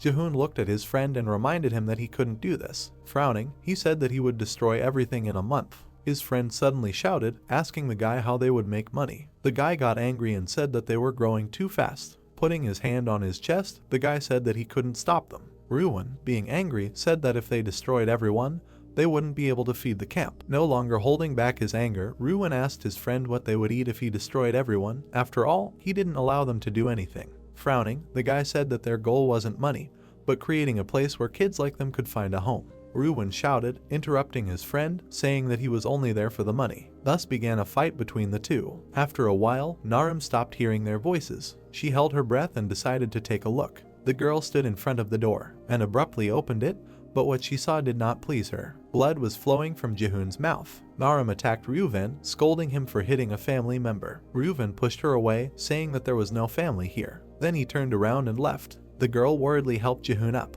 That day, Ryuwon left them. After he left, Jaehoon decided to gather everyone, and with determination, he told them that today they would destroy the fugitive family and free the children. The guy almost shouted his last words. The events take us to the base of the fugitive family. The children, led by Jaehoon, arrived there. Looking around, Narim assumed that their arrival was already known. When Jaehoon entered one of the corridors, a bright light lit up, pointing at them. Narim tensed up when she saw the gang members. Even Jaehoon felt threatened by so many people. Sitting in the chair, the gang leader reminded Jaehoon how they told him not to touch them anymore. Frowning, the guy asked if they were the ones called one. When the girl asked him in confusion who one was, the guy answered saying that they were the ones behind the fugitive gang. The one leader chuckled upon hearing his words. A moment later, the crowd rushed at the children. Jaehoon shouted saying that they would finish it today. Thus began one of the largest battles. Soon, most of the gang members were lying on the floor. All of them were beaten by the Wanderers. Jaehoon stood in the middle of the battlefield with his opponent. Narim, shaking all over, confessed to the guy that she could no longer participate in the fight.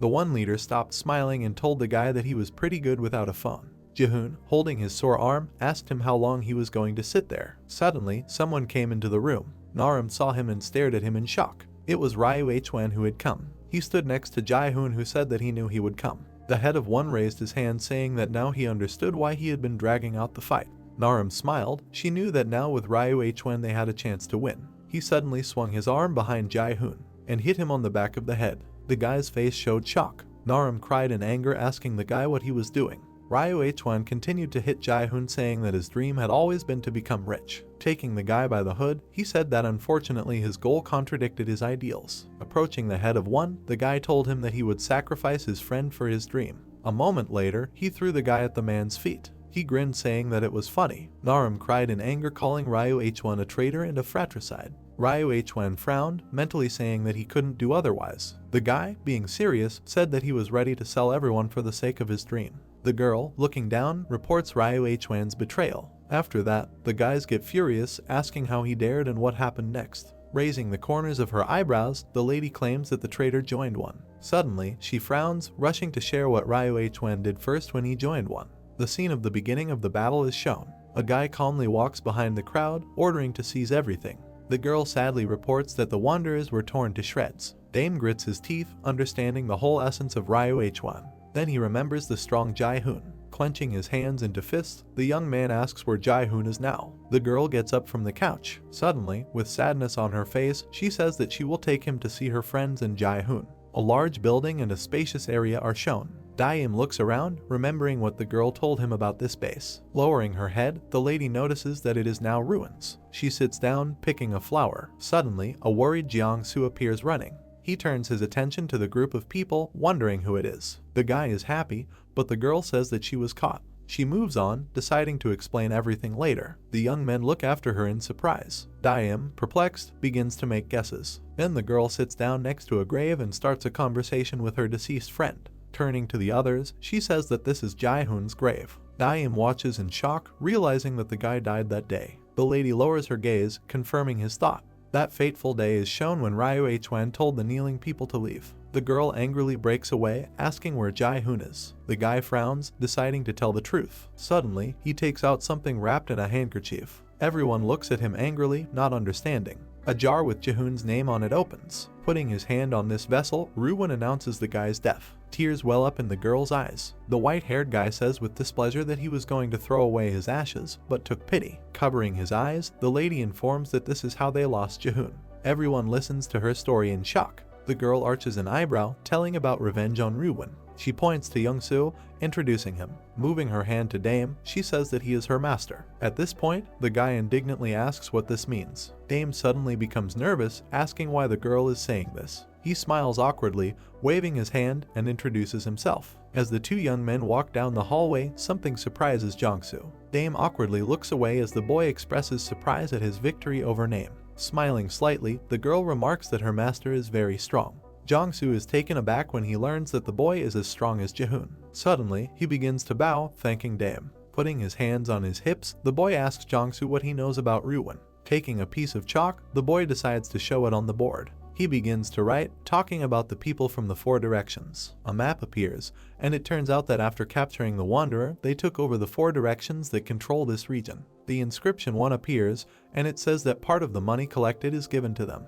Frowning resolutely, Jongsu declares that for him, the best way to defeat Ruin is to attack the four directions. He continues to draw, stating the decision to stop the money transfers between these people and to split Ruin between the four sides. The girl listens attentively, remembering the children and the Wanderers. With his hands on his hips, Dame approves of the plan, but it turns out that they are not enough. Ruin is shown when it is said that he knows best how to minimize losses. Youngsu puts the chalk back, realizing that their opponent will not suffer much loss. Dame agrees with a downcast expression. Everyone looks at him, and Youngsu asks if there is another way to split them apart from blocking the transfer of funds. Dame confirms the idea with a wide smile. A blonde man is shown in a chair with many people around him. Lighting a cigarette, he asks why they are calling them together today. One of the people around him gets angry, and the other is also confused. The blonde man smirks and insults the guy. He He turns his gaze to the red-haired man, asking what will happen to the southern regions in the southern VIP business. Ryu H1 enters, noticing that the young men still cannot forget the 4 directions. Everyone immediately bows to him, greeting him.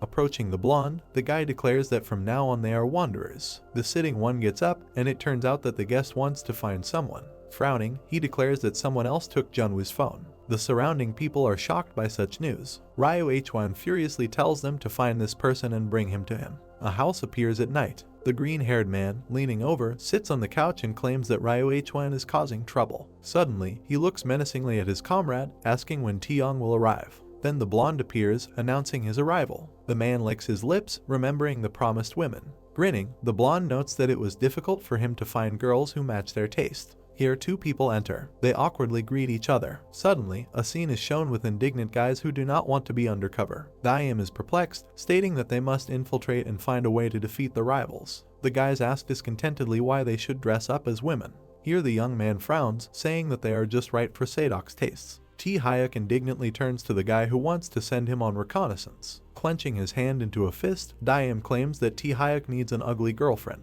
Suddenly, the green-haired guy jumps up, exclaiming. The fake girls are immediately frightened by his rage. Unexpectedly for them, a joyful smile blossoms on the man's face. He takes T-Hyuk by the waist, praising him. Nervously looking away, the guy only mentally curses the one who came up. He smiles through force while his muscles are praised. A message from him appears, asking why the green-haired man chose him. Daim adjusts his cap and tells him not to worry. He decides to rob the enemies first, smiling widely. Hyun Seop is lounging on the couch, hugging his new flame, asking Taeyong what happened in the end, because did the guy really mean that the gangsters beat up Ha-chan, as Ryu H1 said. However, Taeyong does not understand what the man is talking about, because the truth is that Ha-chan fought the gangsters alone and went to jail. However, Hyun Seop heard that someone took his cell phone, but Taeyong insisted that Ryu H1 was wrong.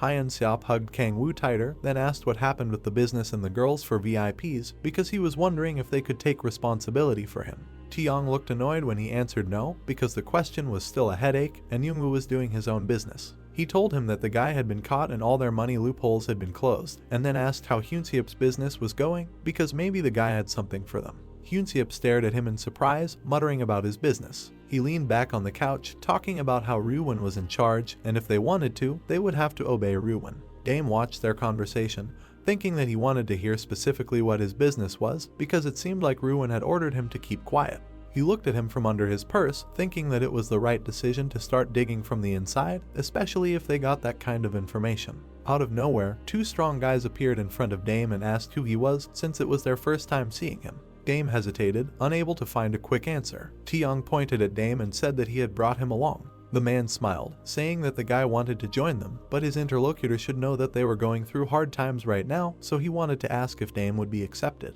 He put his hand on the guy's shoulder and said that he was just about to introduce him, and Dame immediately bowed, promising to do his best. Hyunseop frowned, drawing out that they weren't accepting anyone, but Taeyong said that the guy was smart and could do any job. Hyunseop stood up, saying that it wasn't about that. Without warning, he hit the guy in the chest with his hand, saying that only his loyalty mattered. Dame coughed in pain. Hyunseop grabbed his head and asked him roughly if the boy was angry that he was hit and if he could maintain his loyalty if he was treated like that. Dame smiled and through the pain and tears said that he was fine and would be loyal. Hyunseop grinned evilly because of this time. He hit the boy again, pushing him to the floor and kicking him, then said that he was going to test his loyalty. Dame was able to dodge and take a few steps back, covering his head. These actions raised dust in the air, and the boy tried to even out his breathing. He clenched his teeth and repeated again that he would be loyal, and thought to himself, this is the strength of the captain and his power. Hyunseop laughed joyfully because this guy can bow his head. He patted the boy on the back, saying that Dame understood what level he should show and that he liked the boy. Dame smiled and thanked the man. Suddenly, Hyunseop asked warily why Dame didn't fall,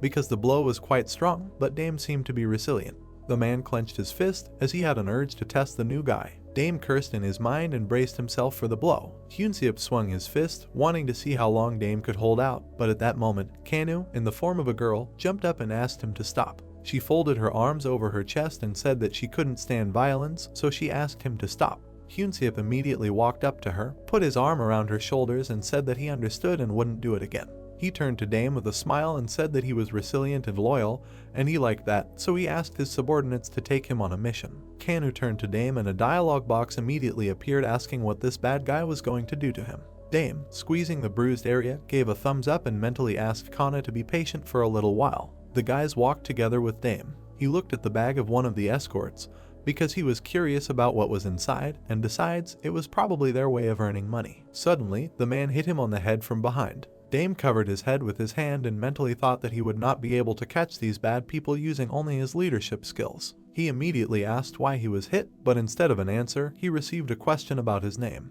Dame hesitated and first began to say that he was Chinda, then he cut himself off and said that he was Il Chinmi, where the last name is Il, the first name is Chinmi. The guys accompanying him started making fun of him, saying that his name sounded like he was born to be a hooligan, but he looked like his name should be Jin Taim, which means loser, to which Daim nervously chuckled, saying that he often hears that. The man who hit him grabbed the guy's head, not understanding how he joined them in the West, to which his companion supported him, because no matter how you look at him, the guy reeks of a loser. Daim replied in a tight voice that he came on Tiong's recommendation. The men immediately jumped away from him, surprised that he was recommended by Tiong from South, and then asked if they were close, and Dame confirmed it. One of the men scratched his head thoughtfully, saying that it turned out that the guy had connections. Dame smiled, remembering his promise to use Tiong, because now the situation was better. One of the men leaned over the bag he was carrying and suggested that they split up and start working. Dame received a black package, happy that by receiving the goods, he would complete the first stage. He looked at his phone, muttering under his breath that he should leave the box at the marked place, but he did not know if he could take the other boxes. He lifted the box higher, curious about what was inside, and besides, it was thoughtfully locked. Dame smirked, wondering if he should ask Kanwoo for the password. Kanu, flushed and sweating from the effort, said that he was going to die. Hyunseop was also very tense and asked him to bear with her for a little while. Finally, he shouted that it was over and Kanu breathed a sigh of relief. Dame asked in fear why he heard groans and what was going on. Hyunseop supported Kanu by the waist, telling him to hold the barbell like that for 3 minutes, and Dame understood that his friend was being forced to exercise. Hyunseop looked at Kanu with admiration, saying that a woman who could lift such a weight was the ideal he dreamed of in his dreams because he believed that even women should be so strong. He hugged Kanu from behind, saying that he could no longer bear it, so he would go to the shower first, to which Kanu hesitantly asked about the shower. The man promised that they would do real exercise there, and Kanu cursed in his mind. The guy clenched his fists, saying in the dialogue box that he wanted to beat up this bad man right now because he touched him while hugging him, and the guy thought that he was going to throw up. Dame asked his friend to be patient for a while, then asked him if he found the mobile. Kanu opened the nightstand, saying that Hyunseop has so many mobiles. Dame realized that the man was using disposable mobile phones, then asked the guy if the guy saw any texts on the phones because he needed the password. Kanu started checking the phone, saying that there were similar messages, so he could guess the password by looking at them. He started looking at the phone when a message came through the dialogue box asking if there were many passwords. Dame crossed his arms and looked at the box, thinking that this was a flawless system that the leader managed to prevent theft of goods, and thus it was difficult to track the trade, so they were more thoughtful than the guy thought. He decided to try all the passwords first, since he had no choice but to enter each one. He entered the numbers, but it took him a while to get it. Dame's eyes widened in surprise. It turned out that there were drugs inside. Dame realized that these bad people were making money by selling drugs, but if it was them, then everything was much simpler. Dame had originally planned to destroy their organizations one by one, but when it came to drugs, the situation changed. If he destroyed the supply routes for the drug, it would disrupt the entire trade. He grinned and began to write to Kanu through the dialogue box, saying that the job could be done faster, and all they needed to do now was find out where they were getting the drugs. Kanu happily asked that if he could find out, he would no longer have to dress up as a woman, then asked Dame to wait a little and promised to find everything. However, he only found the seller's contact information, and judging by the identical wallpapers on the phone, they were all disposable. Dame asked if the guy could find the right one, and Kanu turned to the door to another room. Dame worriedly said that if the guy felt like he could get caught, then he should leave, because if they were caught now, they would stock up on drugs and stop trading for a while. Kanu was already opening the door, saying that everything was calm for now. He opened the door, deciding that he would just look around. However, what he saw shocked him. Kanu solemnly asked if he could kill this bad man already, to which Dame asked why such a question came up so suddenly, because it was dangerous to fight with Hyunseop because he could use animal abilities. There were many naked girls in the room, covered with blankets, and there were also packets of medicine lying around. Kanu looked at the bodies of the sleeping girls. Some of them were sleeping sitting up. Kanu was angry because Hyunseop was forcing these girls to use drugs. Dame froze in surprise. Suddenly, Hyunseop came up from behind and asked in surprise if she had opened the door. He explained that the girls were so weak that they couldn't stand him. The man licked his lips lecherously, saying that they needed to be as strong as Kano. However, the guy turned around and punched Hyunsip in the face. The man fell on his back, coughing from his lack of breath. The system window reported that Kanu's remote control had been initiated, and Dame suggested that he kill this bad man right there. Kanu thought it was a great idea, so he took off his wig and tore the woman's blouse. Sidok jumped to his feet and asked who was in front of him, a man in disguise. He clenched his teeth and said that it was disgusting.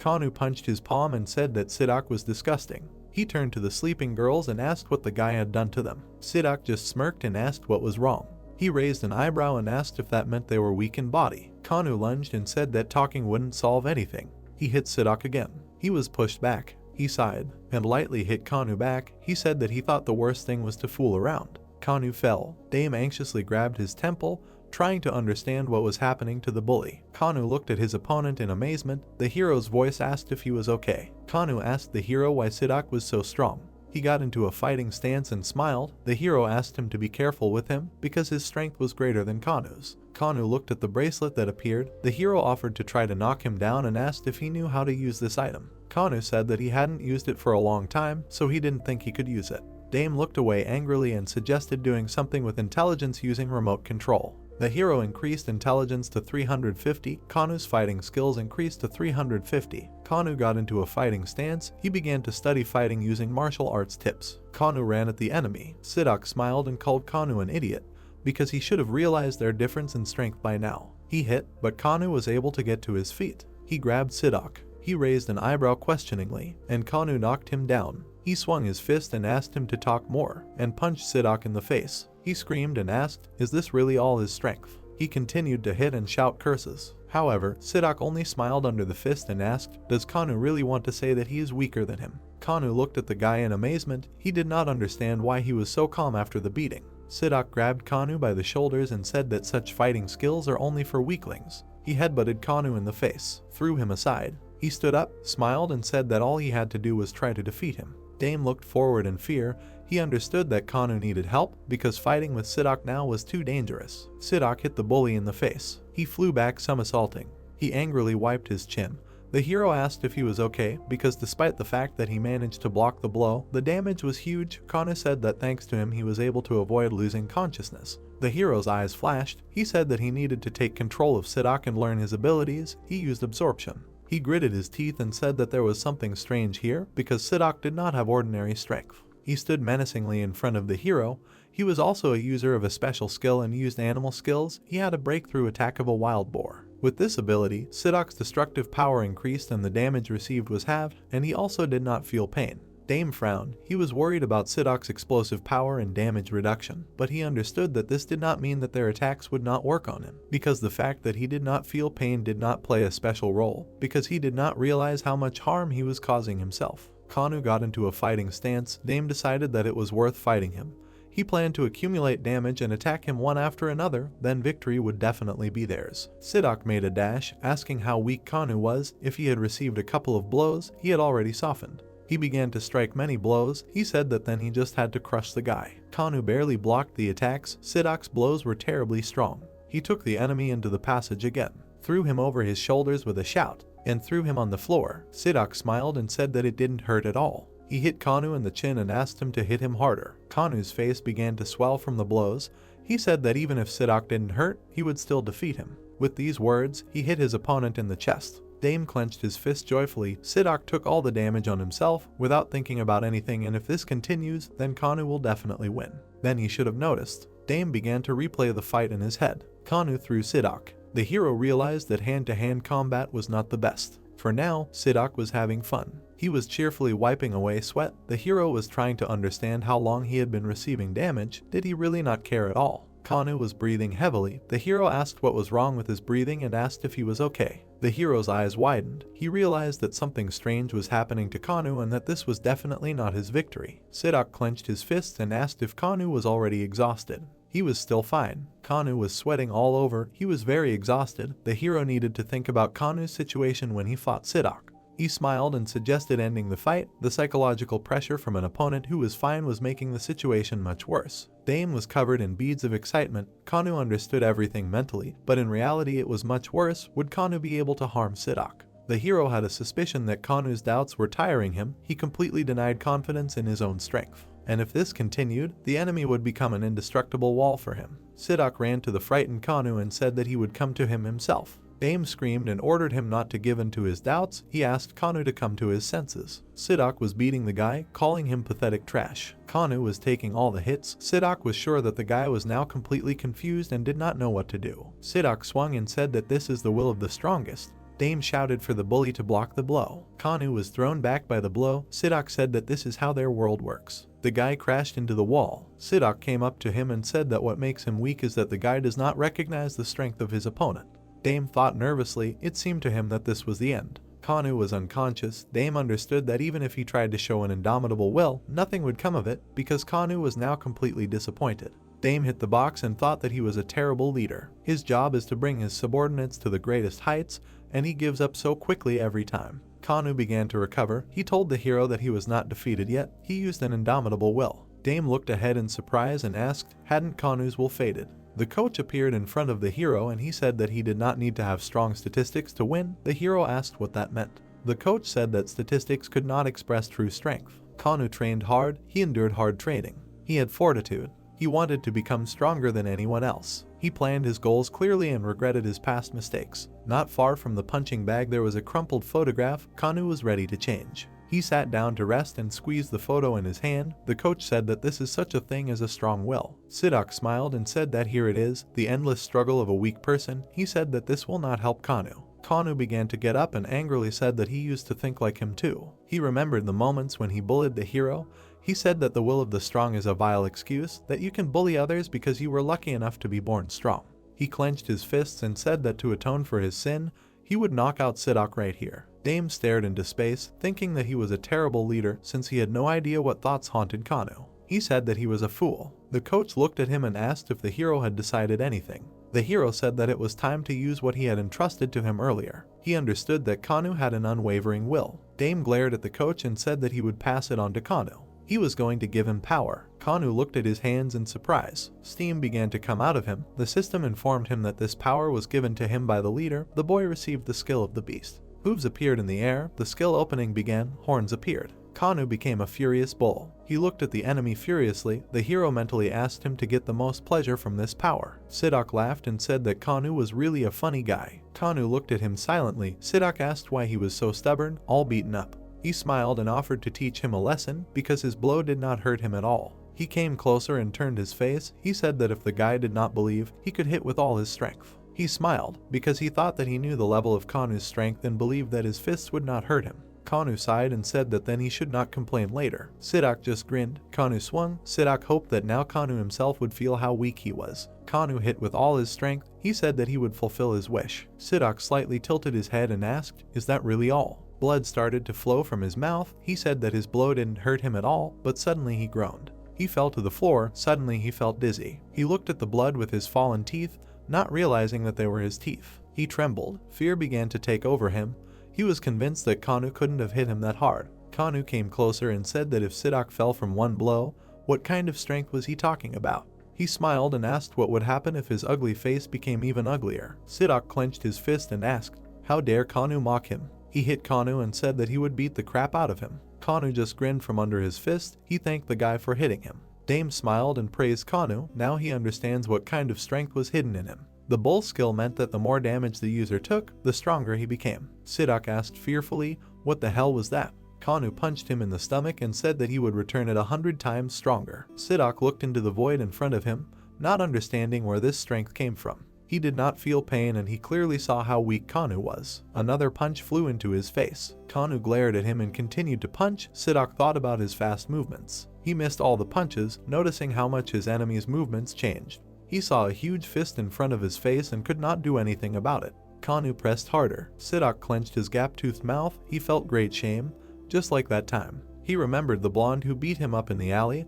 Then he could not believe in his strength. He glared at him and trembled. The white-haired man sat in front of him and said that from now on he was the head of the district. He grabbed Sidak by the hair. He was still trying to understand how the blonde could defeat him. He looked at him angrily and demanded an answer. Sidak smiled confusedly and agreed to become his subordinate. He said that now he could be ordered. The blonde dropped him and walked away silently. He was spared. He hit his fist on the asphalt. He made a promise to himself and screamed he was going to pay the blonde back for the humiliation. Now he was blocking Kanu's attacks, trying to understand why he remembered all this now. He tried to counterattack. Kanu dodged. The blow broke the tile on the wall. Kanu stepped back. Dame thought that his attack could be a threat to him, so he dodged it. He asked to keep his distance. Kanu thanked him. Sidok began to pull his mutilated hand out of the cracked wall. The big guy started feeling his dislocated fingers. He said that he wanted to use this technique on the blonde Ruvan, but he would tell him how he could be truly evil to him. He set his fingers back and did not flinch. Dame flinched, because Sidok was going to increase the damage, taking advantage of the fact that he did not feel pain. People usually deliberately set limits for themselves so as not to harm their bodies, but if you go beyond these limits, the power of the damage will greatly increase. Sidok ran to attack. Kanu hit him. The big guy was thrown back, blood spurted from his mouth. Dame smiled, because even so, Sidok was no match for Kanu now. The bull, as soon as it appeared, was already stronger than a boar and no wild animals were a match for it. Sidok looked at the bull rushing at him in fear. Kanu struck again. Sidok trembled and coughed. Kanu shouted angrily, asking where his vaunted strength was. He hit his opponent in the face, told him that he didn't feel pain anyway. Sidok coughed. Kanu picked him up and threw him on the table, asking if he felt like a complete fool. Sidok stood up. He looked at the guy angrily and asked how dare he. He grabbed Kanu. Kanu hit him in the back with his elbows and said that he thought Sidok had already accepted his mistake. Sidok broke away and hit Kanu, but Kanu hit him with his forehead and asked if the enemy hadn't realized it yet. He hit him again and said that he would hit him until his opponent got it. Sidok jumped back to the wall. In his head he called Kanu a real monster. He squinted and thought that if this continued, he would quickly run out. He broke the mirror next to him. He wanted to somehow hold on. He squeezed the shards of the mirror with his bloody hands. He hit Kanu in the face with them. Blood spurted. He was going to win with all his might. Kanu grabbed his cut face. Dame screamed. Sidok began to wave the glass and asked how he liked that. He showed a toothless mouth, showed the shards in his hands and said that he would tear him to pieces with this. Kanu clenched his fist. His recovery power was replenished. He told the opponent that his plan would not work. The bully's body was covered in an aura. The opening of willpower began. The limit of the norm of strength was exceeded. The anger of the enraged bull reaches its maximum level. Kanu got into a fighting stance and said that Sidok is a pathetic loser who will not understand the truth. Sidok ran at him to attack. He laughed and said that he will rip Kanu's mouth apart. But he dodged and grabbed Sidok by the throat. He used super strength. He understood that even if he said something, the enemy would not understand. He began to swing and scream. Sidok closed one eye. He was amazed at the strength and power of the enemy. Kanu was going to throw the big guy with one hand. He slammed him against the wall and it cracked. He was going to beat him brutally. Sidok screamed. His eyes went cloudy. Kanu angrily swung and said that force is not used to intimidate the weak. Sidok cried out pitifully and asked to wait. Kanu began to beat. He said that force is used to destroy the scum of society like him. A powerful blow flew into the enemy's face. Kanu looked at him furiously. Sidok groaned. Dust rose. Kanu lowered his gaze and asked to understand his words well. Sidok staggered.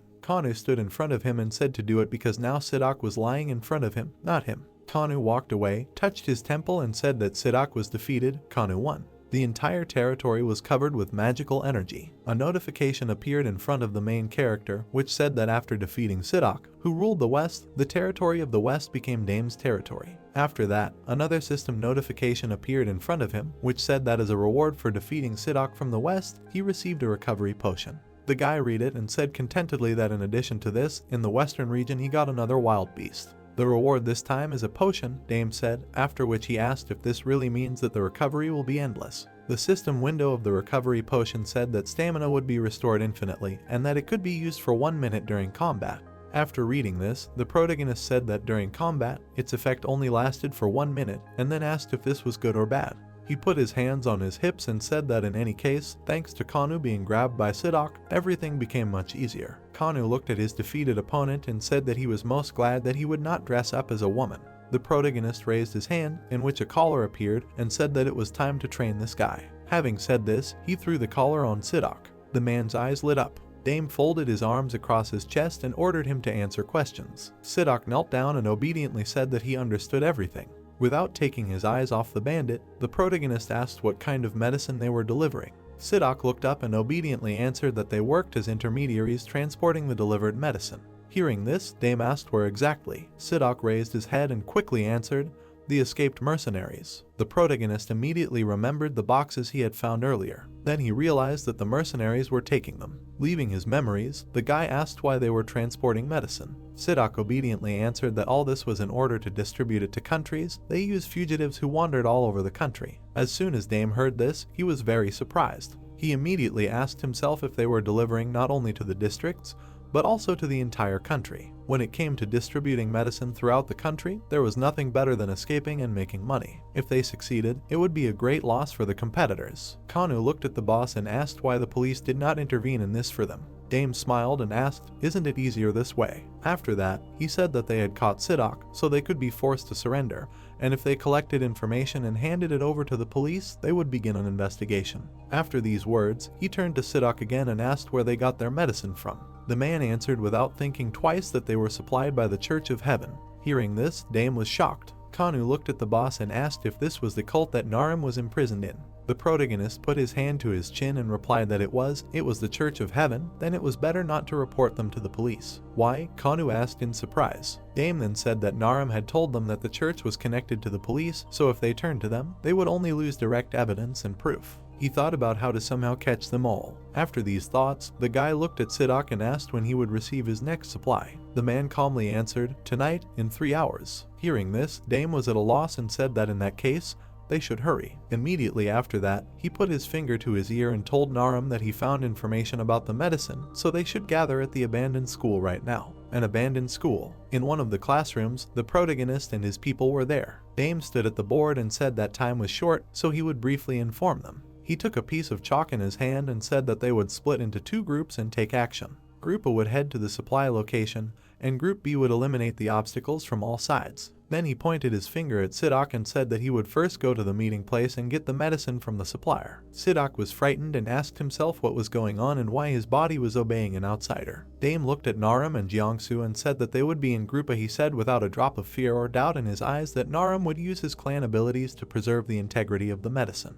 "Yes," the guys exclaimed. After that, the protagonist drew a small diagram on the board and said that after receiving the medicine, Sidak will move to Group B. He will give the medicine to Sion and Youngwon. Looking at the diagram, he continued to say that at this time, Youngwon and Sil will go to the place where there are fewer enemies to get the medicine from there. After saying this, he slammed his fist on the board and added that all the remaining members go to Group B and wait for the signal. They need to catch Sion and Youngwon. Dame smiled and explained that by intercepting them, they will catch Ruwen. He stood in front of all his subordinates and said that it was time to begin. Sidak was at the meeting place with bags in his hands. Naram and Youngsu were watching him from around the corner. The girl put 2 fingers to her ear and said that they had arrived at the place as agreed. Sidak is now entering the factory. The protagonist received the information and ordered to follow the bandit to find out if his deal went through. "I need to make sure the medicine is secure and bring it to him." After that, he said that Team B is ready. His men hid and prepared an ambush. After dropping his hand, Daim thought that Si-yun was from the east, Jiangwon was from the north,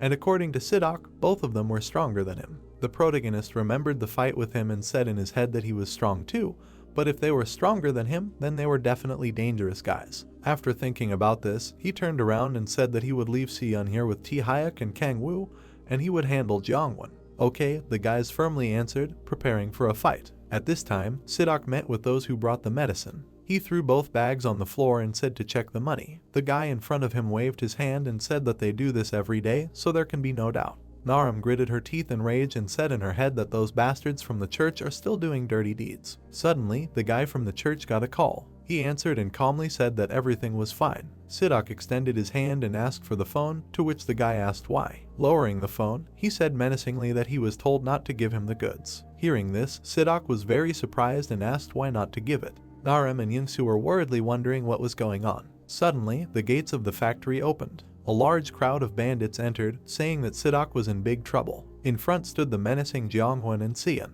Sidak looked at them in horror and asked why they were there and what the urgent matter was. Jiangwon immediately hit him in the face with his palm with all his might. The guy slammed his head into the wall and screamed that he had betrayed them. The guy opened his mouth and groaned in pain. Naram put her hand to her ear and shouted that Youngwon and Sion had appeared and exposed them. The protagonist's eyes widened in surprise, wondering in horror if their information had leaked. His expression changed and he ordered them to run away from there. "No," the girl shouted, "they had already been found." Naram thought, if so, then quickly rushed forward. She jumped forward and attacked the enemy. The girl ran past them, throwing away her tools. They extended a hand after her and shouted that they needed to catch her. Narum squatted down, thinking that she had found the medicine. Youngsu appeared behind her and shouted loudly that they needed to run. Youngwon raised his hand forward, ordering the bandits to grab the boys. Dame gritted his teeth, wondering how the hooligans knew about their plan because not much time had passed. The guy looked at the map and thought that Narum was now far from them since the distance was too great. Beads of sweat appeared on his face and he thought that no matter how fast he got there, it would take at least 30 minutes, but then it would be too late.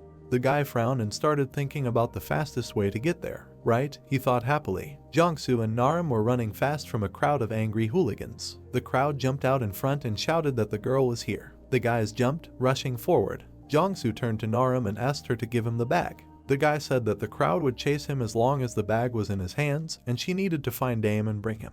Narum threw the bag into his hands and purred, "Okay." The girl frowned and asked him to be careful, to which the guy asked her not to worry. At the alley, they immediately split up and ran in different directions. The thugs stopped and menacingly asked if the guys had really split up. One of them pointed at Youngsu and shouted that they should run after him because he had a bag. Narum turned around and mentally asked Youngsu to hold on for a bit because she would soon bring the protagonist. Siyun immediately kicked her in the stomach. The girl flew into the wall with all her might, screaming in pain. Youngwon put his hands in his pockets, asking what kind of small stuff, and Siyun asked where the bag was. He asked if she really thought of running away from them, and Youngwon, with a sly smile, asked if she would return the stolen things in the mobile phone. Narum put her hand on her stomach, worriedly thinking about how she could handle both at once. Kanwoo looked at the protagonist and anxiously asked what he was planning to do, and Taehyuk added that no matter how fast he ran, it would take at least 30 minutes. Dame extended his hand with the potion forward and replied that if he used it, he would be able to get there in a short time. The guy took a few sips, reading in the system window that using the recovery potion, his stamina would be restored infinitely. His body began to fill with strength, after which he clenched his hand into a fist and thought that then his body would become stronger, and he would be able to run in less than a minute. Dame extended his hand forward, reading that agility was increased to 500 with the help of the superiority cube, thinking that the guys would last a little longer. The guy took a stance, reading that the lightning skill accelerates all the organs of his body, which for him will seem slower than in reality. The protagonist looked forward, thinking about Narum. Kanwoo and Taehyuk began to cover their faces with their hands, shielding themselves from the acceleration of the guy. Dame quickly ran forward, thinking that he was already on his way. Narum looked at the boys in front of her in fear and said to herself that it was Siyun from the west and Jiangwon from the north, both using an animal skill. 2 against 1 is not fair. She quickly jumped to her feet, and a fire extinguisher appeared in her hands. The girl realized that she needed to avoid them, so she sprayed the fire extinguisher solution. A smoke screen enveloped the boys, in which they mockingly said that it was very funny to see a girl with a fire extinguisher. Suddenly, Siyun jumped high into the air, and his partner rushed forward. Narum quickly ran along the narrow alley. Without stopping, she said to herself that it was very good that there were plenty of containers here, and it was easy to hide the bay so she could buy some time. Suddenly, Siyun appeared above the girl, swinging his leg. He made a fast and strong attack, but Narum managed to dodge. Sliding on the ground, she wondered how he knew she was here. The guy with a sinister smile on his face walked towards the girl and said that there was no point in running away. Narum stretched out her hands and a fire extinguisher appeared in them. Siyun crouched down and said that the girl was not listening to him at all. Having said this, he rushed at her. At that very second, the guy appeared in front of Narum and said that it was useless. After saying this, he delivered a strong kick to the stomach. The girl flew into the wall at high speed. Siyun crouched down again and said that he had already said so. Saying that he was faster, the guy took off. Narum saw the enemy's leg in front of her face and asked herself where such speed came from. Siyun delivered a powerful blow, but his blow hit a large sandbag. Narum looked at the enemy in fear and said in her head that even though she had summoned a sandbag to block the blow, its power was terrifying. If it had hit her, she would have definitely passed out. The girl realized that she somehow needed to buy time. With these thoughts, a bat appeared in her hands. She immediately struck, but Siyun jumped back in time. He looked at his opponent and asked if she was also using a weapon, then added that she had a strange skill. After saying this, he crouched. Seeing this, Narum said in her head that he did it again, then wondered if this part of the crouch had something to do with his strength. Narum stood in a stance and thought that if she learned his movements, she would be able to block the blow. "Go," the girl exclaimed in her head, but Siyun did not jump up and asked what kind of tricky move. Suddenly, Jiangwon appeared behind Narum and asked if it was not fun. Immediately after saying this, he hit Narum hard on the back. The girl flew forward and fell to the ground. Siyun approached his partner and asked him discontentedly why he interfered, since he was the one who caught her first. Jiangwen extended his hand and asked if he had caught her,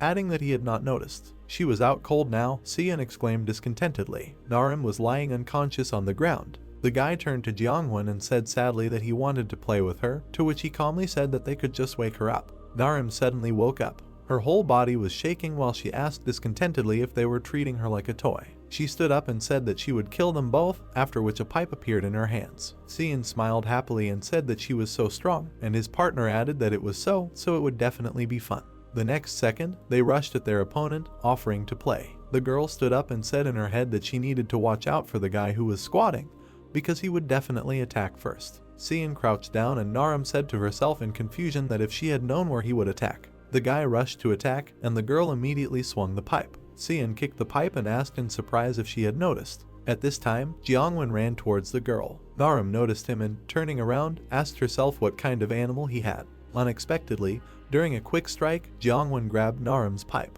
With all her strength, the girl realized that the pipe was not moving. The guy swung the pipe and threw the girl up. She landed on her feet, sliding forward. Narim watched in horror as he bent the pipe with his bare hands, and was his skill really related to physical strength. Jiangwen threw her to the ground, saying that they were about to be attacked, but everyone ran away. He spread his arms out to the sides and suggested that they just have fun. The guy ran closer to Narim, swinging his attack while the girl dodged, thinking that if he hit her, she would die. Xian was heard from behind her, and he asked her sarcastically if she could have some fun with him. Narim turned around, blocking the attack. The girl started punching him, thinking that this guy couldn't jump when he closed the distance, so she would win in a hand-to-hand fight. Xian leaned back, dodging the attack, asking why she was so angry. The guy immediately jumped up, spinning in the air. He stood with his feet on the wall, sarcastically suggesting to increase the distance between them a little. Narim looked up in displeasure, wondering if he could really jump that high. The bandit jumped down from above, kicking the girl in the chest. Narim fell to the ground, sliding far away from his opponent.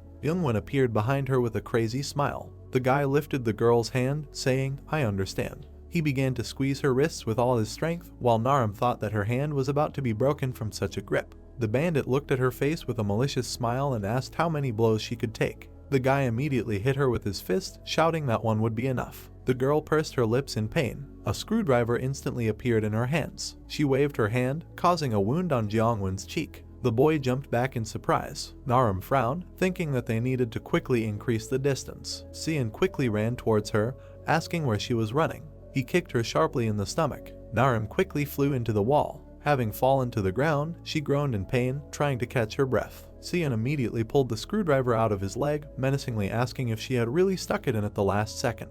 Youngwon rubbed the wound, adding that it had scratched his entire face. The girl, trembling in her body, tried to get up, thinking that she had not fatally wounded any of them. She fell to her knees, angrily thinking that she could no longer stand on her feet. The bandit smiled, glad that she had finally fallen, because it seemed that she had no more strength left. The girl looked ahead menacingly, thinking that this was the end. Jiangwen grabbed her by the hair and said that this was the end of their fun. He pulled her up, adding that it was great, but it was more fun to see her suffer. The guy picked her up by the arms, telling Xian not to hit her with full force because he wanted to play with her for a while. Xian asked him with a smile not to worry because the girl had injured his leg, so the blow would be weak. Beads of sweat appeared on Narim's face and she was scared that the bastards wanted to take advantage of her until the end. Jiangwen lifted her higher while Xian quickly rushed forward. No, the girl thought, closing her eyes in horror. The protagonist suddenly appeared out of nowhere, standing in front of Xian. The bandits' expressions changed and they looked at the guy in horror. Narim widened her eyes in surprise. The protagonist turned his head back and apologized to the girl for making her wait for so long. He immediately hit Xian in the head with all his strength. The thug fell to the ground while spinning in the air, screaming in pain. Jiangwen appeared with a fist behind Dame. The guy immediately turned around and dealt multiple blows to his body. The hooligan quickly flew to the side, his eyes wide open. The protagonist picked up Narim and hoped that she was not too hurt. The thugs gritted their teeth in anger, asking who this guy was and where he came from. Dame put the girl on the ground and asked her to leave the hooligans to him because he had to take revenge for what they did to her. The guy confidently walked forward, saying that it was time to begin. He looked down at them and asked if they wanted to play. Dame glared at them, thinking that he would be the one playing now. The thugs stood up and asked with displeasure if they wanted to play. Xian crouched down and angrily said that it was just an unexpected blow, so it was nothing. Narim suddenly yelled at the protagonist to be careful because this guy was moving faster than Flash himself. Xian took off screaming that he would kill Dame. The protagonist opened the system screen and saw that the potion had another 52 seconds left, meaning that his high stats would last for the same amount of time. He easily dodged the enemy's attack, telling himself that this was enough time to deal with them. Seiun saw that he had missed and was horrified. He wondered what the hell, how did he dodge the attack so easily? Dame spun around and said that he didn't have much time, so he would finish them quickly. After saying this, he delivered a powerful kick to Seiun. The guy's eyes turned white and drooled. The protagonist instantly appeared above the opponents. In an instant, his foot hit Seiun in the chest. The guy screamed in terrible pain. While Dame was standing on the body of the defeated enemy, Jiangwen jumped on him from behind, shouting that he was really ignoring him. The protagonist easily dodged, and the bandit flew past. The guy kicked the enemy with all his might and said that he would deal with him later. At this time, Seiun managed to get up and crouch down, asking if he was really mocking him. Before attacking, he said that he would make the guy regret it. The protagonist saw a toad behind his enemy. It gave him unimaginable speed. Seiun rushed to attack, shouting that this was his true speed. Dame swung and said that he was really fast. Having said this, he dealt a powerful blow to the bandit's face, adding that thanks to his speed, he would finish him off even faster. Seiun was pinned to the ground, and he wondered what this was his speed really not that fast? Suddenly, the protagonist began to strike the enemy with blow after blow. With each blow, Seiun screamed in pain and realized that he couldn't even dodge. Youngwon watched his comrade being beaten and cursed loudly. Unable to contain himself, he rushed to attack, shouting that the guy was really afraid of him. The protagonist kicked him hard in the face and asked in displeasure, didn't he say that he would deal with him later? Flying back, Youngwon raised his head and asked himself in shock where he got such speed. Dame ran to the container and opened it. Then he grabbed Youngwon's hand tightly and told him not to distract him. Having said this, he threw him into the container and ordered him to sit there. After that, he closed the container and left, and the bandit began to try to break free, ordering him to let him out right now. Dame returned to Seiun and asked where they left off. Having said this, his image began to ripple. The bandit was horrified and screamed for the guy to stay away. The protagonist appeared behind him and made a quick strike, but Seiun jumped forward in horror, dodging. He quickly ran away, jumping from container to container. There was horror and fear in his eyes. He asked himself why this had happened. He sank into memories. He remembered sitting with his friends in the club. Seiun loved to play. He was always with Youngwon because they had been together since childhood. Each of their days was like a new one, without worries and plans for the future. It was very nice to live like this. Seiun was walking down the street when suddenly he bumped into a guy who apologized. The thug could do whatever he wanted. He began to beat the guy, menacingly asking, just forgive me and that's it. He could beat whoever he wanted. The bully with a sarcastic smile on his face grabbed the girl by the wrist because he could take whoever he wanted. The girl with tears in her eyes began to beg him not to touch her, to which the guy asked her to be a good boy. He could take the maximum from this game. Seiun looked at her and asked if he should beat up her boyfriend again. If not, she should be quiet and listen. He was amused by this because it was fun. He stood in front of the window with a pipe in his hands because all his dreams had come true in the blink of an eye. He read on the TV that you don't need to be a frog in a well. Seiun ran closer and smashed the TV, thinking that it was nonsense. He happily took the money from the cash register because fun was the most important thing for him. The guy remembered their bard, thinking, before he realized it, his well had become quite large. The bandit remembered how he spent time with girls, because there was a lot of loot in the well and he enjoyed them all without hesitation. The guy looked up, smiling maliciously, because it was fun. Seiun jumped forward, menacingly wondering if the main character really was a monster. Gritting his teeth, he thought that he did not want to fight him because he hated losing. Daim immediately appeared in front of him, asking where he was going. The guy kicked the guy with all his might, sending him flying to the ground. Seiun tried to catch his breath while kneeling, thinking that this wasn't fun at all and he wanted to stop. The thug raised his head up, screaming loudly that it was all young H1. He screamed in fear that he was a guy who only liked being a frog in a well, so he begged him to stop. The protagonist came closer to him, grabbed him by the collar, and said that since he was a frog in a well, Seiun suddenly screamed, asking what he was doing. Daim walked to the edge of the container and fell down quickly. The thug opened his eyes in horror, wondering if he would fall from such a height. The protagonist directed him down, screaming that he should have quietly sat in the well. The thug's face changed and screamed that he was going to die. With all his strength, he fell back to the ground. The protagonist pressed his hand on the ground, lifting the bandit up by the collar. The guy threw the trembling body to the ground. He menacingly told Seiun not to be afraid, because he would not be killed. The bandit's face was covered in sweat and he screamed that he was guilty, so he would do whatever he was ordered, and also surrender and pay for all his sins. Dame let him go, answering that this was already a good step towards the fact that the hooligan decided to surrender. Sion began to nod his head, saying that he would do it right now. The protagonist added, naturally, that the crime must be punished to the fullest extent of the law, and besides that, they still had something to talk about. What did the hooligan ask, gritting his teeth and scared? Dame asked if the bandit had beaten Narum and played with her, enjoying himself. The guy clenched his hand into a fist and added that he could close his eyes to this. He began to inflict many blows on Sion, saying, just beating Narum. Dame added that he had received 100 more blows, when suddenly the bandit screamed in pain. The protagonist hit him hard in the face, shouting loudly for him to silently accept the punishment. Scarlet blood began to flow from Sion's nose and mouth. The protagonist read in the system notification that the recovery potion had worn off, and thought that at least he had finished his business with one guy. Youngsu's voice was heard from behind, loudly calling out to the guy. The guy ran up to Sion's body, asking if he had really beaten him up, since he was rumored to be very strong. Dame asked if he was okay, since Narum had been badly hurt, to which Youngsu happily replied that he had managed to escape from the bullies. The protagonist pointed to the container behind him and said that Youngwon was left, who would soon come out of it.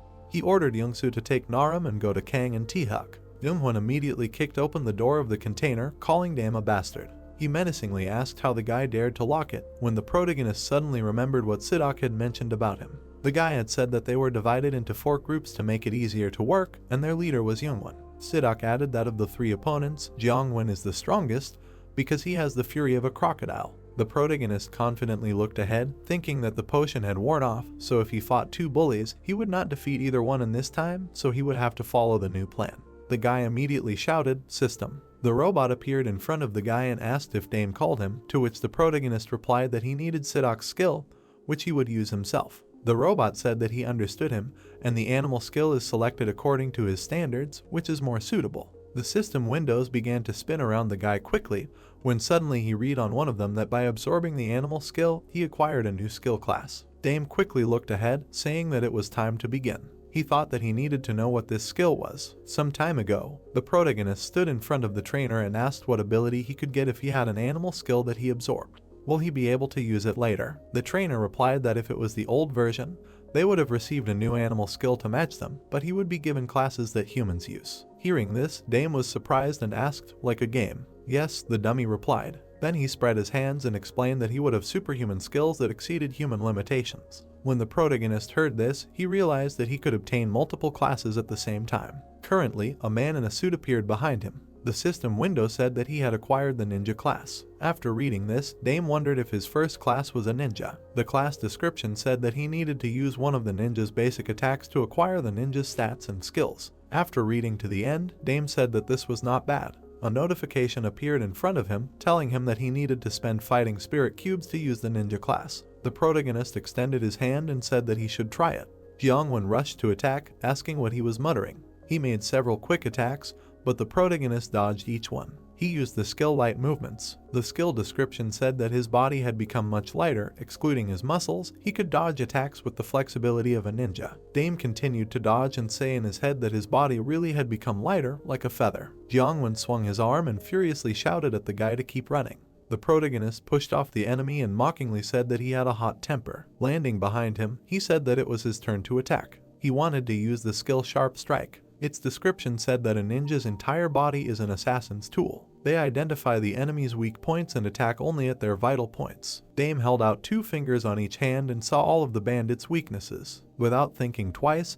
he began to strike after strike at those places. Jeongwon screamed in pain. After coming to his senses, he counterattacked, but Dame dodged. At the same moment, he counterattacked himself and delivered a powerful blow to the chest. The protagonist again brought down many powerful blows on his opponent. Yeonwon made 2 quick cross blows. Dame dodged and delivered a powerful kick. After that, he jumped back. Yeonwon wiped the blood from his lip and asked where such strength came from. The protagonist saw a system window that reported the crocodile's fury. The opponent borrowed the crocodile's thick skin and enormous jaw strength. The jaw grab strength is transferred to the strength of the arms and the opponent's grip. Yeonwon got very angry and said that such techniques do not work on him. He rarely rushed to attack, shouting that he would kill the guy. Dame looked at the bandit and said about the saber that it was much stronger than he thought. He deftly dodged the attack and said in his head, but no matter how strong it was. The protagonist hit the enemy hard in the side and said that he could see his weak points. Youngwon gritted his teeth in pain and asked himself why it hurt so much when he only hit him with 2 fingers. Right after that, he made a quick attack, but the guy dodged. The protagonist saw that the bandit had punched the ground and thought that he really had great arm and grip strength. Youngwon started to attack,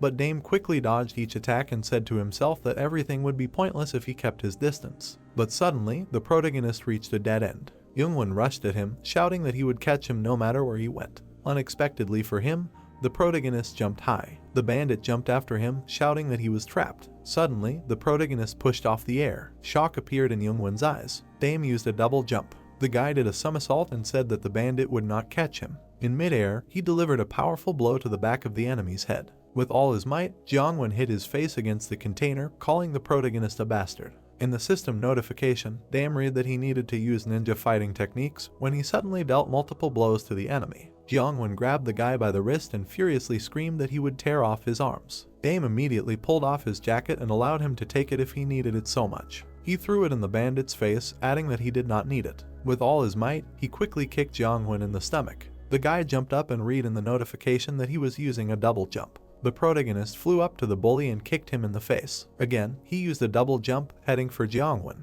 Dame kicked him in the stomach, throwing him far away from himself. The bandit hit his back against the wall, groaning in pain. He slid down the wall, disappointedly thinking, no. Youngwon looked at the protagonist approaching him and wondered if he was really going to lose like this. The guy gritted his teeth in anger, thinking that this was funny. He thought that they were all his toys. The bandit looked at the fighting guys with a malicious smile, saying that the winner would be free from now on. The guy thought that if he wanted, he could play with whoever he wanted. Youngwon put his hand on the trembling guy's shoulder and asked if he knew a game in the form of friendship, because if he couldn't stand it and screamed, he would beat the other guy twice as hard. He liked to intimidate them all. The bandit swung a pipe at the guy, screaming that he would have to pay back the debt, and the guy screamed in horror that he would give 1,000,001 for each finger. If Youngwon wanted to break something, then he would break something. The bully laughed loudly as he saw the blood splashing in front of him. He thought of everyone around him as toys. The boy grabbed the ground, frightened and wondering why he was kneeling now. Youngwon jumped up, waving his arms, and shouted that the protagonist was a corpse. Dame opened his eyes wide in surprise. He immediately ducked down. The protagonist looked forward, wondering if Youngwon was really going to throw a pile of dirt. Youngwon grabbed his head and asked who the protagonist thought he was, if he had come out of nowhere and decided to control him. The thug grabbed the asphalt and shouted that the guy was one of his pathetic toys. The boy immediately picked up some rocks in his hands. Youngwon added with a crazy smile that he would now show who he was. He menacingly threw the rocks forward, telling the boy to try to dodge them all. Dame quickly jumped forward, dodging the attacks. He looked at the dents and thought that his arm strength had increased, but he didn't think it was that much. The guy ducked down, thinking that it was not advantageous for him to fight the enemy here. The protagonist quickly ran forward. Jeongwon abruptly took off after him, shouting after him that he would not run away. The bandit directed his attacks forward, calling Dame a little rat. The protagonist sensed something was wrong and abruptly turned back. Jeongwon smirked, saying that he would be very pleased when he caught him. The protagonist ducked to the ground, doing a few somersaults. Gaining speed, he quickly ran into the container. Jeongwon came closer and called him a fool. The guy leaned his hand on the side of the container and added that Daim was really in a dead end now. With a crazy smile, he asked how it felt to be cornered. The protagonist took the bags in his hands and asked if he was cornered. He tore the bags and added that it was the bandit who was trapped now. The system window said about the smoke screen in which the guy could hide and destroy the enemy. Daim looked ahead from under his brows and said that the smoke was his territory. Young Hwan gritted his teeth and began to cover his face with his hands, thinking that this bastard knew that there was flour here, so he deliberately lured him in. Pretending to retreat, the bandit turned back sharply, thinking that he needed to leave because otherwise he would be finished. The protagonist jumped in front of his face, asking where he was going if they had to play. Dame swung at him, asking if he wasn't having fun, and then thought that he would now show what all the people the bandit was bullying were going through. He hit Younghwan with all his might, who immediately groaned in pain. The protagonist then hit him hard on the cheek. A few seconds later, many blows hit his body. The protagonist opened his mouth and screamed loudly. He dealt a huge number of blows to the bandit's body. His body bent in pain, receiving even more. With the last blows, Dame immobilized the bandit. The protagonist swung and dealt the final finishing blow to his stomach. Youngwon flew back from the strong attack. He began to bounce, hitting the ground. After a while, he fell on his back next to Sian. The bandits were bleeding, lying motionless on the ground. The protagonist approached them and called them scum who play with people like toys. The guy thought that they should feel like these toys. A system window appeared in front of the protagonist, informing them that Jeongwon and Sian had been captured. Dame threw collars on the bandits. He clenched his fist and said that everything was fine because he had gotten rid of the main problem and now only Ruin was left. After saying this, he put his finger to his ear and informed Narim that he had captured Jiangwen and Xian. Narim, he called the girl excitedly. At the same time, he was saying in his head that she was conscious. Why wasn't she answering then? What happened? He asked. When he ran to Narim, he met Jiangsu, who was lying on the ground. The guy raised his head with his last strength and said that they had killed Narim. Hearing this, the protagonist was shocked. Was Ruin really here? He screamed in horror. Jiangsu, unable to get up, replied that the guys who were chasing him, they had attacked them. Suddenly, he punched the ground and said that if only he were stronger. It can't be, Dame asked fearfully, looking at his comrade. He helped Jiangsu up, and the guy said that he remembered where they went, and if the protagonist helped him, they would be able to catch up with them. While the guy was saying this, he quietly put his hand in his pocket. Suddenly, Dame gritted his teeth and angrily said that it was him. At that moment, he made a quick attack, but Jiangsu dodged. Then he jumped back, creating distance. He asked with a frightened face what the boss was doing. The protagonist walked towards his comrade and said that he was a traitor who gave information to the bandits. Jiangsu stood up and asked in surprise, where did he get that idea from? Then Dame asked in response, did he really not know how to fight? Did a crowd of guys beat him up? He explained that he saw his skill level, therefore those guys could not defeat an S-rank guy. Hearing this, Jiangsu's eyes showed hatred and he said that he didn't think the boss had such an ability, then admitted that it was true. He handed over Narin to them. He had pressed a rag to the girl's face a while ago. Narin began to twitch and moan, wondering what Jiangsu was doing, but the guy ordered her to be quiet. He held her tightly and told her that she should have kept quiet, just like Ruin had said. When the girl fell asleep, Jiangsu called on the phone and said that he had received the medicine. The person on the other side of the phone said that it was a good job, then thanked him for being able to react in time. Jiangsu looked at the phone and said that there was still time, then reported that Xian had lost and Jiangwen was fighting, but it was unlikely that he would win. Ruin heard this and was surprised to say that the protagonist was much more annoying than he thought. Jiangsu replied that he didn't know that he would be so strong. Ryu H1 did not lose his composure and said that as soon as he sorted it out and came to him, let him come back because he would deal with that guy himself. Hearing this, Jiangsu tensed up, but answered, okay. A few minutes later, a car arrived. Jiangsu handed Narim over to the bandits and ordered them to take her to the leader, to which they asked him if he was not going with them. Jiangsu poured the liquid on the rag and answered that he still had business. Looking at the rag, he thought that even though the leader said that he would deal with it himself, he would catch Dame himself. At this time, the protagonist stretched out his hand and asked why he betrayed Narim. Weren't they family? Jiangsu rudely replied that it was none of his business because they were not relatives. After that, he asked with hatred in his eyes, why didn't he worry about his subordinates rather than Narim? Subordinates? Dame asked in surprise. Suddenly, it dawned on him that they were under attack. That realization brought horror to his eyes. All of his subordinates were defeated. Ruin stood over the protagonist's comrades. He attacked Team B. Dame contacted Kanwu and asked if they had Ruin. Kanwu replied menacingly that he was here and that only the two of them were left. The protagonist shouted loudly that he would be there soon, so he asked them to buy time while Ruin was there. Jiangsu heard their conversation and asked if Dame was really going there. The protagonist frowned and replied that he didn't have much time, so they needed to finish quickly. Jiangsu picked up the phone and said that the guy wouldn't get there that easily since he was also a skill user. Ruin looked ahead from under his brows. T-Huck gritted his teeth and asked if he had become stronger since last time since he didn't think he would meet him, to which Kanwu added that the bandit had used his animal skills back then. A tiger appeared behind Ruin and they said that this was his true strength. A bead of sweat appeared on T-Huck's face and he said that looking at it, he did not want to attack at all and the only thing he could do was trust his partner. He crouched down and asked if the guy could attack him, to which Kanu replied that he had regained his strength. T-Huck rushed forward and shouted that he would go first. The guy jumped up, swinging his leg, when suddenly Ruin ducked. The bandit immediately launched attacks forward. Reaching forward, he grabbed the guy by the collar. T-Huck wrapped his arms around his body, shouting that he had been waiting to grab him like this. He turned around and called out to Kanu. Kanu rushed forward, while the rage of the Mad Bull reached its maximum level. The guy clenched his hand into a fist and shouted that he would kill his opponent.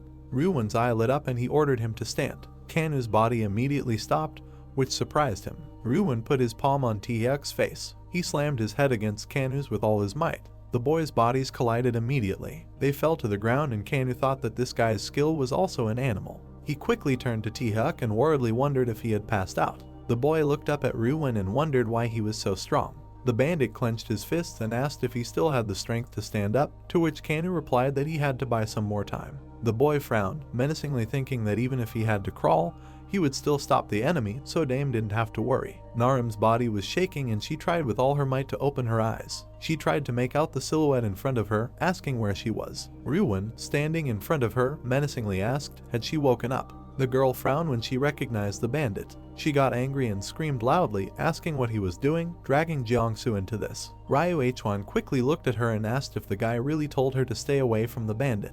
He immediately put his foot on Kang's head and asked how dare they bring strangers here. The guy asked where the medicine was and then ordered him to get it, when suddenly Narim screamed furiously that she would not give it to him. Then, he answered, raising Kang's hand. He twisted it and added that he would beat up these guys one by one. The girl ordered him to stop, since the guys had nothing to do with this. Ryu Hwan frowned and asked her to hurry up and get the medicine. The girl exhaled heavily, looking down, and 2 bags immediately appeared in front of her. The bandit grabbed her hair and said that this was the last time he would take pity on her. With all his strength, he abruptly pulled her head back. The phone in his pocket vibrated. The bandit looked at the screen and saw that it was Youngsu calling him. Ryuwon answered the call and asked why the guy hadn't come with Narim. A rough voice whispered into the phone. The bandit frowned and asked if it was Dame. Yes, the protagonist answered, and then excitedly asked what he had done to Narim and his men. Ryuwon coldly replied that he had eradicated them all, so only Dame remained. He immediately asked what the guy had done to Jiangsu. The door to the building immediately flew out with great force. The protagonist dragged the guy inside by the collar. Jiangsu, with tears in his eyes, asked the chief for forgiveness. Ryuwon angrily began to squeeze the phone in his hand.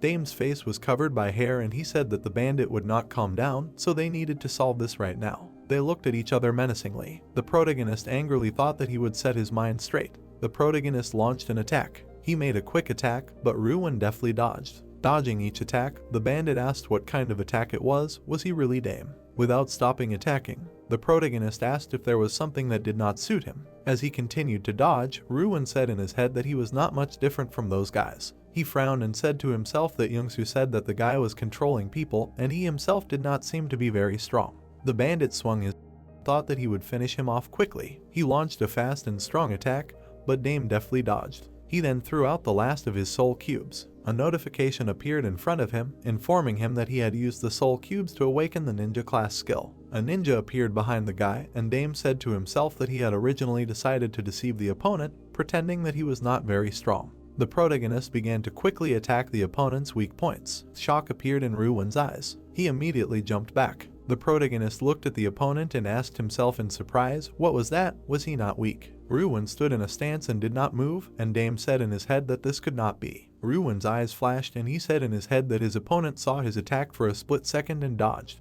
Dame gritted his teeth in anger and thought that his opponent had sharp eyesight and high physical capabilities. The protagonist rushed to attack, shouting in his head that he had not yet seen his full strength, so he would continue to attack him. Ryuwon dodged and wondered if his opponent was using acceleration, adding that this meant that his appearance was initially false. He saw 2 fingers extended on the protagonist's hand and realized that he was only aiming for weak points. The bandit suddenly put his shoulder forward and said in his head that since his opponent's physical capabilities are weak, there is a chance of missing and his damage is reduced. Dame noticed what the opponent did and wondered if he had already identified the weakness of the ninja class, adding that the bandit has reaction speed, judgment, and physical strength. This is his animal skill. He saw a tiger behind his opponent. The tiger gave the opportunity to borrow the characteristics of a tiger, which improve vision, increase attack power, and defense. Suddenly, Ryuwon swung and shouted that his time was up, because now it was his turn.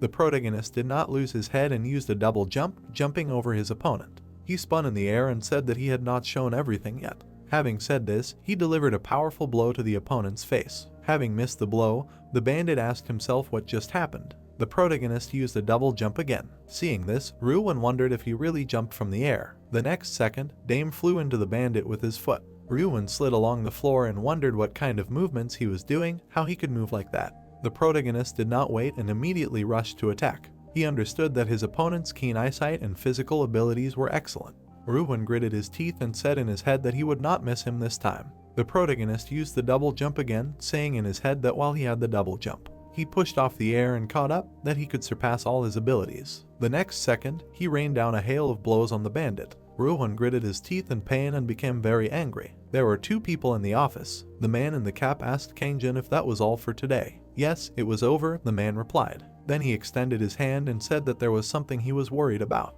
What? The man in the cap asked. Kangjin said that there had been noise coming from Ryuwon's area these days. Rumors were circulating that a guy had appeared who was collecting special skills, and then asked if it was okay to leave everything to Ryuwon. He was just not sure that Ryuwon's power would be enough. The man in the cap raised his head and asked, Ryuwon is weak, has he forgotten how that guy came to them? Kangjin replied that he had defeated Jahoon, but it was because he had caught him off guard. The guy in the cap folded his arms and said that he didn't seem to know. The guy extended his hand and said that the reason he accepted Ryuwon was because of his Wild Ryu skill created by the Church of Heaven. He explained that Wild Ryu was Yul's method of going beyond human limitations and maximizing an animal's fighting power, and the Church of Heaven trains children in the wild from a young age, like the Special Forces of North Korea. The guy said with a smile that people raised like that are called hounds and are forced to do all sorts of dirty work, and he wanted to get his hands on that wild beast. He added that the most perfect and strongest hound, Jahoon, who escaped from the Church of Heaven. Kangjin said that the guy wanted to catch him,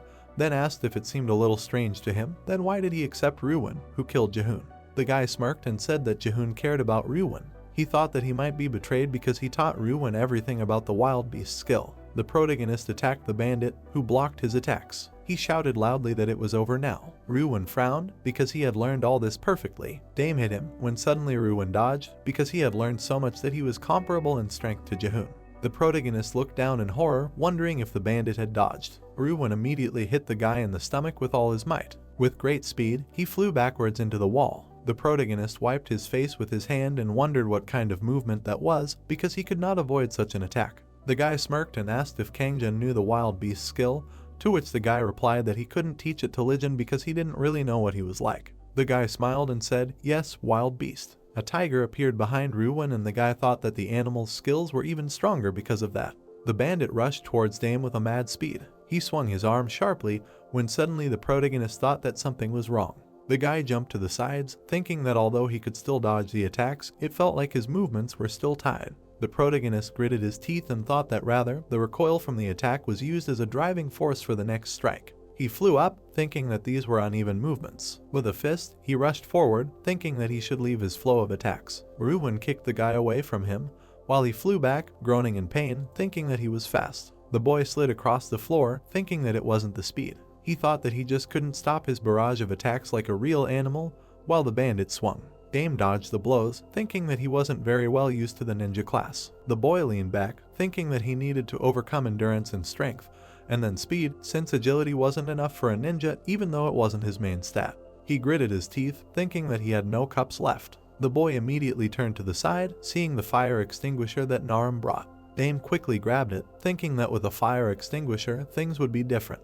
The protagonist ran closer to Ryuwon and began to pour the fire extinguisher on him. He activated the smoke screen, crouching closer to the floor. The boy jumped from behind the bandit, thinking that the smoke was his territory. The guy crossed his legs, saying that the wild beast is a fighting method that teaches the most optimal movements for survival. The dormant instinct of human survival is awakened. He smiled and added, when such wild types of skills are combined, the strength becomes unimaginable, and a frightening synergy occurs. Ryuwon quickly turned around, grabbing Dame's wrist. The thug clenched his hand into a fist and shouted that no smokescreen can hide his feelings. Not only physical strength, but all 5 senses were intensified. The bully got angry and threw Dame far away from himself. The protagonist hit his back hard against the wall. The guy grabbed his stomach and said that he did not think that the smoke screen would not work, to which Ryuwon came closer and said that no matter how fast the guy was, he would not win. The protagonist replied that this was a bad choice of class, and Ryuwon asked if he admitted defeat. What? Dame asked, and then added, using the ninja class took a lot of time. Ryu Hwen frowned and asked what the difference was. The protagonist smirked and said that the skill changed.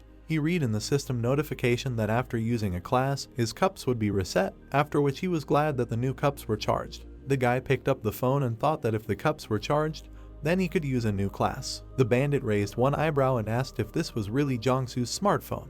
The guy raised the phone up and shouted for the system to absorb Jongsu's phone. The robot said that it understood him, so it would absorb the phone and give him a new class. Dame threw the cups forward and shouted that he was using the new class right now. His body began to be enveloped in magic and he said that Ryu Hwen was quite confident in the wild. He whispered, tooth for tooth, eye for eye. The barbarian class was activated by him, in which all his stats increased. Dame looked down and thought that he could handle the wild force with the wildest fury. Ruin looked at the opponent in surprise and asked what he meant by wildness. He could handle wildness with wildness. It was clear from his face that he was very tense. The bandit asked with displeasure if he was really asking to imitate his wild style. He furiously rushed to attack and shouted that it was impossible to copy. Ruin made several fast, powerful attacks, but the protagonist dodged each one. A notification appeared in front of the protagonist, informing him that he was using animal sense, which allowed his visual acuity and reflexes to increase dramatically. Dame dodged each attack and said in his head that he saw everything. He saw the movement of his opponent's muscles. He saw the flow of moving force, even his preliminary attacks. All movements are read. The protagonist dodged every blow. Ruin did not stop attacking, but the guy dodged. He increased his speed, creating shockwaves with his attacks, but none of them reached Dame. The protagonist said to himself that it was because his dodges were also extraordinary. Ruin stopped, shocked. At that very second, the protagonist launched a powerful attack, shouting to himself that he had found a gap. Having missed the attack, the bandit gritted his teeth and said to himself that this was impossible, and then asked if he was really fighting on instinct now. Sliding backwards on the floor, he wondered how he could switch to human instinct so quickly. He swung and thought about how attacks actually became reactions, so he couldn't do it. The protagonist used the skill Strong Body, which increased his flexibility and elasticity of his muscles. He put his hand out and took the attack, saying to himself that his defense was amazing. Immediately after, he counterattacked perfectly. Dame returned the blow to his opponent in double size. Ruin slid backwards on the floor, stopping. He asked himself with hatred in his eyes how he could learn a wild style in such a short time. The protagonist, shrouded in a terrifying aura, walked towards the enemy. Ryu Hwan sank into his memories, thinking that he had been training in this style since childhood. Many years ago, he trained in the forest. The guy practiced blow after blow. When he finished, he fell to the ground exhausted. Suddenly, a guy came out to him and asked if he was training alone again. Ryu Hwan looked at his comrade and asked why he came out. The guy sat down next to him and replied that he could not sleep, so he came to the sound. Looking at his friend, he asked why he continued training. Was this not enough already? Ryu Hwan looked at the sky and replied that he wanted to become even stronger. Why? The guy asked in surprise. Ryu Hwan was surprised and asked if he couldn't just want. His interlocutor stretched out his hand and said that he must have a goal for this. Ryu Hwan sat down on the ground and asked the goal, and then asked his friend what was the goal that made him so strong. The guy looked at him and thought about it. After a short pause, he said that at first, he just wanted to survive. He was abandoned at the Church of Heaven when he was still a child. He was 9 years old then. He was chosen as a hunting dog to protect the religious leader, and then thrown into the wild. They did this so that he and the other dogs would learn to survive. They had to push their survival instinct to the limit. They had to learn the wild style. The guy didn't want to be abandoned again, so he survived. Ryu Hwan looked at his friend and asked, after all, to become stronger, you have to push yourself to the limit. His interlocutor lowered his head and answered, no, he didn't become stronger because of this. In that situation, he saw children dying one after another. Like him, the children came here after being abandoned. They survived because they didn't want to be abandoned again. They had no choice but to rely on each other. Hunger, pain, and loneliness all together. Even if they weren't related by blood, they had no choice but to become a family. So the boy trained. He thought that the more he tried, the easier it would be for the other children. After telling this, the boy looked at his friend and said that this was his goal. Hearing such a story, Ruin was surprised and said that if there was a goal, he could become stronger. At present, the protagonist was fiercely attacking him. The bandit's eyes lit up, and he said in his head that he now had a goal that he wanted to achieve. Ruin wanted to go this far. The protagonist made a quick strike, but unexpectedly, his opponent dodged. The bandit said that he couldn't lose so easily. After saying this, he kicked the boy hard. Dame managed to stop the knee with his hand, and then said in his head that his opponent had become stronger again. The next second, they jumped apart. The protagonist immediately rushed to attack, saying to himself that he would also become stronger. Ruin slid across the floor and said in his head that he would show him a real wild beast. They both swung, preparing to fight. Narim had already woken up at this time. Putting her hand to her head, she asked herself when she passed out. Getting up, she saw the protagonist fighting Ruin. Narim was scared and asked what it was because the level of the fight was completely different. The girl looked at how they fought because it was so fast that it was impossible to follow. Behind Dame, Youngsu appeared, holding a weapon in his hand. The guy looked ahead from under his brows, menacingly thinking that he needed to help Ruin. He swung the pipe and shouted for the guy to move away from the leader. Narim immediately knocked him down. She grabbed him by the collar and called Youngsu a bastard. The girl started punching him in the face, asking since when did he become a traitor and how did he switch sides with Ryu Hwan. With tears in her eyes, she screamed loudly that he killed Jae-hoon, so how could he help a bandit? The guy grabbed her wrist and screamed that everything was wrong. He asked menacingly. She bowed down. She did not listen to Ryo Chwan when he told her not to interfere because the girl should not have gotten involved in all this. With tears in his eyes, Young-soo screamed that Ryo Chwan was doing this for their sake. Naram frowned and asked what kind of nonsense was this. The guy asked if she had not heard what Ryo Chwan and Jae-hoon were talking about on the day they fought.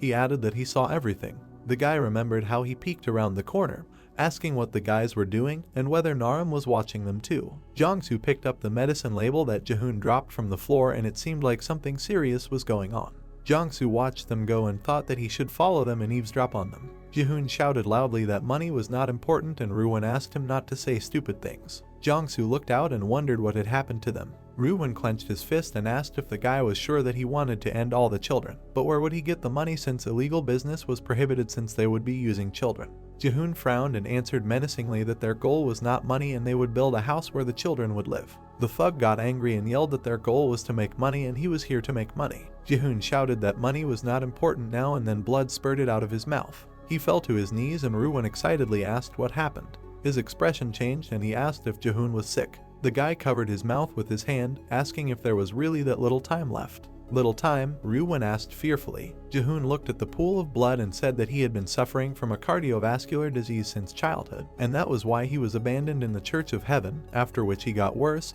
and the hospital said that they could not do anything. Ruwon sat closer to him and asked what this meant, how little time was left. Jae-hoon put his hand on his shoulder and ordered him to listen to him carefully. He frowned and said that the guys nicknamed one were looking for him. They were the ones who controlled the escaped people. He remembered how the guys threatened him that if they did not return the children, they would destroy them and hand them over to the Church of Heaven, he added, remembering the guy's sarcastic smile. Ruwon was shouting loudly, asking what nonsense, because if they destroyed these guys, suddenly Jae-hoon interrupted him and said that they would hardly defeat them. The guy added that he had a quarrel with their leader, after which he used an unknown power, something similar to the wild style, but something different. Jae-hoon immediately realized that they would not defeat him. A tear flowed from Ruwon's eye and he asked in fear, is it really true that Jae-hoon would not be able to defeat him because he was so strong? Jae-hoon held onto him with his hands and with his last words said that he had little time left, a few weeks at most, and as long as he was alive, he would fight them. He immediately lowered his head down. With blood at his mouth, he said if he lost. He raised a menacing gaze forward, adding that the one who kills him will be Ruwon. The guy looked at him in fear and asked what he was talking about. Jae-hoon said that if he lost, their team would fall into the hands of the enemy and their shrine would be destroyed, and their children would be sold to the church. He menacingly clenched his hand into a fist and shouted that this must be prevented because children should not suffer. The guy said that this was the only way because if Ruwon killed him, he would gain their trust. He asked to betray them and go to the enemy's lair. Jae-hoon frowned, saying that the guy would know their weaknesses and find a way to destroy them, and after he destroyed them, his face changed and shouted for the guy to restore their shrine. Ruwon lowered his head in fear and asked how he could do such a thing, and Jae-hoon stroked his head and said that the guy would do it. He asked if Ruwon remembered how he said then how to become stronger. He asked if he had a goal, because he was so obsessed with money. The boy knew that Ruwon would open a bank account for the children to give them strength when they entered society. He said with a smile that Ruwon now had a family that he had to protect. Ruwon gritted his teeth in mental pain, asking what the point was if his friend wasn't there. Jae-hoon replied that it would be fine because if he could protect them like that, it would be enough. Ruwon pursed his lips. He stood up and said that he would do as Jae-hoon told him. The boy thanked him and said that it would be difficult, but if everyone worked together, they could do it without him. Ruwon looked down and said that he wanted to ask him for a favor. He clenched his fist and said that for now this story would remain between them. Jae-hoon's face changed, asking what he was talking about because then the children would think that the boy really betrayed them. Ruwon asked menacingly, isn't that what they're trying to achieve, since the more people know, the harder it will be, and if something goes wrong, the children will be in danger. Jae-hoon yelled menacingly, if they don't say it, all the children will hate him. I know, Ruwon replied, if this is how to protect them. He added indifferently that he didn't care. With tears in her eyes, Naram asked if everything the boy said was true. Yes, Young-soo yelled, and that's the reason Ruwon is in this state now. He added that the boy is fighting with everyone to protect them. The girl thought that they are hated by those they want to protect the most, and she is loyal to this. She looked at the furious boy and thought that this is all to protect them. That day, Ruwon walked out of the building. Young-soo suddenly jumped out in front of him and asked where he was going. Ryo Hwan stared at the guy and replied that he was tired of this terrible place and decided to leave. Young-soo gritted his teeth and said that he heard everything. He said with hatred in his eyes that Naram definitely didn't know anything about this and he saw everything. After that, he asked if it was true that Ryu Hwan wouldn't do what Jae-hoon said. The bandit remained silent. Not receiving an answer, Young-soo spread his arms and shouted that this was madness. Jae-hoon was sick, so he had to explain it to them all. They all needed to run away and get Jae-hoon treated, and then asked why he didn't do anything. Ryu Hwan turned away and said that it was too late. They were strong, and if his interlocutor heard everything, he should keep it a secret. Hearing this, Young-soo raised his fist and shouted that since they were strong, they should fight because they had always won. He walked past Ryu Hwan and said that he couldn't admit it, so he would tell everyone. Ryuwon turned to the other guy and asked him to stop, to which the other guy rudely replied that he couldn't, so he wouldn't let Jae-hoon do that. Ryuwon couldn't help but grab the other guy by the lapels and yelled, asking if he didn't understand why Jae-hoon made that choice. He yelled in rage that it was because they were weak. It was obvious that one would defeat Jae-hoon. Hearing this, Young-soo was shocked. Ryuwon shook with anger and said that it was because they were weak, because they didn't even have the strength to capture themselves. Without letting go of Young-soo, he added that this was why Jae-hoon sacrificed himself for those who were weak. Clenching his jaw, he said that Jae-hoon was the one who didn't want to do this more than anyone else, just to cut off his time. There was only one reason why he wanted to leave without saying goodbye. Pity appeared in his eyes. He said that all this was in order to protect his family. Did Young-soo really want to ignore his last request? Tears appeared in the boy's eyes. Ryuwon let go of the boy and quietly said that there was only one thing left for them to do. He spoke sadly with his head down, the last hope left by Jae-hoon. He came to the meeting place with a pipe in his hands. They had to continue. There he met Jae-hoon, who saw his friend and said that he thought that he would not come. Ryuwon replied that he could not come. Jae-hoon stepped forward and asked if his friend was with him. Yeah, Ryuwon replied, then swung his sword. The next second, he hit Jae-hoon on the head with all his might. When the boy fell to the floor, Ryuwon began to beat him brutally. Even if it cost him his life, there was fear and horror in his eyes, and even if he had to kill him with his own hands. He was currently fighting fiercely with the protagonist. The bandit swung his sword and screamed loudly. He missed, and Dame counterattacked and landed a strong blow to the face. Ryuwon flew back, but managed to stay on his feet. He exhaled steam and looked at the guy. He sank into his memories again.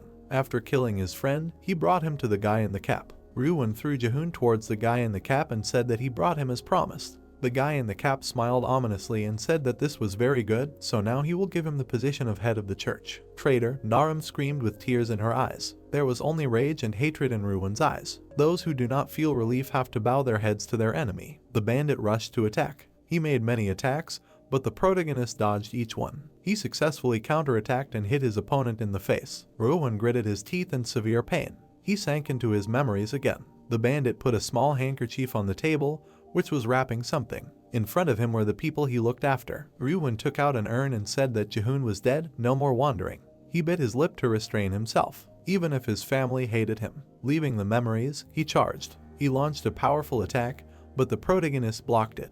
After that, Dame himself delivered a strong punch to the thug's face. Ryuwon held back the blow, but did not show any sign of pain. He remembered sitting by his friend's grave. In his hand was a photo of them together. The boy's tears were dripping onto the ground. Ryuwon hung his head down, saying that it was difficult for him. He thought, even if his heart was breaking from sadness. The thug quickly attacked Dame, who covered his face with his hands. The protagonist gritted his teeth in anger, looking forward. Ryuwon angrily clenched his hand into a fist. He punched forward, while Dame dodged his punch. The protagonist hit him with all his strength, throwing him back. Ryuwon slid along the ground, using his hand as a support. He rushed forward with loud cries. Ryuwon stood over Jae-hoon's body seriously. He knelt down on the bloody boy's knees in fear. His hand began to shake and he asked for his forgiveness. Jae-hoon moved his hand and said that everything was fine. He raised his head and said that the boy was not guilty, after which he praised him. Jae-hoon apologized for entrusting Ryuwon with this burden. Ryuwon brought his hand closer to himself and swore that he would take revenge and destroy them all. Tears appeared in his eyes and he said that he would restore their shrine.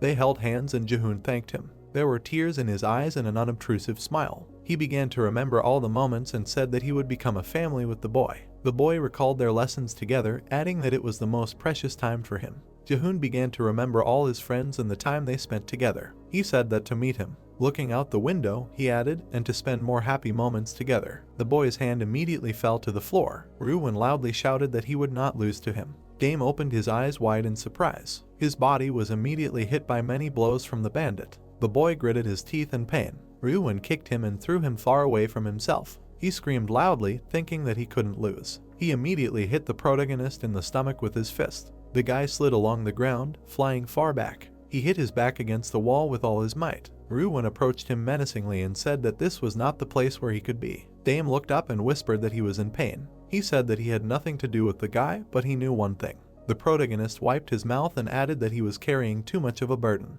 The bandit frowned and said that it didn't concern him, so he shouldn't worry and just leave. Youngsu looked at Narum and asked her to stop the guys. He shouted that he told her the whole truth and Dame too, and he would continue to fight. The girl's face changed, asking in surprise if the protagonist really knew. She turned around and asked if the guy knew everything, then why was he fighting, and then added that Dame was trying to help Ruwen. Youngsu turned around in shock and shouted that he was only getting in the way. Narum said that he was not trying to help him with Ruwen's methods. She spoke upset about how they were fighting now. The girl looked at them and thought that by joining forces, he was trying to convince Ruwen to fight against one together. The protagonist clenched his fists and said menacingly that he would not give up until he destroyed Ruwen. To this end, Dame was trying to prove to him. With the strength of a barbarian, he shouted that he would use all his strength and prove it to him. The girl thought that he was the one who could replace Jehun. Ruwen looked at him and asked if the guy would really interfere in his affairs until the end. A tiger appeared behind him and he added that he would also use all his strength to destroy Dame. They took careful steps towards each other. With wild eyes, they rushed at each other. Narum thought in horror that this was the end.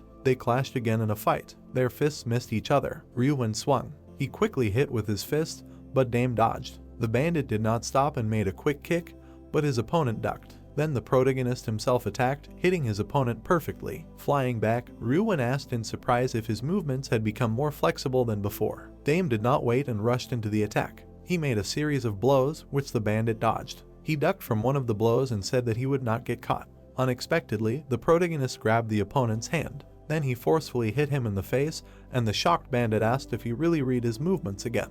Dame jumped and spun. At the same second, he forcefully kicked his opponent in the face. Ruwen flew back, barely able to stay on his feet. Wiping the blood from his mouth, he asked himself how he could become stronger. The protagonist was breathing heavily and looking at his opponent with hatred in his eyes. He used the Berserker skill Life and Death Decision. This skill increased all stats, but in exchange, it sucked out stamina. Ruwen looked at the guy who was emitting powerful energy and said that he was using his skill to become stronger in exchange for his stamina. Dame was sweating and saying in his head that although he had become stronger, he was already exhausted. He knew that he had to finish the fight before he used up all his stamina. With these thoughts, he rushed to attack. If that's the case, Ruwen thought, jumping back. Then he will stop fighting the guy so that he gets tired. With these thoughts, he began to dodge every blow from his opponent. Jumping back again and again, he asked if the guy really thought he could beat him if he kept attacking like that. Dame continued to attack with all his might. Looking at him, the bandit said that he himself would rather lose now. The protagonist gritted his teeth and asked discontentedly if he really was going to avoid his attacks. Immediately after that, he sped up and said that he would just become faster. He made a quick attack, but the bandit dodged. The protagonist did not stop and brought down a hail of blows on his opponent. Ruwen dodged and asked in surprise if he really became even faster. The protagonist's attacks began to reach the gangster, and Dame said that now he would not be able to avoid his attacks. Unexpectedly for Ruwen, the guy grabbed him by the shirt. Pulling him towards himself, the protagonist said contentedly, like this. Then he swung and said that he could not escape. When suddenly Ruwen said in an extremely indifferent voice that it was unexpected, but to become so strong. His eyes flashed and he added that it was all in vain. He ordered the protagonist to stand still. As soon as he said this, Dame's body froze. At that very moment, the bandit hit him in the face with all his might. The guy went flying head over heels on the floor. Stopping, he wiped the blood from his mouth and said in his head that his opponent still had a trump card. It was a skill that suddenly stopped the opponent's body. It was the gaze of a tiger. The skill instilled fear and paralyzed the muscles for a short period of time. Ruwen looked at the opponent with burning eyes. After using the technique, he raised his fists and said that the guy would never be able to defeat him. The protagonist stood up and said that the bandit was talking too much. The next second, he rushed to attack and said that he had not lost to them yet. Ruwen's eyes lit up again and he said that he didn't seem to understand. Suddenly, the protagonist's body stopped again and the guy screamed in his head, "Does his skill really not have a cooldown?" The bandit punched his opponent in the stomach with all his might. Dame grabbed his stomach and flew back. Raising his head, he said in his head, "Them." He rushed towards the wall. Jumping on it, he gained great speed. The next second, Dame pushed off the wall and said in his head that before his muscles were paralyzed, he would attack him from the air by inertia. With these thoughts, he spun in flight. Then he punched the opponent with all his might. Ruwen blocked the attack and said that the guy used his brain, but he grabbed the guy's leg tightly, kicked him under the floor with all his might. He screamed, and he should have thought of this after attacking him. Blood spurted out of the protagonist's mouth. Ruin swung his leg and screamed, asking if he understood now. He kicked the guy with all his might and screamed that he wouldn't be able to block his blows properly. Dame flew back, sliding on the floor. Stopping, he grabbed his stomach. Daim swung at him and shouted that it was not over. Ryu Chuan's eyes lit up and he asked if he still didn't understand. He punched the guy in the chin with all his might. Gritting his teeth, Ryu Chuan punched him in the face a second time. The protagonist's body trembled and he clenched his hand into a fist. He swung his fist, while the opponent quickly dodged. Ryu Chuan punched him in the side and shouted, no matter how the guy attacked. Daim clenched his teeth in pain. The thug threw him back, adding that he would never be able to defeat him. The protagonist crouched to the ground, sliding forward. The system told him that there was another way to defeat Ryu Chuan. The protagonist frowned and asked if he was talking about smartphones, to which the robot replied that the guy had not used Young Chuan and Si-Yun's smartphones yet. He suggested absorbing them so that he could choose between several classes so that he could continue the fight, and then asked the guy if he wanted to absorb the smartphones. No, Dame said, because then there would be no point in winning. The protagonist rushed forward, thinking that in order to convince Ruin, he had to fight him face to face. The guy swung his arm, when suddenly Ruin ducked and asked how. He kicked Dame and asked why he was doing this. Dame gritted his teeth in pain, wondering if the enemy had anything to do with this. The guy flew into the bandit's body at great speed, thinking that he could not win. Ruin hit the protagonist's shoulders with all his might, who wondered why the enemy was fighting when he knew he would lose. Ruin punched him in the cheek with all his might. Narim watched in horror, then called out to the protagonist. The girl continued to sit on Jongsu, who asked what she was doing because the guy could die. With tears in his eyes, he screamed for the girl to stop him. Narim's eyes began to water and she screamed at Dame that it was over, so let him stop. Ruin angrily punched the guy's face. The system turned to Dame and said that it would do it again. The robot screamed that it was calling on the protagonist to absorb smartphones and summon a new class. It said that it was too dangerous to continue this fight. With fists, Dame quickly rushed towards Ruin. The bandit frowned, saying that since Dame was so stubborn, he would accept his challenge. The protagonist angrily approached him. Ruin swung at him, gritting his teeth. He screamed loudly that his actions meant nothing. Narim closed her eyes, begging the guy to stop. The protagonist's fist trembled. No, he screamed through clenched teeth. Ruin's face changed and he looked at him with incomprehension. Dame hit him in the face, thinking he had a target too. The girl looked forward in shock. Jongsu opened his mouth in surprise, turning his head. Ruin's body began to spin in the air from a strong blow. Gritting his teeth, he said that this could not be, and then asked how. Dame waved his hand, saying that he had finally gotten used to this paralysis. He asked if the tiger's gaze was really a technique that stimulated muscles and paralyzed them, after which Saul added that ultimately, the more you use paralysis, the more you adapt to it. The protagonist said that if he had seen paralysis for the first time, he would hardly have gotten used to it so quickly, but he learned all the information about the technique thanks to his brothers. He said that it was the same with Ruin, because he could not cope alone, to which the bandit asked if he had not told the guy not to interfere in this matter. The protagonist said that he could do whatever he wanted, because he would still be destroyed, and later, Dame would unite and destroy their common enemy. Ruin frowned and said that anyone could say such nonsense. Dame took a stance with his hands clenched into fists, saying that the bandit had turned away from his family and went over to his enemies, deciding to fight alone. He immediately rushed forward in anger, while Ruin thought that he should stop him. He pursed his lips, wondering, so the guy kept attacking him head-on to get used to his technique. The bandit immediately clenched his hands into fists. They rushed towards each other, and Ruin thought that he would not lose to him. He punched the protagonist in the cheek with all his might. He shouted menacingly with anger. A strong blow hit Dame's face, causing him to scream. He noticed the next blow and quickly dodged it. The protagonist swung and hit Ruin in the face with his fist. The guy leaned down menacingly, hitting him in the jaw. Ryu Chuan opened his mouth from the strong blow. Dame threw him far away with great force. Gritting his teeth, the bandit flew back. Jae-hoon was walking down the street with bags. Narim asked why he left alone again,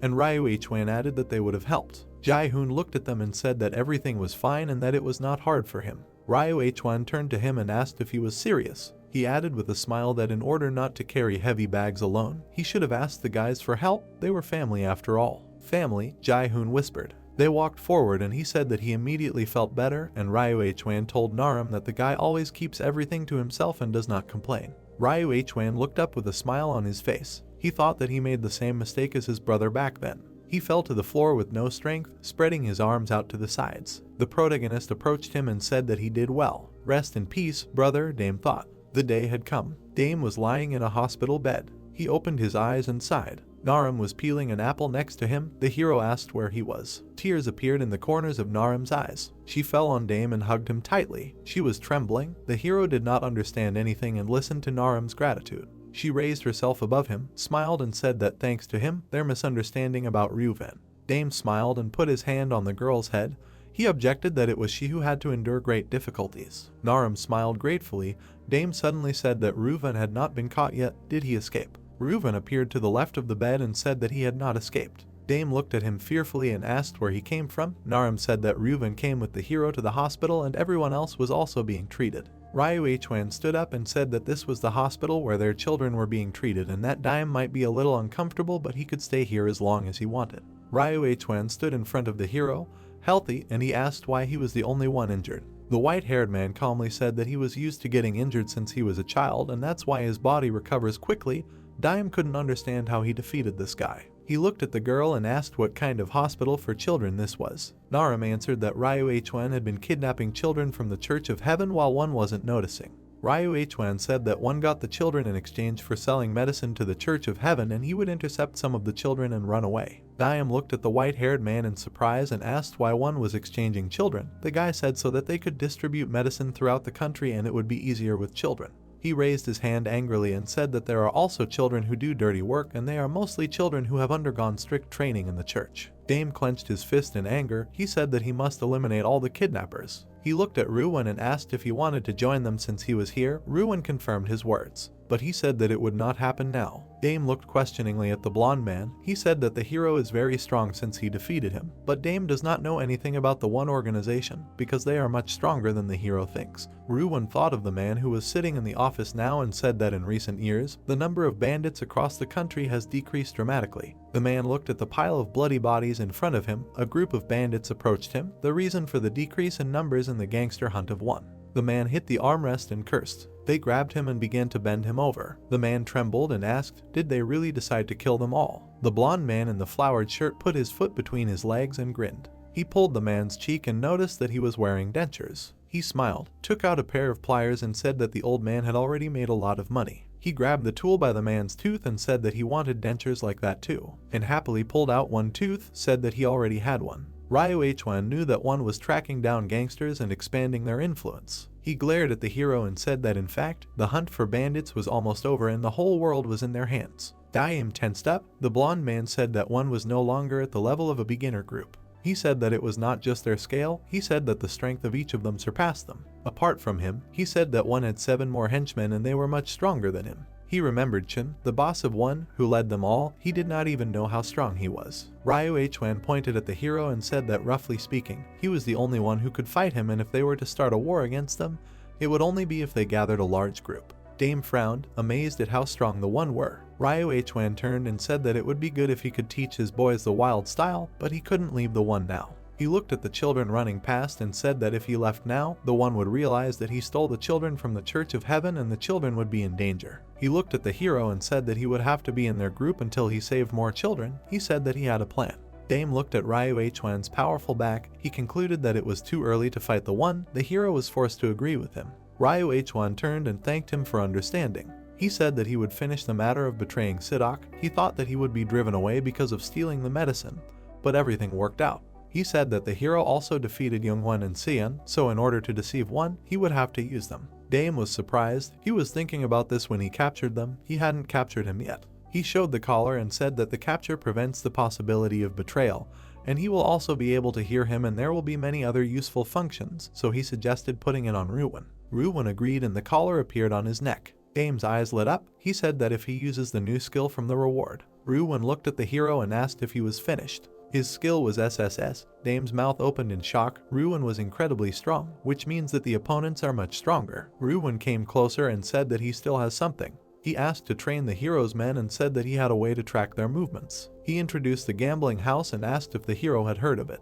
Ryu Hwan said that it was a gambling establishment where you could watch fights and place money bets. The fights took place without judges and only VIP clients were allowed into the hall. He said that it was something like an illegal coliseum for the rich. This was one of the main activities of one. He introduced Ju Hwan and said that he was in charge of them. This guy held rating games for the one executives once a year. Ryu Hwan looked at the hero and said that fights between members were generally prohibited, but it was allowed there, and even the boss Inchin did not dare to interfere with the fight. Dame asked if their boss was really into gambling. Ryu Hwan frowned and said that in addition to the executives, it was about training subordinates who had awakened the wild style. Dame asked if it was about the martial art he had used before. Ryu Hwan said that the wild style can only be learned by maximizing one's survival instincts, and in order to awaken survival instincts, one must use a martial art without rules. He introduced the 7 henchmen and said that participation was not mandatory, but as the name of the game suggests, they could raise their ranking. He said that 4 people would participate this year, including him and Juwon. He said that the leaders would send their subordinates there and make them fight against each other. He didn't care about the ranking from the beginning, so he planned to send Sidok, Seon, and Youngwon. He walked closer to the hero and asked if he wanted his people to participate there. Dame smiled and said that not only would the subordinates be able to raise their strength there, but he could also catch a couple of guys there for surveillance. Ruin said that they had agreed to participate then, but only 3 people could participate. Dame thought about it. He needed to take 2 more. Besides himself, he suggested choosing Kana, Taehyuk, and Naram. His eyes widened, because he remembered that he could use his new insightful eye on them, and then he would choose the 2 with a high strength ranking. Ruin took his hand out of his pocket and said that it was not necessary to decide right now. He said that there were about 10 days left until the fight. Dame smiled and said that he would think about it until then. He asked where the competition was taking place. Ruin came closer and said that the area that Juwon governs is Busan, so the tournament will be there. Dame thought about it. He said that Busan is a bit far, but he noted that summer vacation is coming soon, so it's okay. He remembered how his charges were beaten. They had a hard time, so they will take advantage of this moment and relax. He smiled. Everything was decided. They will spend a hellish vacation in Busan. 2 days later, Dame stood cheerfully at the airport and asked if everyone was there. Kanwoo and Taehyuk were standing in front of the hero. Kanwoo had already arrived an hour ago. Taehyuk noted the good weather. The girls came up and asked if they were really going somewhere. They said it was time to celebrate their summer vacation. Naram and Youngsu arrived. Youngsu said that Ryuwon told him to join them. Naram was looking forward to her first trip. The team stood in front of the hero. Kanwoo asked if they could go. Dame said that there was no one else with them. Kanwoo and Taehyuk asked in surprise. A guy came up to them from behind and apologized for being late. He came closer and said that it was him, Donggu. Everyone was taken aback. Everyone remembered the fat Donggu. Dame hugged the guy and said that Donggu wanted to become stronger, so he sent him to a training camp and he came back as a different person. Before that, the hero knew that Donggu was the person with the highest ranking. He looked at the system window in shock. That's when Donggu became their top priority. Dame smiled. Everyone went forward. Their trip to Busan was waiting for them. Youngsu took a photo of the old Donggu. He looked at him in surprise and said that he had become much cooler. Donggu scratched the back of his head and asked not to embarrass him. Daim gave him a thumbs up and said that not only had Donggu changed in appearance, he had also become very strong by studying martial arts. Donggu smiled and said that he studied martial arts to somehow help Daim. In addition, it turned out that studying martial arts is very interesting. Daim put his hand on his shoulder and thanked him for trying to help him. He said that Donggu did a great job. He turned to the surprised Kanwoo, who asked if this all meant that Donggu would participate in the ranking match. Daim smiled and said that the purpose of this trip to Busan was to gain new strength. He hugged Donggu and said that their strength was much lower than his, so they decided to pump them up in the upcoming match. Kanwoo pointed to himself and asked who was second in strength. Is it really him? Dame looked at him and said that Kanwoo was only in 3rd place. He pointed at Taehyuk and said that he was in 2nd place. Dame said that even though Kanwoo was known as a fighting genius, didn't he think that he had relaxed a little? He threw the phone at the guys and asked them to take it. They looked at the devices in surprise. The hero said that it was a phone that could use animal skills. Ruin handed them to the hero. He secretly took them to use to destroy one and said that he could take them if he wanted. The guys happily looked at the hero, who said that it was a gift from Ruin. He told them to familiarize themselves with the skills of each animal before the battle and asked them to study them. Kanwoo was depressed. He also wanted to fight and now he wanted to become stronger. The hero asked him not to be upset, because even if he does not participate, the skills will be useful. Taehyuk came closer and asked the hero what they will do for a whole week until the state of the ranking match. Dame smiled and said that he would make them a training plan. They would learn more about the strength of the opponents and about the combat gaming room.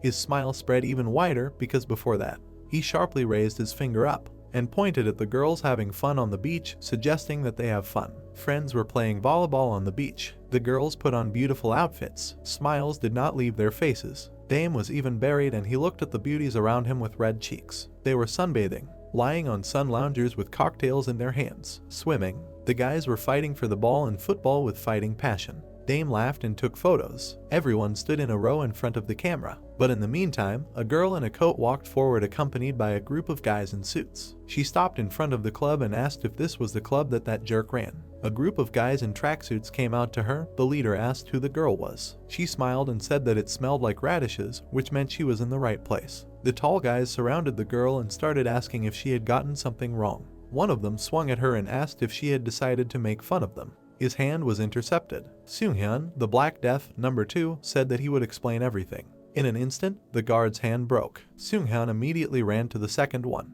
He hit him in the face. The guy crashed into the road, his eyes clouded. Seunghyun dodged both blows at once and grabbed the fighters by the throat. 2, without thinking, slammed them onto the asphalt. He turned to his boss and said that this place needed to be cleared of trash. Mohara, the mistress of the Black Death, one's leader, smiled and said that it needed to be finished in 3 minutes. 3 minutes later, Mohara's men were circling over the fallen bodies. The man was placed on his knees. He trembled and asked what they should do, asked for an explanation. Mohara smiled and asked if she really needed to explain. She lifted the man's head with her finger and said that all he needed to know was that they were hunting gangsters. The gangsters' shouts were heard from behind the open doors of the club. In-hyeon, the leader of one and the owner of New Bulgum, was walking with his men.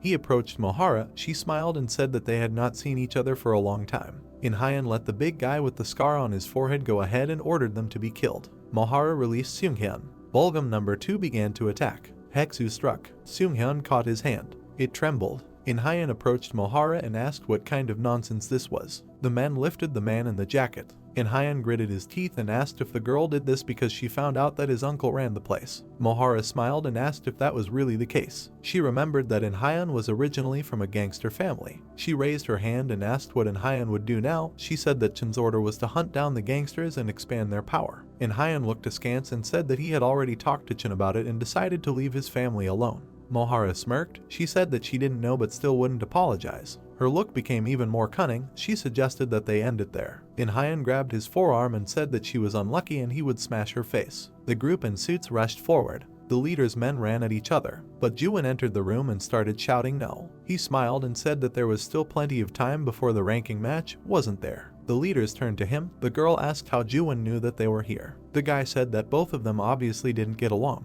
He smiled and said that regardless of the ranking match, fighting was forbidden. He came closer and asked to wait for a week, because the longer you wait, the tastier the prey. Mohara nodded and asked if Juwon would tell Chun everything if they continued the fight. Hearing the answer, she and her people turned around and walked away. In-hyeon looked after her angrily. His veins were shaking with impatience. He was going to rip Mohara's nasty little mouth apart. The girl glanced at him briefly. In her mind she said that In-hyeon would soon be crawling under her feet.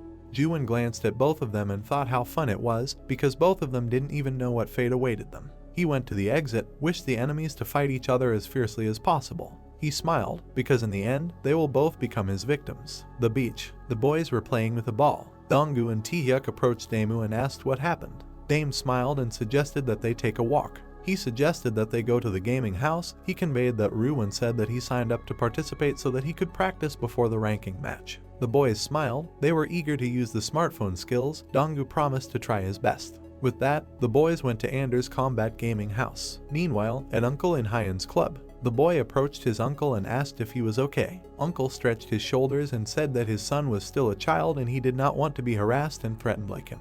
He looked at his nephew and said that the same goes for these monsters that invaded here. He asked what kind of monstrous power was this. He pointed to the floor that was broken in places, said that only one blow was enough. Uncle frowned and said that if they could use this power when their father was alive, In-hyeon asked him to stop. He leaned over his uncle and said that times had changed and gangsters were no longer a force. He said that one would take over the entire criminal world. He turned around and asked his uncle to straighten himself out. He gave him a stern look and told him to take care of himself and not even dare to think about revenge. He walked away with his men. The uncle gritted his teeth and cursed at his nephew. He called over to Chung-sik. His brother came over. The man looked into space and told him to call the boys to raise them from the bottom of Busan. He exhaled and fell back on the sofa.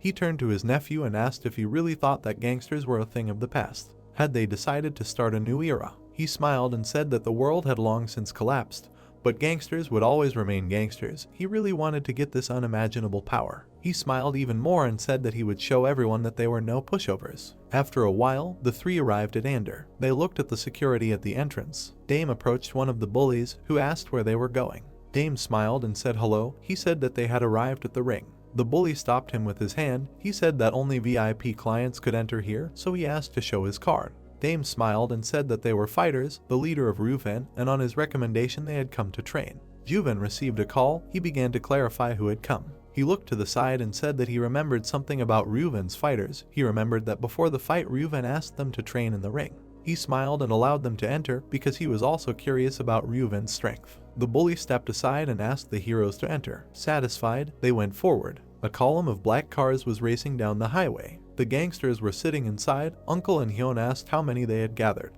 Chungsik turned around and said that they had gathered about 60 people from Sagu, Namgu, and Bakgu. The man leaned back tiredly. He said that times had changed, asked if they would be strong enough even if he gathered everyone. Chungsik smiled and said that at least they would be able to drive away Marik's guys. He said that all the guys he had gathered were capable fighters. Uncle looked ahead and assumed that they would be enough. He looked out the window and said that he would personally deal with that girl. He was overcome with rage. He said that he would deal with her with his bare hands. Motorcyclists drew level with the window. They rode ahead, the passenger holding a bat in his hands. The gangster asked who they were. The motorcycle wedged itself between two cars. The passenger raised the iron bat above his head. The window of one of the cars shattered. The passenger jumped through the broken window. The red-haired guy hung on the door. The bandits took out knives. The red-haired guy smiled and said that he had come to kill them all. The bandits jumped on him with knives. The car continued on its way, but a bandit flew out of the back window. The leader turned around and asked what the hell was going on. All the bandits died from their own knives. The red-haired guy was laughing merrily.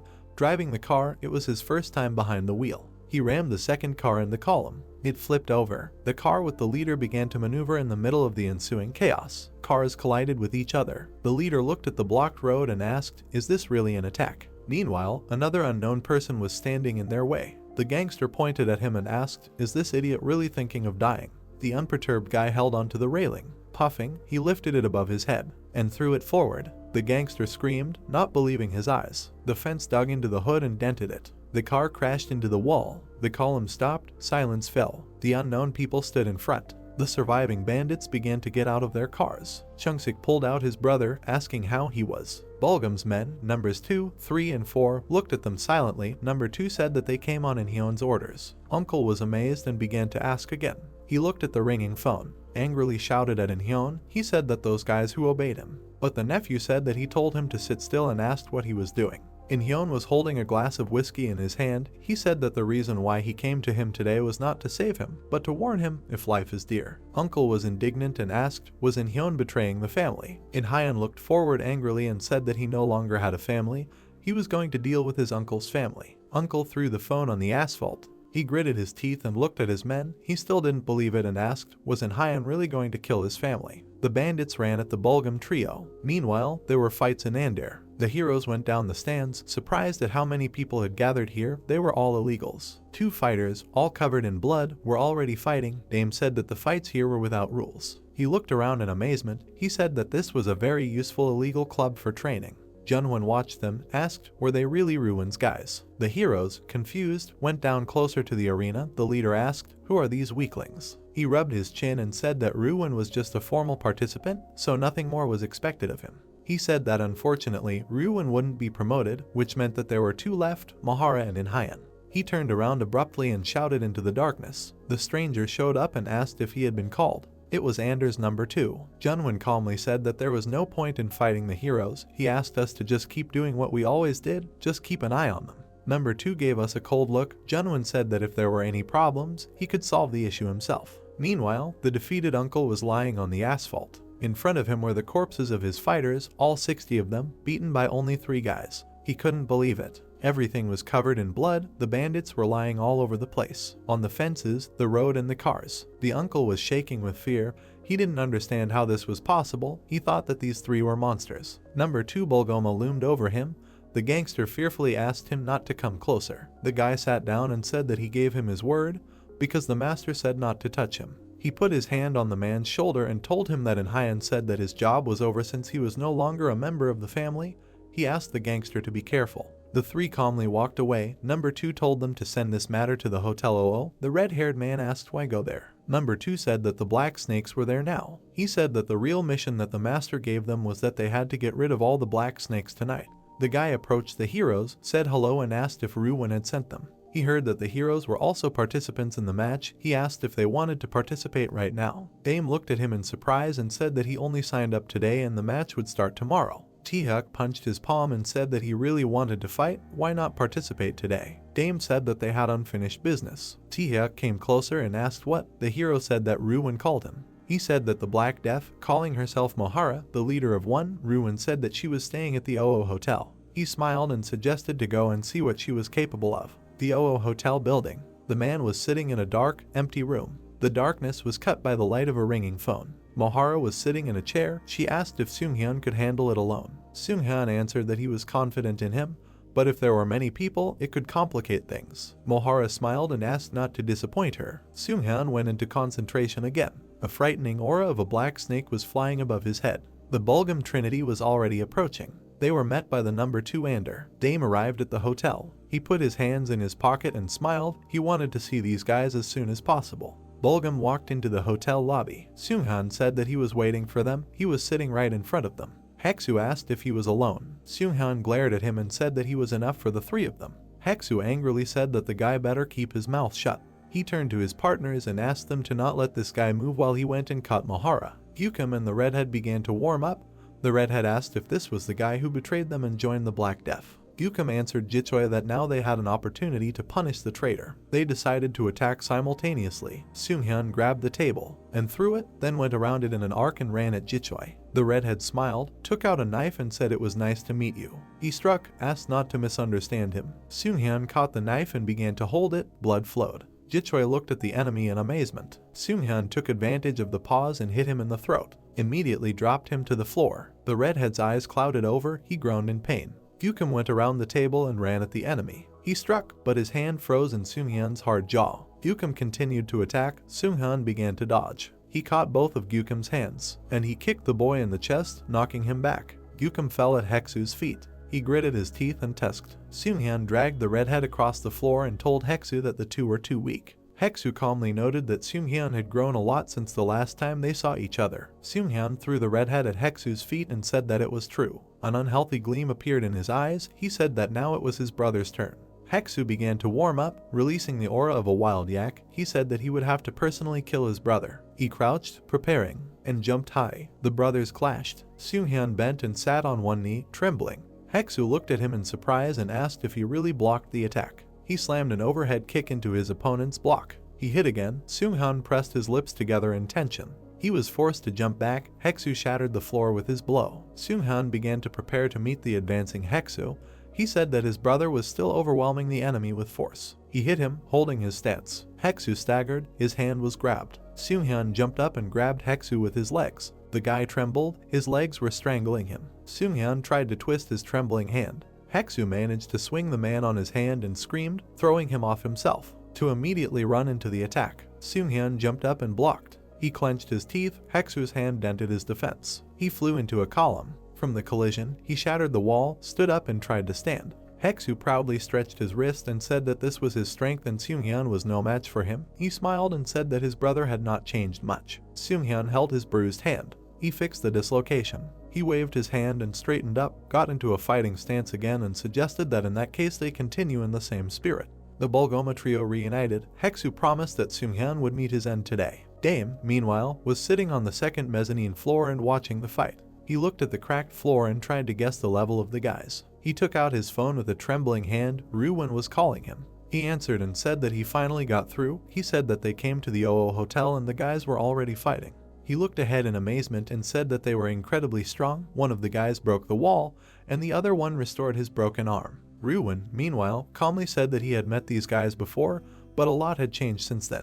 Dame froze. Ruin said that the subordinates of the leaders seemed to have learned the wild style. The hero asked, couldn't the leaders learn this? Ryu Hwan guessed that there was a fierce competition for power among the executives, so they increased their subordinates. Ryu Hwan walked around the airport. He confirmed that all the subordinates who participated in the ranking match had learned the wild style. Dame asked, wouldn't the ranking match determine the strongest? Why would they fight now? Ryu Hwan looked away and said to take away the leadership position. Dame asked quietly. Ryu Hwan said that in the ranking match, There is one rule: if all the subordinates fall, the subordinate can challenge the leader. But usually the difference between subordinates and leaders is huge. Dame picked up and said it's a different matter if the subordinate is trained in the wild style. He nodded and asked, why would they fight now? Why not wait for the ranking match? The three were pushing through Seunghyun's defense. Ryuwon said that Mahara and Inhyun were on bad terms with each other from the beginning, and the ultimate goal of these two is to push the other out of the leadership position. Heksu approached Seunghyun. Ryuwon said that then there would be no need to wait for the ranking match, or now they are having a greeting battle to understand each other's strength before the ranking match. Dame looked at them and asked what he should do, because if everything is left like this, then the fight will be 3 against 1, will one of the sides lose. Ryuwon said that if this happens, there will be no ranking match. Dame was surprised and asked, will the ranking match be cancelled? He knew that this cannot be allowed, because the ranking match is one's strength, so he cannot miss a great opportunity. Heksu attacked Seunghyun. He blocked, but did not have time to counter. Heksu hit with all his might. He grabbed Seunghyun's hands, smiled, and asked if Heksu really thought he would fight alone. Seunghyun flinched. Heksu's teammates were already approaching from behind. He turned around and realized that he had been fooled. Gyukim was thirsty for revenge. The redhead took out a knife. Seunghyun decided that it was all over. But a guy in a helmet suddenly appeared and stopped them. Jichoi and Gyukim looked at him in amazement. Seunghyun threw a surprised look. Heksu glared at him and asked what he was doing and where he came from. Dame in a helmet thought for a moment and said that he just, and fell silent. He held the attacker's hands because he couldn't let them fight before the match. Jichoi took the knife in his left hand. He asked why the hero needed a helmet and began to stab him with the knife. Dame instantly threw the guy back with a kick. He turned around. Gyukim was already attacking. Dame ducked from the blow, and, for balance, he sent the guy flying with a kick from his second leg. Gyukim grabbed his stomach and managed to keep from falling. The redhead came up to his partner and asked how the hero dared to interfere. Gyukim began to calm his violent partner. Dame silently looked at them. Gyukim said that he immediately felt his strength, so he asked to take this guy seriously. They ran in a simultaneous attack. Dame shuddered. The enemies were advancing. He began to dodge and analyze the styles of his opponents. He recognized Gyukim's boxing skill. He attacked with a hook. The hero recognized that after that the opponent went on the defensive and counterattacked. Dame blocked the sudden blow. He looked at the enemy, realized that he turned back to avoid the attack and decided to attack. He tried to understand, can a human hand overcome such a distance? Gyukim showered the hero with blows. His arms, to Dame's surprise, were very long. He recognized the orangutan's hand skill in Gyukim. He thought that if the radius of the strike was large, then it was worth using the soul cube to use the ninja class. The trainer advised using a double jump. The hero did a backflip, touched the column. Gyukim looked at him in confusion and asked himself how the hero jumped so high. The answer was Dame's foot kicked him in the face. The thoughtful one was thrown back. Dame landed. He decided to deal with the opponents one by one. The red-haired one threatened to kill the hero and ran to attack. The knife flew near the hero's neck. The red-haired one intercepted it with the blade down and tried to attack, changing the trajectory. Dame caught the blow. Jichoi intercepted the knife again in his other hand. Dame turned his head away from the blow, noting that the guy was good with a knife. He assumed that he had the skill of an animal with sharp claws. His skill was Wolverine claws. He was skilled with claws, but small in size. Dame broke the distance. He turned and looked at Gyukim, who was already attacking. Dame dodged. Crouching, he stuck out 2 fingers and hit Gyukim in the back with them, knocking the wind out of him. Jichoi was catching up with the hero. Dame barely dodged the fatal blow.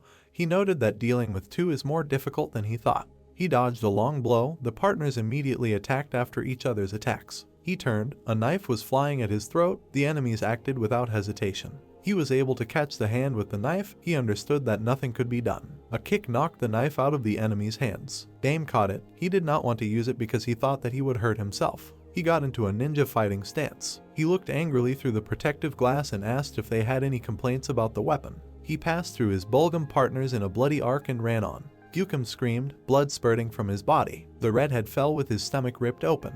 Dame looked at them. He said that the wound was not very deep, so they would just lose a little blood. The guys fell. Heksu straightened up menacingly. Seeing the defeat of his friends, he said that if they fell, they would die. The guys shuddered. They tried to stay on their feet. Dame looked at them in shock, realizing that Heksu ordered them not to fall for the sake of their own lives. Heksu looked angrily at the hero and asked who he was. He crouched down and said that the kid did not have to answer. He used his yak skill and jumped at the hero to attack. Seunghyun used his snake skill and caught the blow. He held Heksu's fist with one hand and punched him with the other. He grabbed him and threw him to the side. Heksu regrouped and fell to his feet. Seunghyun turned to the hero and rhetorically said that the hero would hide his identity. He thought about it and assumed that the hero was not his enemy. He got into a fighting stance and asked for Hexu to be given to him. Dame raised his hands and said that he was not here to fight, he was here to stop them. The partners were shaking and writhing. They looked at the hero madly. He did not understand why they were still conscious if they were supposed to fall. Seung-hoo turned to him and asked if the hero was so good at fighting and did not know about the awakening state. He said that it was a state where the survival instinct is maximized. He said that the hero stabbed them with a knife, but they did not faint because they felt threatened by their leader's words. He turned to Hexu and said that after waking up, they were much stronger than before. He told the hero to be careful. Hexu angrily said that Seung-hyun promised that he came alone, but in the end he was hiding one of his own. Dame turned his back to Seung-hyun and said that this was not an ambush. Hexu ran at them and promised that he would kill them both. The partners rushed to attack. Seung-hyun told the hero that he would take the leader on himself. He ran forward. Dame shouted that he did not come here to fight. He turned to his partners. Jichoi took out another knife. The coach advised to use a double jump. Dame jumped. He knew that if they continued to fight, there would be no end. He broke the distance. Jichoi swung. He had 3 knives in his hand. He threw each one at the hero. Dame managed to dodge and avoid death. He looked at his partners. Now they were fighting, combining their abilities. He landed. Gukum appeared right in front of him. He threw the hero back. Dame slowed down. His partners were already advancing. They had clearly become stronger. The attack was approaching his throat. He flinched. He blocked the knives. Gukum attacked in the moment of distraction. Dame began to dodge. He noted that the weight category of the enemies had increased significantly. He tried to break the distance and thought about their state of awakening. Dame realized that he could lose if he fought them alone. He needed to separate them. He flinched because he noticed that if he timed their attack correctly, the partners were rapidly approaching. Dame jumped over them at the moment of simultaneous attack. He threw a knife. The force of the throw was enough to break the chain holding the chandelier. The partners raised their eyes in fear. They managed to jump back from the fall. Dust rose. The guys began to turn their heads and ask where the hero had gone. Dame was sitting behind a column. He managed to hide for a while.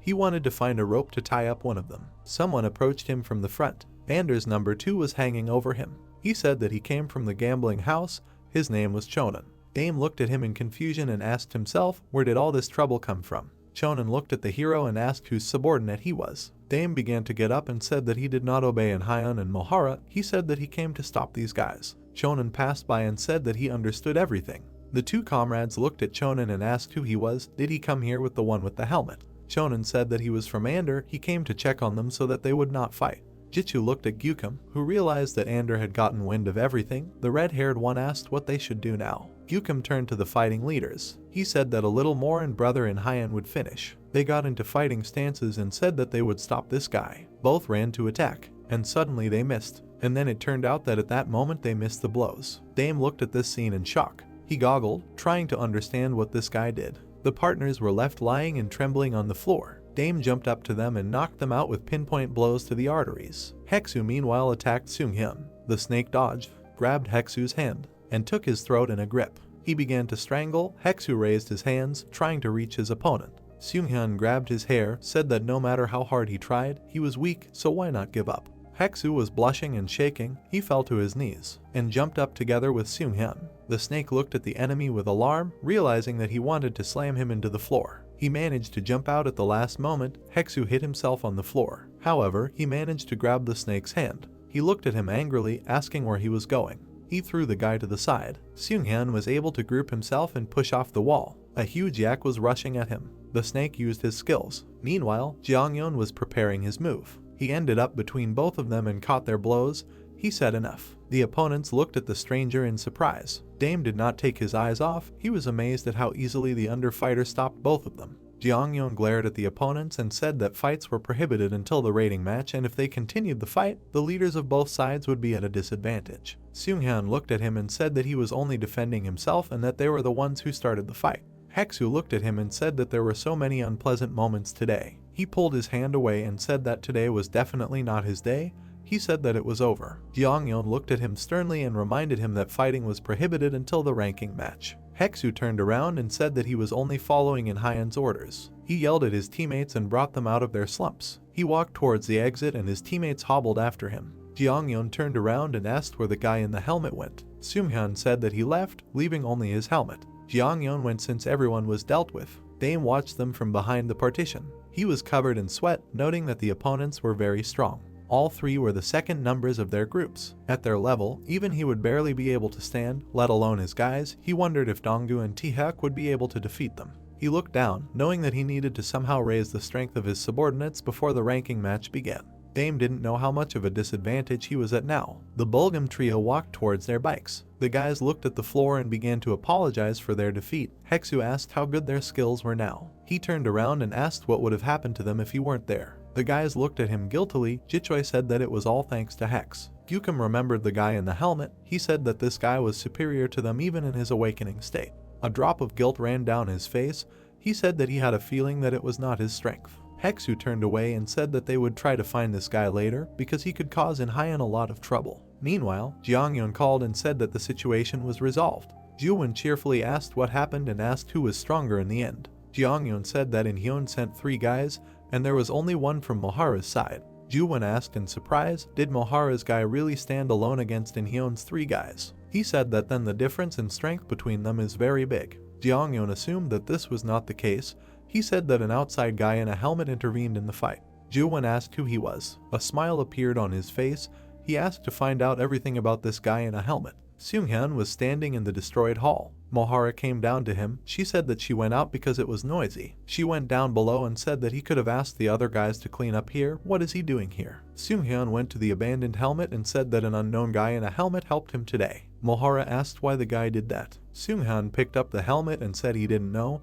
He just said he came to stop the fight. He looked at the helmet and said the stranger was pretty strong. Mohara smiled and asked if he wasn't curious. She put her hands together and told him to find him. She wanted to make him hers. Dame went back to his friends. Donggu worriedly asked the hero what was going on. They came to test their strength after all. Dame anxiously replied that he saw them fight. He said they were really strong guys and the 2 of them wouldn't be able to beat them. Taehyuk showed his phone and asked if it would be impossible with them too. The hero said that this wasn't about animal skills.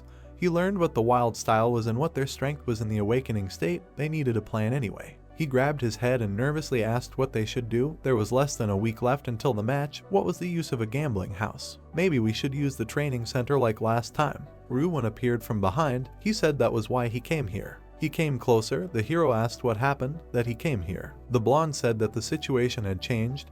That was why he came. He frowned and offered to begin without further explanation. The boys looked at him questioningly. Ruwon said to become as strong as him. He adjusted his sleeve and said that he would tell the heroes all about the wild style. Dame raised his hand and said that he had a question. What is the wild style? What do they do when their survival instinct awakens? Dame admitted that he does not quite understand yet. Ruwon looked at him and said, if I explain in simple terms, then people usually cannot use their physical abilities 100%, and if they use 100%, this power will cause great damage to the human body. But despite this use of power 100%, there is a way to avoid harm to your body and bring out this power hidden inside people. He said that this is when the survival instinct is triggered, and in those situations when life is at stake, strength, reaction speed, intelligence, all these feelings increase their power and they work very actively. Ruwon's eyes sparkled and said that this state of a person is called the state of awakening, and the method of intentionally achieving this state is the wild style. Dame shuddered, remembering the look he now understood. He said that the 2 guys he had fought before, their eyes had turned red and they had suddenly become stronger. Taehyuk looked at the hero in surprise and asked if he was sure that their eyes had turned red.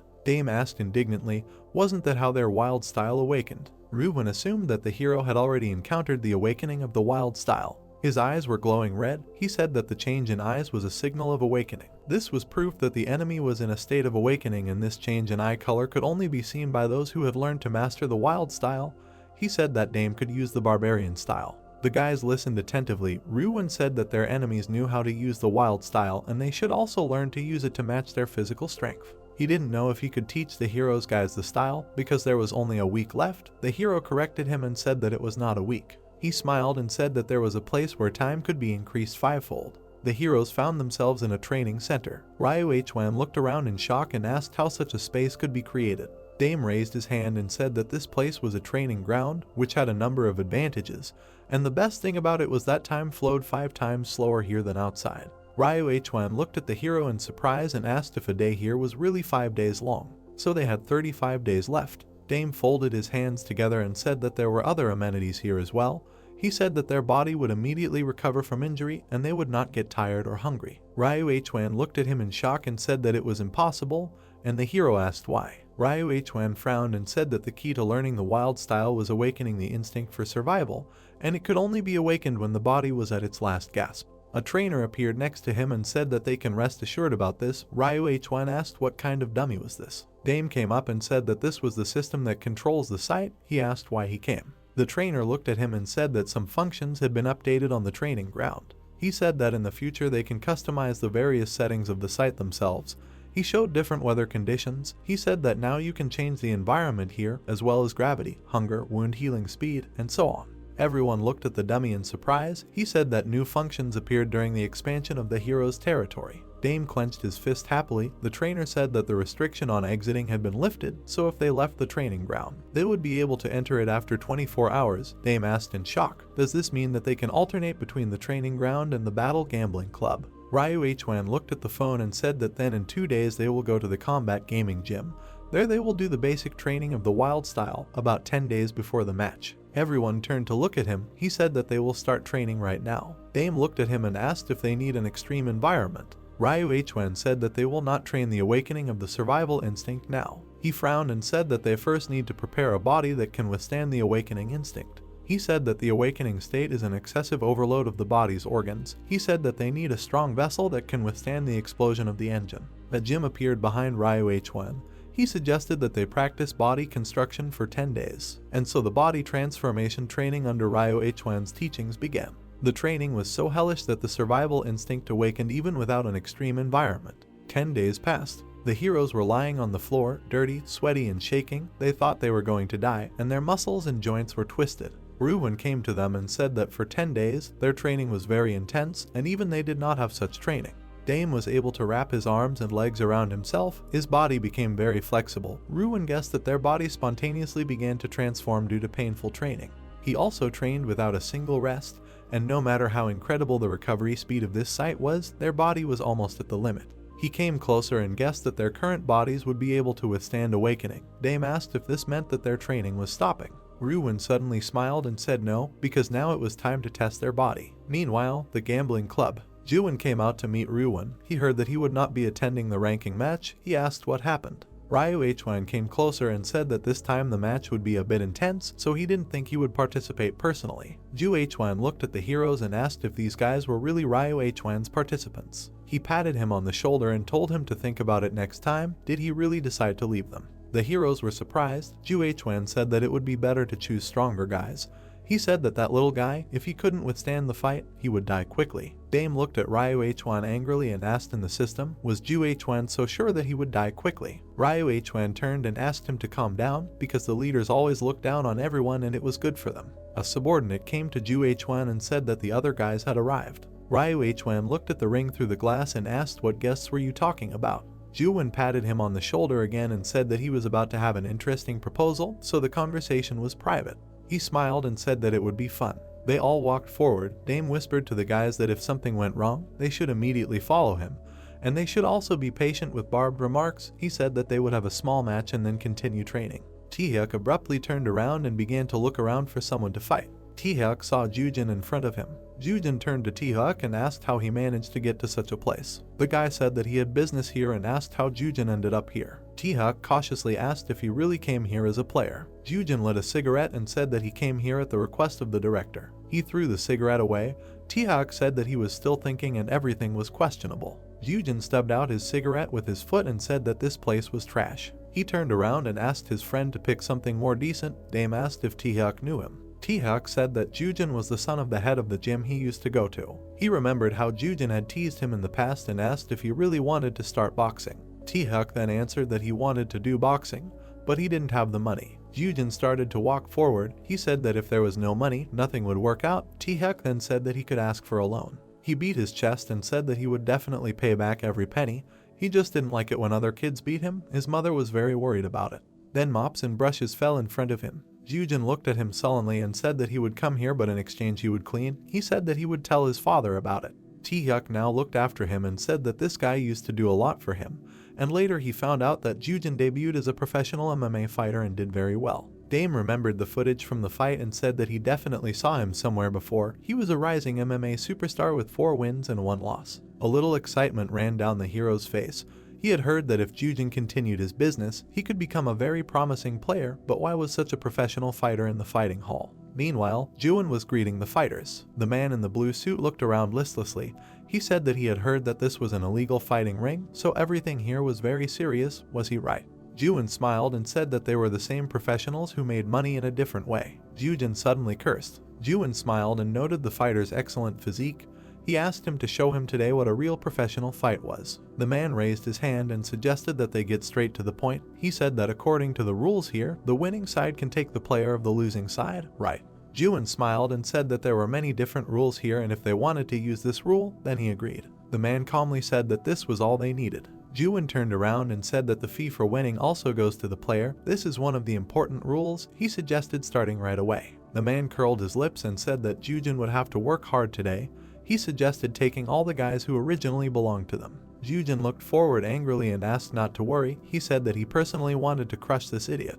In the past, he screamed in fear in the ring and fell, trembling all over. He looked at his enemy in confusion. In front of him stood a red-haired guy with the aura of a bulldog.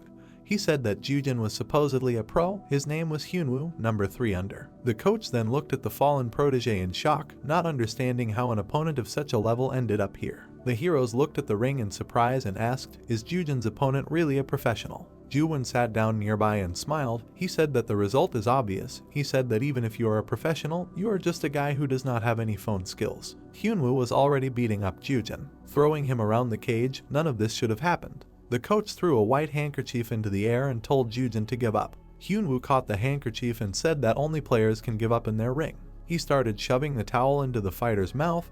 He ordered Jujin to say it with his mouth. Jujin was suffering. He was suffocating. Hyunwoo mockingly asked what he was saying.